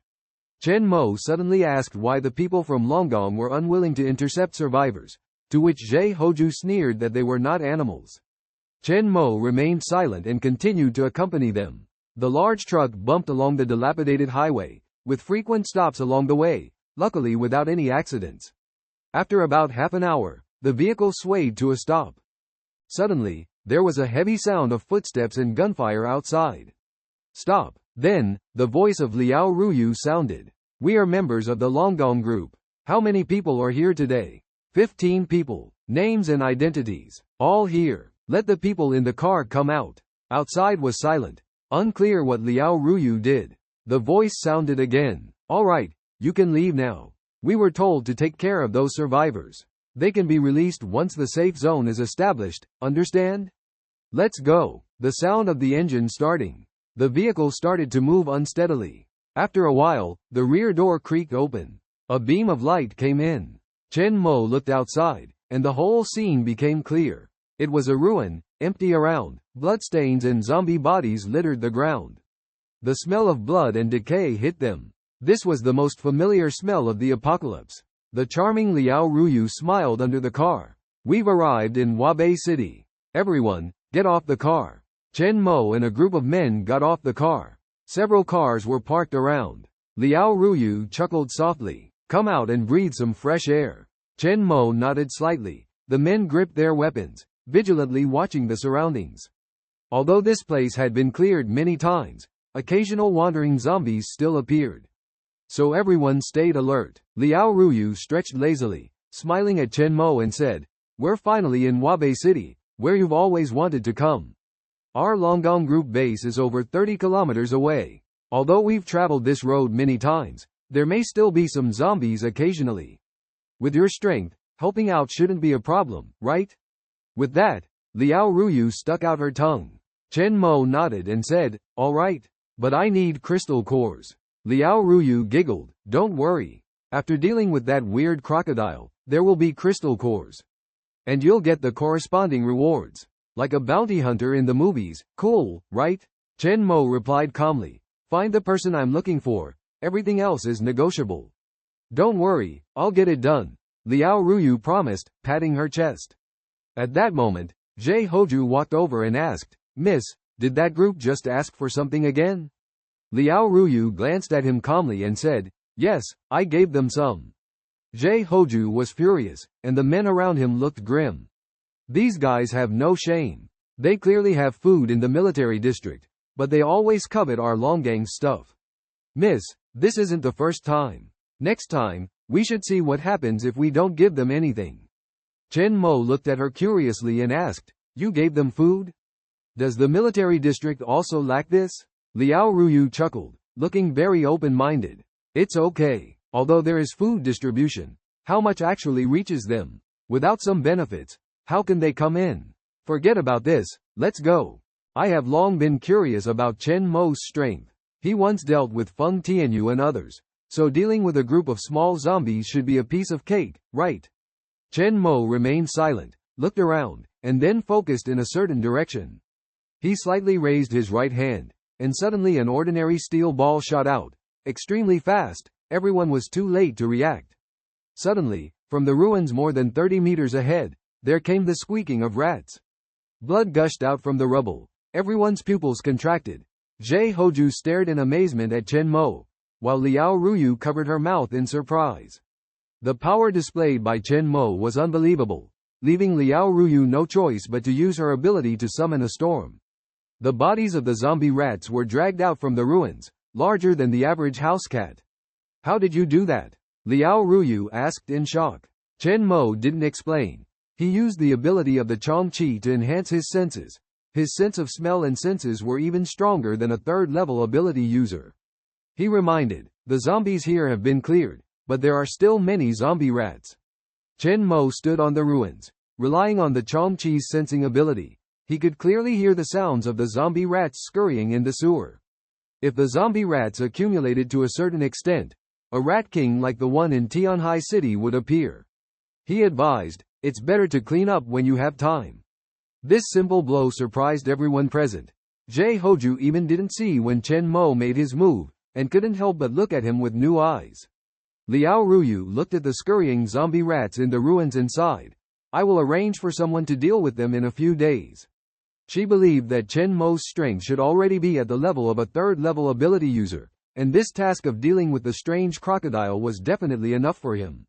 The group left, with Liao Ruyu, as the only ability user in Longgang, naturally taking the lead. Chen Mo, also an ability user, was invited by Liao Ruyu to sit on her motorcycle because he didn't summon the Qiongqi. Chen Mo awkwardly put his hand on her shoulder, but Liao Ruyu didn't mind at all, smiling and saying, as a woman, I'm not fussy, but you, as a big man, are so careful. They set off, the black motorcycle, combined with her storm ability, moved flexibly in the wasteland. Only the big waves hitting their faces were a bit painful. The situation in Wabe City has not improved much despite the presence of the military region, with the earth cracked, buildings collapsed, and the heavy industrial city's economy in a slump, relying on a few industrial groups such as Longgong Group for support. Young people are unwilling to stay here. Most industries are in a state of decline, and the surrounding buildings exude a distant atmosphere. On this desolate land with only factories and old residential areas, a group of people kept moving forward. Suddenly, they saw the first wave of zombies appearing. A small, huddled zombie suddenly emerged from the ground. This sudden attack startled Liao Ruyu, her pretty face instantly filled with fear. But then she furrowed her brows tightly, without hesitation, accelerated and charged straight towards the zombie that had suddenly appeared. Bang! Blood splattered. The zombie spun a complete circle in the air, then crashed heavily to the ground, emitting a deep growl. More zombies emerged from the collapsed buildings and dilapidated shops around. The men of Longgong brandished clubs, fire axes, and other sharp weapons, engaging in fierce combat with the surrounding zombies. Liao Ruyu stopped the motorcycle, her face expressionless, and said, "These zombies are getting more and more annoying. How come there are still sneak attacks from underground?" Chen Mo tightened his grip on the ghost slayer at his waist, quickly stepped forward, and stabbed the small zombie's body with a single blow. Blood splattered, and the zombie died on the spot. All the zombies were first-order beings. Wind blades whistled as Liao Ruyu, controlling the storm, effortlessly severed the head of a zombie. She skillfully wielded her powers. Turning around, Liao Ruyu asked, "Chen Mo, who do you think will kill more?" She elegantly dodged the attacks of the zombies, unscathed. As a second-order ability user, ordinary zombies couldn't harm her. Chen Mo swung the ghost slayer in his hand, releasing black liquid that pierced through the zombies' heads like raindrops, leaving them unable to get up. Liao Ruyu witnessed this scene, her mouth agape in astonishment, standing frozen in place.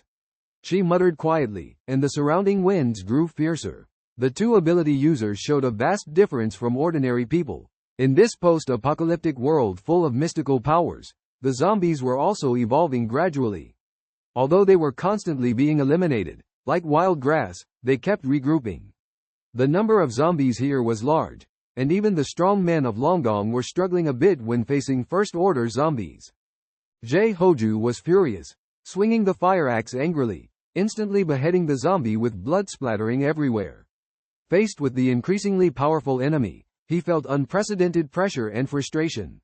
Watching his companion Chen Mo fighting hard not far away, while he could only manage to knock down one zombie, Jie Hoju felt a sense of powerlessness. He made up his mind to rush towards another group of zombies and give it his all. Suddenly, a hissing sound came from a distance, a foul smell spread, and a pool of green liquid appeared in the sky, extremely corrosive. When the liquid hit the ground, it made a cracking sound, instantly corroding the stones and zombie bodies.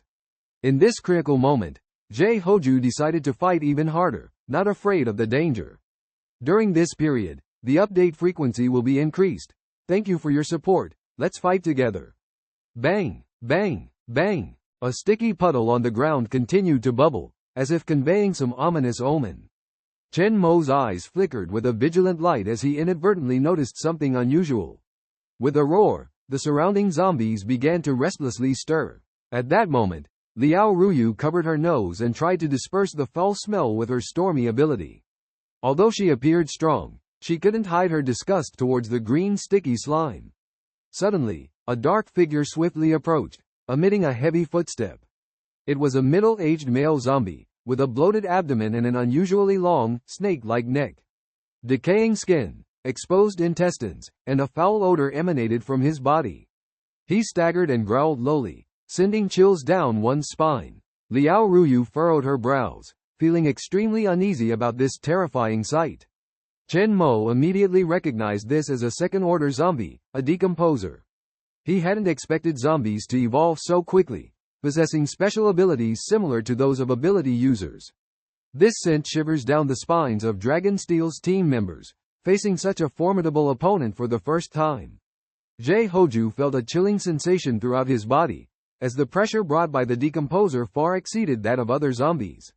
Liao Ruyu inquired about the decomposer's situation from Chen Mo, who calmly explained that the creature's bodily fluids were highly corrosive, even challenging for ability users to withstand. This liquid was as dangerous as highly concentrated sulfuric acid, if not more terrifying. Confronting a decomposer, one must not engage in close combat, as the consequences would be unimaginable. Upon hearing Chen Mo's warning, Liao Ruyu's heart tightened as she looked at the steaming liquid on the ground, sending a shiver down her spine. Faced with such a powerful enemy, how should they respond? Chen Mo took a deep breath, his gaze firmly fixed on the decomposer. They had to be cautious and not take the situation lightly.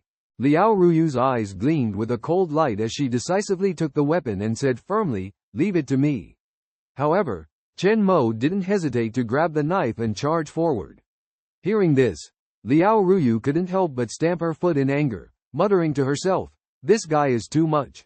I'm also a second-tier esper." As Chen Mo rushed out alone, he ruthlessly reaped the lives of the zombies ahead, leaving Liao Ruyu astonished with her beautiful eyes widened. She couldn't help but wonder, how powerful is this guy really? However, in the moment of crisis, she didn't have time to think much and directly released wind blades to assist Longgang and the others in their struggle. As a second-tier esper, she also demonstrated extraordinary strength, effortlessly cutting down the zombies approaching with her wind blades. Jie Hoju and the others finally breathed a sigh of relief. After a loud bang, the zombie's head, cut in half by the wind blades, exploded, splattering blood everywhere. Jie Hoju looked at Chen Mo in astonishment, filled with disbelief. He just charged in like that by himself? At this moment, a decomposer saw Chen Mo coming, swaying its long neck, opening its gaping mouth, and spitting out a bunch of green slime towards Chen Mo. Chen Mo frowned, conjuring a metal wall in front of him to block the corrosive slime, leaving a hole in the wall. The decomposer continued to spray slime at Chen Mo, but he easily dodged it, with the slime corroding the surrounding objects on the ground. Chen Mo, being a third-tier esper with the blessing of the Qiongqi constitution, was unaffected by the slime. The black liquid he slashed out transformed into an unidentified metal, instantly attacking the decomposer like a rain of bullets. The decomposer howled in pain, green liquid oozing from its body, corroding everything around it. Luckily, his weapon remained unaffected by the corrosion, continuing to strike the decomposer. Chen Mo turned to the others, coldly saying, "Stand back." In this dangerous world, the death of a decomposer is not the end, but the beginning of another even more terrible disaster.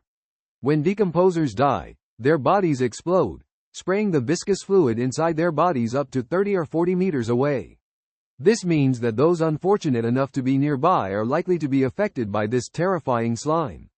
The risks posed by this slime are not to be underestimated, making facing decomposers an even more dangerous challenge. In such an environment, every encounter could become a test of life and death, leaving people feeling fearful and uneasy. Upon witnessing this scene, Liao Ruyu did not hesitate to shout loudly, "Everyone, follow me." She immediately gathered all the people from Longgang together and, using her storm superpower, built a sturdy wind wall for everyone.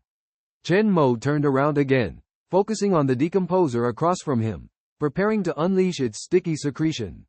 He raised his right hand and forcefully rolled the surrounding abandoned metal materials towards the decomposer, trapping it between the metals with a loud bang, splattering green sticky fluid everywhere. Chen Mo used the metal wall to protect himself from all directions, perfectly blocking the incoming sticky fluid. The people from Longgang were horrified, and Liao Ruyu stared at Chen Mo in amazement, her eyes wide open. At this moment, Chen Mo displayed a more confident and impressive state, leaving a lasting impression. The decomposer across from them was trapped in the metal, unable to move, struggling constantly. The people from Longgang couldn't help but wonder why Chen Mo hadn't shown this strength earlier. Jie Hoju, watching the green sticky fluid splashing around, felt a sense of alertness. He suddenly remembered something and said, "Perhaps because we were too close before, Chen Mo was worried that the zombie's fluid would affect us." Everyone suddenly realized that this young man had long had the ability to easily defeat the zombie. In that case, weren't they just a burden? Chen Mo stared at the struggling decomposer across from him, watching the corrosive fluid seeping out and eroding the surrounding metal. Because the smell from the decomposer was nauseating, Chen Mo didn't want to use the ghost slash anymore. Instead, he swung his right hand, condensed a blob of molten iron, and crafted it into a sharp metal blade, fiercely slashing towards the decomposer in the distance. A silver arc flashed across, and the decomposer instantly quieted down. A crack appeared on its neck, gradually widening, until finally, the neck snapped and fell to the ground. Subsequently, the decomposer's belly began to swell, oozing sticky fluid, growing larger and larger, until it burst, spraying out a large amount of fluid and flesh. Chen Mo immediately used his Dominator superpower to melt the surrounding metal into silver iron liquid, constructing a huge crescent-shaped metal barrier to block the impact of the explosion. The metal barrier was corroded with many small holes, while the zombies' wails echoed one after another. The crowd from Longgang was dumbfounded, watching in disbelief as the zombies dissolved in the viscous fluid exploded by the disintegrators. Through the holes in the metal barrier, they could clearly witness the scene. The green liquid spread all around, creating chaos. The horrifying zombies were being disintegrated one by one, emitting screams as they fell into the green goo, emitting green smoke. Liao Ruyu looked incredulously at Chen Mo, amazed that he could still take care of others in the midst of battle. His strength was so great that it even surpassed her storm ability. The metal wall in front of them suddenly turned into silver liquid and dripped down. The Longgang team looked around, seeing green chaos everywhere, deeply shaken by what they saw. Is this how it ends? What about those zombies? Chen Mo remained calm, showing no emotion after defeating the second-order mutant zombie. For him, defeating a second-order zombie was no longer a big deal. With his current strength, a second-order zombie posed no threat to him. But for the members of Longgang behind him, it was a different story. That's why Chen Mo preferred to act alone, rather than joining a team or faction. For him, people without strength would only be a burden. The air was filled with the nauseating smell of disintegrators, causing Zhe Hoju to tremble, with goosebumps all over his body. The big man beside him also exclaimed, "Miss, this guy is too strong." In just an instant, he cleared out all the zombies around us.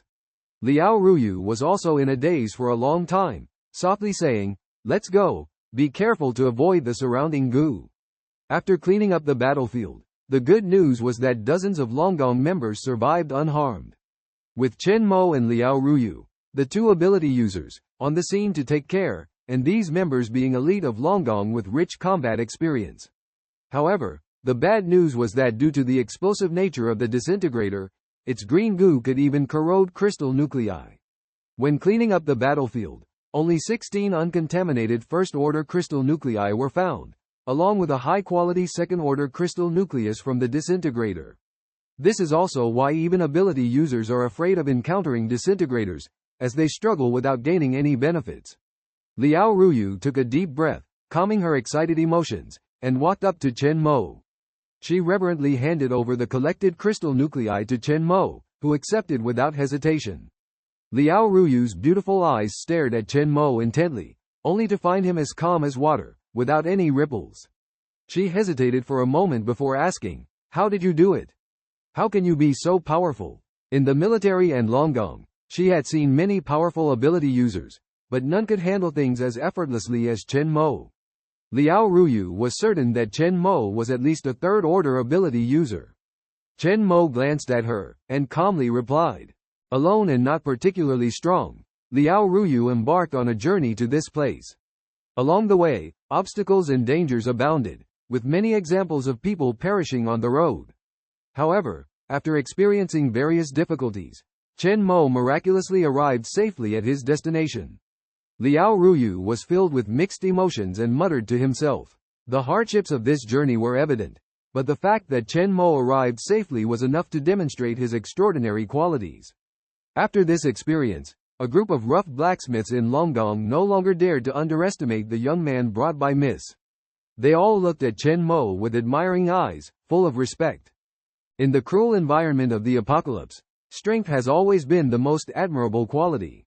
Chen Mo's display of immense power has earned the respect of everyone. Zhe Hoju took a step forward, with a look of hesitation on his face, and said, "Young man, I want to thank you. I have offended many people before. If it weren't for your help this time, I'm afraid more of my brothers would have died. Chen Mo calmly replied, it's only fair, a mutual benefit. Liao Ruyu smiled and looked at Zhe Hoju teasingly, saying, it seems even Mr. Zhe knows how to say, thank you, now.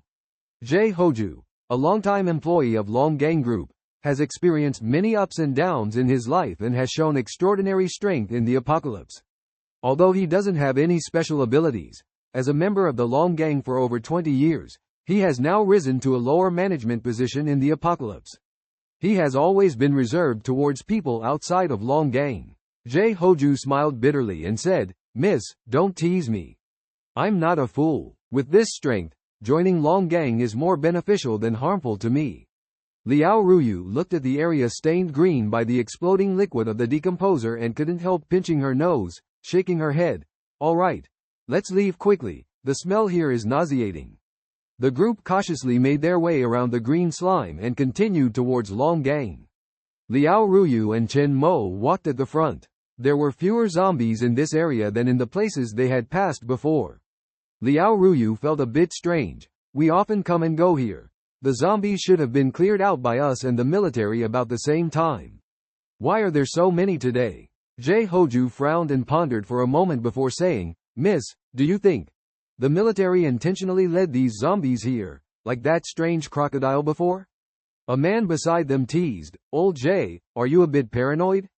They have to come through this route too. Liao Ruyu was stunned for a moment, silently contemplating. At this moment, Chen Mo calmly said, it's probably not. Advanced zombies have a summoning power over lower-level zombies. These zombies are constantly evolving. It's probably because of that decomposer. Liao Ruyu nodded, not wanting to spread rumors. But that strange crocodile, we can almost confirm that it was intentionally released into Longgang by the military. They have been negotiating with us, trying to take over our steel plant, and don't want us to occupy that place. Liao Ruyu looked at Chen Mo, finding him handsome and firm, especially his deep eyes, revealing a maturity and coldness beyond his age, as well as a unique temperament.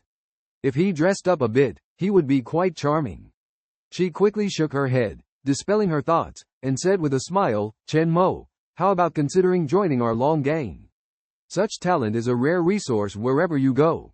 Most powerful supernaturals nowadays choose to join various military districts, but Chen Mo is an exception. She has conflicts with the military district but still maintains her independence. Chen Mo's gaze is calm, as if indifferent to everything around her. In the post-apocalyptic world, supernaturals with powerful abilities are not common. They usually hold high positions and strong powers. Although Chen Mo has not encountered these people yet, Longgang Group also has a certain influence in this world. If no action is taken, Longgang will eventually be swallowed by the 6th Military District, which is an inevitable fate. Seeing Chen Mo ignoring her, Liao Ruyu couldn't help but frown, feeling a bit dissatisfied. She thought Chen Mo was a strange person but eventually chose to give up persuading.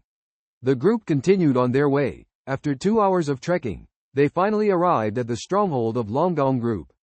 This survivor forces base is located outside a large empty shopping mall, surrounded by barriers constructed of scrap iron and cars. The stronghold is large, with large trucks coming in and out at the entrance, and members of Longgang Group are busy here. Liao Ruyu introduced to Chen Mo. This used to be our Longgang's gathering place for supplies, now temporarily cleared and used as a residence. We used to mainly operate in the steel plant, that was our true base. Unfortunately, the steel plant is now occupied by the crocodile monster, so we had to move here for refuge.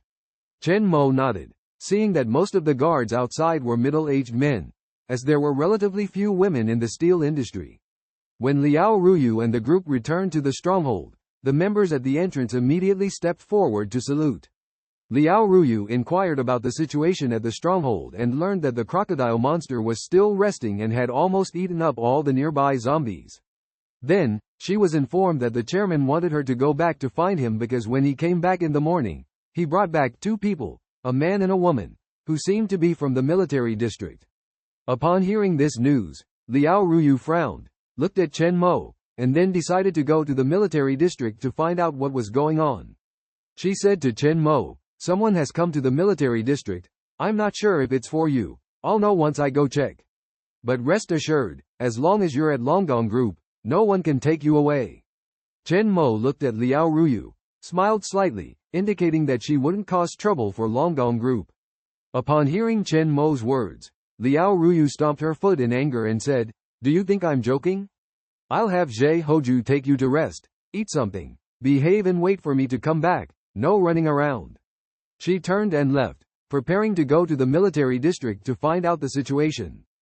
Zhe Hoju looked at Liao Ruyu with respect and gratitude in his heart. Liao Ruyu smiled slightly, gesturing for Zhe Hoju to bring Chen Mo to their resting room and arrange some food. She herself needed to go see Uncle Liao first and would be back soon. Zhe Hoju nodded, indicating his understanding. He was kind to Chen Mo. After all, Chen Mo had once saved everyone's lives. Zhe Hoju led Chen Mo to their resting room. Although this temporary shelter was simple, the location was unique and relatively spacious. Zhe Hoju opened the door and took out instant noodles, eggs, and ham sausages from the box on the floor.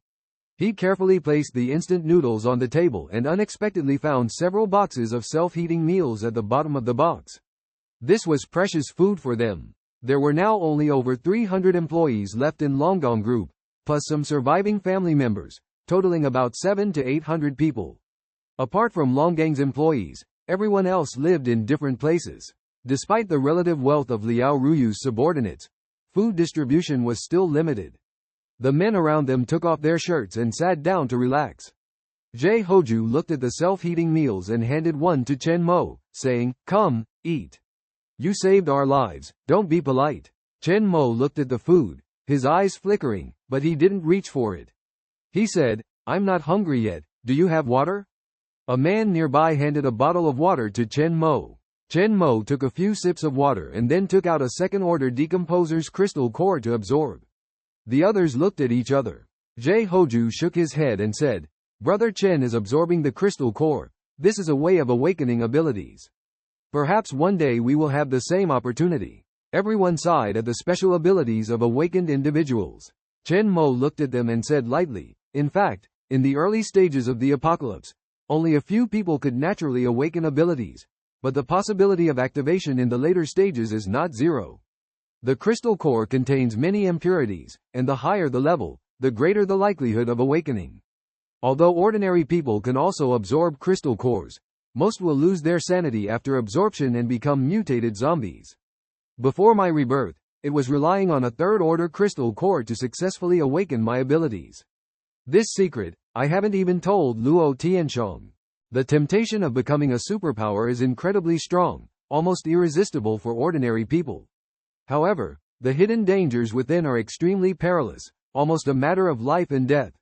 Chen Mo deeply understands that if he were to reveal his superpower secret to Luo Tianxiong or Longgang, it would definitely attract wave after wave of people coming to forcefully absorb it, the consequences of which are unimaginable. Therefore, he decides to bury this secret deep in his heart and not easily reveal it. As he becomes a third-tier superpower, Chen Mo begins to recall more things. He lowers his eyes, lost in thought. Perhaps, if he remembers correctly, that person in Wabe City, is he here too? That person who has been following Lin Shu since he and Yuer joined the 6th Military Region, responsible for keeping him safe. He possesses incredibly powerful abilities, mastering an A-level elemental superpower that can make everything he touches explode under his superpower influence. The most common usage is to imbue bullets in a gun with superpower. He is a very powerful superpower in the 6th Military Region, also Lin Shu's trusted assistant. At this moment, in the chairman's office of Longgang Group, the safest and most central place in the entire area. Liao Ruyu looked at the young man and woman in front of her, her pretty face showing a hint of displeasure. She questioned, "Are you here to help us? Not even able to protect our own territory at Longgang Group, yet you have the nerve to claim to be here to help us." The young man and woman across from her looked young. The young man dressed casually in a short-sleeved t-shirt, with a crew cut, appearing lively and youthful. He lounged lazily on the sofa, sipping on a cola, saying, "You can't even protect your own turf at Longgang Group, and yet you have the audacity to blame us. We didn't come knocking on the door ourselves. It was Chairman Liao who personally sent someone to find us."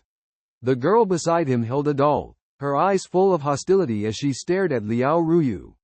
When she saw Liao Ruyu's striking figure, she couldn't help but furrow her brows, looking even more displeased. They were both superpowers in the military region. The young man named Wang Haoming, a former athlete before the apocalypse. Because of his superpower, he quickly gained the attention of the military region. The girl was Qiongqi, also a chosen survivor groomed with powerful superpowers. Faced with all this, Liao Ruyu trembled with anger. She protested, "Liao Shu, are these the helpers you found? The military region only sent 2 little kids?" She looked at the middle-aged man sitting in the center, with a kind and plump figure, dressed in a shirt, and said, "These 2 were sent by the High Bureau, arranged personally by the High Bureau. Don't be fooled by their young age, they possess powerful superpowers." Liao Ruyu angrily objected, "Powerful? I've already found the people to solve the problem. I don't need the help of the military region. What's the point of having these 2 kids help?" Liao Wen looked somewhat embarrassed and said, They were sent by the High Bureau. Their strength should not be underestimated." Wang Haoming took a sip of cola, subtly glanced at the stunning figure and beautiful face of Liao Ruyu, and smiled. "Miss Liao, are you worried about our abilities? After all, we are all working hard to find survivors during this special period. The High Commissioner sent us here, so he must trust our abilities." Wang Haoming slowly stood up, and in a blink of an eye, he was behind Liao Ruyu.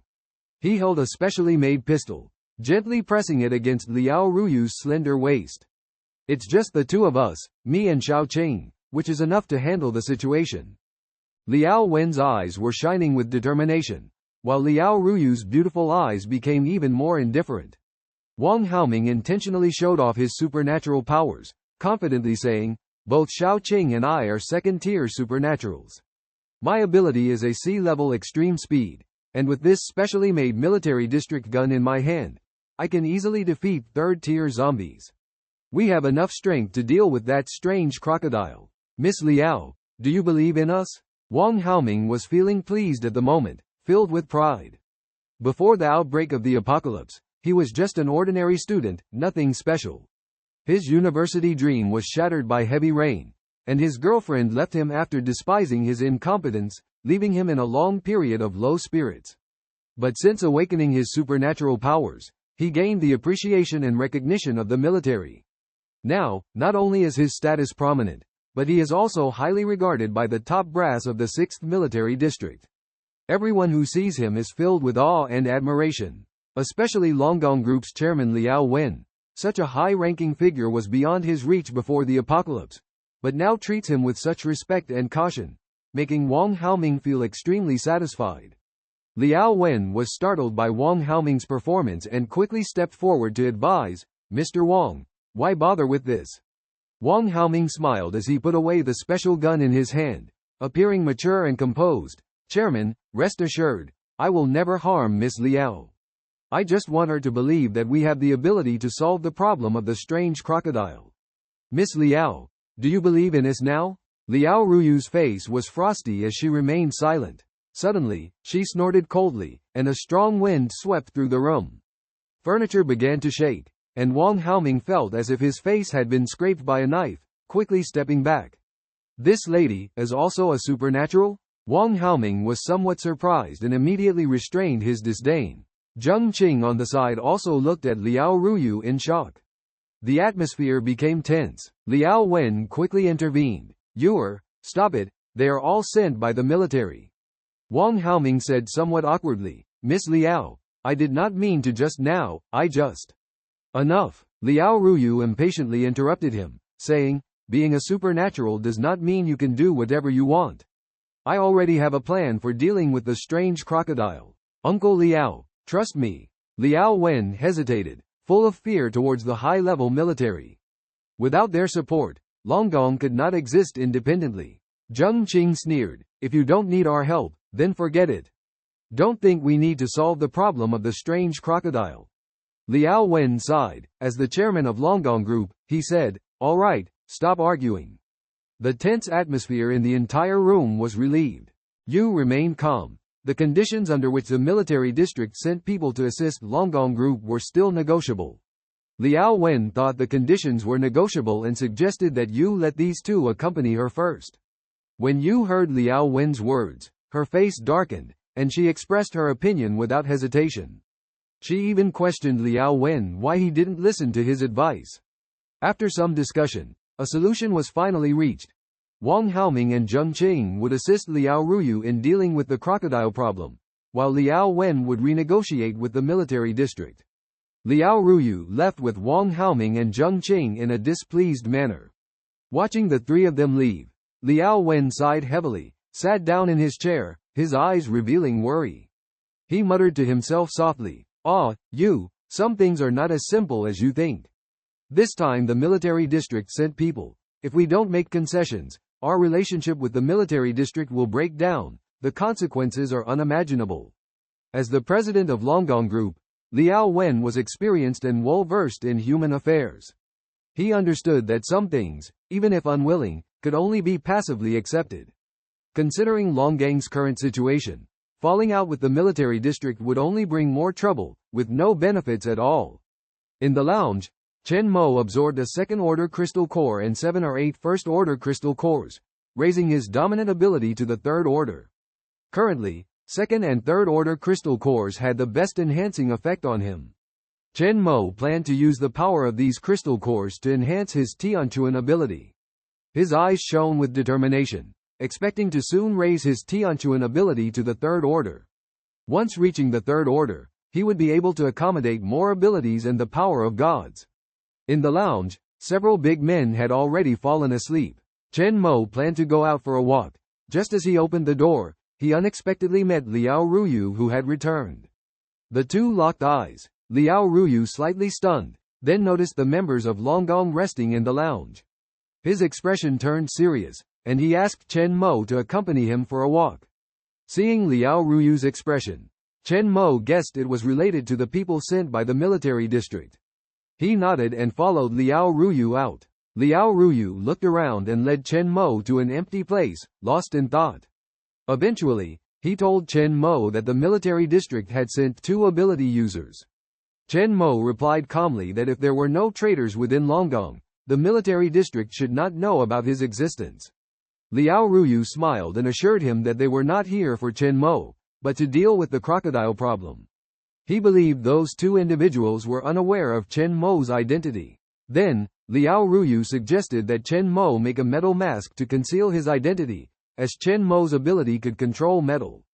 Liao Ruyu harbored good intentions, patiently reminding Chen Mo. Chen Mo fell into silence after listening, then nodded slightly, agreeing that Liao Ruyu's suggestion made sense. He didn't want to encounter too many troubles before finding Yuer. So, he raised his right hand, and mysteriously a silver liquid emerged, floating in the air and constantly changing. Eventually, it turned into a simple and lightweight mask. Chen Mo put on the mask, earning admiration and laughter from Liao Ruyu.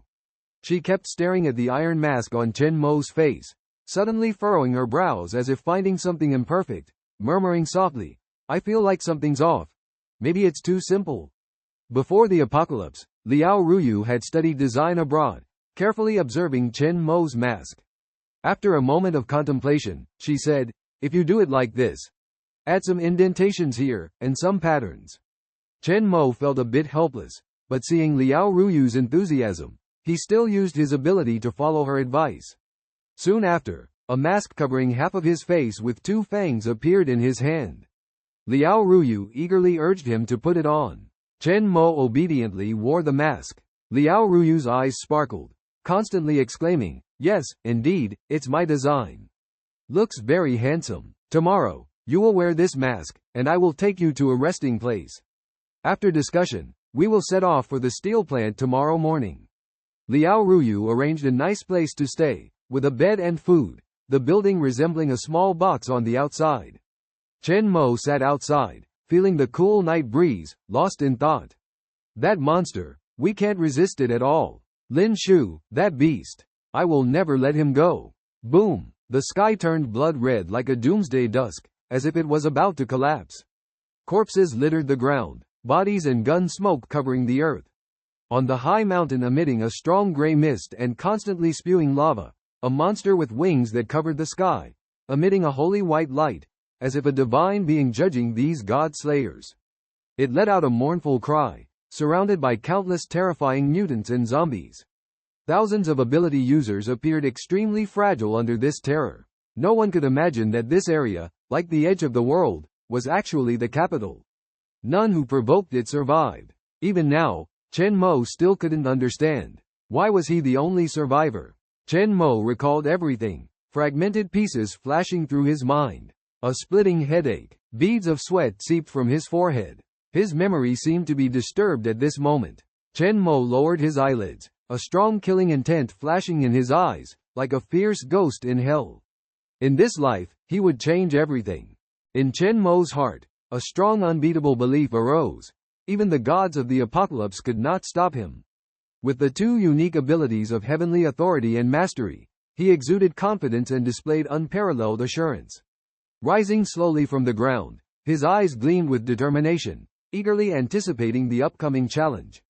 Early the next morning, Liao Ruyu arrived at Chen Mo's resting place.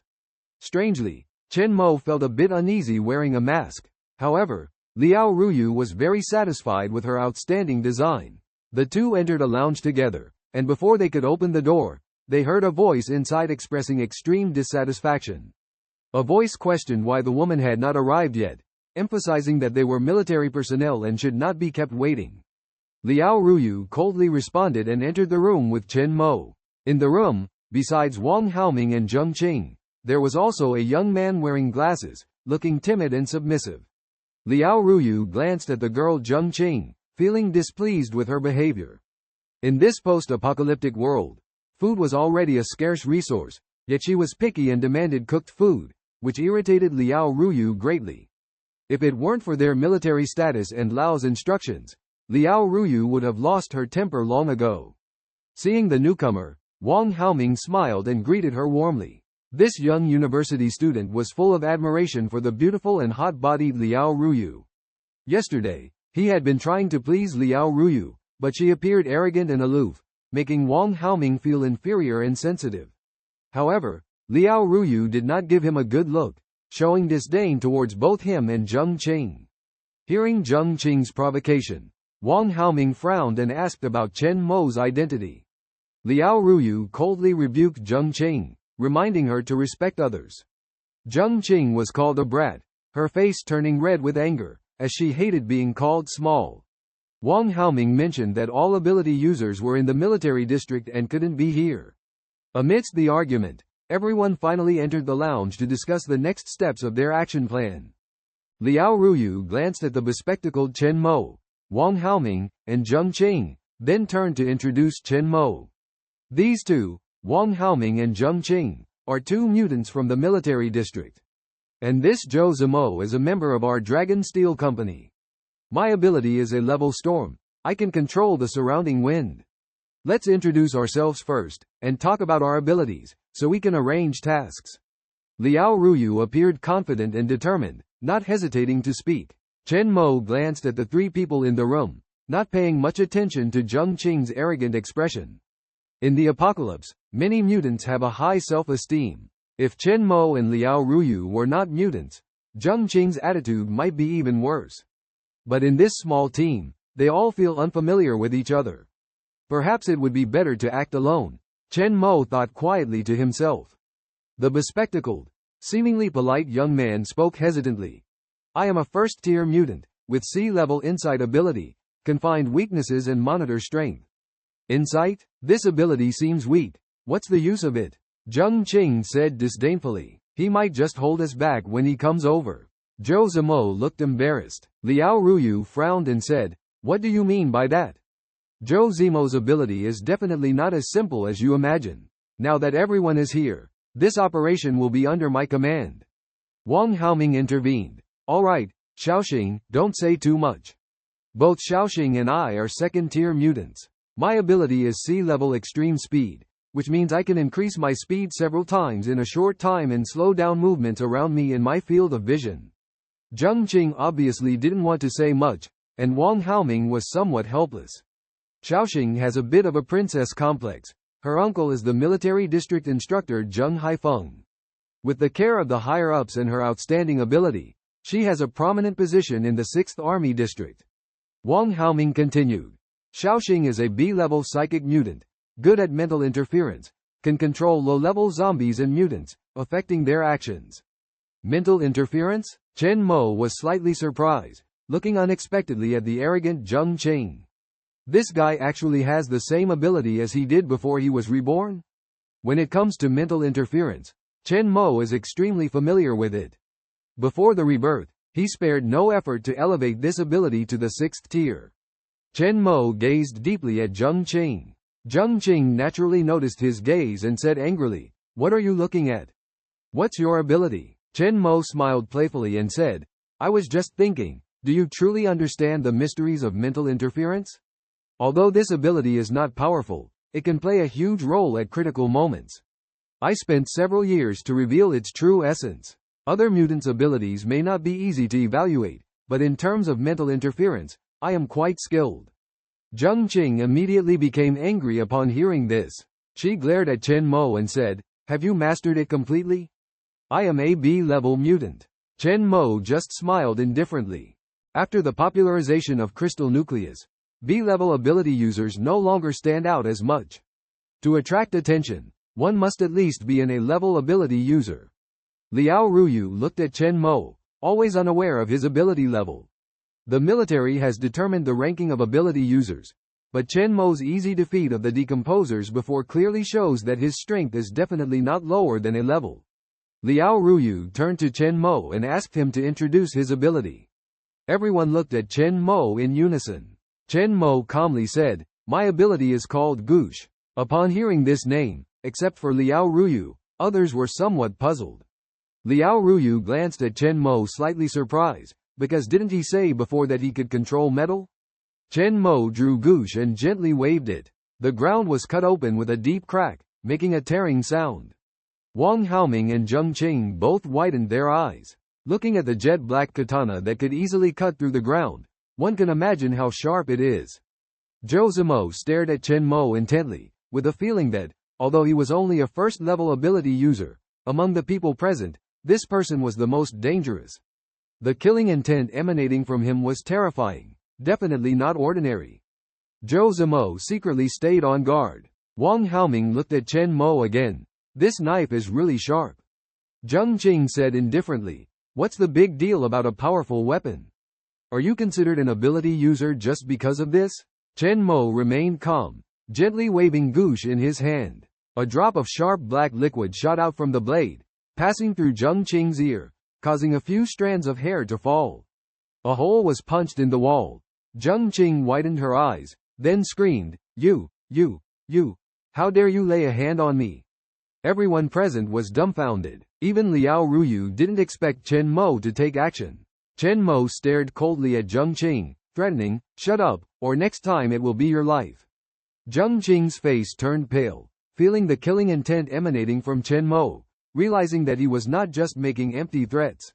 Chen Mo sneered. Liao Ruyu admired Chen Mo's decisiveness and secretly admired him. Wang Haoming quickly comforted Qiongqi. After all, they were companions. Liao Ruyu cleared his throat, seeing the atmosphere easing, and said, "All right, Chen Tian didn't do it on purpose." Wang Haoming, "You guys are from the military. You should be more familiar with that strange crocodile. Tell us about it." Wang Haoming nodded. After some thought, he said, "The ability of that strange crocodile is preliminarily estimated to be equivalent to a third-level ability user. Its biting force is extremely strong. Ordinary bullets and blades can't break through its defense. On the body of the monster crocodile, the wounds inflicted by our troops are clearly visible, which is the best spot for us to attack. In addition, the monster crocodile has two special abilities to be aware of. Firstly, it has a death roll that should not be faced head-on. Secondly, once severely injured, the monster crocodile will choose to escape underground or into the water, making it hard to be found again. Our previous actions failed to capture it because of this." Liao Ruyu nodded slightly and whispered, "In that case, our main task this time is for me, Wang Haoming, and Chen Tian to eliminate the monster crocodile. Xiao Zhou, your special ability is insight, responsible for observing the movements of the monster crocodile." Qiongqi furrowed her brows and asked, "Then what about me?" Liao Ruyu smiled and looked at her, saying, "You act freely. Just don't cause trouble for yourself or others, that's good enough. This somewhat spoiled person, she couldn't be bothered to take care of herself. Qiongqi was furious, but seeing Chen Mo beside her, she couldn't vent her anger. She knew her mental control ability was powerful, even capable of controlling zombies. Although she had never seen the monster crocodile, she firmly believed she could influence it. They formed a temporary team and discussed for the whole morning. After replenishing their energy, they set off towards the direction of the steel plant in North China City. It had been a long time since anyone had cleared the zombies there, and with collapsed buildings everywhere, vehicles couldn't pass through. The few of them carried necessary supplies and set off. Qiongqi walked at the back of the team, looking discontentedly at Chen Mo and Liao Ruyu in front. She had never been bullied like this in the military district. Throughout the journey, her face was gloomy and her brows were furrowed. Damn it, how dare this jerk lay a hand on me? Just because of a broken knife? What's so great about it? Wang Haoming's ears were ringing. Looking at the indignant Qiongqi, he comforted, "It's okay, Xiaoqing. Our task now is to help Longgong Group recapture the steel plant." Gaoju seems to really want that steel plant. Qiongqi said discontentedly, "Why don't we just snatch it directly? Do we still need to consider their feelings when we requisition it?" Whether it's pre-apocalyptic or post-apocalyptic, Longgong has never dared to resist. Wang Haoming was somewhat helpless. Even he knew that forcibly collecting resources at this time was not wise. But Qiongqi didn't understand. "Forget it. Let's keep moving forward and don't fall behind. Stay alert at all times. Xiaoqing, your insight is crucial. Don't let impulsiveness get in the way of important matters. If you perform well, your position in the military district will rise." He, Wang Haoming, was ambitious. Leading the way, Chen Mo looked ahead and could clearly see the zombies wandering near the intersection. Zemo cautiously said, "Be careful, there may be more than 70 zombies ahead, and even a few second-tier zombies. What's more, there are some corpse birds there too." Zemo looked at the circling corpse birds in the sky, his eyes shimmering with a hint of azure light. The ability to see through the supernatural continuously conveyed information, beads of sweat seeping from his forehead. As a novice supernatural being, he struggled to observe the multitude of information. He was not skilled in combat and could only stay behind Chen Mo and Liao Ruyu. Liao Ruyu raised her hand to signal a stop, her gaze shifting to Chen Mo and Wang Haoming, suggesting that they should go ahead and clear the battlefield first. Wang Haoming nodded, each responsible for one side, shouting immediately if any problems arose. He swiftly charged towards the oncoming horde of zombies, his speed astonishing. Suddenly, a mutant zombie in front emitted a deafening roar. Liao Ruyu ordered to attack in a deep voice, and a violent wind howled in the field. She elegantly shuttled between the ruins, controlling the arrival of the stormy supernatural ability. With a whirlwind forming around her, she directly struck at the surrounding zombies. Splatter! The intense movement attracted the attention of all the zombies. Infiltrators, specially evolved zombies, and reinforced types of zombies all rushed towards the three of them. These zombies, more or less, all possessed special abilities. A little carelessness would lead to being surrounded and facing imminent danger. Chen Mo wielded his knife, the ghost cutter slicing through the air, splattering blood flowers. Suddenly, a lurker leapt up, metallic liquid condensing in Chen Mo's indifferent eyes, sweeping the surrounding zombies. Every swing of the ghost cutter mercilessly took away a zombie's life. In front of the ghost cutter, these flesh and blood bodies were extremely fragile. Even special zombies could not escape death. Suddenly, a distant explosion sounded. Chen Mo turned to look and saw Wang Haoming swiftly moving, his figure shuttling through the zombie horde, taunting a huge berserker zombie. With the help of his ability, the zombie couldn't get close to him at all. Wang Haoming took out a specially made pistol, mocking, "Ha ha ha, go die." Gunshots rang out. Bullets shot towards the berserker, deeply embedded in its body but failed to penetrate. The berserker angrily lifted a giant rock to throw. Wang Haoming taunted loudly, "These are special bullets made by our military district. Zombie, go die." A surprising scene unfolded. The bullets embedded in the berserker's body actually expanded. Suddenly, continuous explosions resounded. Blood splattered, flesh flew.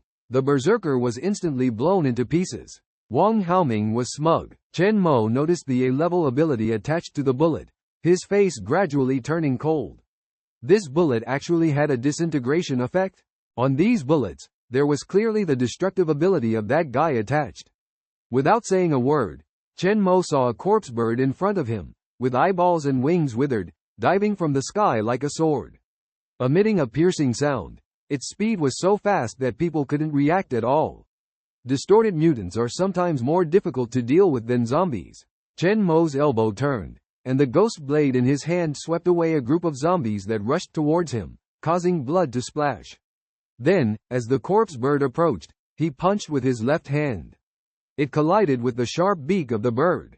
Boom! The head of the corpse bird was directly flattened, countless feathers floating down, instantly bursting into a cloud of blood.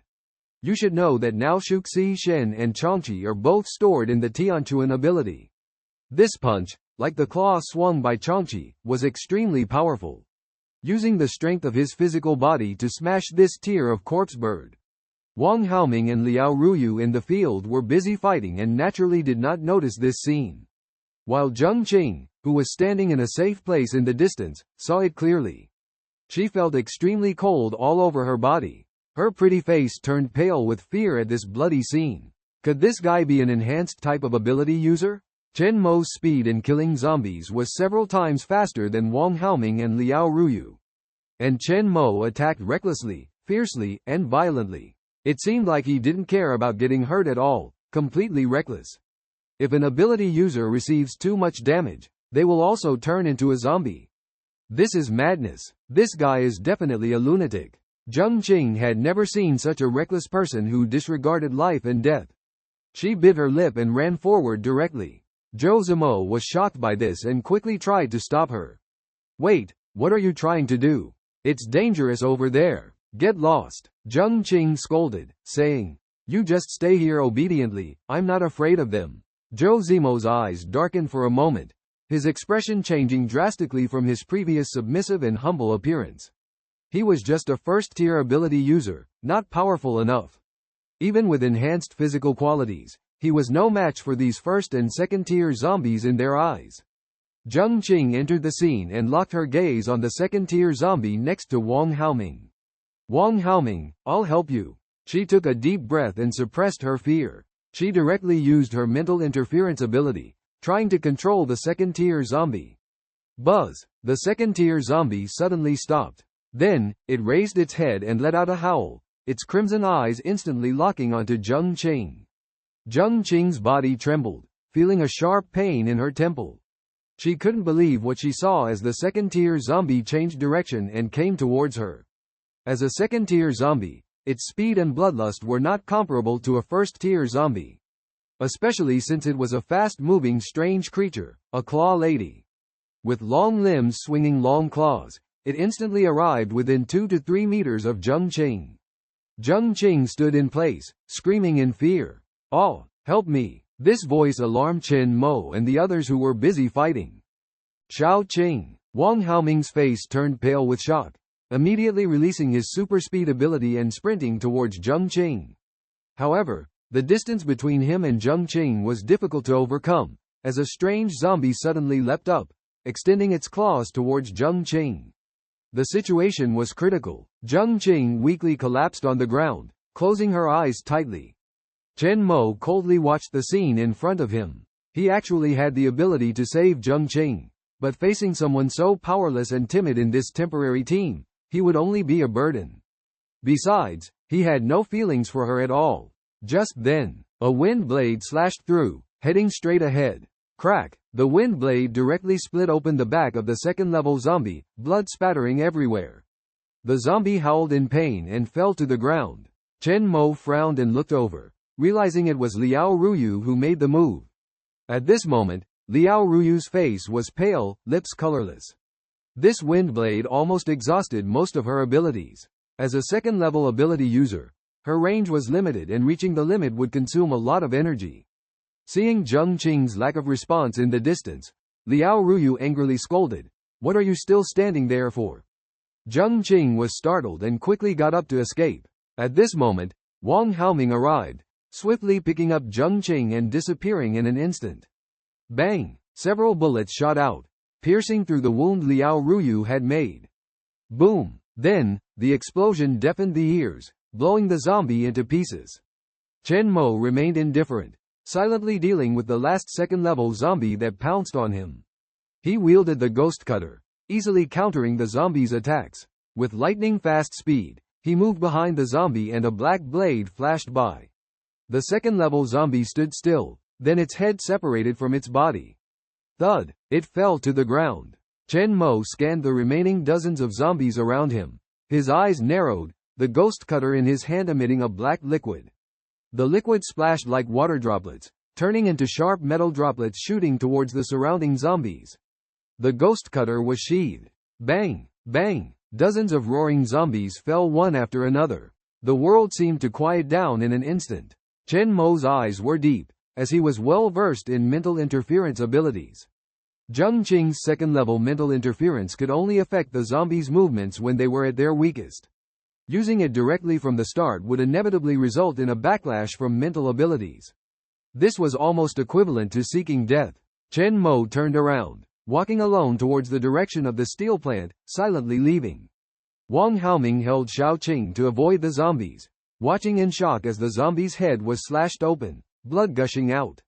He looked at Chen Mo with a surprised expression, opening his mouth as if wanting to say something but hesitated.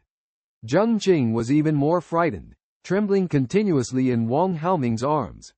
Xiaoqing. At this moment, he couldn't say much either, urgently calling out to Qiongqi in his arms. Zhou Zimo and Liao Ruyu also rushed over. How is she doing? Fans of the milk powder are all surprised. The boss is really generous. It's truly heartwarming. Full of gratitude. There will be an overnight update tonight, tomorrow, the day after tomorrow, and even the day after that. Continuously adding more chapters, maybe even releasing 5 chapters at once. Here I sincerely ask everyone to support and encourage more updates. There may be some free little gifts. QWQ. Milk powder is deeply grateful. Liao Ruyu furrowed her beautiful brows and asked Zhou Zimo, Xiao Zhou, why didn't you stop her?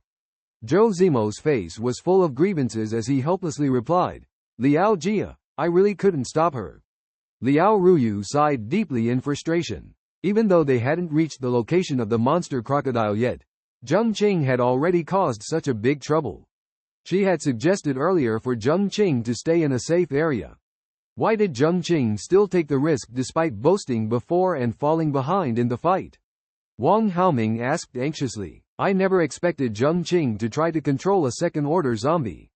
Liao Ruyu took a deep breath, suppressing the anger in her heart. Since they were already here, there was no turning back. I don't have time to take care of you in the upcoming battle. I'll have Xiao Zhou take you back. Despite Wang Haoming's strong fighting ability, Qiongqi was of no help at all and became a burden instead. Fortunately, there was Chen Mo, who eventually helped alleviate a lot of pressure. It was then that she finally understood why Chen Mo was reluctant to team up. Where did Chen Mo go? Liao Ruyu looked around but couldn't find any trace of Chen Mo. At that moment, Zhou Zimo whispered, Liao Jia. I think Chen Mo went towards the steel plant. What? Liao Ruyu was suddenly shocked. She quickly looked in that direction, only to find that Chen Mo had already gone far.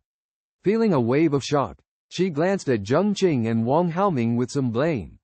Can you two continue the fight? If not, I'll have Xiao Zhou take you back. With Wang Haoming's reassurance, Qiongqi gradually calmed down. Although her face was pale, she wanted to retort when she heard Liao Ruyu's displeased tone. But she realized that she had indeed caused everyone to retreat just now. With a hint of helplessness in her eyes, she drank some water and said, I'm fine. I can do it. Wang Haoming asked, Xiaoqing, are you really okay? I said I'm fine. Qiongqi impatiently stood up, her face extremely unpleasant. I was careless just now. If I had focused a little more, I would have definitely controlled that zombie. Liao Ruyu looked at Qiongqi somewhat incredulously, sighed, and said, it's best to be so. I can't take care of you anymore. Chen Tian has already set off alone. We must catch up quickly. Liao Ruyu took a deep breath, directly threw out a few crystal cores, and restored her abilities while walking. The four of them continued on their way. Suddenly, there was a faint sound from behind. Zhou Zimo, who was at the back, stopped in his tracks, looking back with some confusion. Apart from the ruins and the river of blood, there was nothing there. Chen Mo furrowed his brows and muttered, "Did I hear it wrong?" Without dwelling on it, he turned and hurried to catch up with the team ahead. After Liao Ruyu and her group left, a ripple appeared in the ruins, like a heat wave rippling out. 6 figures emerged, men and women holding weapons, exuding a unique aura and spirit. A slender, average-looking young man took out a crystal nucleus and recovered. Shu Lin looked at the tall, scarred man with half of his face disfigured and a series of fierce scars. That was close. Over there, at least 2 guys with exceptional perception almost spotted us, said Li Long, patting Shu Lin on the shoulder. Thanks to you. Let's just keep our distance from them from now on.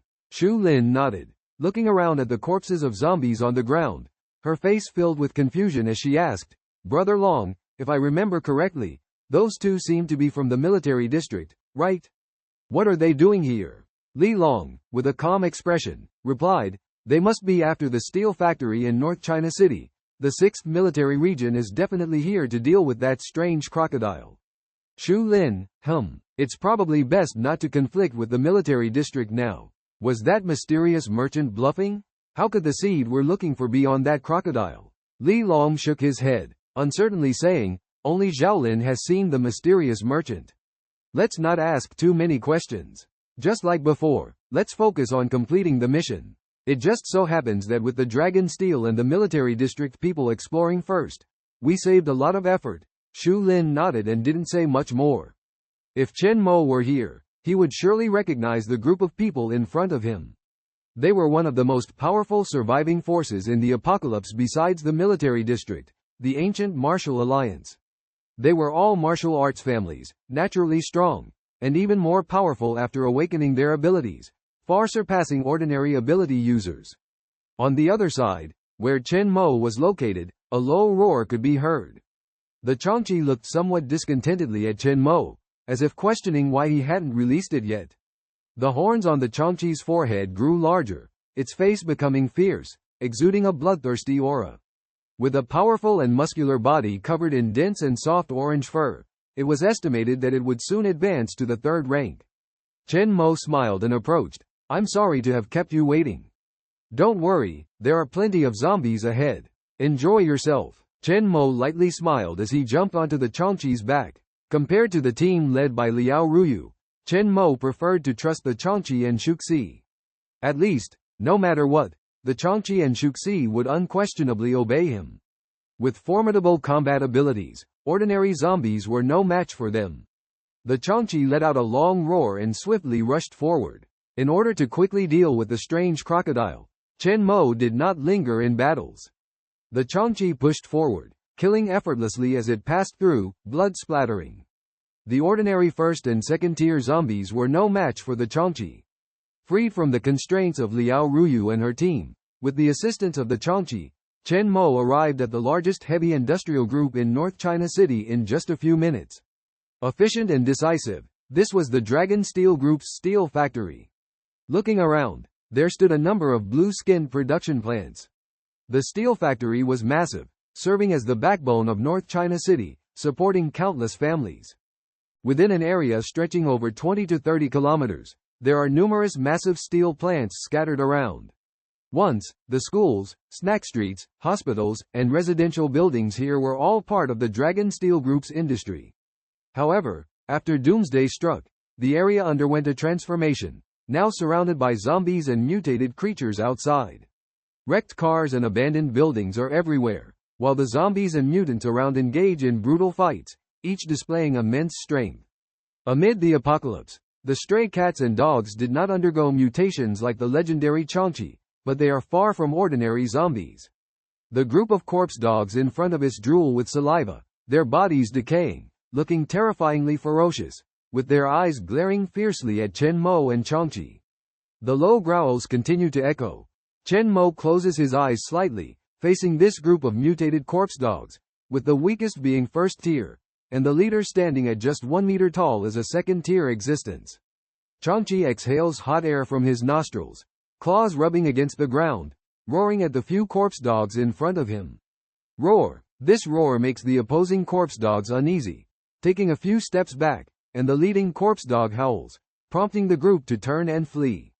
A glint of humanity flashes in Qiongqi's huge eyes, filled with disdain. What makes mutated creatures stronger than zombies is their instinctive acuity and extraordinary strength, and Qiongqi's aura instills fear in them. Without further delay, Chen Mo pats Qiongqi beside him, signaling to move forward.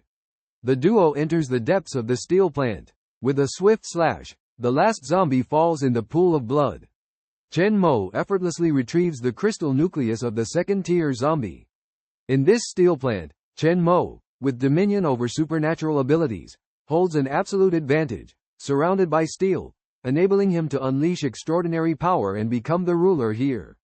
In the ensuing battles, Chen Mo and Qiongqi cooperate seamlessly, with Qiongqi ruthlessly tearing into the flesh of zombies and mutants, seemingly finding joy in slaughter. Chen Mo can sense Qiongqi's inner craving for battle. They harvest numerous crystal nuclei and dominate the battlefield. Surprisingly, within the steel plant, the number of zombies is not greater than outside. The surroundings are desolate, with collapsed buildings as if ravaged by colossal beings, and huge craters on the ground. Chen Mo halts, surveying the area, realizing that if zombies are scarce in a certain location, it is likely due to survivors having cleared them out. In this area, a powerful alien corpse king is leading a legion of zombies, devouring all life. As Chen Mo and Qiongqi ventured deeper into the steel plant, they sensed the increasing danger ahead. Chen Mo muttered under his breath, "I'm afraid that strange crocodile is nearby." Suddenly, he caught a strange fragrance in the air, intertwined with the strong smell of rust and blood. This unusual scent put Chen Mo on high alert, and he and Qiongqi cautiously moved towards the depths of the steel plant. As they delved deeper, the scent in the air became even stronger. Piles of corpses lay ahead, hundreds of rotten zombie bodies emitting a putrid stench that mixed with the intense fragrance, making them nauseous. Qiongqi growled low, and Chen Mo furrowed his brow in surprise as he noticed vines and pink flowers growing on the zombies, as if absorbing nutrients from the bodies. A sense of foreboding arose in him, as in the apocalypse, plants rarely mutated in this way. These mutated plants often possessed powerful abilities and stubborn vitality, much like the giant mutated ancient tree in Qijiang City.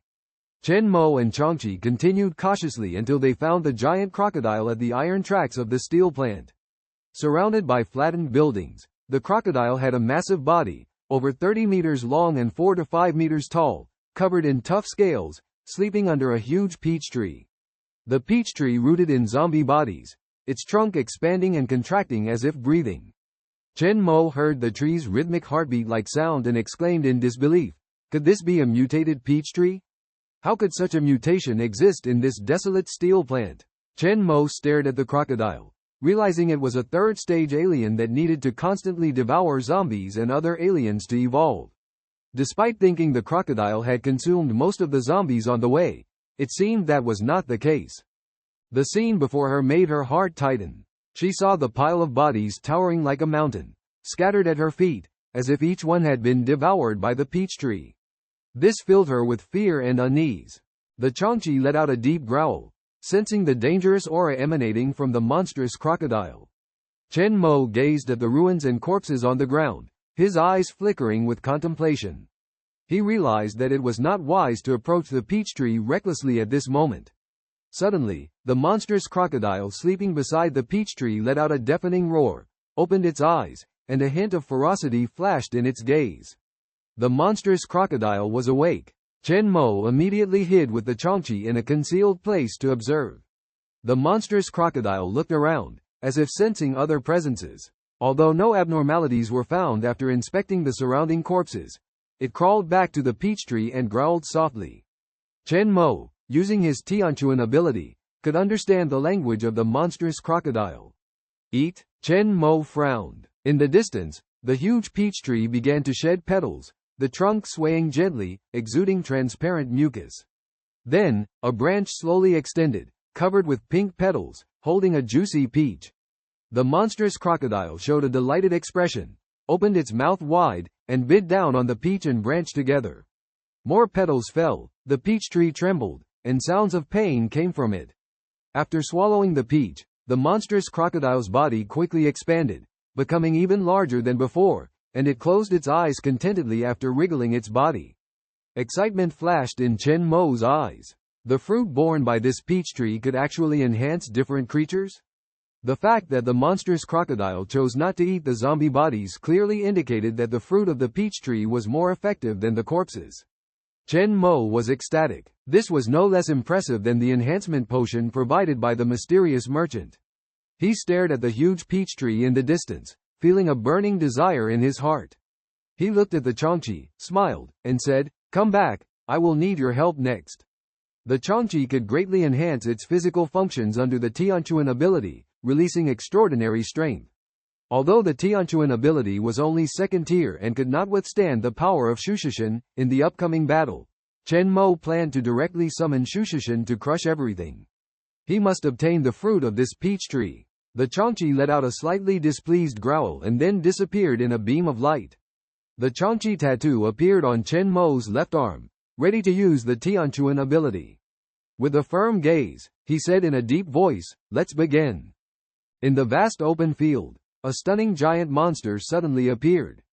It was several times larger than the strange crocodile, with white flabby flesh all over its body, looking like a cute and innocent god of longevity.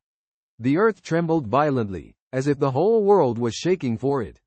As the god of longevity showed up, it immediately let out a deafening roar. This was a fourth-order apocalyptic deity, the god of longevity. The distant strange crocodile heard such a huge sound and suddenly opened its eyes. It looked puzzled, staring at this giant presence in front of it. It seemed to be completely bewildered by this sudden appearance, not knowing what was happening. A peach tree trembled violently, making a rustling sound. The strange crocodile opened its huge mouth and roared angrily at the god of longevity. As a powerful alien species, it naturally had a very strong sense of territory. On its turf, apart from food, no one could challenge its authority. The strange crocodile, without hesitation, swiftly lunged towards the god of longevity with its mouth wide open. The rumbling sound echoed all around, with debris falling all over. Chen Mo saw this scene. A glint of light flashed in his eyes. He gave orders to the god of longevity. "Deal with it." The god of longevity let out a long cry, grabbed two huge rocks with its fat hands, and fiercely smashed them towards the strange crocodile. Boom! The body of the strange crocodile was directly hit with a depression, almost making it dizzy. It angrily rushed towards the god of longevity, ferocious and fierce. Although the strange crocodile was huge in size, it had no advantage at all when facing the fourth-order god of longevity. However, as it bit down, it actually tore off a large piece of flesh from the god of longevity. Fresh blood gushed out like a fountain. The god of longevity was thoroughly enraged. Although the strange crocodile was fast, its large size made it easier to capture compared to the Qiongqi. The god of longevity wielded its fat hands, smashing down repeatedly, pressing down on the head of the strange crocodile, using its body to crush it. Boom! The strange crocodile, after consuming many peaches, had its strength infinitely close to the fourth order. However, it was still firmly suppressed by the god of longevity's huge body, struggling and growling. The god of longevity let out a joyful, piercing laughter, hands firmly pressing down on the head of the strange crocodile, sitting up, and once again fiercely smashing the crocodile. Boom! Boom! Boom! Every time it smashed down, the earth would deeply sink, the surrounding deep pits getting larger and spreading outwards. In the open deep pit, the roots of the peach trees could be seen coiling in the soil. Chen Mo grinned. It seemed like he didn't need to intervene at all. The power of the god of longevity was enough to deal with this strange crocodile.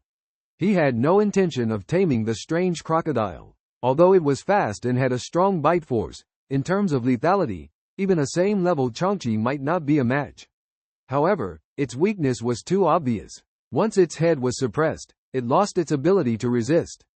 The monstrous crocodile displayed astonishing defensive power, almost unbelievable. Even under the fierce bombardment of the military forces, it managed to break free. Despite being severely injured by Shushishan, only faint traces of blood appeared on its body. The monstrous crocodile thrashed wildly, shaking its head, attempting to tear apart Shushishan's flesh. Suddenly, Thick and sharp-thorned vines emerged from the underground, entwining towards Shushishan. Even the twisted peach tree joined the battle. Thick and sturdy roots emerged from the ground, entwining around the god of longevity. These roots were covered with sharp thorns, instantly wrapping around the massive body of the god of longevity. Constricting and tightening, they left bloody marks on the god's fat body. The white fat flesh was marked with gruesome bloodstains, continuously oozing green blood. The roots wriggled, continuously sucking the god of longevity's blood.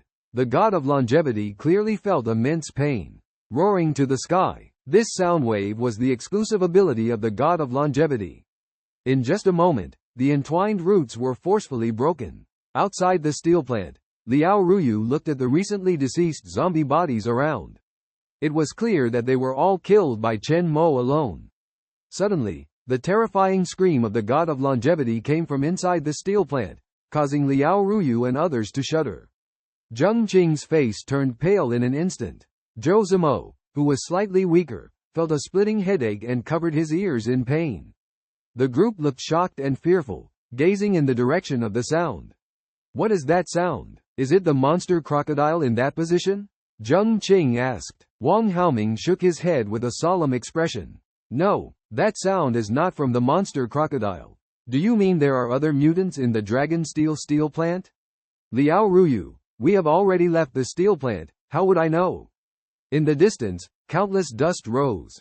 In the swirling dust, a giant figure, resembling a mountain, could vaguely be seen. Liao Ruyu frowned and immediately spoke, oh no. Chen Tian must be in danger. We need to hurry over. Wang Haoming was starting to feel hesitant. That sound really made him shiver from the depths of his soul. It was as chilling as it came from the abyss. However, when he saw Liao Ruyu and Zheng Qing walking ahead, Wang Haoming gritted his teeth and quickly caught up. During this time, he continuously used crystal nuclei to restore his strength. After they left, the ancient martial alliance group also appeared. Shu Lin was panting heavily. Just now, his ability was almost shattered by that scream. Something's wrong. Li Long looked at the people beside him and said in a deep voice, be careful. It seems that the zombies here have been taken care of by someone. Li Long looked at the bodies around and furrowed his brows. It seems that someone has acted faster than us and the Dragon Steel people. Follow them. Just as the god of longevity broke the entwined roots, dozens of peach tree roots emerged from the ground. Chen Mo waved his right hand, and countless liquid iron turned into sharp blades, slashing towards the peach tree roots. Chopping sounds. The roots were cut off one by one, but there were just too many of them. The god of longevity raised his hand, grabbed a thick root, and angrily pulled it out of the ground. Boom! The earth cracked open, and countless stones flew up. These roots were all connected to the peach tree. With this pull, the immense power of the god of longevity almost uprooted the tree. The peach tree roots swelled and extended underground. The monstrous crocodile seized the opportunity, suddenly breaking free from the control of Qiongqi Shen and viciously biting into Qiongqi Shen's fat, launching a deadly attack.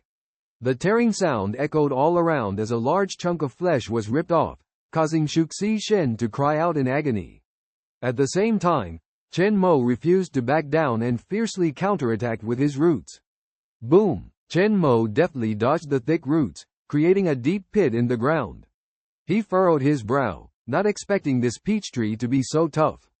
His gaze shifted to Qiongqi Shen, who was driven into a rage by the crocodile's tearing wounds. Boom! Boom! Qiongqi Shen wildly swung his arms entangled by the roots, striking out in all directions. Bound by the peach tree's roots, Qiongqi Shen could no longer control the crocodile. With powerful biting force, the crocodile could crush boulders with each bite. Its sharp teeth deeply embedded in Qiongqi Shen's flesh.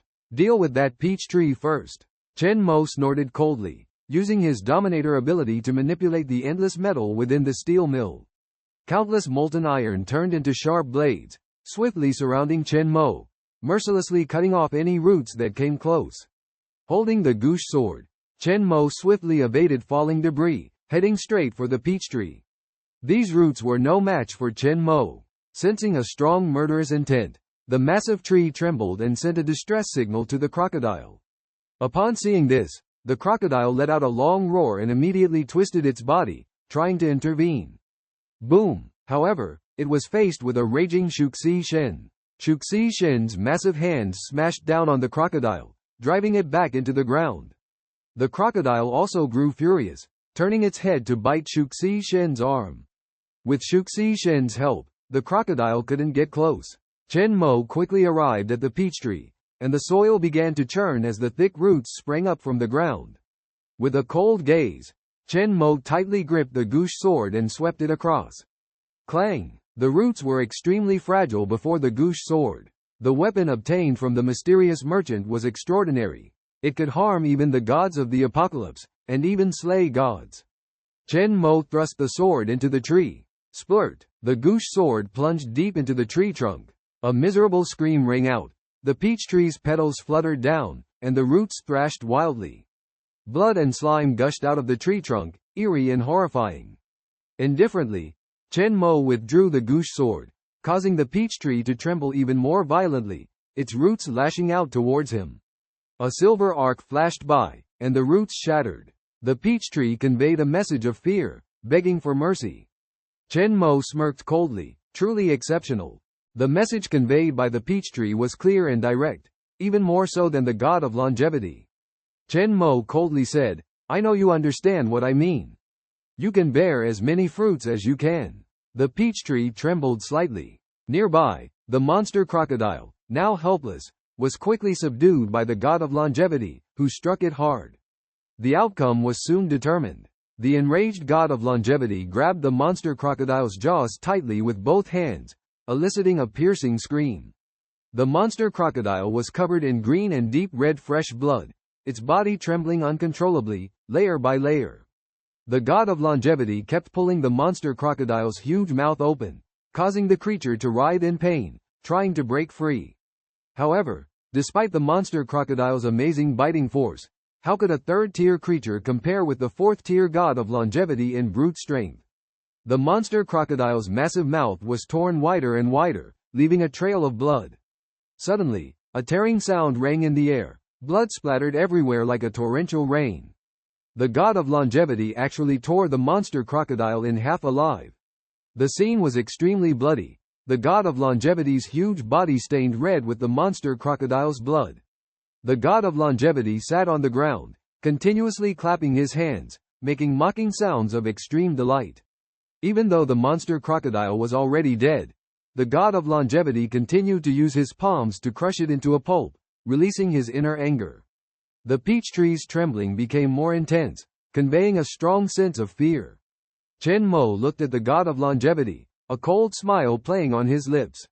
Although the god of longevity was only a lower-ranking end-time deity, he was not an opponent that ordinary creatures could challenge. He said to the god of longevity, "Qiongqi, come back." Chen Mo directly used his celestial authority ability to retrieve the god of longevity. The monster crocodile was approaching the fourth tier, and its crystal core must not be destroyed by the god of longevity. Although the god of longevity was injured, under the influence of celestial authority ability, he could gradually recover. "Now it's your turn." Chen Mo turned around, holding the gouache sword, coldly staring at the peach tree in front of him. "I want all your fruits." The peach tree trembled, and on its branches full of peach blossoms, 5 small fruits condensed. These fruits quickly grew, and the peach tree's dense branches began to wither rapidly. It seemed that condensing these fruits had exhausted all its power. Petals of peach blossoms fell, and the once lush and brilliant peach tree turned into a bare trunk in the blink of an eye. On the trunk, 5 full fruits swayed and fell one by one. Chen Mo narrowed his eyes, looking at the peach fruits on the ground. These fruits were one size smaller than the one the monster crocodile had eaten. The mutated peach tree in front of him seemed weak, on the brink of death. However, Chen Mo paid no attention to its life or death. He said coldly, "Is that all?" The peach tree conveyed a faint thought. Through his celestial authority ability, Chen Mo knew that these were all the fruits the peach tree had. When the peach tree bore these fruits, it had exhausted all its life force, and the tree's vitality needed corpses to replenish it. The monstrous crocodile had been absorbing nutrients from its surroundings and living in symbiosis with it. Chen Mo carefully collected the peach fruits and held them close to his chest. His eyes flickered with contemplation, and after a moment of deep thought, he decided to try using his own supernatural powers to tame the peach tree. The peach tree offered no resistance and established a connection with Chen Mo smoothly. However, this connection seemed somewhat strained. Chen Mo felt a bit weak and took a moment to calm his emotions. After successfully taming the peach tree, he started to gain some understanding of it. It turned out that the peach tree was originally a third-tier plant, but had dropped to second tier after bearing fruits. Although Chen Mo's abilities could control massive creatures like Qiongqi and Shushishin, he couldn't move this peach tree because its roots were deeply embedded in the soil. To his surprise, the roots of the peach tree spread throughout the underground of the steel mill. The peach tree trembled weakly, sending out feeble signals. After a moment of contemplation, Chen Mo said to the peach tree, "You stay here and absorb nutrients." Just then, a cry came from the distance. "Chen Tian?" Chen Mo paused slightly and looked in the direction of the voice, only to see Liao Ruyu, Wang Haoming, Zheng Qing, and Zhou Zimo rushing over. They saw the chaos on the ground, with huge craters everywhere, indicating a fierce battle had just taken place here. Zheng Qing discovered the monstrous crocodile lying defeated in a pool of flesh several meters away, her pupils shrinking in shock. "This is the monstrous crocodile?" It was actually defeated. Liao Ruyu, Wang Haoming, and Zhou Zimo also looked over, their expressions filled with astonishment and surprise. "How could it be beaten like this?" Wang Haoming said incredulously. Liao Ruyu's heart was in turmoil. She stared at Chen Mo intently, her intuition telling her that all of this might be his doing. Zheng Qing saw the blood and flesh scattered on the ground, her face pale, and kept retching. Could it be Chen Mo's doing? Wang Haoming asked in confusion. How could he possibly have done this alone? Liao Ruyu walked over quickly, looking at the withered petals and broken branches on the ground. She asked in horror, "Did you deal with the monstrous crocodile?" Chen Mo nodded calmly and simply replied, "Yes." After getting confirmation from Chen Mo, they were all shocked as if they had seen a ghost. "This is unbelievable." Zheng Qing looked at Chen Mo and began to question his abilities. "It's impossible. How could you easily deal with the monstrous crocodile? And you don't have a single scratch on you. You must be lying to us." Wang Haoming also looked at Chen Mo with suspicion, saying, "This is no small matter. The power of the strange crocodile is extraordinary, which has long been troubling Longdong Group. How did this exotic creature appear here? And what secrets does this withered peach tree hide?" Wang Haoming stared at the tree as if sensing something. Chen Mo's eyes suddenly turned cold, the scattered metal blades on the ground trembling and suddenly flying towards Zheng Qing. Zheng Qing's face instantly turned pale, while Wang Haoming's pupils also dilated, angrily shouting, "What are you trying to do?" Bang! Zheng Qing felt the moment the metal blade pierced near her ear. A chilling sensation akin to bone-chilling cold swept over her, causing her extreme fear. It was as if she had fallen into an ice cellar. The razor-sharp blade was just a few millimeters away from her cheek when suddenly a muffled sound rang out. Wang Haoming, burning with anger, glared at Chen Mo and demanded, "What are you trying to do? Are you planning to harm our own people?" Chen Mo, however, ignored Wang Haoming's questioning and cast a cold, piercing gaze towards a desolate and uninhabited area in the distance. There, the metal blade was inexplicably blocked by some force and fell to the ground. He said coldly, "Come out, you coward who dares not face us openly." These words caused Liao Ruyu and Wang Haoming to pale, subconsciously looking in that direction. Suddenly, applause erupted, and voices of approval resounded. "Your abilities are impressive. Are you also from the military?" Ripples spread across the empty ground as the 6 members of the ancient martial alliance revealed themselves. Chen Mo squinted slightly, recognizing the people before him as members of the ancient martial alliance with whom he had crossed paths on the battlefield. Especially Li Long, a powerful and agile man who wielded A-level elemental abilities, manipulating the earth. Li Long looked at the metal blade on the ground and praised with a smile, "Young man, you're quite impressive." Liao Ruyu's pupils constricted, puzzled as to when these people had appeared and why she had completely failed to notice them. Zhou Zimo suddenly realized and exclaimed, "Indeed, there are people. They've been following us all along." Zhou Zimo stared at the young and handsome man in front of him, activating his insight ability, his eyes emitting a blue light as he muttered, "Illusion ability, capable of creating mirages like a mirage in the sea." Wang Haoming asked. Have they been following us all this time? Zhou Zimo nodded in confirmation. Shu Lin looked at Zhou Zimo in surprise and whispered, "This guy seems to see through my abilities." Li Long nonchalantly explained, "He has insight abilities, and our ancient martial alliance also possesses this kind of power." Another woman suddenly said, "Look at that tree, it seems peculiar. Could the seed we're looking for be there?" Li Long frowned and said, "It does seem so. This is troublesome." Liao Ruyu and her group stared warily at Li Long and the others. Liao Ruyu sternly demanded, "Who are you? Why have you been following us?" Li Long tried to show a friendly smile, but the terrifying scars on his face made him look incredibly fierce. "Our identity is not important. You just need to know we mean no harm. Miss Liao, Longgang and the military district have come to deal with that strange crocodile, and it seems that their intentions are not good. They are only interested in that tree and ignore everything else." Miss Liao Ruoyu obviously has doubts about Li Long's explanation. She has been secretly observing herself and others, even hiding her own identity. If the other party has no other purpose, it is unlikely that anyone will easily believe it. Chen Mo's expression under the mask is calm, staring at Li Long and the others in front of him, and saying in a faint tone, "This tree cannot be handed over to you. You have 10 seconds to leave." This strong statement made Jiyu Wu Meng and the others very unhappy. "Who do you think you are, daring to talk to us like that?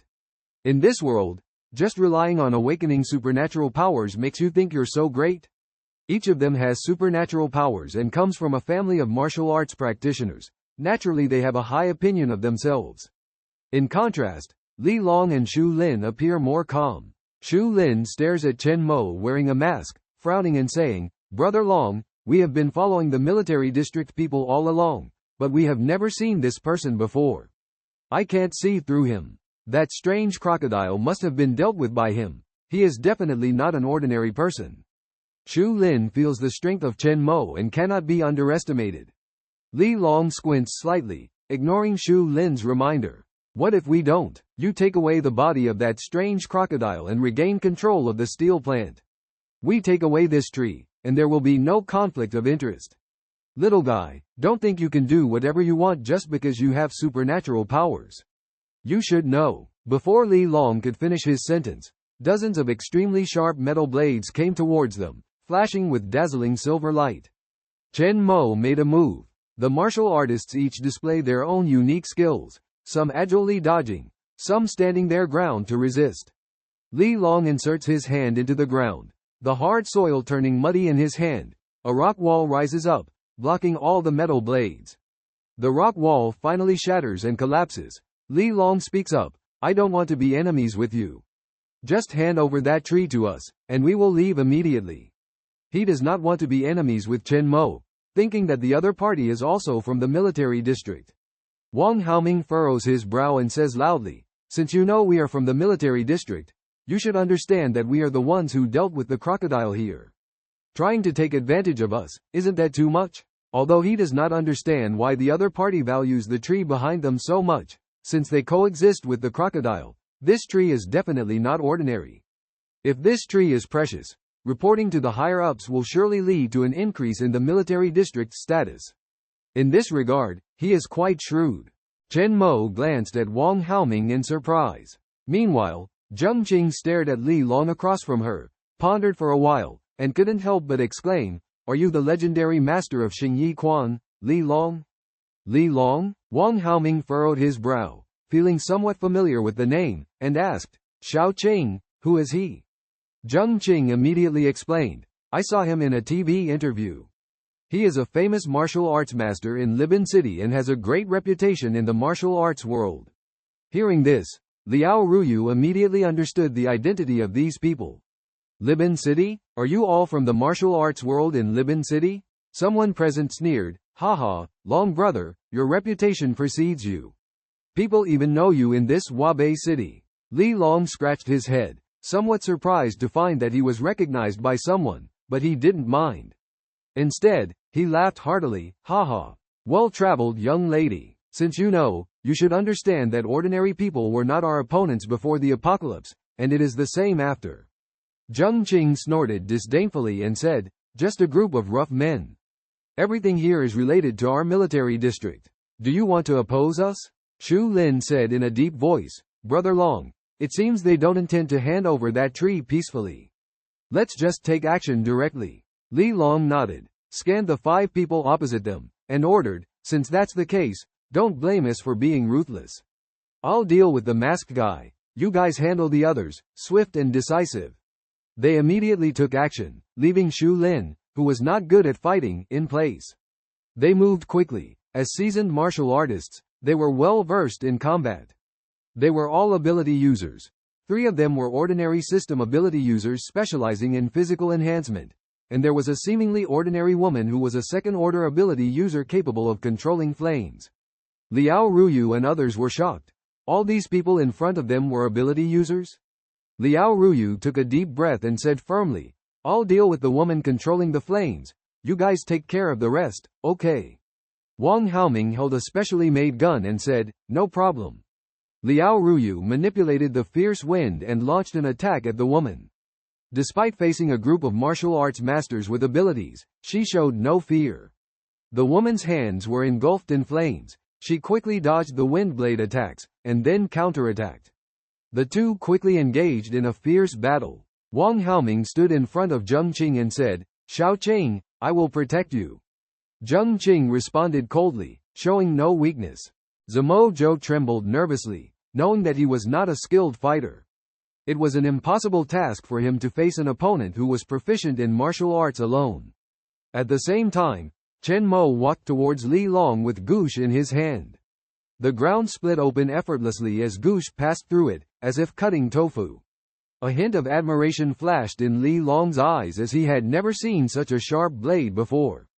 As a warrior, he could feel the strong killing intent emanating from Chen Mo, igniting his fighting spirit. You are not an ordinary person. Have you received martial arts training or served in the military before? Li Long couldn't help but ask. Chen Mo remained silent. Before the apocalypse, Li Long was powerful and respected in the ancient martial union.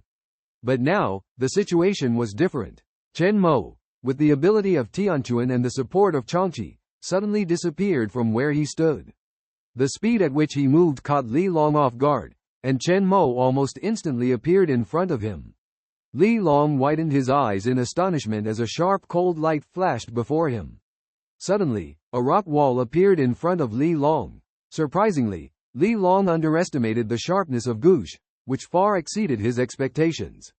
It pierced through the rock wall and came towards him. Li Long quickly retreated, watching as the rock wall was mercilessly cut through, solely by the sharpness of Gush.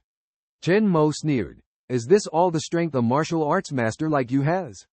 Before the words had even settled, Chen Mo disappeared again. Li Long felt his heart racing, took a deep breath, and the soil beneath his feet gradually rose up to his legs, forming a layer of hard yellow armor to protect himself. Li Long calmed his excited heart and entered a special state to sense Chen Mo's movements. Suddenly, a glint flashed in his eyes, and he took a deep breath, swinging his fist wrapped in soil towards the empty space with force.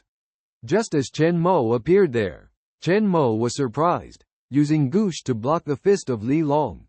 The impact was huge, causing Gush to tremble incessantly. If it wasn't for the extraordinary quality of the blade, it would have broken long ago.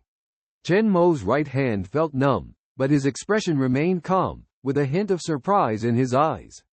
Li Long was also a third-level esper?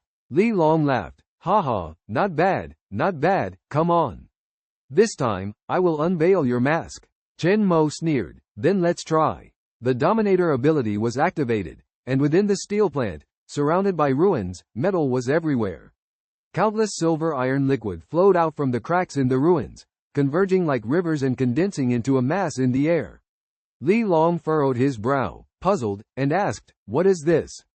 Suddenly, the mass of molten iron burst open, spewing countless sharp metal blades towards Li Long, exploding like bullets from a sniper rifle. Li Long's face changed drastically, staring in disbelief at Chen Mo across from him. He couldn't believe how terrifyingly well Chen Mo controlled his abilities. He couldn't fathom that the burden of using abilities increased with the number of objects manipulated. Faced with the dense metal blades, Li Long quickly built a barrier of soil to protect himself. However, The rock wall remained motionless in the face of the metal blades, instantly shattered. The power of an S-class elemental ability user far exceeded that of an A-class, and Chen Mo was an SSS-class master of abilities, unmatched in the same tier. With a wave of his hand, Chen Mo locked the metal blades onto Li Long, changing direction to stab at him. The metal blades struck Li Long, leaving him bleeding profusely, then quickly retracted. Li Long, covered in wounds, roared in anger and, relying on the power of a third-tier ability user, built a rock wall with soil to resist the metal blades' attacks. The layers of rock walls greatly weakened the power of the metal blades, but still collapsed layer by layer, shrouded in dust. Li Long stepped forward, his right hand wrapped in soil into a huge stone fist, fiercely swinging it towards Chen Mo. Chen Mo easily dodged, the stone fist creating a deep pit upon impact. Chen Mo, with an expressionless face, couldn't help but feel a sense of nostalgia. The once towering figure was now reduced to this. Li Long missed his chance, and Chen Mo instantly appeared behind him, wielding the ghost blade mercilessly to tear through the yellow earth armor, severely injuring Li Long. Li Long spat out blood, sweat dripping from his forehead, gritting his teeth in agony. Despite being a third-tier ability user, the limitations of his earth power ability were high, requiring direct contact with the soil and only effective within a 30-meter range. After suffering such a heavy blow, Li Long gritted his teeth and swung his stone fist at Chen Mo with all his might. This immensely huge stone fist could easily crush a normal person into a pulp upon impact. Even Li Long, who possessed the power of the poor Qi, would find it hard to escape unscathed. Chen Mo remained calm as the Ghost Slayer in his hand instantly burst into countless black fluids. The Ghost Slayer was a weapon obtained from a mysterious merchant, made of a material surpassing worldly metals. It could also be controlled by the Dominator ability. With a single thought, Chen Mo could shape it into any form. Li Long was shocked, his face showing fear. What in the world was this? Bang! The stone fist fiercely smashed into the black barrier formed by the Ghost Slayer, instantly shattering it. A strong vibration was felt. Crack! A crisp sound. Li Long gasped for cold air, the intense pain almost making him faint. As someone who had practiced martial arts for many years, how could he not understand the situation before him? His right hand bones were actually fractured? Li Long's expression twisted in pain, and he let out a howl. Oh! This scene caught the attention of their teammates who were in battle. Everyone looked on in disbelief. Dragon Brother's strength was among the top, yet he was not a match. Oh no! How could Dragon Brother not be a match? This is bad. Dragon Brother is in danger. Yuan Yu, end the battle quickly. Go save Dragon Brother. From afar, Shu Lin shouted loudly. Yuan Yu was the scar-faced woman. Engaged in a fierce battle with Liao Ruyu, she nodded upon hearing the voice. Liao Ruyu swung out several wind blades, causing a hurricane to swirl around. Her long hair fluttered as she looked at Yuan Yu and coldly said, "Still want to be distracted?" Yuan Yu remained expressionless, indifferent to everything. She agilely dodged a wind blade, hands igniting flames, and directly clapped forward with two palms. Suddenly, a column of fire burst out from the flames, spinning and rushing towards Liao Ruyu. A second-tier Esper, an A-level Esper, Flame Wave. Besides Li Long, she was the only A-level Esper in the team. Boom! A hint of change flashed in Liao Ruyu's eyes as the surrounding hurricane formed a vortex wind barrier around her. However, under the force of the wind, the fire column became more fierce, engulfing Liao Ruyu in raging flames. Yuan Yu calmly said, "Don't you know that wind can help fuel the fire?" Without hesitation, she charged towards Li Long's direction. On the other side, Li Long's face was pale, panting heavily. As a martial arts grandmaster with a strong physique and formidable Esper abilities, the opponent's Esper was just too terrifying. Did he have no limits at all? Constantly depleting his Esper, even he struggled to endure. Although both were third-tier Espers, the gap in Esper strength quickly became evident. Chen Mo mercilessly unleashed his Dominator ability once again. Countless iron fluids surged out from the cracks, directly entwining around Li Long's feet. He was trapped in place, unable to move. Chen Mo's agile figure, using the Ghost Slash technique, once again aimed at Li Long's heart. Li Long's face turned pale. Oh no, is he going to die? This is the first time since the apocalypse that he has felt such fear. In Chen Mo's eyes, there was only coldness, not even a hint of hesitation in killing a future strongman of the ancient martial alliance. Ghost slash pierced directly into Li Long's body. Crack.